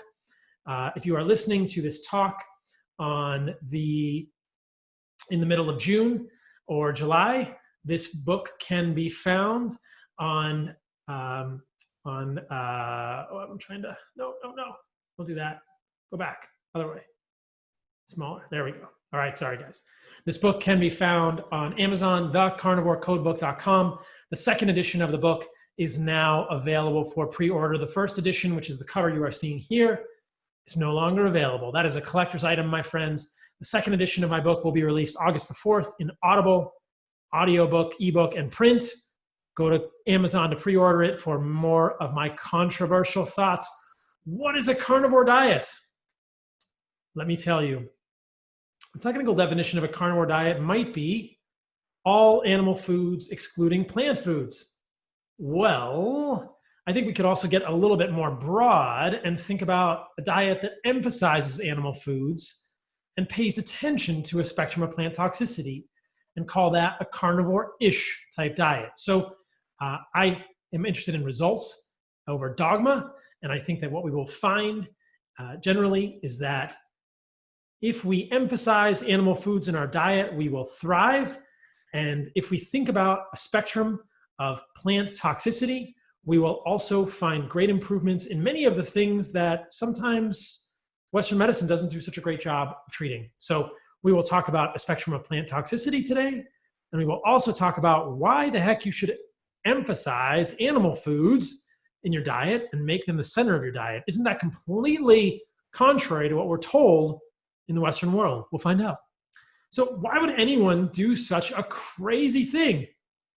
Let me answer that question for you, my friends. There is very intriguing evolutionary evidence for meat consumption by humans for over 2 million years. But wait a minute, aren't plants good for us? What about phytonutrients, polyphenols? We'll dig into that. Don't we need fiber for a healthy gut? We'll talk about it. Doesn't meat cause colon cancer, heart disease, shortened lifespan? It's on the list for today as well. And finally, we'll talk about why cows may or may not contribute significantly to climate change. But all of these points would debunk the value, the veracity, the intentions of a carnivore diet. And in fact, what I'll be doing is debunking the debunkers of a carnivore diet in this talk and in my book. Let's start with a little bit of story about me. This is me. This is Vegan Paul, circa 2009. This is really one of the best photos I have. My hair was longer and I smiled, but I weighed 30 pounds less of muscle. Right now I'm 175 pounds, about 8% body fat. In 2009, I was 140 pounds on a vegan diet. So lots less muscle. Now, Carnivore Paul, circa 2020, clearly has end-stage polyphenol deficiency. And this is what end-stage polyphenol deficiency looks like. So that's the end of my talk. Thank you very much. I think we've proved our point here today, and you can all get back to living your lives. If you would like more details, you can stick around for the appendix of my talk.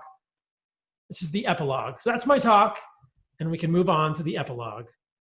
So in my days of medical school, which is what this photo is from jiu-jitsu, I had pretty bad eczema. I had my own autoimmune disease. I had a disease on my skin that was pretty frustrating, pretty difficult to handle for me. And I knew that somewhere it was probably related to the foods that I was eating. What was it about the foods that I was eating that were triggering my eczema? At that time in my life, I was organic paleo, and I just started cutting out more and more foods. I got pretty close to a carnivore diet when I would cut out all the oxalates, when I cut out all the phytoalexins, when I cut out all the lectins, when I cut out all the histamine-producing plants, when I cut out all the salicylates, closer and closer to carnivore. But I thought, oh, I need those polyphenols in my diet. I must have them. Surely they're valuable. Eventually, I just took the plunge and completely eliminated all plant foods. And lo and behold, a couple weeks later, my eczema completely resolved. It was much easier to live my life.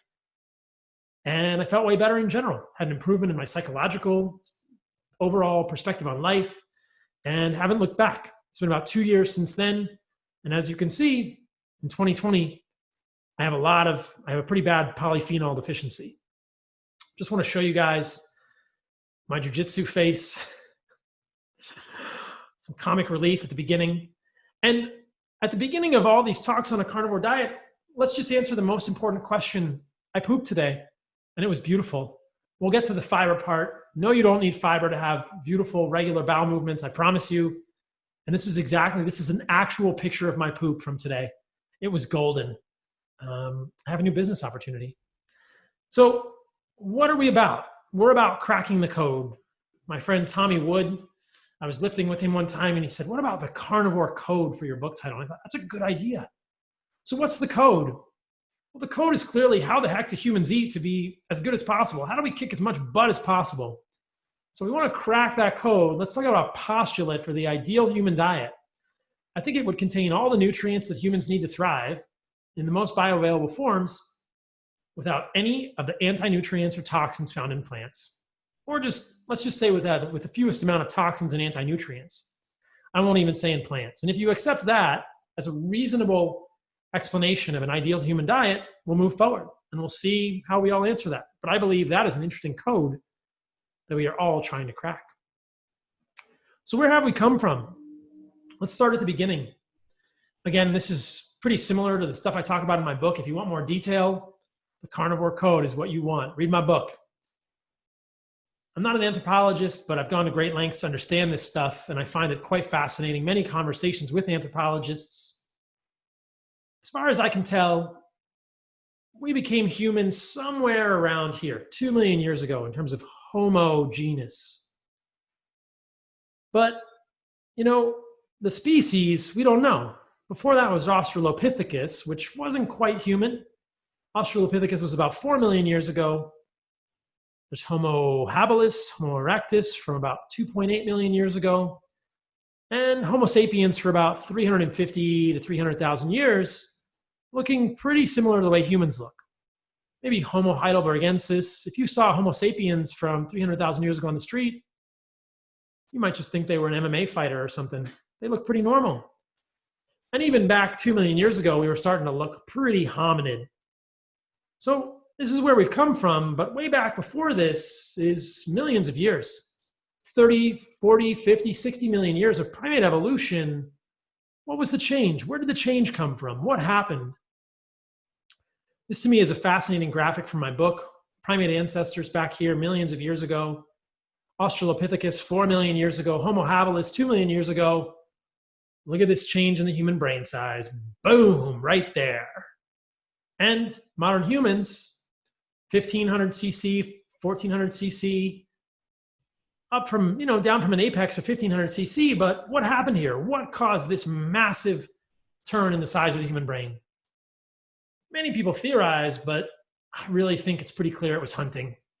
It was the sudden inclusion of lots of human hunting in the lifestyle, the inclusion of many animal foods in our diet, which provided unique nutrients, which are myriad, which we will talk about later, unique animal-based nutrients in our life. And these are, I believe, what allowed our brains to grow, whether it interacted with certain genes like Notch, or our brain was just waiting for more B12 or more bioavailable food so our guts could shrink. We don't know, but as far as we know now, fire was much later. Doesn't seem like fire corresponds here. There's a famous anthropologist, Richard Wrangham, who suggested that it was the use of fire for meat or the use of fire for calories from tubers that allowed our brains to grow, but I think it was hunting. And I think it was there. I think there's a lot of evidence for that it was the inclusion of animal foods in our diet in much greater amounts 2 million years ago that was this magical catalyst that made us into who we are today. An incredible species. We don't always seem to make great decisions, but we're pretty smart and resourceful. So what gives us evidence that there was this hunting now? Stone tools. There are these Acheulean tools from 1.8 million years ago that look just like this. A bifacial tool that showed up right about that same time as human brains getting a lot bigger. Looks like a big arrowhead. This is meant to be held in your hand. There's also evidence for butchering, cut marks on bones. It's a tapir, and it's from Florida, showing butchering marks. So we see these stone tools and evidence that we were using them to hunt and cut the bones of animals. This is not a hunting mark. This is a butchering mark on the bone. We were eating animals, you guys. We were eating animals. And our anatomy really speaks to that as well. Our rotator cuff, chimpanzees can't throw a fastball like we can. Pelvic girdle, hand and feet, the sclera of our eyes, the acidity of our stomach, and this trade-off between the smaller large intestine, the larger small intestine, changing rib angle, and this largely energy-intensive organ, the large intestine, which is shrinking, allowing the brains to grow, and the energetic trade-off known as the this is known as the expensive tissue hypothesis, which we'll get to in a moment. But the white sclera are fascinating too. I did a podcast where I talked to Bill von Hippel about this. This is an ape's eyes. They have a brown sclera. Humans have a white sclera. This disguises the direction in which the chimpanzees are looking. This lets our neighbors know that we're looking over there at a prey, at a predator, or for group behavior. This could definitely have been an adaptation for group hunting. This is advantageous when chimps and primates are inherently competitive. I really think that when we made this transition, to Homo, the genus Homo, we became cooperative. And we were cooperating for survival and cooperating to hunt. The expensive tissue hypothesis is this change in the size of our guts. Changing rib angles equals a six-pack if you can get it.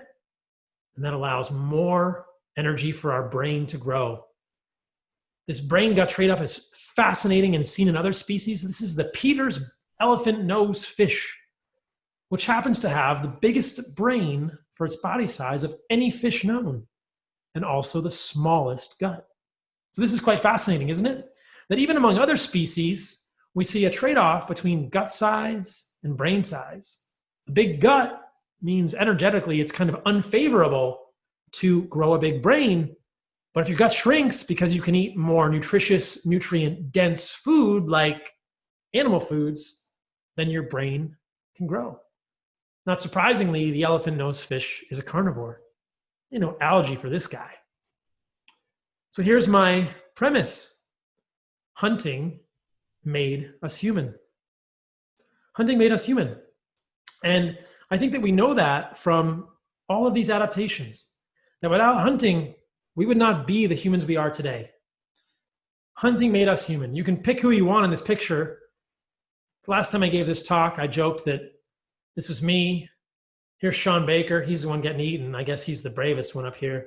Maybe this is my friend Tommy Wood, depending who's in our tribe. But this maybe isn't exactly what it used to look like, but hunting made us human. And it made us human because we had more access to the most nutrient-rich, bioavailable foods on the planet, animal foods. So there's all of this other evidence from stable isotope analysis, which gets a little bit esoteric.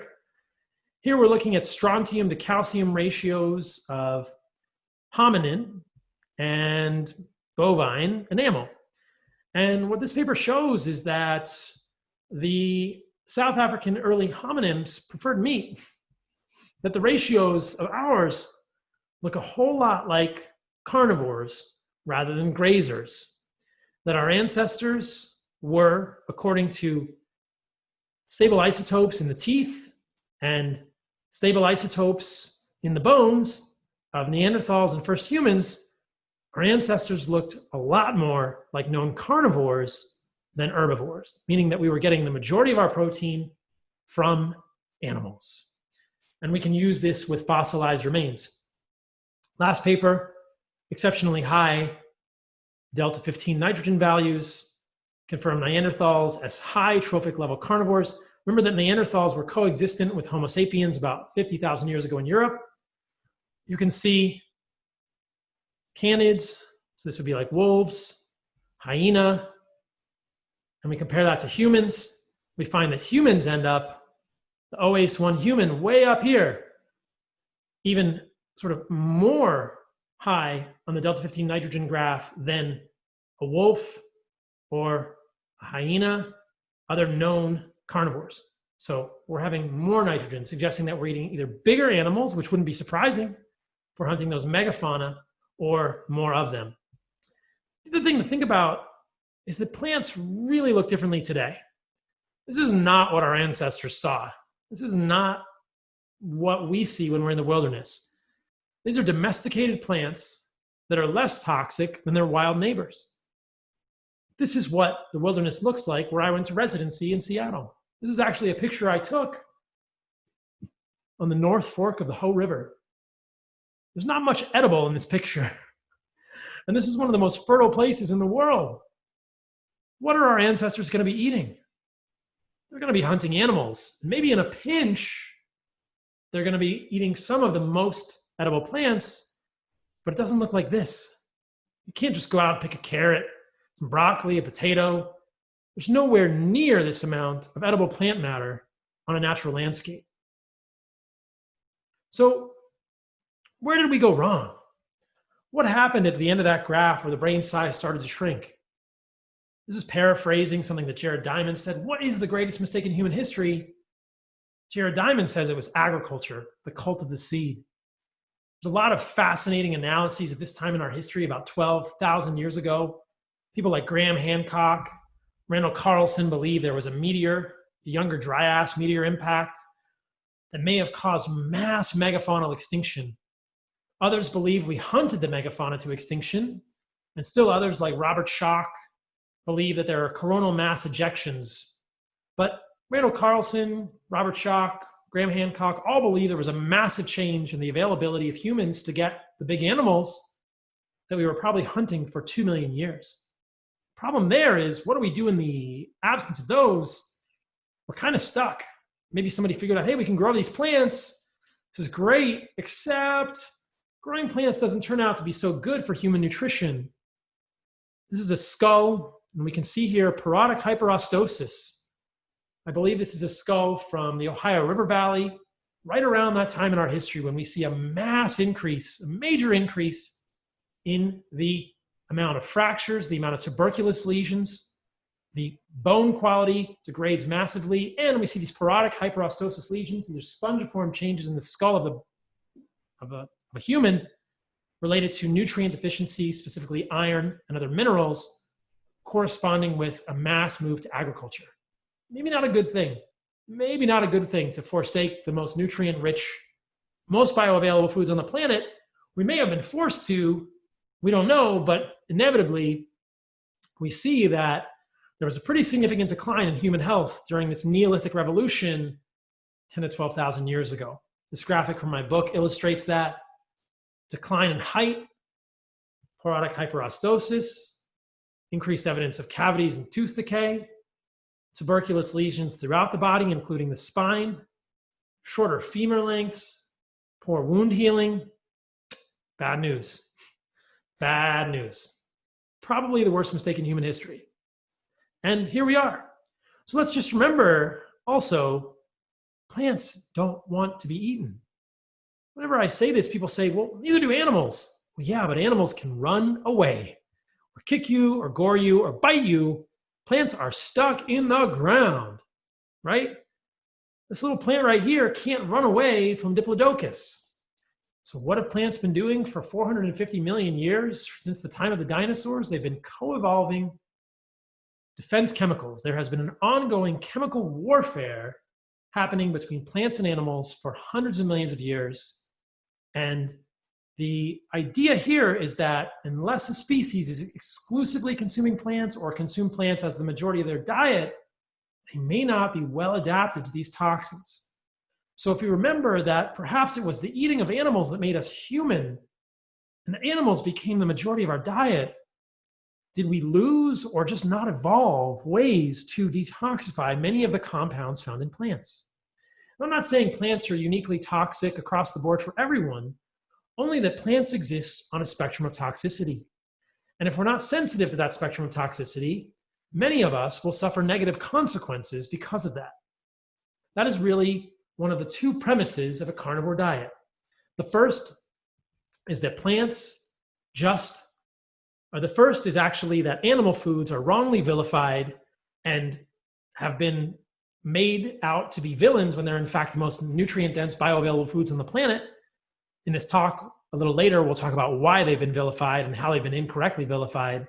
But the second is that plants exist on a spectrum of toxicity. They contain toxins, and if we ignore this, we will suffer. I don't think everyone on the planet needs to be carnivore, not even close. But if we eat in a way that prioritizes animal foods and understands the spectrum of plant toxicity, I believe we will thrive. Here's the harsh reality. Kale doesn't love you back. Why do we assume that plants are good for us? What if we think about things from a plant's perspective? Plants have a myriad of defense chemicals. These are only a few. Phytoalexins, which is a broad category, oxalates, lectins, salicylates, the list goes on and on and on. This is the chemical warfare that's been going on between plants and animals for hundreds of millions of years. This is just an example of a number of phytoalexins. These are plant defense chemicals. This is our friend sulforaphane. This is a tannin molecule. One of these is curcumin, and I believe the other one is resveratrol. You can see many of them are polyphenolic. Sulforaphane is an isothiocyanate. But interestingly, many of the compounds that we think are beneficial from plants are polyphenols. Well, here's a list of all the polyphenols made in human biochemistry. Yeah, that's not a mistake. Humans don't make polyphenols in our biochemistry. Polyphenols come exclusively from plants. Does this mean they're bad for us? Not necessarily, but it means that they look foreign to our bodies. I just thought this was an interesting observation that I hadn't heard anyone mention when I was writing my book. I asked my friend Tommy Wood, I said, are you aware of any single polyphenol that is made in human biochemistry? He couldn't. I couldn't find any. If any of you listening to this are aware of any polyphenol in human biochemistry, let me know, but I haven't found a single one. There are many molecules in plants that can mimic human molecules, usually for the detrimental effect, specifically xenoestrogens, but our molecules are not polyphenolic. So isn't this an interesting idea that perhaps the plant molecules just look very different than ours? This is the concept of different operating systems that I discuss in the book. If plant molecules are different than ours intrinsically, because plants are a completely different kingdom, we've been evolving differently for 500 million years, and plants have been trying to create chemicals to dissuade animals, fungi, insects from eating them. Isn't it reasonable that they could be bad for us? It's just a question. And things start to look very differently if we approach it from that perspective. So phytoalexins are plant pesticides, except not the kind that you spray on plants. These are the kinds that are made by plants. Here's a paper from Bruce Ames. Dietary pesticides, 99.9% all natural. 99% by weight of the pesticides the American diet concludes are produced by plants in and of themselves. Only 52 natural pesticides have been tested in animal cancer tests, and of those, half are rodent carcinogens. Those known 27 are present in many common foods. Do we know for sure these are harming us? No. Should we think about this? I think so. Do we need them in our diets? I don't think so. I don't think they do anything good for us. And of course, many of these animal cancer tests are high dose, but could low doses be harmful as well? Yes. What if we just shift the whole perspective and think about plant foods as potentially trying to harm us? Then everything shifts and we think, well, why would we eat something like that unless we needed it? And I don't think we do. I think we can get all of the nutrients we need from animal foods in more bioavailable forms without any of the toxins found in plants. And that's a foreshadowing and a remembrance of the premise, which is that might be an ideal human diet for some people. Again, I don't believe everyone needs to eliminate all plants from their diet, but if we consider the fact that these chemicals may not be good for us, things start to look very differently. Here are 49 natural pesticides and metabolites found in cabbage. Cabbage. Are these good for us? Are they bad for us? Is it neutral? I think it's more likely they're bad for us. And I think it's really hard to make an argument that they're good for us, but we'll talk about both sides. But this is just in cabbage. And none of these are produced in human biochemistry, and none of these participate directly in human biochemistry. One of the greatest misconceptions that is commonly repeated is the notion that plant molecules act directly as antioxidants. And they just don't. They do not act in human biochemistry directly. They change human biochemistry by acting as pro-oxidants. We'll talk about that. But plant molecules, these 49 natural metabolites found in cabbage are not vitamins. They don't participate in our biochemistry. I believe they just gum up the gears and cause problems for us because this cabbage doesn't want to get eaten. Kale doesn't love you back. But phytonutrients are magical, right? Well, not so much. There are a number of studies that show that high consumption of vegetables doesn't really improve immunological, antioxidant, or clinical markers in subjects at risk of cardiovascular diseases. This is a series of studies that you might call the vegetables aren't really that good for you studies. These are interventional studies, not epidemiology. And they pretty clearly show that it's not an open and shut case that vegetables are good for us. In this study, which was a 4-week intervention, a low vegetable group, which had 800 grams of vegetables per week, or a high vegetable group, with 5 times that amount, 4,200 grams. Remember that 454 grams is a pound. So you're talking about less than 2 pounds per week, or almost 10 pounds of vegetables per week. And they included vegetables that we would consider to be powerful vegetables: carrots, Jerusalem artichoke, tomatoes, cabbage, sweet peppers. They looked for immunological antioxidant markers. No significant changes were detected in clinical, immunological, or antioxidant markers, except for an increase in the white blood cell count in the low vegetable group. Study provides evidence about the uncertainty of providing clear evidence for vegetables in modulating markers of immune function and antioxidant status. Isn't that interesting? I thought plants were magical. Further studies are needed. All right, well, let's do further studies. Is this all just a fairy tale? Are these all just unicorn farts, Sasquatch, or some others? Let's see. Effects of consumption of high amounts of vegetables. Here's another one. Oh, same title, different paper. I put that there wrong. This study, 24 days of complete depletion of fruits and vegetables, or daily ingestion of 1.5 pounds of fruits and vegetables, or the corresponding amounts of vitamins and minerals. The level of oxidative DNA damage was, wait for it, unchanged. This suggests that the inherent antioxidant defense mechanisms in our bodies are sufficient to protect our cells from reactive oxygen species. Imagine that.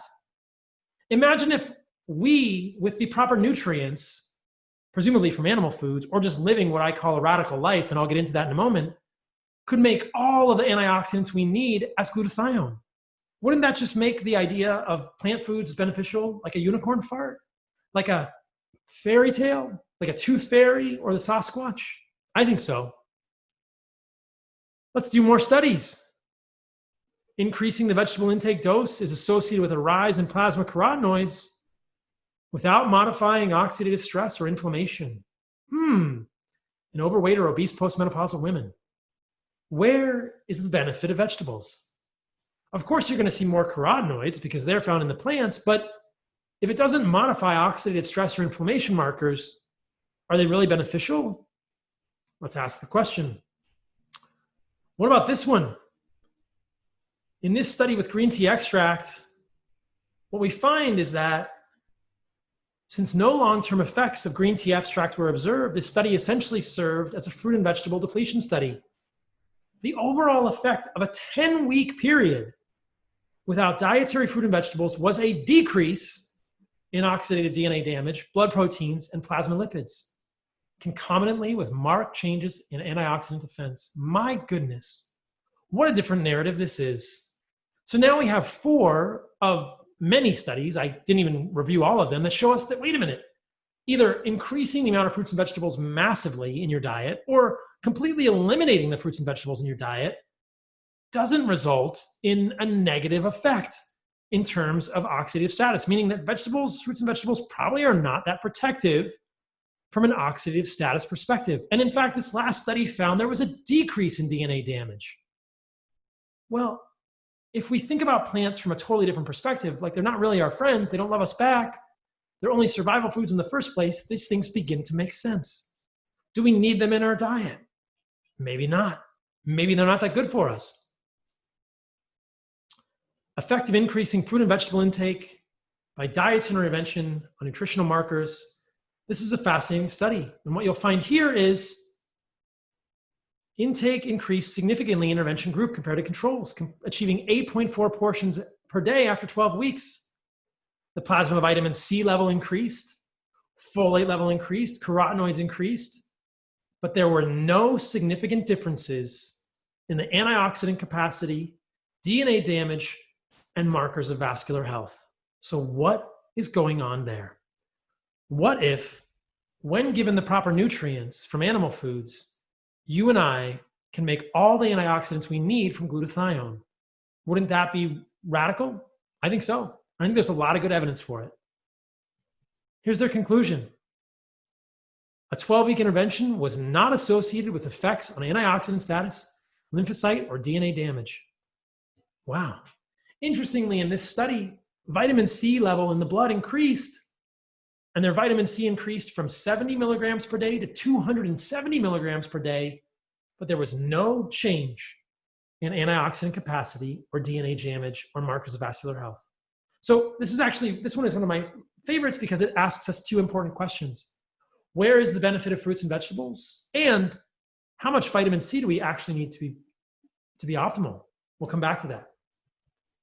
What about hormesis? This is what everybody always says at this point. What about hormesis? Couldn't a little bit of poison be good for us? And I think this concept has been widely misunderstood. I think that we have conflated environmental hormesis, heat, cold, and exercise, things that we know can be slightly stressful and beneficial because of that, with molecular hormesis. What I mean by that is, why do we assume that we need small amounts of plant poisons to be optimal when the fruit and vegetable studies show us otherwise? And furthermore, would we consider cigarette smoke, alcohol, or lead to be a hormetic? Maybe not. But we have to be consistent with our philosophical views on these things. We either have to accept that polycyclic aromatic hydrocarbons, heterocyclic amines, cigarette smoke, alcohol, lead are hormetics, just like isothiocyanates, or realize that molecular hormesis maybe doesn't act the same way as environmental hormesis. So this is a slide that I'll probably skip. It's how sulforaphane affects NRF2, but basically this is the important part, that oxidative stress induces NRF2 to dissociate from KEAP1. NRF2 is a transcription factor that goes to the nucleus, leading to transcription of antioxidant response enzymes, but many things can do this.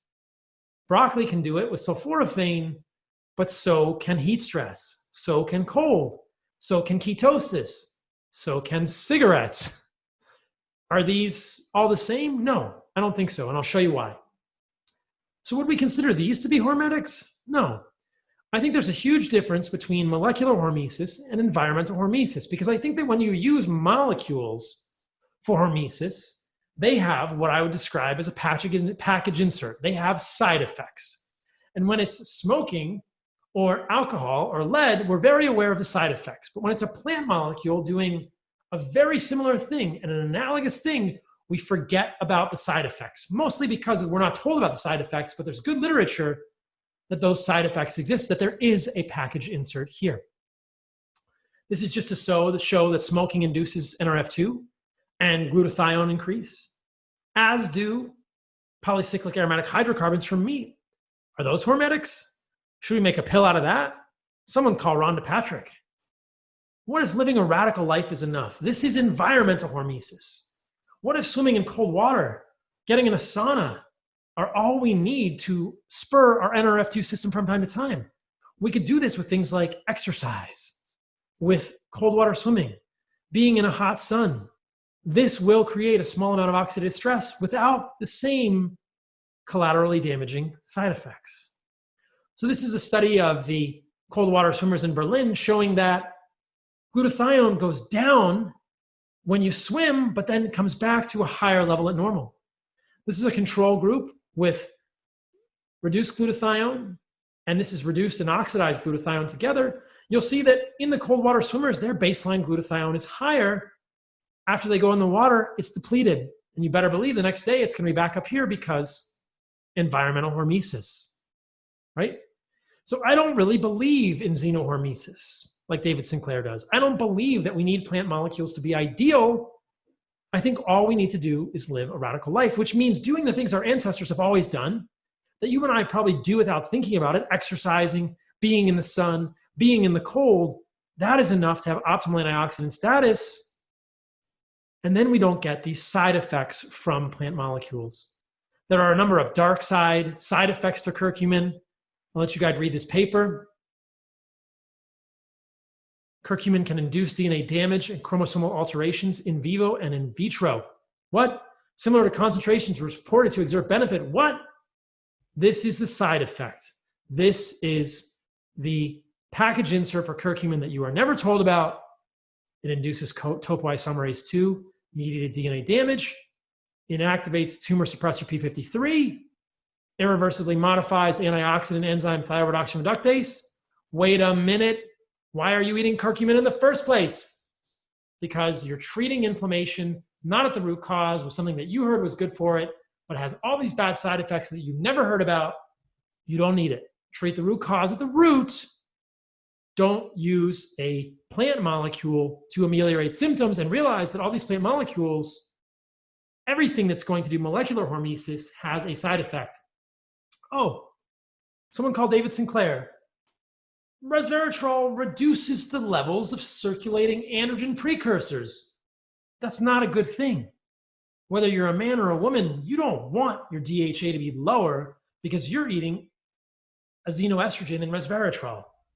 But Paul, doesn't resveratrol have benefits on the sirtuin genes? Sure. You know what else does? Living a radical life. Being in ketosis turns on the sirtuins as well. Being in ketosis changes your NAD to NADH ratios, just like resveratrol, without the androgen reducing side effects. Be radical, my friends. Don't use plant molecules. Oh, you mean there are molecules that can have estrogenic effects in the human body, like flavonoids? Yep.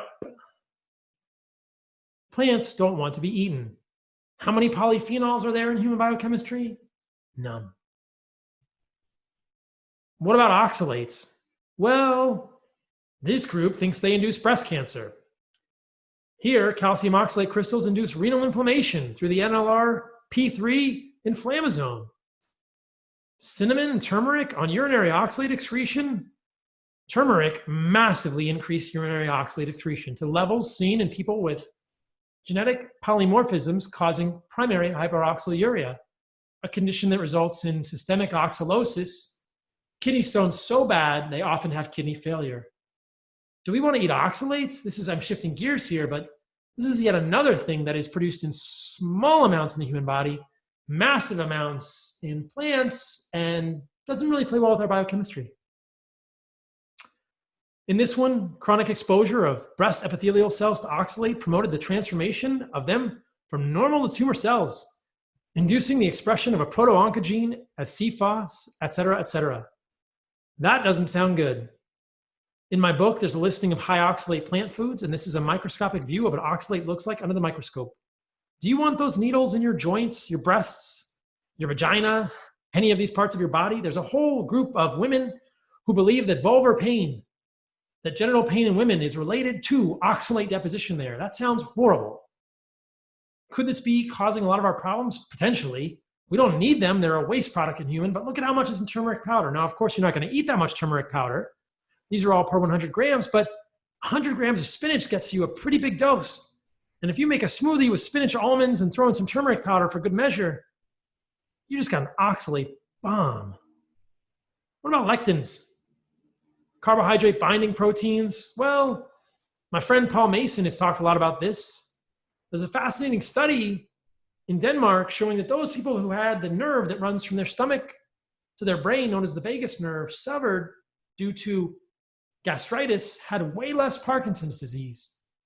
It's an epidemiology study, it's observational, but why would severing a nerve that runs from the stomach and the gut to the brain result in less Parkinson's?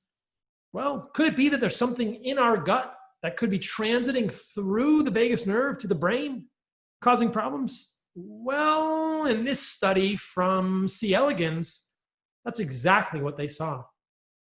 Dietary plant lectins transported to and affect dopaminergic neurons. What? The Brack and Hawkes hypothesis is exactly that. That something from the gut moves along the vagus nerve to the brain, negatively affecting dopaminergic neurons in the substantia nigra and other places, potentially contributing to Parkinson's disease. That is scary stuff, you guys. How about one more?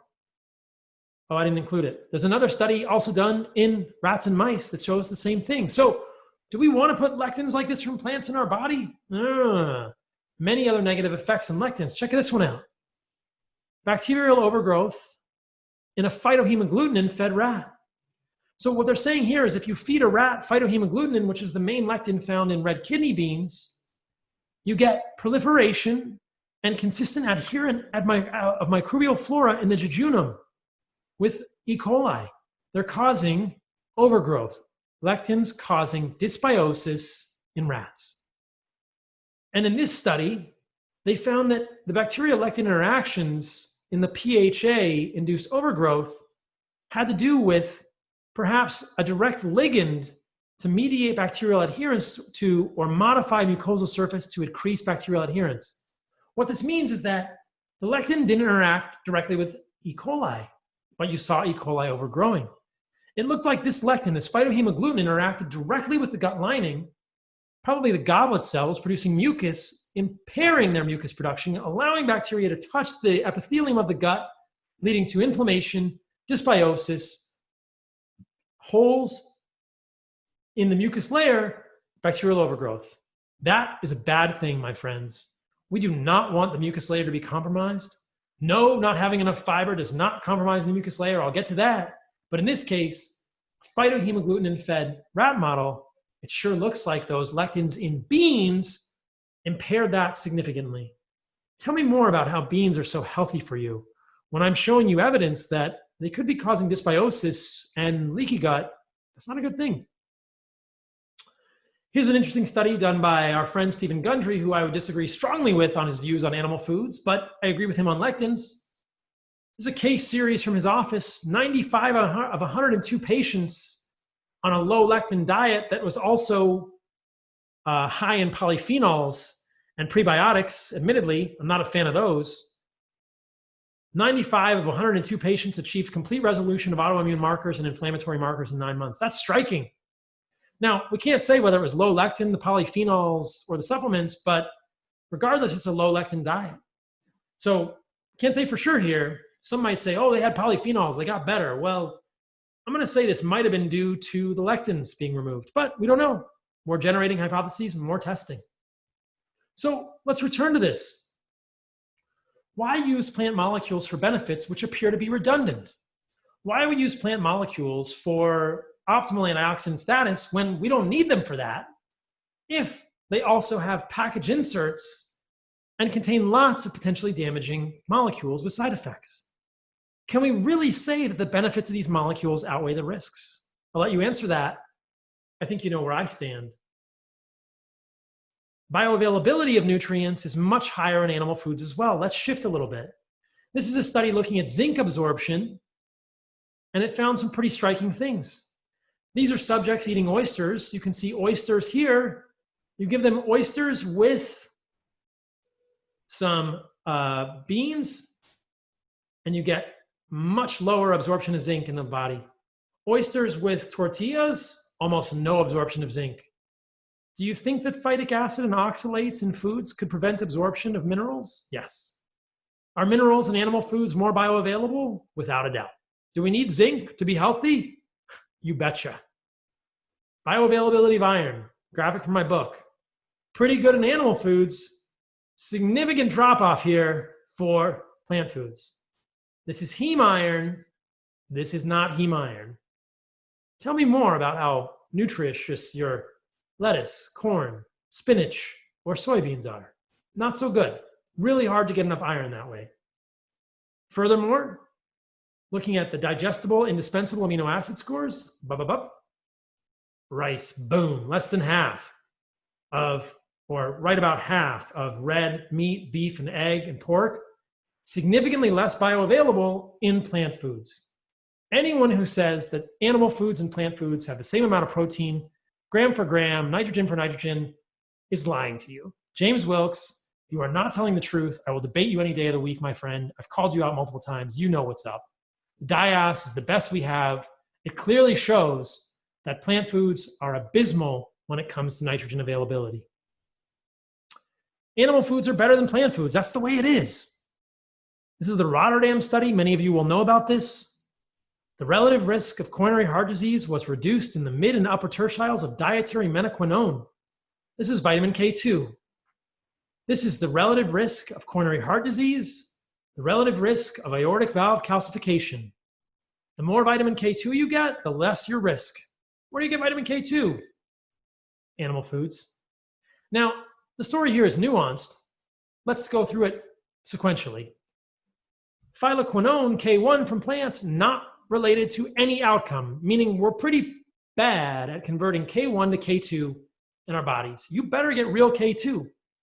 And the skeptics will cry, what about vitamin K2 from natto? No one eats natto, and it's only MK7. MK7 is one of the many menaquinones, MK4 to MK11 or even MK13, but only one of them, I believe, is produced by bacteria. What about MK4 and MK6? Might those have importance? Yes.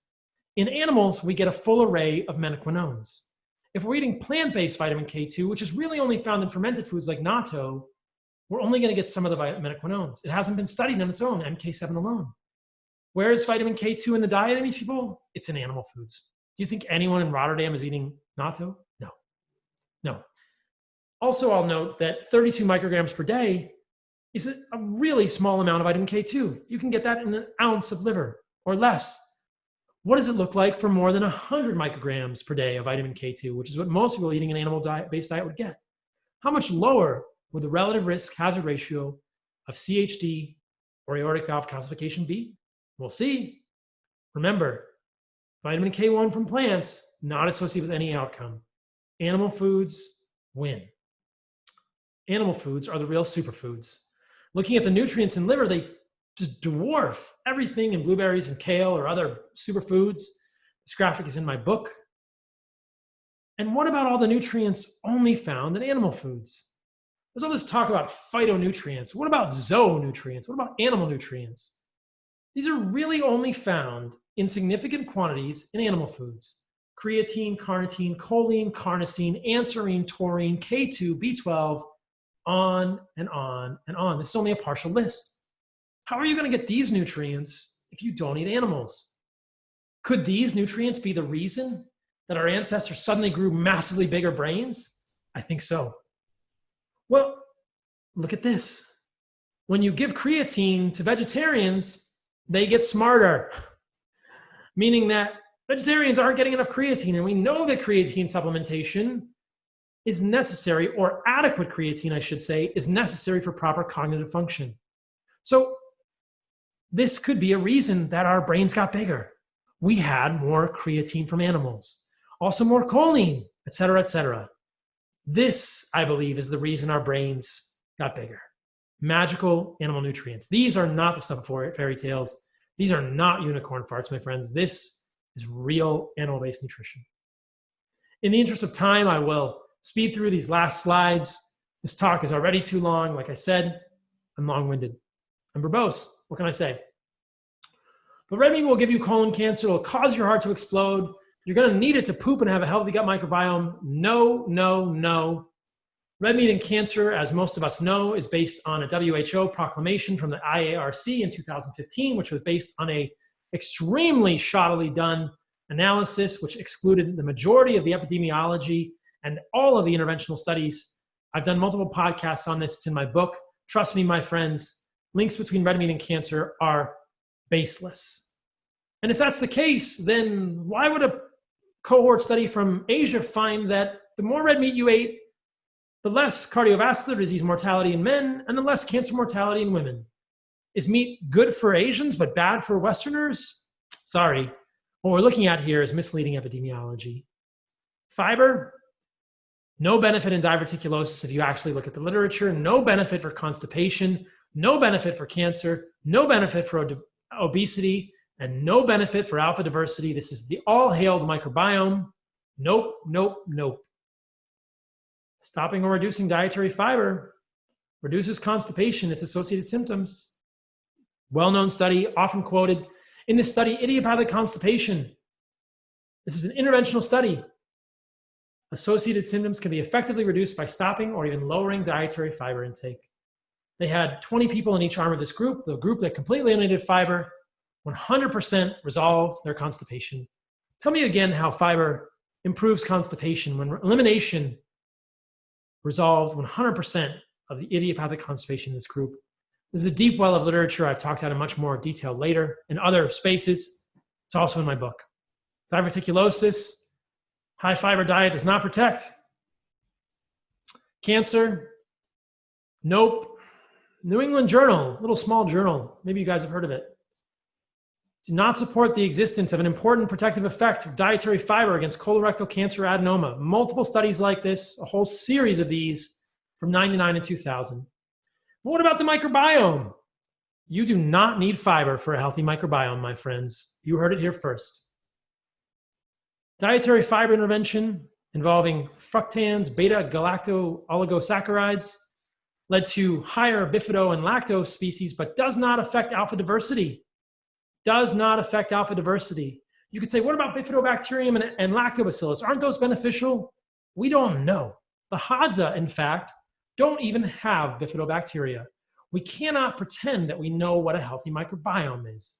You can't say fiber increases lactobacillus, therefore it's beneficial, because in the previous study, fiber caused constipation, and then removal reduced constipation and eliminated it completely in those people. So getting to the granular level that we think we know what can happen with a species of bacteria is fallacy. It's complete tasseography, tea leaf reading, as my friend Tommy Wood would say.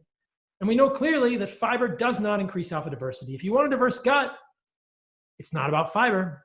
It's about being insulin sensitive and not being inflamed in your gut. Won't red meat cause your heart to explode? Well, clearly we know that everyone who eats a carnivore diet gets a higher LDL. Most of them do, but is that a bad thing? Well, in this data from the Framingham study, if you stratify it by HDL, what you'll see is that when the HDL is robust, correlated presumably with insulin sensitivity, there's essentially no increase in risk as your LDL rises to over 220. But if your LDL is low and you're very insulin resistant, there's a problem here. Could this be more about insulin resistance rather than LDL itself? I think so. There's a whole chapter in my book about this. I would encourage you to read it in much more detail, but I think here is the takeaway. LDL must be interpreted in the context of insulin sensitivity. To interpret LDL outside of HDL triglyceride ratios, outside of fasting insulin, outside of HSCRP is myopathy. It's myopia, excuse me. It's myopia. Could be a myopathy too if you're giving a statin, then you get a myopathy. But in this case, it's myopia. It's nearsightedness. It's an incomplete view. Don't let your doctor or any doctor do it. Know what your HDL is. Know how insulin sensitive you are. That is the context in which your LDL must be interpreted. In the book, I talk about all the reasons why LDL might go up on a ketogenic carnivore diet or on a diet with higher saturated fat. Not necessarily a bad thing. There are no clinical studies with a carnivore diet except this one very long study done many years ago, which is quite fascinating.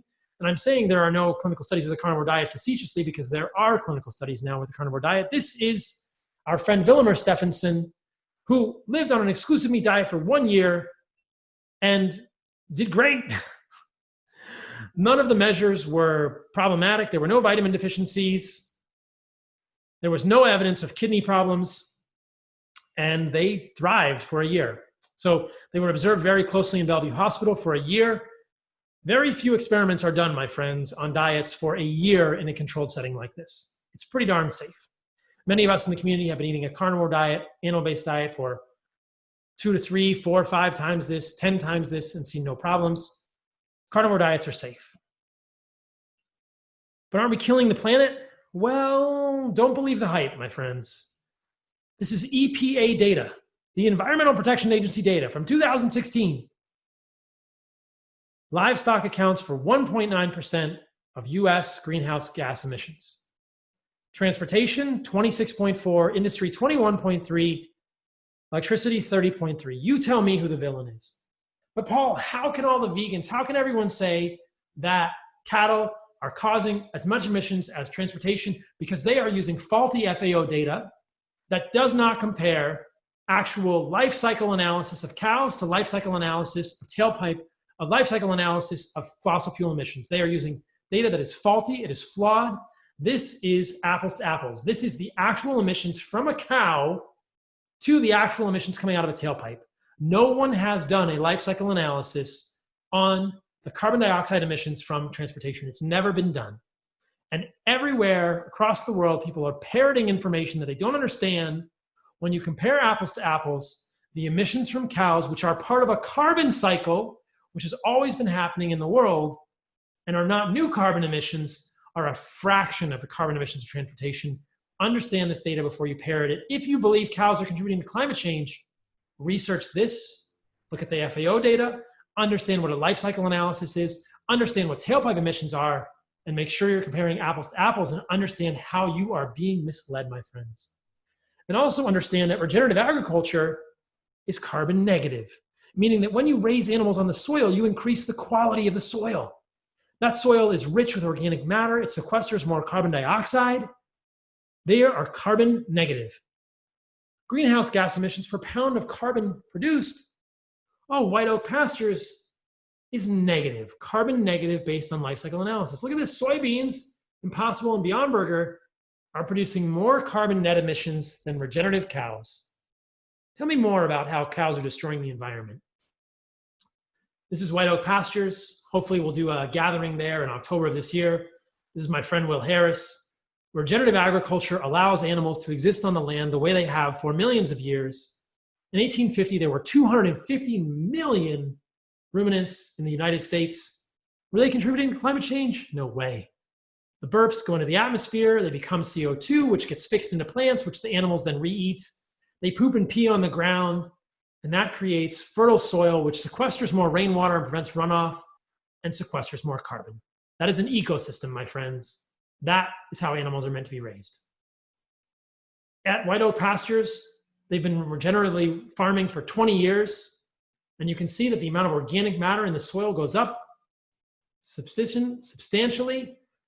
Every 1% increase, I believe, is 25,000 gallons of water held per hectare of water, which decreases runoff, and much more carbon sequestered, many more plants that feed the animals and feed us. This is what it's all about: soil quality. Monocrop agriculture depletes the soil of nutrients, creates runoff, and is destroying our planet. How are plants produced? Monocrop. Animals on the land is the answer for regenerating our ecosystems. Let's wrap it up here. Humans evolved as hunters. Eating animals made us human. Plants are jerks. Not really. They don't want to be eaten. They're just trying to exist. Maybe in a pinch, you can eat some plants. I'm not saying everybody needs to be a carnivore, but if you understand that plants have a spectrum of toxicity and understand which plants you may not do well with, you will thrive as long as you make animals the center of your diet. Phytonutrients are magical is a fairy tale. Animal foods are incredibly nutrient rich, tons of bioavailable nutrients. Eating animals will not give you cancer or cardiovascular disease. You do not need fiber to poop. I had a golden poop this morning. As I said in the beginning, these are many deep rabbit holes, all of which could be a 3-hour lecture. And let's return to the postulate. Animal foods are the most nutrient-rich foods on the planet. They're very highly bioavailable. They're much more bioavailable than plant foods. Remember the zinc experiment with oysters, beans, and tortillas. And they don't contain toxins or anti-nutrients. I'll let you decide what the optimal human diet consists of. And I wish you all a very happy night, a very happy day. And I hope that you will check out my book. If you debate the things I've said, then I welcome the criticism and I welcome the conversation. The reason I do this is because I think there is a lot of bad information out there that is harming people. We should not fear animal foods. They do not need to be the entirety of your diet, but understanding that plant foods exist on a spectrum of toxicity, I believe will make your life better. You don't also need to be keto all the time. Listen to my recent stuff, my recent podcasts, including some sources of animal-based carbohydrates like honey in my diet that have been very interesting. It's not dogma, it's results. So understand which foods nourish you the best. Don't have to eliminate all plant foods, but eliminating the most toxic ones will allow you to be carnivore-ish, animal-based, and I believe that will make you thrive. I believe that is the ideal human diet, but I welcome conversation about this. Thank you so much for your attention. You want to be radical? Eat nose to tail. We didn't talk about organs. This is me, Carnivore MD, carnivoremd.com, Fundamental Health Podcast, carnivoremd.com, @carnivoremd on the socials. The carnivore code is the title of my book. Go to Amazon, wherever books are sold. Whenever you listen to this talk, pre-order the second edition. It comes out in August. First edition was out. You missed it if you don't have my book yet. But audiobook, print, ebook, out in August. Love you all. Be radical. Thanks to the organizers of this conference for sharing their opportunity with me to do this. I love doing this kind of thing. Hope you all enjoyed this talk, and I welcome your feedback. Reach out to me. I can't wait to see you all next year in person, my friends. Take care. Stay radical. So, Peter, that was a mile a minute of information coming in there. And did you have any idea that Paul Saladino actually used to be a vegan? No, interesting, isn't it? And it seems to be a lot of people, ex-vegans, who finish up being carnivore. I mean, is that just their extremist personalities, do you think? I don't think so. I mean, a lot of people, they do vegan because they're searching for answers with regards to their health, and I think it's a logical extension. If the vegan diet doesn't help you, then obviously the journey continues. One of the things I liked about the talk was this concept of carnivore-ish. I'd never heard of that before, where saying that you don't really have to be strict carnivore. Not everyone has to be strict carnivore, and that's a concept I like, because I think there's no one diet for every person. I think we're all different, and we all have different toxicities to different plants. So, what are your feelings on the carnivore-ish diet? Well, I really like it because it brings in this concept of the problem with diets is not necessarily what's missing from the diet, but rather what's already in it. And I'll give you an example. So, we have lots of patients come in and they'll ask, what supplement can I take? What else can I add to my diet to make it better? Yeah. Rather than actually looking at your existing diet and saying, well, what is in my existing diet that may be actually the cause of my problems? And it's not that there's any magical supplement out there that can neutralize that. And I think Paul did a great job of going through all the potential plant toxicities such as lectins and oxalates and so on and so forth. And I think that's a good way of approaching it. We don't have to, it's not an ideology against all plant foods per se, but I think his approach really seems to be about identifying the ones which are perhaps the most deleterious and targeting those. The other thing I found interesting was the brain size. You talked about how the brain size had increased as we ate more and more meat, but the interesting thing was the little drop at the end. Over more recent times, that our brain size, I think, was maximum at 1,500 cc's. It's now down to 1,400 cc's. Now, what's your theory on? He didn't really talk much about the cause of that. What's your thoughts on that? Well, I mean, certainly in terms of timing of that drop, it appeared to coincide with the onset of agriculture. So I certainly think it's a nutrient-related phenomenon, and it probably relates to multiple factors. We know that iron, zinc, and a lot of these things, ketones, actually are the base ingredient for forming new brain tissue, actually, because a lot of the brain is actually made from fat. And unfortunately, this is very hard to actually get into the brain. So the ketones actually cross the blood-brain barrier, and then they get converted into the fatty substrates, which are actually used to make brain tissue. So I think it's probably just a reflection of changes in nutritional status, in the same way that we saw that the advent of hunting and was actually able to precipitate that or almost exponential increase in brain size. I think it only makes sense that if you then remove some of those particularly nourishing foods for the brain from the diet, that you'll see a drop-off. Fascinating. I mean, the whole area of carnivore is, I mean, if you told me, 5-10 years ago that carnivore was a realistic diet for healthy purposes, I think I and most people would have thought if I was a bit crazy. But the proof of the pudding, so to speak, is there, and so many people seem to do well on a carnivore diet. All right, another fascinating talk from Paul Saladino.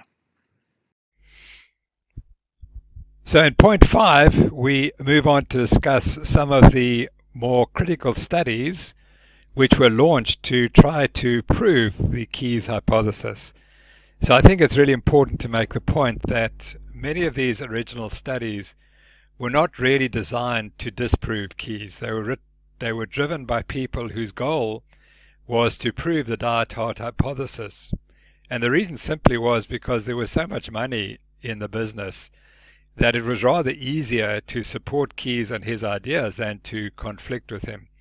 Because I suspect if you decided to take on Keyes, you'd lose funding, because that was how much control he had over the American Heart Association and the National Institute of Health, who were the premier funders.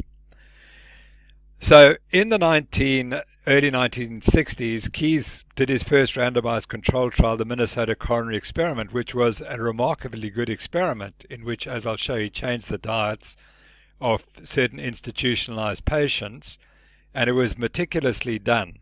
The problem was that the study disproved his hypothesis, so the data had to be hidden. Those data were then subsequently recovered, and that we call the recovered Minnesota coronary experiment. And then that exposed the so-called Sydney Diet Heart study, which was also recovered, and that also showed that the data had been hidden because it disproved his hypothesis. And then the Women's Health Initiative, which I go into in some detail, a $700 million experiment, which also disproved the low-fat diet. That also had to be hidden. The findings had to be hidden.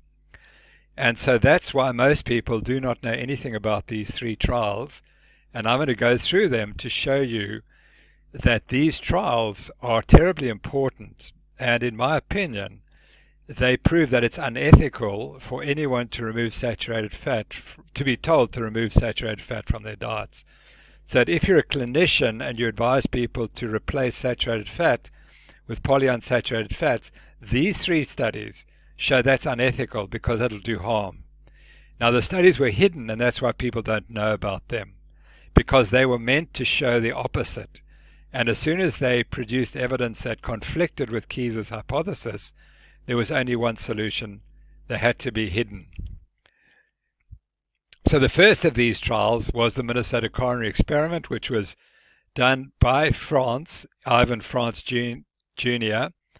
Interestingly, Keyes was the premier researcher, but his name doesn't appear here, which is really interesting. But he drew up the trial, and he raised the funds for it, but his name doesn't appear. And that's something that I've never understood why that should be. This study was completed in 1976, and the data were presented at a cardiological conference, presumably the American Cardiological Society, in 1976. But the data were only published in 1989. And remember, 1976 was 1 year before the McGovern Commission released its findings. So the question is, what was the impact of this study not being published in 1976 and only being published in 1989? So here was the trial: a large number of men and women living in Minnesota mental institutions. Half were assigned to a diet with reduced content of saturated fat, and the other half were assigned to the diet with the same total fat but with more saturated fat. Now notice, this is not a diet, a low-fat diet. This is a diet high in polyunsaturated fats. And this was therefore not a study of the low-fat diet, which was the one that we're told to eat. This was of replacing saturated fat with polyunsaturated fats. Subtle but important point. So here is the intervention diet and the control diet, and they had the same amount of total fat, but much less saturated fat in the intervention, much more polyunsaturated fats, pretty much the same monounsaturated fats, and much less cholesterol. And so this trial then went for about 5 years, and subjects were followed for 4.5 years, and then the results were reported. But the data were known in 1976, but they only get reported in 1989. And here was the graph published in 1989, and you can see on the left is the percent of subjects, both men and women, without events, and you can see it looks pretty much the same. But on the right is a survival curve, and if you look carefully, you'll notice that the survival curve for the control group is better.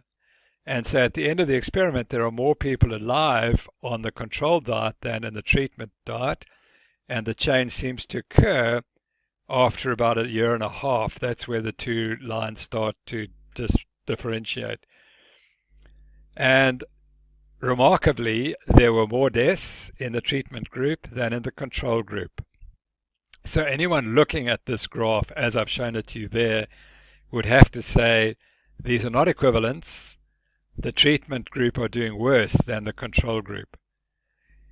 But that was not how it was reported.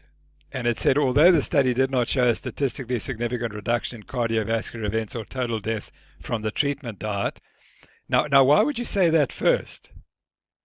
Why would you say, although it didn't? Why wouldn't you just say these are the results? But they don't. And that's the problem with all these diet studies. They're trying to make sure that they always prove that the diet works. So therefore, if it doesn't work, it's a surprise.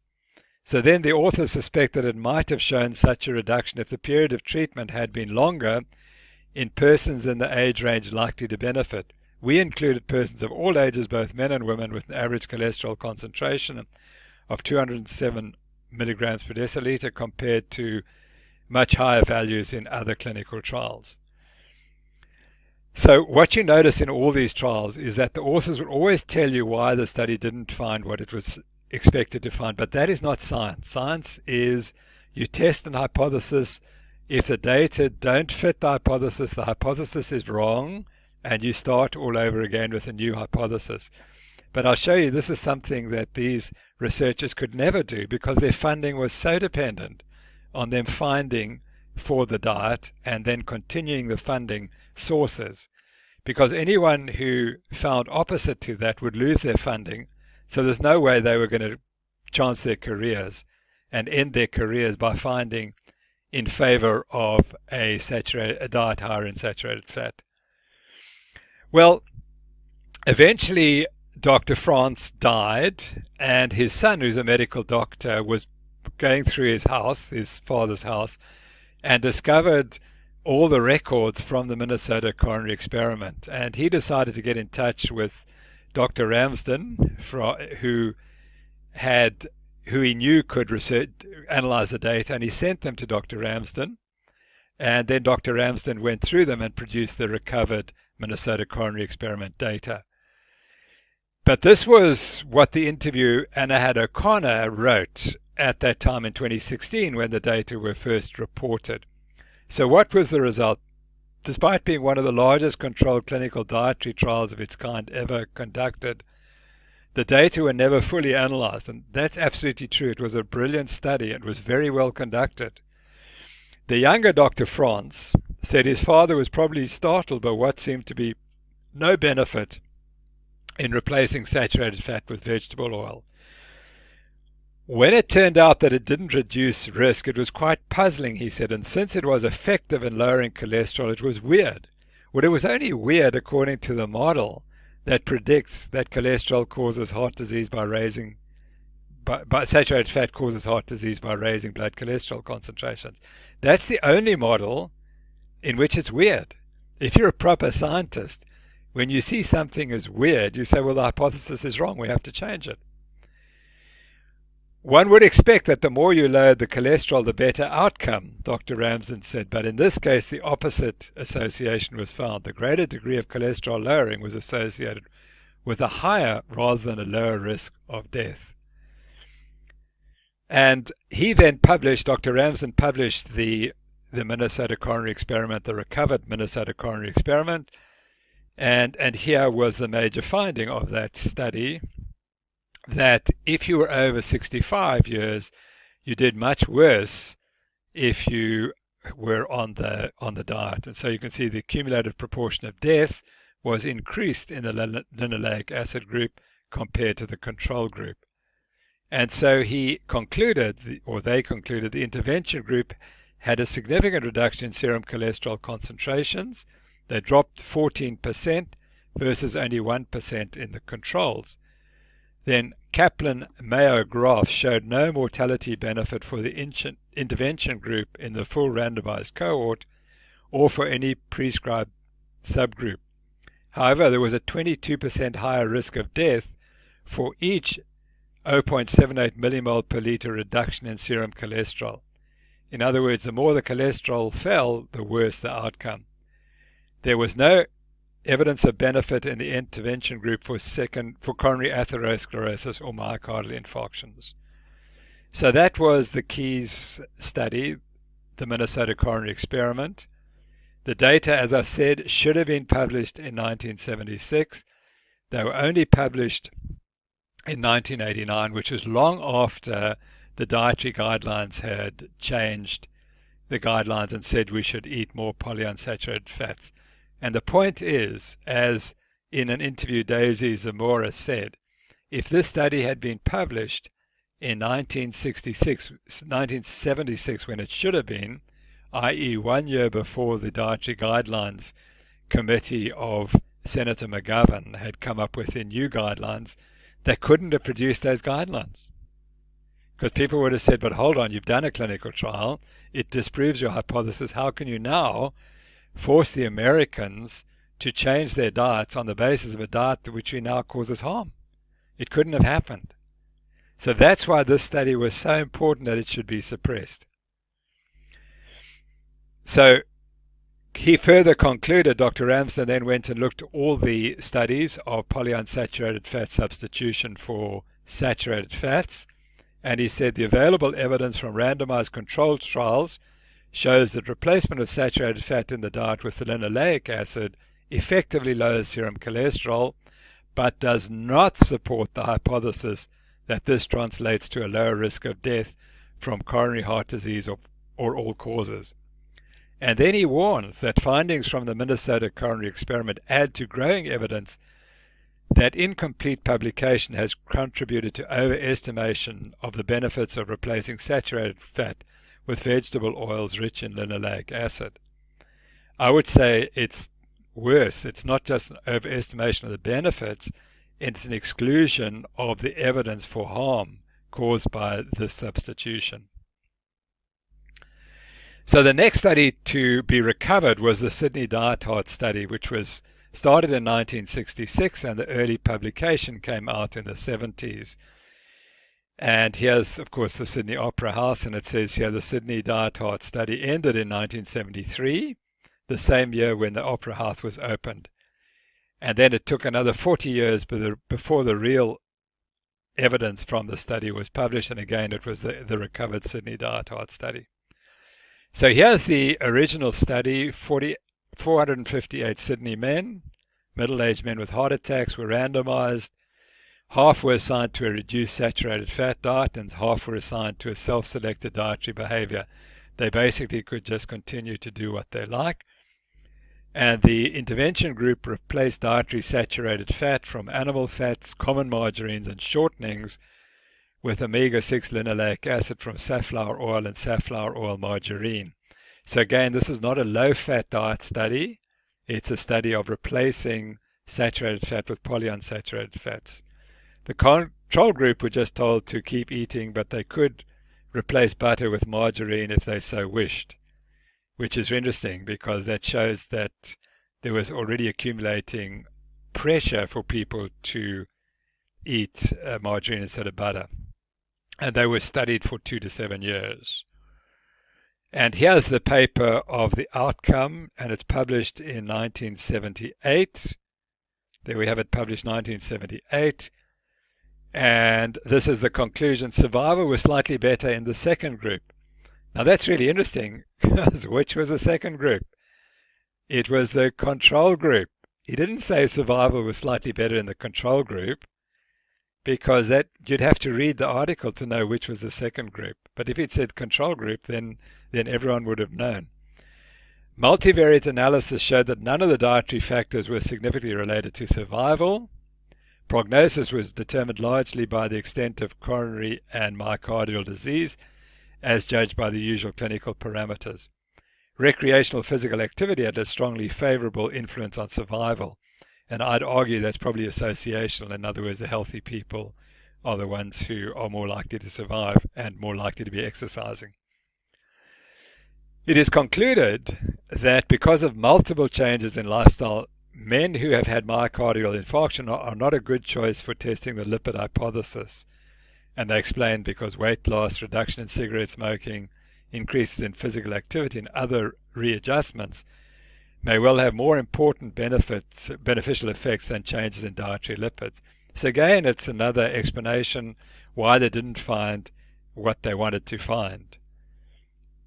Well, here are the data.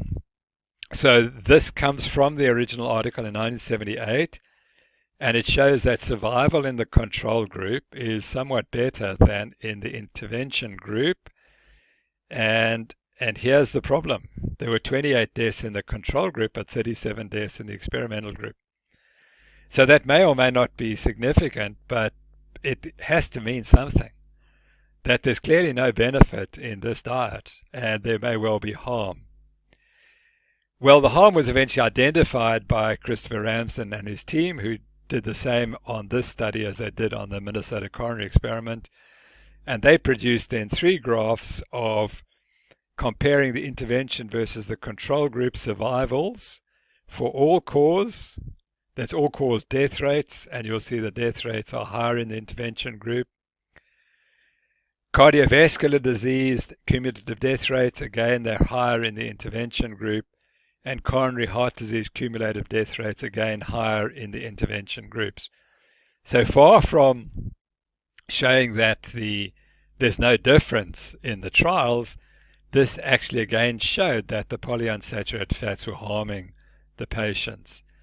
And here with increased risk, if you were taking the intervention, 62%, 70%, and 4% increased risk.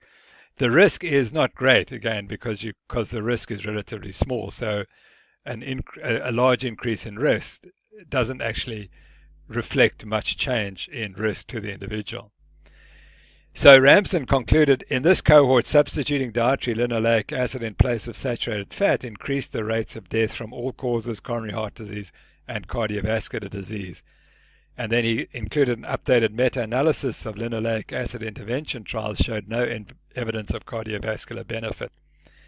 These findings could have important implications for worldwide dietary advice to substitute omega-6 linoleic acid or polyunsaturated fats in general for saturated fats. And that evidence has not been acted on. We still get the advice that we must replace saturated fat with polyunsaturated fats. But the trials which were meant to prove it proved the opposite, yet the public isn't told it. Then the third study, which is important, is the Women's Health Initiative, randomized controlled dietary modification trial between 1993 and 2005. And again, I'll show you that this was a very expensive study. This was the study that was going to prove that the low-fat diet prevents coronary heart disease, apart from many other things. It was going to be the Nobel Prize-winning study, and it was the final answer that the National Institute of Health and the American Heart Association were going to prove that they'd failed. The other studies had failed because they hadn't done enough. They hadn't have enough subjects, and they hadn't done a good enough intervention. So here was this trial, listen to it, 48,000 postmenopausal women, 40 assigned to a low-fat eating plan, and 60% were just allowed to continue eating what they chose. The 40% now reduced their fat consumption from 20% and from saturated fat to 7%, and they increased fruit and vegetable intake to at least 5 servings per day and grains to at least 6 servings per day.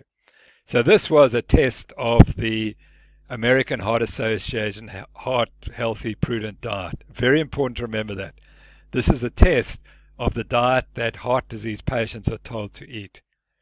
And it's a modern study, 1993. A lot of the complaints about the other studies that they were dated, but this is a modern study. So the poor old control group were just told to read the dietary guidelines for Americans as well as other health-related material. They had no contact with anyone, whereas this group had sometimes monthly interventions. So can you imagine organizing monthly interventions for all these people over a period of time? And then they were studied for 8.1 years. So this is an incredible study. It's unbelievable. If anything is going to prove one way or the other what the outcome is going to be, it's this study. So here's the study reported by Dr. Howard in 2005. And the conclusion was that the study did not significantly reduce the risk of CHD, stroke, or cardiovascular disease in postmenopausal women and achieved only modest effects on cardiovascular risk factors, suggesting that more focused diet and lifestyle interventions may be needed to improve risk factors and reduce CVD risk. Or perhaps what the authors couldn't consider was that the intervention is simply ineffective because it's based on the wrong hypothesis. So one of the main organizers of this was Dr. Jacques Rousseau, and his comment was, "This study shows that just reducing total fat does not go far enough to have an impact on heart disease risk. While the participants' overall change in LDL bad cholesterol was small, we saw trends towards greater reduction in cholesterol and heart disease in women eating less saturated and trans fats." So this is a post hoc justification for why the study didn't prove what you wanted to prove. But actually, Professor Rousseau, you don't understand. If you understand the null hypothesis, you'll acknowledge that your team spent $700 million disproving the diet-hard hypothesis. Trying to justify that your study would have found in favor of the low-fat diet if only you'd spent another $700 million forcing your study subject to eat a zero-fat diet is post hoc reasoning. Proper scientists understand that the best approach to a study that disproves your own long-held beliefs is to acknowledge that you are wrong.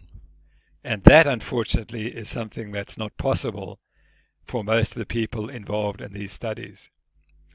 The head of the National Institute of Health at that time, Professor Nabel, added her story. "The results of the study do not change established recommendations on disease prevention. Women should continue to work with their doctors to reduce their risk for heart disease, including following a diet low in saturated fat, trans fats, and cholesterol." Which is utterly astonishing. They might as well not have done the study, because the study is not hypothesis testing, it's purely used to advertise the low-fat diet. And what I've learned from reading these people's stories is that they will always, when they present the information, they will give the impression that the study worked. And they'll never say, actually, we were completely wrong. So actually, no, Drs. Nabel and Rousseau, the study disproved your null hypothesis. In real science, when the hypothesis is disproven, we have to come up with a new one and then attempt to disprove it. Science does not prove hypotheses. What I discovered in my debate with Professor Rousseau, the week before I had the debate, I was directed to the key to his study by Dr. Andreas Ehrenfeld, who's of course so well known as the diet doctor. And he said, "Did you see this statement hidden in the middle of the article?" And it says the hazard ratio for the 3.4% of the women in the study with cardiovascular disease at baseline was 1.26. What that means is that the risk of having a subsequent cardiovascular event, if you started the study with heart disease, was 1.26, was 26% higher if you were on the intervention diet.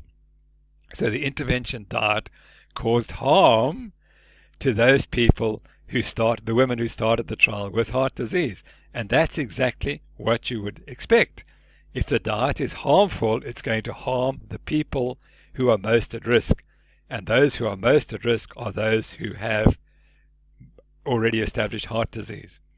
So if the study had included, let's say, 20% of people with established coronary heart disease, then you might well have found that the diet was harmful, and it would have been more obvious and they couldn't have hidden it.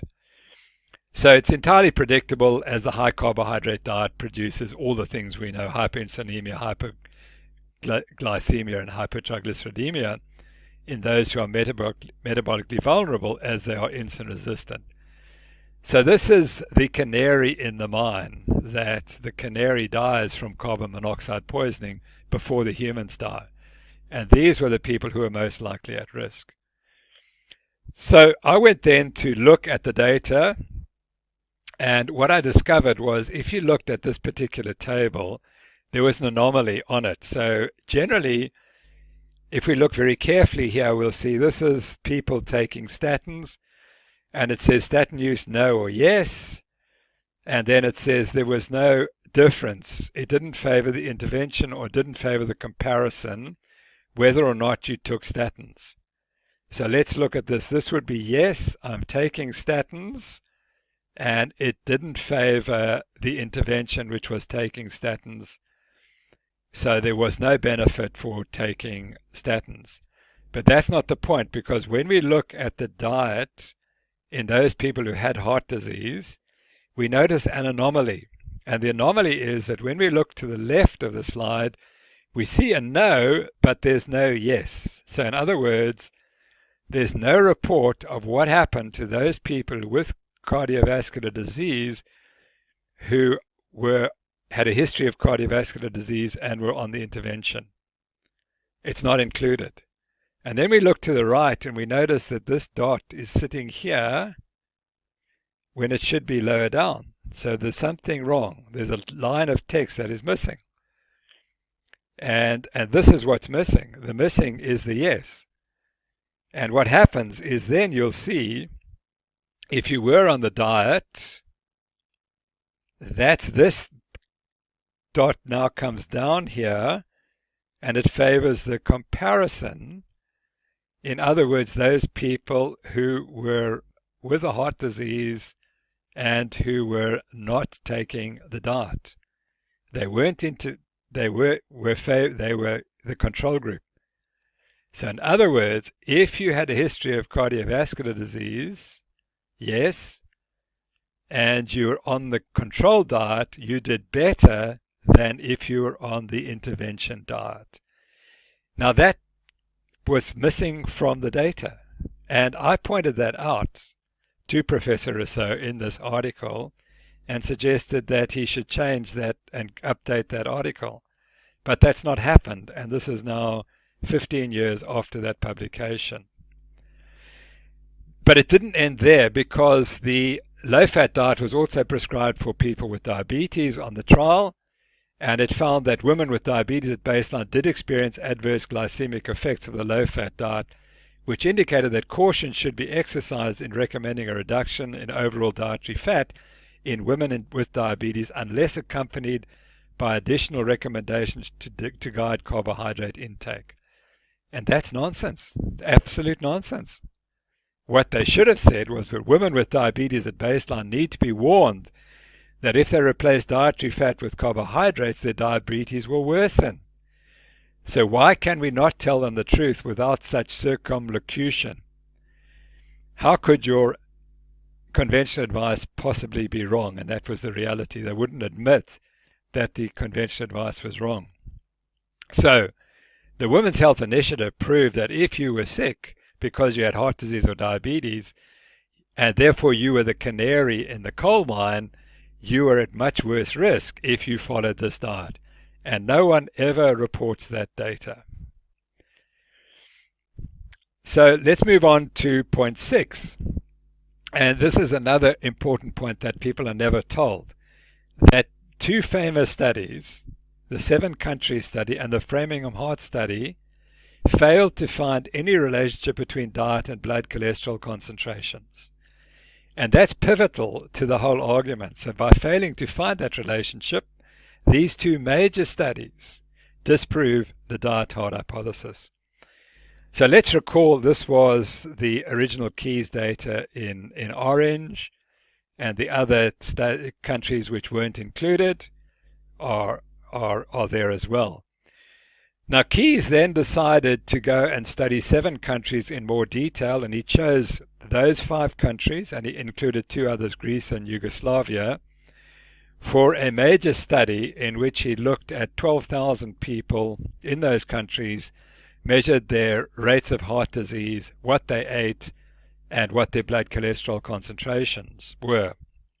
And these were the 7 countries that were studied, and the dots, individual dots, would indicate that there were 5 different communities in Yugoslavia, 3 in Italy, 2 in Greece that were studied, and 2 in Japan, and 1 in the USA.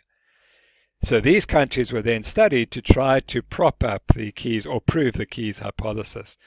And let's recall that now what he was saying was, if I study the fat intake in 12,000 people and I measure their cholesterol levels and I check what the rates of heart disease are, then I've been able to prove my hypothesis.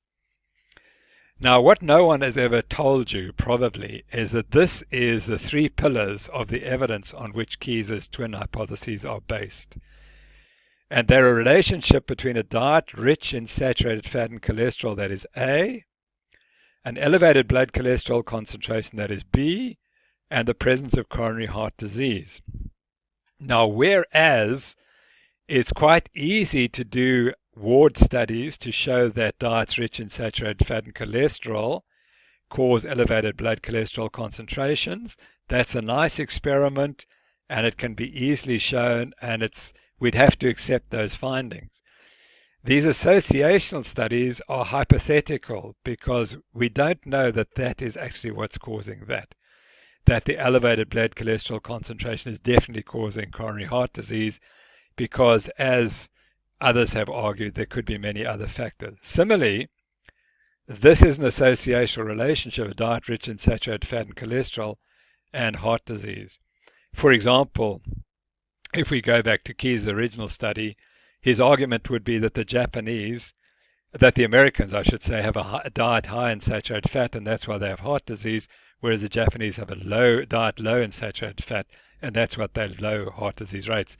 But to think that there's nothing else different in the lifestyles and everything else that goes into making heart disease between the Japanese and Americans is ridiculous. So that's an associational study. Now, what Keyes has been very good at doing is whenever they find that there is an associational relationship, they will trumpet that finding. But those findings are irrelevant if the diet doesn't cause the blood cholesterol to rise. That has to be the key. If you can't prove this relationship in these populations, then the other relationships are null and void. They're irrelevant. And so that's the point that I'm making here. That if in his studies he couldn't show that the diet caused the elevated blood cholesterol concentration, then everything else was moot and irrelevant. So here's one graph from one of his acolytes, Dr. Daniel Steinberg, who here's the data from those countries, and there's a lovely relationship between the median cholesterol concentration and the 10-year coronary deaths. Now remember, this is an associational relationship. He also showed an associational relationship between saturated fat in the diet and the 10-year coronary deaths, but it's not quite as clean. As you can see, there are some outliers that don't fit the pattern. And in fact, when other people, Smith and Pinkney, went and looked at all the data from all the communities and linked and listed on the basis of the percentage calories of saturated fat, going from 22% in East Finland to 3% in Tanushimaru, you'll see that the CHD rates weren't just a direct relationship. And all-cause mortality was also not as clearly related. There were countries that stood out, like here, the United States stands out, and this country stands out as having a very, very low, much lower than expected.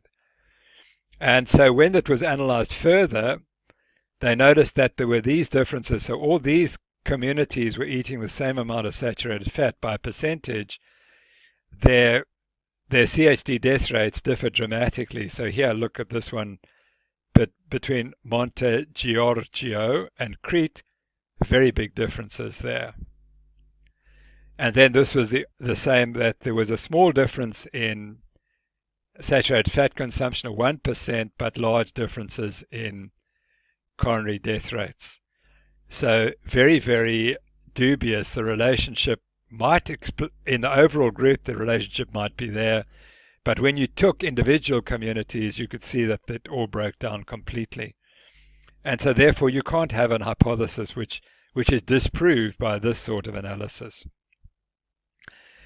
But so now, as we're reading through Dr. Steinberg's article, we're looking for the third relationship, because he's shown us this relationship, he's shown us this relationship, but he hasn't shown us this relationship in the 7-country study.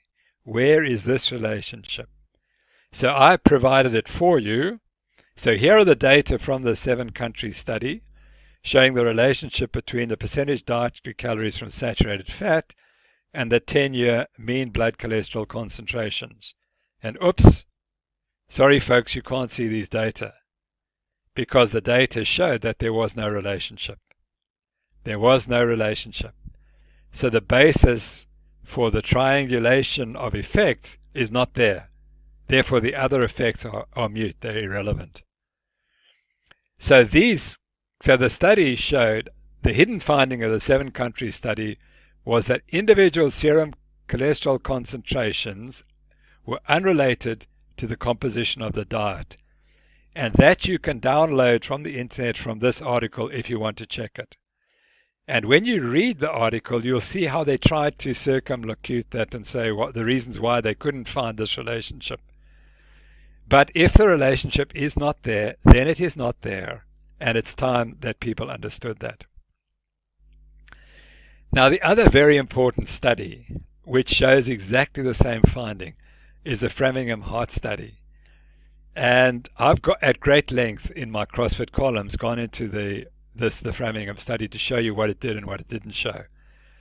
But what it did show, which was also never reported because it was hidden, was that there was no relationship between individual diet and individual blood cholesterol concentrations in this population.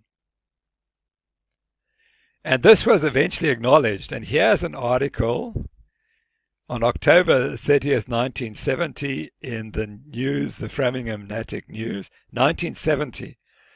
And remember, the Framingham study hadn't been going long when this was found. And so this is the person, George Mann, who was directly involved in the study, but who resigned eventually because he realized it was a scam and that the important data was being hidden. So detailed medical histories were recorded on a subsample of about 1,000 subjects in the Framingham study by Miss Georgiana Pearson. She did 3 years spent interviewing these people. It was a meticulous enterprise. The data clearly showed no relationship between dietary intakes of either fat or cholesterol and the subject's level of cholesterolemia or their experience of coronary heart disease. So there you go. The Framingham study disproves the Keyes hypothesis, but you will never, ever, ever hear that statement. These dietary data were never properly published because the findings were contrary to the position held by the National Heart, Lung and Blood Institute. That's the organization that runs the Framingham study. To withhold that information is a form of cheating. Nevertheless, the Framingham study, now a 40-year longitudinal study of risk factors for CHD, has failed to show that any measured dietary behavior is a risk factor for coronary heart disease. These dietary data were never properly published because the findings were contrary. And, when he made that comment, this went over like a wet blanket with my superiors at the National Institute of Health because it was so contrary to what they wanted to find. They wouldn't allow us to publish the data. And they went and hid the data in one of the NIH buildings in Washington, D.C., and they were only recovered many years later to show that this relationship didn't exist. And if you read this article, the findings of the Framingham Diet Heart Study, you'll see that they acknowledge that finding. Now, it's also we're often told that the Framingham study clearly showed that cholesterol is a major risk factor for heart disease. Well, this is their 20-year data for the relationship between low, average, and high blood cholesterol concentrations and percentage who would develop heart disease. And you'll see that if you have a normal cholesterol, your probability of developing heart disease is about 10%. If you have it elevated, it's about 18%. So that's an 8% increase over 20 years, which means an 0.4% increase per annum. So that tells us if we want to protect one heart attack per year, we have to treat 250 patients. We have to reduce their cholesterol from that value to 250 patients for one to benefit. So that clearly never showed that there was a tight relationship with cholesterol and heart disease in the population in Framingham, and we also know that the diet wasn't a factor.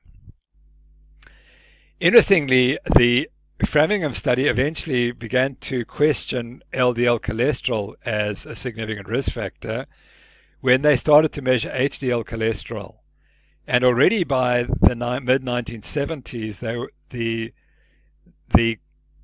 researchers led by Cannell and Gordon were saying, actually, we got it wrong, that HDL is a protective factor and LDL is causative. So here we have a relative risk for people with different HDL values and compared to their LDL values. So on the left are people with low LDL cholesterol concentrations, and you'll see that as we move to moderate or so-called elevated cholesterol concentrations, if you have a low HDL, you'll see that the risk rises, whereas if you have a high HDL cholesterol concentration, the risk rises very little, and the intermediate values are intermediate. So they then begin to realize that actually it's not the LDL that's the key factor in this. The HDL is protective, or that's how they saw it. They then started publishing these sorts of graphs, and here we're relating the LDL cholesterol concentration, which are the total cholesterol concentration, which I'm showing here on the x-axis, and on the y-axis, as it were, this is the HDL cholesterol, and it's increasing HDL concentrations from left to right, and it's increasing cholesterol concentrations from left to right. And we always start with the highest columns, and the highest columns occur in those people who have normal to elevated total cholesterol concentrations. So that's the relationship there. And you'll see that even if you have a low HDL cholesterol concentration, it doesn't matter what your cholesterol is, your risk is high. But as we move to the right, as the cholesterol, HDL cholesterol, LDL cholesterol rises, the HDL cholesterol the risk for heart attack is zero. It's not increased. I'm just confused. I apologize. These figures, the numbers are wrong here. What's happened is they've just been repeated from there, and I've not checked it before. So you'll just have to believe me that these are low total cholesterol, and that's high total cholesterol. So what it shows is as your HDL cholesterol rises, your risk of heart disease goes down. And the best group doesn't matter if you've got a high or a low total cholesterol, your HDL cholesterol will be protective. And then here's another graph, which here we've got the cholesterol values are correct. And so if you're concerned, those would be the same values from the previous slide. This is a later study. It shows exactly the same. To repeat, if you have a low HDL cholesterol, at any total cholesterol value, your risk is high. At a high HDL, the cholesterol value makes no difference. They then went further and said, right, what happens if you have triglyceride values which are either low, medium, or high, and you have low HDL, medium HDL, or high HDL cholesterol? And what they show that there is an interrelationship, so that it's very best to have low triglycerides, low or medium triglycerides with high HDL cholesterol. And the point here is that there's no one in this group who has a high HDL cholesterol who also had high triglycerides. And so that's the point. That indicates, all of you will know, that people in this group are highly insulin sensitive because they have they wouldn't be. They wouldn't exist because you can't have high triglycerides and high HDL. It doesn't exist. And similarly, you can't have a low HDL and low triglycerides. They don't fit either. So this is a complex slide, but it shows that triglycerides influence the outcomes as well. And so they were slowly moving towards understanding that, in fact, to determine risk, you have to look at both HDL and triglyceride concentrations. Now, the final study that has really put it all together is the insulin resistance study in the Framingham offspring. These are the children of the original Framingham cohort. And they were studied for the relationship between insulin resistance and dyslipidemia and coronary heart disease. And this is what they showed, and it's rather complex, so we'll go through it clear differently. So in each group, they divided them into 4 different groups. And then this is the cumulative incidence of coronary heart disease events. Now, they've divided the people on the basis of their HDL cholesterol concentration on the left and the level of insulin resistance. And on the right, it's the triglycerides and the level of insulin resistance. And what they show, if you have a low HDL cholesterol and your insulin resistance, your risk is extremely high. Whereas if you have a high HDL cholesterol and you, on other tests, you're not insulin resistant, so you have a low fasting insulin and low fasting glucose, you would then be at very low risk. And you can see the difference is enormous. It's a 6-fold difference at least. So this group is insulin sensitive with high HDLs, and they are protected. And on the right graphs, we see the same, that if your triglycerides are high and you're insulin resistant, then your risk is high. Where if your triglycerides are low and you're not insulin resistant, your risk is again about 1/6 of the risk of the insulin resistant person who's eating a high carbohydrate diet and therefore has high triglycerides. So their conclusion that in this community-based sample exclusive of diabetes, incident cardiovascular heart disease risk associated with plasma HDL cholesterol or triglycerides was significantly increased only in the presence of insulin resistance. So this really shows that the Framingham heart study ultimately showed that it's insulin resistance which increases your risk of coronary heart disease. And the original idea that it was cholesterol alone that was causative, or it was HDL that was protective, has now been sorted out. And it's the insulin resistance that is the problem.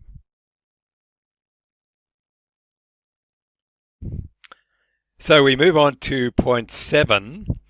And this is a point that's very seldom reported or taught to medical students or dietitians. And it's the report from the Mr. Fit trial, which was one of the largest trials ever of reversal or changing coronary risk factors to see what the outcomes were. And of course, the reasons we aren't talked about it is because it didn't work. So Mr. Fit proves that reversal of all the major coronary risk factors, and I put the risk factors in inverted commas, because we just assume that they're risk factors. We're told that so often, we don't question. Including the use of a low-fat diet has no impact on longevity or mortality. So Mr. Fit stands for Multiple Risk Factor Intervention Trial, and this was the protocol that was followed. 360,000 middle-aged men were screened for cholesterol and other risk factors, smoking, hypertension, and so on. And the 12,000 with the highest risk factors were selected. So this was the sickest of the sick. There couldn't be any more ill people, potentially ill people, than were included in this trial. And half of them were put on a prudent diet. They reduced their cholesterol, saturated fat, and total calorie intake, and they ate more vegetables and polyunsaturated fat, whereas the control group just ate their usual diet. And the effect of this trial was remarkable. And I didn't realize how effective the intervention was in terms of changing risk factors. So this is Thomas Moore's book, is one of the 3 that I always prescribe to people. The other 2, of course, are Nina Teicholz's book and Gary Taubes' book. But this was the original book, which looked at the early studies trying to link diet to heart disease and showing that there just was no evidence at all. So he describes how the results of this dietary intervention were extraordinary. Subjects reduced their cholesterol intakes by 42%. saturated fat intakes by 28%, and total calorie consumption by 21%. These outcomes have not been matched by any subsequent intervention. So if you wanted a real dietary intervention that worked, this was it. Using every technique then available, including monetary rewards, marathon group sessions lasting 2 to 3 days, during which subjects attempted to avoid smoking. Also the use of hypnosis and aversion therapy supported by continual monitoring by the interventionist, the number of smokers in the intervention group fell by 50%. And then there were remarkable changes in abnormal blood pressures. 87% of hypertensive subjects reduced their blood pressures to below the threshold defining moderate hypertension, and 67% reducing their blood pressures to the normal range. So there's no trial that could have produced better outcomes in terms of reducing coronary risk factors. So you would imagine that this must have a huge effect on subsequent incidence of heart disease and mortality. So let's see what happened. Blood cholesterol concentrations fell in both groups because the control group also were rather good at lowering their cholesterol. They reduced their smoking, and their hypertension was also quite well reduced in the control diet. After 7 years, 265 died in the treatment group. So clearly they're going to have to be more in the intervention group, but there weren't. There were 260 died in the control group. And the major conclusion from this study was that the cessation of smoking was the only intervention that influenced the outcome. So the conclusion of this multi-billion-dollar study was it's a good idea to stop smoking. And the other risk factors didn't seem to have any impact on subsequent risk. Now, it's obvious that lowering blood pressure, particularly if you don't use medication, must reduce risk. And the same with smoking, it must reduce risk. So the question is, well, did something else that the group did harm them? Was it the dietary change that harmed them and prevented any benefit from being shown by the reduction in smoking and the reduction in hypertension? When I looked through the data, it's really interesting that to show that the cholesterol values in this study, we'll come back to that, they didn't really show much increase in risk. So in other words, if you look at this, these are the highest values compared to the lowest values. You'd say, gosh, well, that's quite a big increase in risk from say 15 up to about 40 units. But then you look at the units and it's per 10,000. And that's so that this is a minuscule increase in risk, which we'll come back to. But what does increase risk is having diabetes. That's clearly what makes a difference. And so if you have a high cholesterol and you have diabetes, then your risk is about 3-fold greater. Whereas if you don't have diabetes, raising cholesterol increases your risk, let's say 2-fold. But you must remember that the risk is low, so doubling of risk is small. So even trebling risk is quite small. Nevertheless, it's very clear that diabetes produces more risk in this trial than does an elevated cholesterol concentration. Now, these data were published by Stamler and Cannell. And Stamler and Cannell were both involved in the Framingham study, and they inherited the Mr. Fit trial as well. And they were very strongly committed to cholesterol being the major risk factor for heart disease. So when they looked at the Mr. Fit data, they produced this graph which suggests that risk rises and CHD deaths also rise. Total deaths increase and CHD deaths also increase with increasing cholesterol concentrations. The only problem was that they used unequal interval scale. So here they lumped everyone below 182. This group had a range of about 20 milligrams per 100 ml. This was also about 20. This was also about 20. But here there was an unequal distribution because this included many people with very high values. But what was of much more interest was the data were subsequently reanalyzed, and people questioned what's going on at the low level of cholesterol. And ESO published this data in the New England Journal of Medicine 3 years later, And ESO was independent. He hadn't been involved in the other trials. He hadn't been involved in the Framingham study. And see what he noticed. He noticed that total deaths actually rose at low cholesterol. So Stamler and Cannell had collapsed these data into this point here, and so they had avoided the identification that low cholesterol was as dangerous and as high cholesterol in this group. And the same for CHD deaths, actually, there was no difference. That didn't seem to make a difference. So at low cholesterol, there was clear evidence that total deaths were increased, but Stamler and Cannell chose to hide that fact. The next person who used this information was Scott Grundy, who was one of the first people to start promoting statin use. And so he was very biased towards the idea that cholesterol levels are important. So he published this important and influential paper in 1986, and it's essentially the same data. Here's the mortality rate, and it seems to be going up very, very steeply. And then he looked at the CHD risk, and you'll see here the risk for a high cholesterol is fourfold a low cholesterol. So that was the message that was spread around the world, that an elevated cholesterol risk increases your risk fourfold. But the question is, well, what does that really mean? Because again, no one noticed that this was per 1,000 patients. And so the annual death rate for people with a low cholesterol excuse me, was 0.25%, and for a high cholesterol was 1.35%.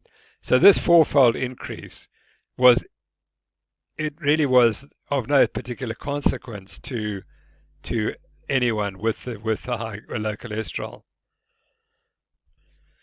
For the simple reason that even if you increase risk fourfold, from a low risk it went up to a slightly less of a low risk.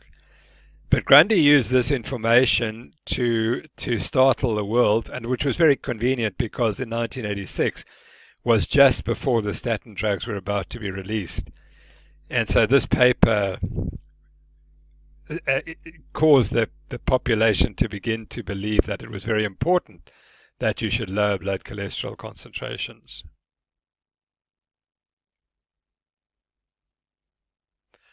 So there's the risk fourfold. And then what he next did was to draw the same graph as he has the coronary heart disease risk on the right side. And there it goes, as he's indicated, goes from naught risk if your cholesterol is low, which of course is wrong because that may be coronary heart disease, but all-cause mortality is going up at this end. But he conveniently ignored all-cause mortality, as they tend to do.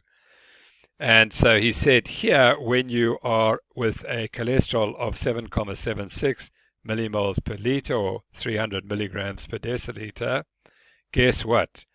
100% of your coronary artery surface area has atherosclerosis. So that's the graph. There you go. From these data of cholesterol levels and a small increase in risk, he says the problem is as your cholesterol goes up, your coronary atherosclerosis goes up. And so that once your cholesterol is 300, you got 100% atherosclerosis, which is nonsensical. That's never been shown. But again, this is what was allowed to be spoken about and promoted in the 1980s because of the fear of cholesterol and the knowledge that statins were about just around the corner. So next point, point 8, is quite interesting. I've called it the big Harvard bribe of 1965. And this came to the fore only a few years ago. And here was a report of this paper. So sugar papers reveal industry's role in shifting national heart disease focus to saturated fat. And the paper that is referred to is by Kearns, Schmidt and Glantz, and the title is Sugar Industry and Coronary Heart Disease Research, a Historical Analysis of Internal Industry Documents.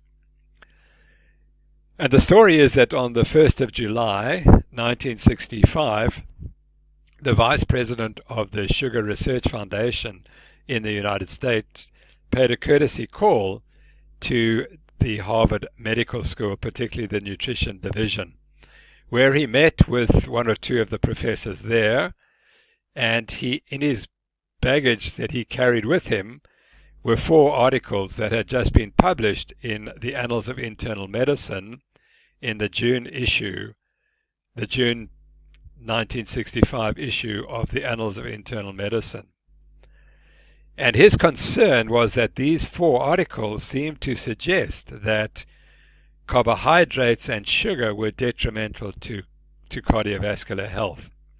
So remember, this is 1965. Keyes' hypothesis has been around since 1953, but there's plenty of interest in the role of carbohydrates causing hypertriglyceridemia, which may also be related to coronary artery disease. So the first of these 4 papers was by Ostrander and colleagues, and they reported that an elevated blood glucose concentration, even in the absence of diabetes, was at least as good a predictor of future CHD risk as was the blood cholesterol concentration. The second paper was by Frederick Epstein, who interestingly was one of Keyes' premier acolytes and who became one of his greatest supporters. But clearly in 1965 he wasn't quite so convinced. And he was involved in the very famous Tecumseh study, which is an epidemiological study of an entire population. And they also showed in the Tecumseh study that there was no relationship between the diet and blood cholesterol concentrations in that population. And that's one of about 20 or 30 studies showing exactly the same thing. But what they did find was that the presence of type 2 diabetes predicted more severe disease in all the arteries throughout the body, not just in the coronary arteries. Thus, the detection of hyperglycemia with significant frequency among persons with each of 5 different manifestations of atherosclerotic vascular disease is a unique finding amongst epidemiological studies. So they were taking the relationship of diabetes beyond just the coronary arteries. Then the third paper was by Peter Q and David Bassett. And Q had been one of the finders of this carbohydrate-induced hypertriglyceridemia, and now he looked at the role of sugar in producing hypertriglyceridemia, not just carbohydrates. So he'd already linked carbohydrates to hypertriglyceridemia. Now he looked at sugar, and he found that the data indicate that sugar is a potent lipemic agent as compared with starches. And a high dietary sugar intake may well be the most important factor in the production of the clinically encountered type of hyperglyceridemia. And here's his graph or his data showing that in a group of people, when they ate their self-selected diet or they ate the sugar diet with carbohydrate as sugar, their triglycerides, phospholipids, and cholesterol all increased. However, once they replaced the carbohydrate from sugar as starch, all of the values fell again. But when they reintroduced sugar, all the values rose again. And it repeated as they removed the sugar and replaced it with starch, down went the values again. So that was fairly good evidence that sugar was causing hypertriglyceridemia, whereas starch seemed to be protective. That's a really interesting point that perhaps we haven't mentioned as much, that starch has a quite different effect than sugar on blood triglyceride concentrations.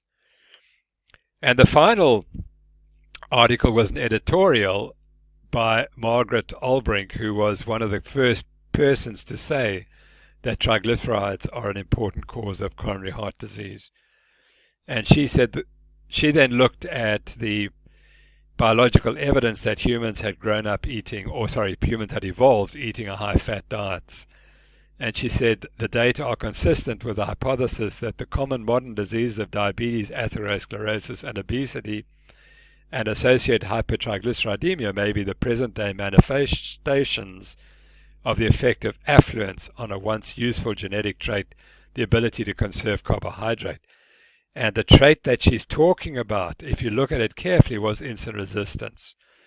So what she's saying is that insulin resistance is the underlying cause for modern diseases, diabetes, atherosclerosis, and obesity and hypertriglyceridemia, and that they are manifest in people who are insulin resistant and who are eating high carbohydrate diets. So this is another interesting paper that came out in the same time, and to which the Harvard professors, who were being encouraged to write some articles, which we'll come to, they also knew about this paper, which was then available, American Journal of Clinical Nutrition, 1966, which was a study of the relationship of fat, simple sugars, and complex sugars, and as a percentage of the calories and blood cholesterol concentrations in 16 different countries. And they showed that whereas fat caused an increase in blood cholesterol concentrations, simple sugars had a much bigger effect, whereas complex sugars caused a reverse, a reduction. And this study also was causing the Harvard guys a bit of trouble as they started writing their review. So the point of showing you that is to show exactly what was going on behind the scenes.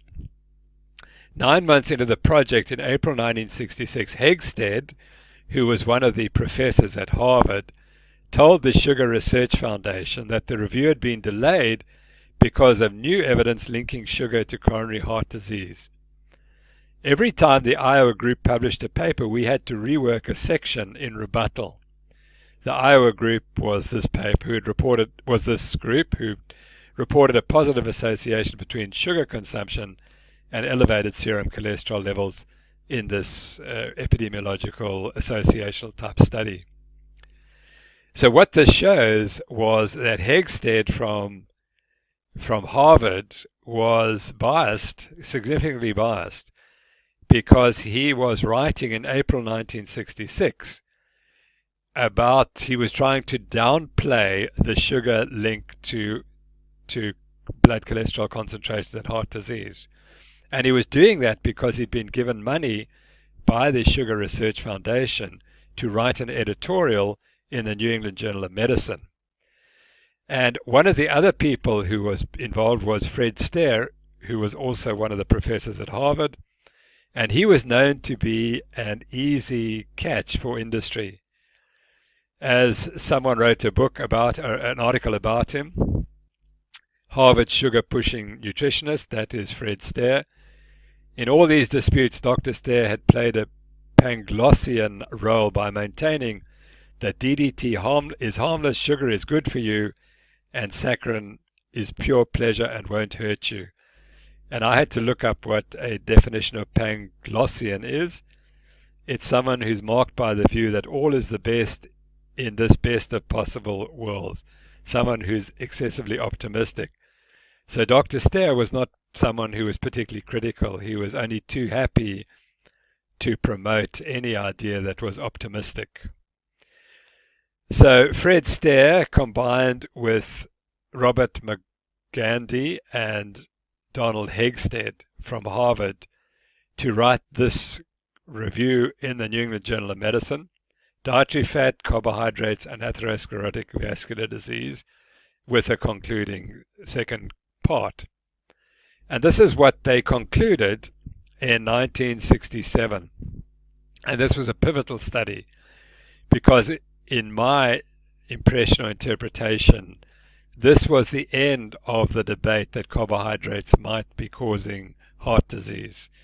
From this moment on, carbohydrates and sugar as potential risk factors for coronary heart disease are written out of history, and it all becomes the diet heart hypothesis and the lipid hypothesis of Ansel Keys. So the major evidence today, and that's 1967, suggests that one avenue by which diet may affect the development and progression of atherosclerosis. There's only one avenue. This is by influencing the level of serum lipids, especially serum cholesterol, though this may take place by means of different biochemical mechanisms not yet understood. So there we go. It's only cholesterol. If you read that today, you would say, well, that's what we've been taught now for the last 50-odd years. Well, that's where it starts. There can be no doubt that there can be no doubt. And when I read that, I always say, well, therefore there's clear doubt. Because if there was no doubt, you wouldn't have to say it. So there can be no doubt. In other words, there's plenty of doubt that levels of cholesterol can be substantially modified by manipulation of the fat and cholesterol of the diet. And that is true in laboratory studies, but in the general population, the other factors that influence the serum cholesterol are much greater. They have much greater effect than diet. But this is something that is hidden, and I've given all the evidence to show that. We conclude on the basis of epidemiologic, experimental, and clinical evidence that a lowering of the proportion of dietary saturated fatty acids, increasing the proportion of polyunsaturated fatty acids, and reducing the level of dietary cholesterol are the dietary changes most likely to be of benefit. The solution here, in our opinion, is a responsibility and opportunity for the food industry, namely the manufacture of many common foods with characteristics that will lessen the development of atherosclerosis. This is possible today and only awaits leadership from the food industry. And that's quite a statement, that the food industry must lead us in developing foods that are healthy for us. Well, of course they did, and they replaced fats with sugar and refined carbohydrates and caused the obesity and diabetes epidemic. So this statement is quite important in the context of what happened subsequently. Now, he had to write out sugar and carbohydrates, these guys, so that this is what they said. Limited evidence from studies on man as well as from researchers on laboratory animals show a slightly significant role for the kind and amount of dietary carbohydrates in the regulation of serum lipids. And that's nonsense, because it's very clear that serum triglycerides are influenced most actively by the carbohydrate content of the diet. These effects are somewhat more pronounced when diets low in fat are consumed. Since diets low in fat and high in sugar are rarely taken, we conclude that the practical significance of differences in dietary carbohydrate is minimal in comparison to those related to dietary fat and cholesterol. Well, sadly, the diet that would be promoted after 1977 was low in fat and high in sugar, because once the fat was taken out of the diet, the taste went away, and the taste had to be replaced with sugar. So this is an important statement, because we now understand how incorrect it was. So we move on to the final 2 points, and these are areas I'm not competent in, so I'm just giving you the evidence as been reported in the literature, and these are areas that people might find interesting. So I've called this the big coronary artery histology fraud, and I learnt it from Vladimir Subbotin, who's in remarkable shape for a man in his 60s, and as you can see, he's a champion bodybuilder, weightlifter, general exerciser. So he's prepared to take on the world because he's got the muscles to fight it. And in his article that has been the most popular for me to read, he writes that excessive intimal hyperplasia in human coronary arteries before intimal lipid deposition is the initiation of coronary atherosclerosis and constitutes a therapeutic target. Now, here is some of the evidence which he presents, which I've called the great histology fraud. So here's a diagram, and I think this one comes from Encyclopedia Britannica, and on the left it shows a normal coronary artery, and on the right, or normal artery, and on the right it shows an artery that's invaded by coronary atherosclerosis. And so the key point is that there's an acellular space between the endothelium, which is here, and the tunica media, which is the muscular layer. And the muscular layer, as you can see, has got multiple layers of cells, muscle cells, but below the endothelium there's no cells. So it's an acellular space. That's what the diagram says. And just to confirm that the tunica intima is the endothelium plus the subendothelial space, and the tunica media is the muscular layer. So that's what the textbooks show. And that is what is used to explain how atherosclerosis develops. In other words, the cholesterol invades, crosses the endothelium. Because the endothelium becomes inflamed for some reason, the cholesterol accumulates in the subendothelial space, which is considered to be an open space just waiting for the invasion of cholesterol. So here's a diagram showing here's the endothelium, here's the subendothelial space, which is the tunica intima. There's the endothelium, here's the tunica intima. The subendothelial space, which is largely acellular according to this theory. Then you have the internal elastic lamina, and then you have the tunica media, which is the muscle cells. And here's what's going to happen, that the cholesterol is going to enter and cause the atherosclerotic plaque, and the plaque is going to progress. And again, can you see that the tunica intima is just an open space waiting to be invaded? So what Dr. Sabotin did was he looked at work by Dr. Nakashima and his colleagues, where they looked at normal coronary arteries, and guess what? They found that the normal coronary arteries, the tunica intima is large. It's at least as large and as cellular as the tunica media. So here we have in all these diagrams, you can see the tunica infima is thicker than the tunica media. This is not an acellular space. And therefore the question becomes, well, how does cholesterol squeeze between these cells to cause coronary atherosclerosis?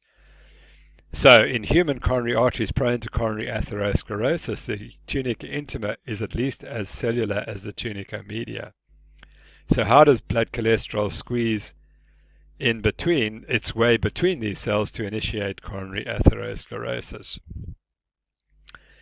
Nakashima continued their research, and they did coronary artery histology and staining of numbers of people who had died, and they then looked at their coronary arteries to see how does the coronary atherosclerosis develop.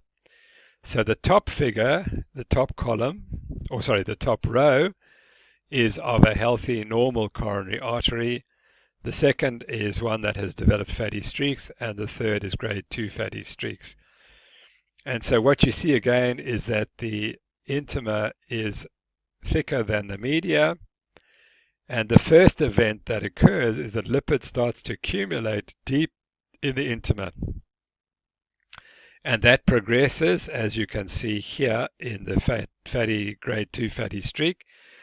There's more lipid, but the lipid is accumulating deep in the intima, not at the surface, which is where it should be accumulating if the cholesterol is coming directly across the endothelium. And then macrophage accumulation is also a factor in this disease, and the arrows indicate that the macrophages are pretty absent in the first 3 stages. But as the disease progresses, you can see more and more lipid accumulates, and now it starts to progress towards the luminal side of the artery, and you can see the macrophages are accumulating.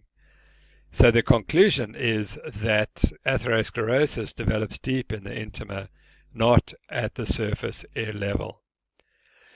And so Sabotin comes up with his own hypothesis of what's happening, and again, this is hypothetical, and what he says that the cells in the tunica intima start to proliferate and grow for whatever reason. They are stimulated to grow.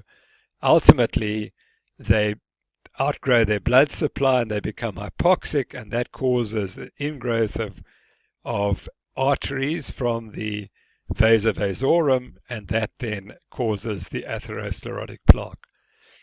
And the point of this is that there has to be a better explanation than we have if the intima is so large and it has been ignored by histologists who have written out the fact that the tunica intima has many cells. So he concludes that the consensus hypothesis on coronary atherosclerosis suggests high LDL cholesterol levels as the major cause, and pursues it as a therapeutic target i.e. by using statins, explicitly assuming, one, that the tunica intima of human coronary arteries consists of only one cell layer, the endothelium, situated on a thin layer of scarcely cellular matrix, and secondly, that subendocardial lipoprotein retention initiates the disease. However, the facts that he presents show that the normal tunica intima invariably consists of multiple cellular layers, and secondly, that initial lipid depositions occurred in the deepest layers of the tunica intima. This review suggests that coronary atherosclerosis starts with pathological intimal expansion resulting in intimal hypoxia and neovascularization of adventitial vasa vasorum, facilitating lipoprotein extraction by previously avascular deep intimal tissues. And so that's the hypothesis, and my point is that it's really interesting that the conventional explanation of how coronary atherosclerosis develops has to falsify the true histology of the coronary arteries. So finally we come to point 10, which is the Kummerow model of PUFA, polyunsaturated fatty acids induced atherosclerosis. And here's Fred Kummerow, and he was the first scientist ever to raise warnings about the dangers of trans fats. So when the original polyunsaturated fatty acids were produced beginning in the 1900s by the Procter & Gamble company, they included an enormous amount of trans fats, and perhaps as much as 50% of the fats in the polyunsaturated fatty acids of margarines and hydrogenated fatty acids were consisting of trans fats. And Kummerow spent his life defending the theory that the trans fats are dangerous. And my point is that his theories are kind of ignored. We never hear about how polyunsaturated fatty acids might be linked to coronary artery disease. So the two articles, this is one of the first article that I followed in detail by him. And that article includes this figure, which we've already discussed before, that the consumption of animal fats fell dramatically, has fallen since the 1920s, whereas the consumption of vegetable fats has increased. And if we to overlay the incidence of coronary heart disease, we'll see that it starts to rise in the 1920s, and it peaks in the 1950s, and then it starts to fall again. And Kummerow's explanation is that the trans fats were present in the diet right up to the 1960s, and then through his work the trans fats started to be removed from margarines and polyunsaturated fats and shortening. And he believes that the trans fats were the cause of the coronary heart disease increase. So this is the second article that he describes, and it includes his hypothesis, which again, I'm not an authority on this complex biochemistry, and I can only present to you what he's found. So one of the first points he looked at was the presence of sphingomyelin in the non-branching and branching segments of the same artery in humans. And it's well known that bifurcation points have more coronary atherosclerosis than non-branching points. So in his original study, he was able to show that sphingomyelin accumulates in the bifurcation areas of arteries prone to coronary atherosclerosis. He then was able to show that the sphingomyelin content of arteries increases with age and is greatest in arterial plaques. So in the umbilical cord of the newborn, sphingomyelin content is low, but in the arteries of people who've undergone coronary artery bypass grafting, it's increased. But in the plaque taken from those same patients, you'll notice that sphingomyelin is much increased. And what he was able to show is that sphingomyelin increases calcium accumulation into cells, particularly when oxidized cholesterol, when the cells are exposed to oxidized cholesterol. He then looked at the concentration of oxidized cholesterol or oxysterols in the plasma of coronary artery bypass patients compared to controls. And he found that there were certain oxysterols which were increased substantially in patients in blue versus controls. And I think that this slide is wrong, because what we should have, and I apologize for this, is that the patients are in red and the controls are in blue. And I didn't notice that beforehand. But anyway, that is the truth, that sphingomyelin is increased, the oxysterols are increased in the plasma of coronary artery bypass patients. So the theory he came up with is that LDL becomes oxidized in the plasma for various reasons. That causes oxysterols, and the oxysterols then promote atherosclerosis by promoting sphingomyelin uptake of calcium, which promotes atherosclerosis, which then inhibits the blood flow. Living on a diet high in trans fats or polyunsaturated fats changes the cell composition, particularly with the incorporation of trans fats. The trans fat replace the essential fatty acids, and what that causes an inhibition of prostacyclin production by those cells, and prostacyclin is necessary to prevent blood clotting. That then leads to blood clotting and sudden death. Others have embraced his ideas, and here's Dr. Ramsden, who you'll recall was the person involved in the Sydney Diet-Hart as well as the Minnesota Coronary Experimental Recovery Studies. And in this article, he did a meta-analysis which again convinced him that polyunsaturated fatty acids are causing problems. And he said that this is how they work, that in the diet, the linoleic acid, the polyunsaturated fatty acid, the omega-6 fatty acid, linoleic acid, causes oxidation to happen of the LDL cholesterol, and the oxidized LDL cholesterol then interacts with the LDL receptor of the vascular endothelial cells, with macrophages, and with vascular smooth muscle cells, that in combination they then cause or explain coronary atherosclerosis. So again, it seems that the evidence suggests that it's the oxidized cholesterol that is important, and this gives a mechanism for that. And it appears that polyunsaturated fatty acids are involved in the oxidation of the LDL cholesterol. So in his final article, one of his final articles, Camero wrote, 2 lipids present in the diet, oxysterols and trans fats, and not cholesterol in the plasma, are responsible for heart failure. The cellular events that occur during the progression of heart failure are as follows. Changes first occur at branching points. There's a significant increase of sphingomyelin at branching points of the arteries, and those with heart disease have an increase in sphingomyelin in these arterial walls. Oxysterols, that's the circulating oxidized cholesterol, increase sphingomyelin synthesis, which leads to calcium binding in the arterial wall. Eventually, this causes the blockage of blood flow in the coronary arteries. And his conclusion is the most effective way to prevent coronary heart failure is to eat moderate amounts of foods, and particularly to avoid commercially fried foods and too many polyunsaturated fats. The banning of partially hydrogenated fats would eliminate trans fatty acids from human consumption. So I include this point to focus on the role of polyunsaturated fats, because I know as we talk about a low-carb diet, and I've been promoting a low-carb diet as well, but probably we've underestimated the toxic effects of polyunsaturated fats, and that's obvious because we kind of just assumed that they would be fine, they couldn't be harmful. Well, I think the evidence is growing that they are potentially harmful.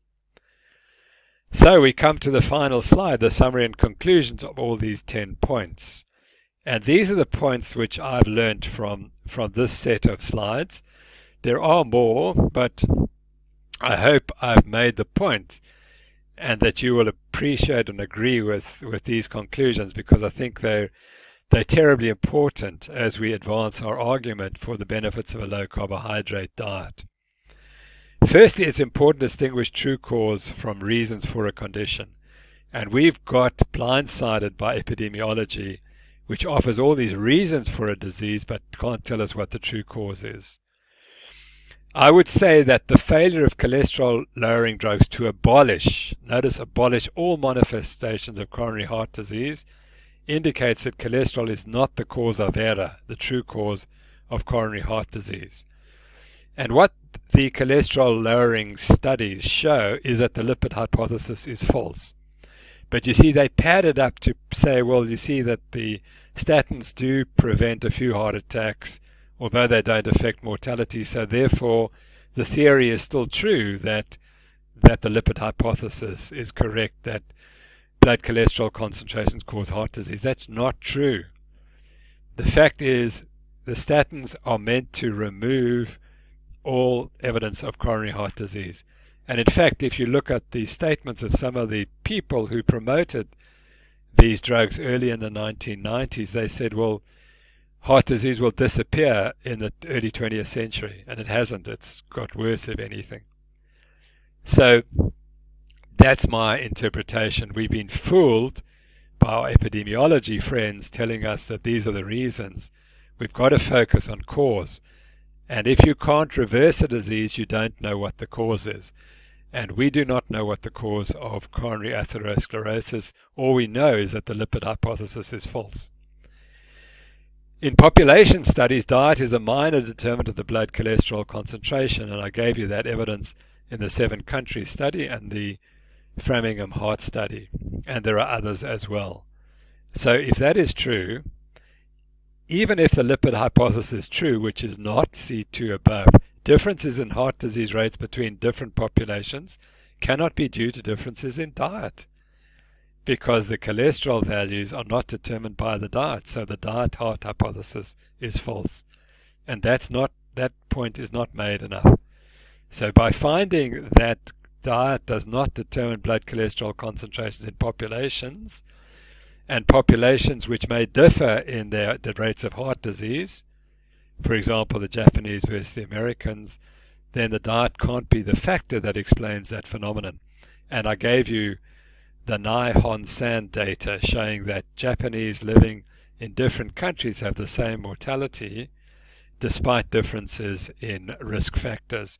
So it's the fact of living in a different country that's the problem rather than the risk factors. Dramatic reversal of supposed major coronary risk factors failed to reverse CHD, all-cause mortality, in the Mr. Fit trial. And that is the most comprehensive trial ever undertaken. It will never be repeated. And so we have to accept the data and ask the question, are risk factors really the cause of disease?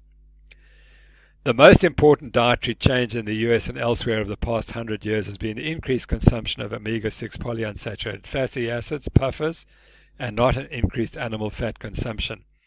And the point of this slide is that the whole basis for the Keyes hypothesis, as promoted by Senator McGovern's Senate committee, was that it had been an increased animal fat consumption that had caused the rates of heart disease to suddenly rise in the United States after the 1920s. And we have evidence that that's absolutely wrong.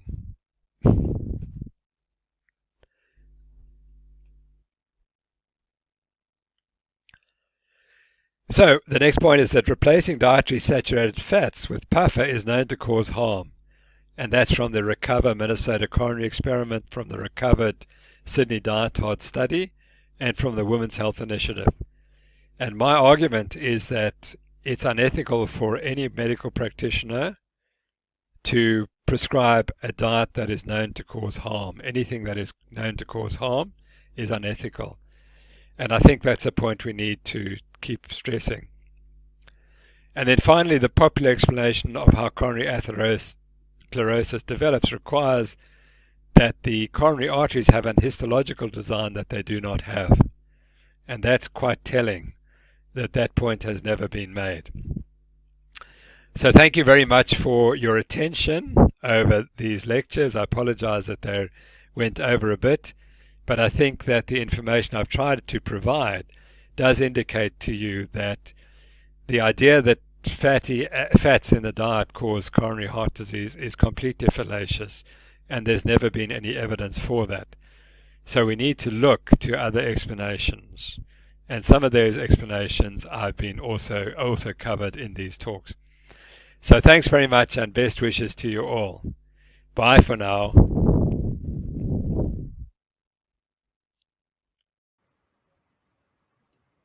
Hi, it's me again. Congratulations if you're still with us at the end of a very long day. I do have to say, however, I've found the talks absolutely fascinating. We've been absolutely blessed that the presenters have been able to put so much effort into all of their presentations, and I think overall it's been a cracking day, and I'd like to extend my heartfelt thanks to everybody involved, especially Carl Franklin from 2 Keto Dudes, who's been absolutely stellar with the IT. The event has gone flawlessly. We've had 3 streams running over 24 hours in 3 separate time zones with 3 separate Q&As involving multiple presenters. It's been an absolutely Herculean effort, and thank you to Carl. I'd like to sign off on a fantastic day, and most of all, thank you so much for your participation. Cheers.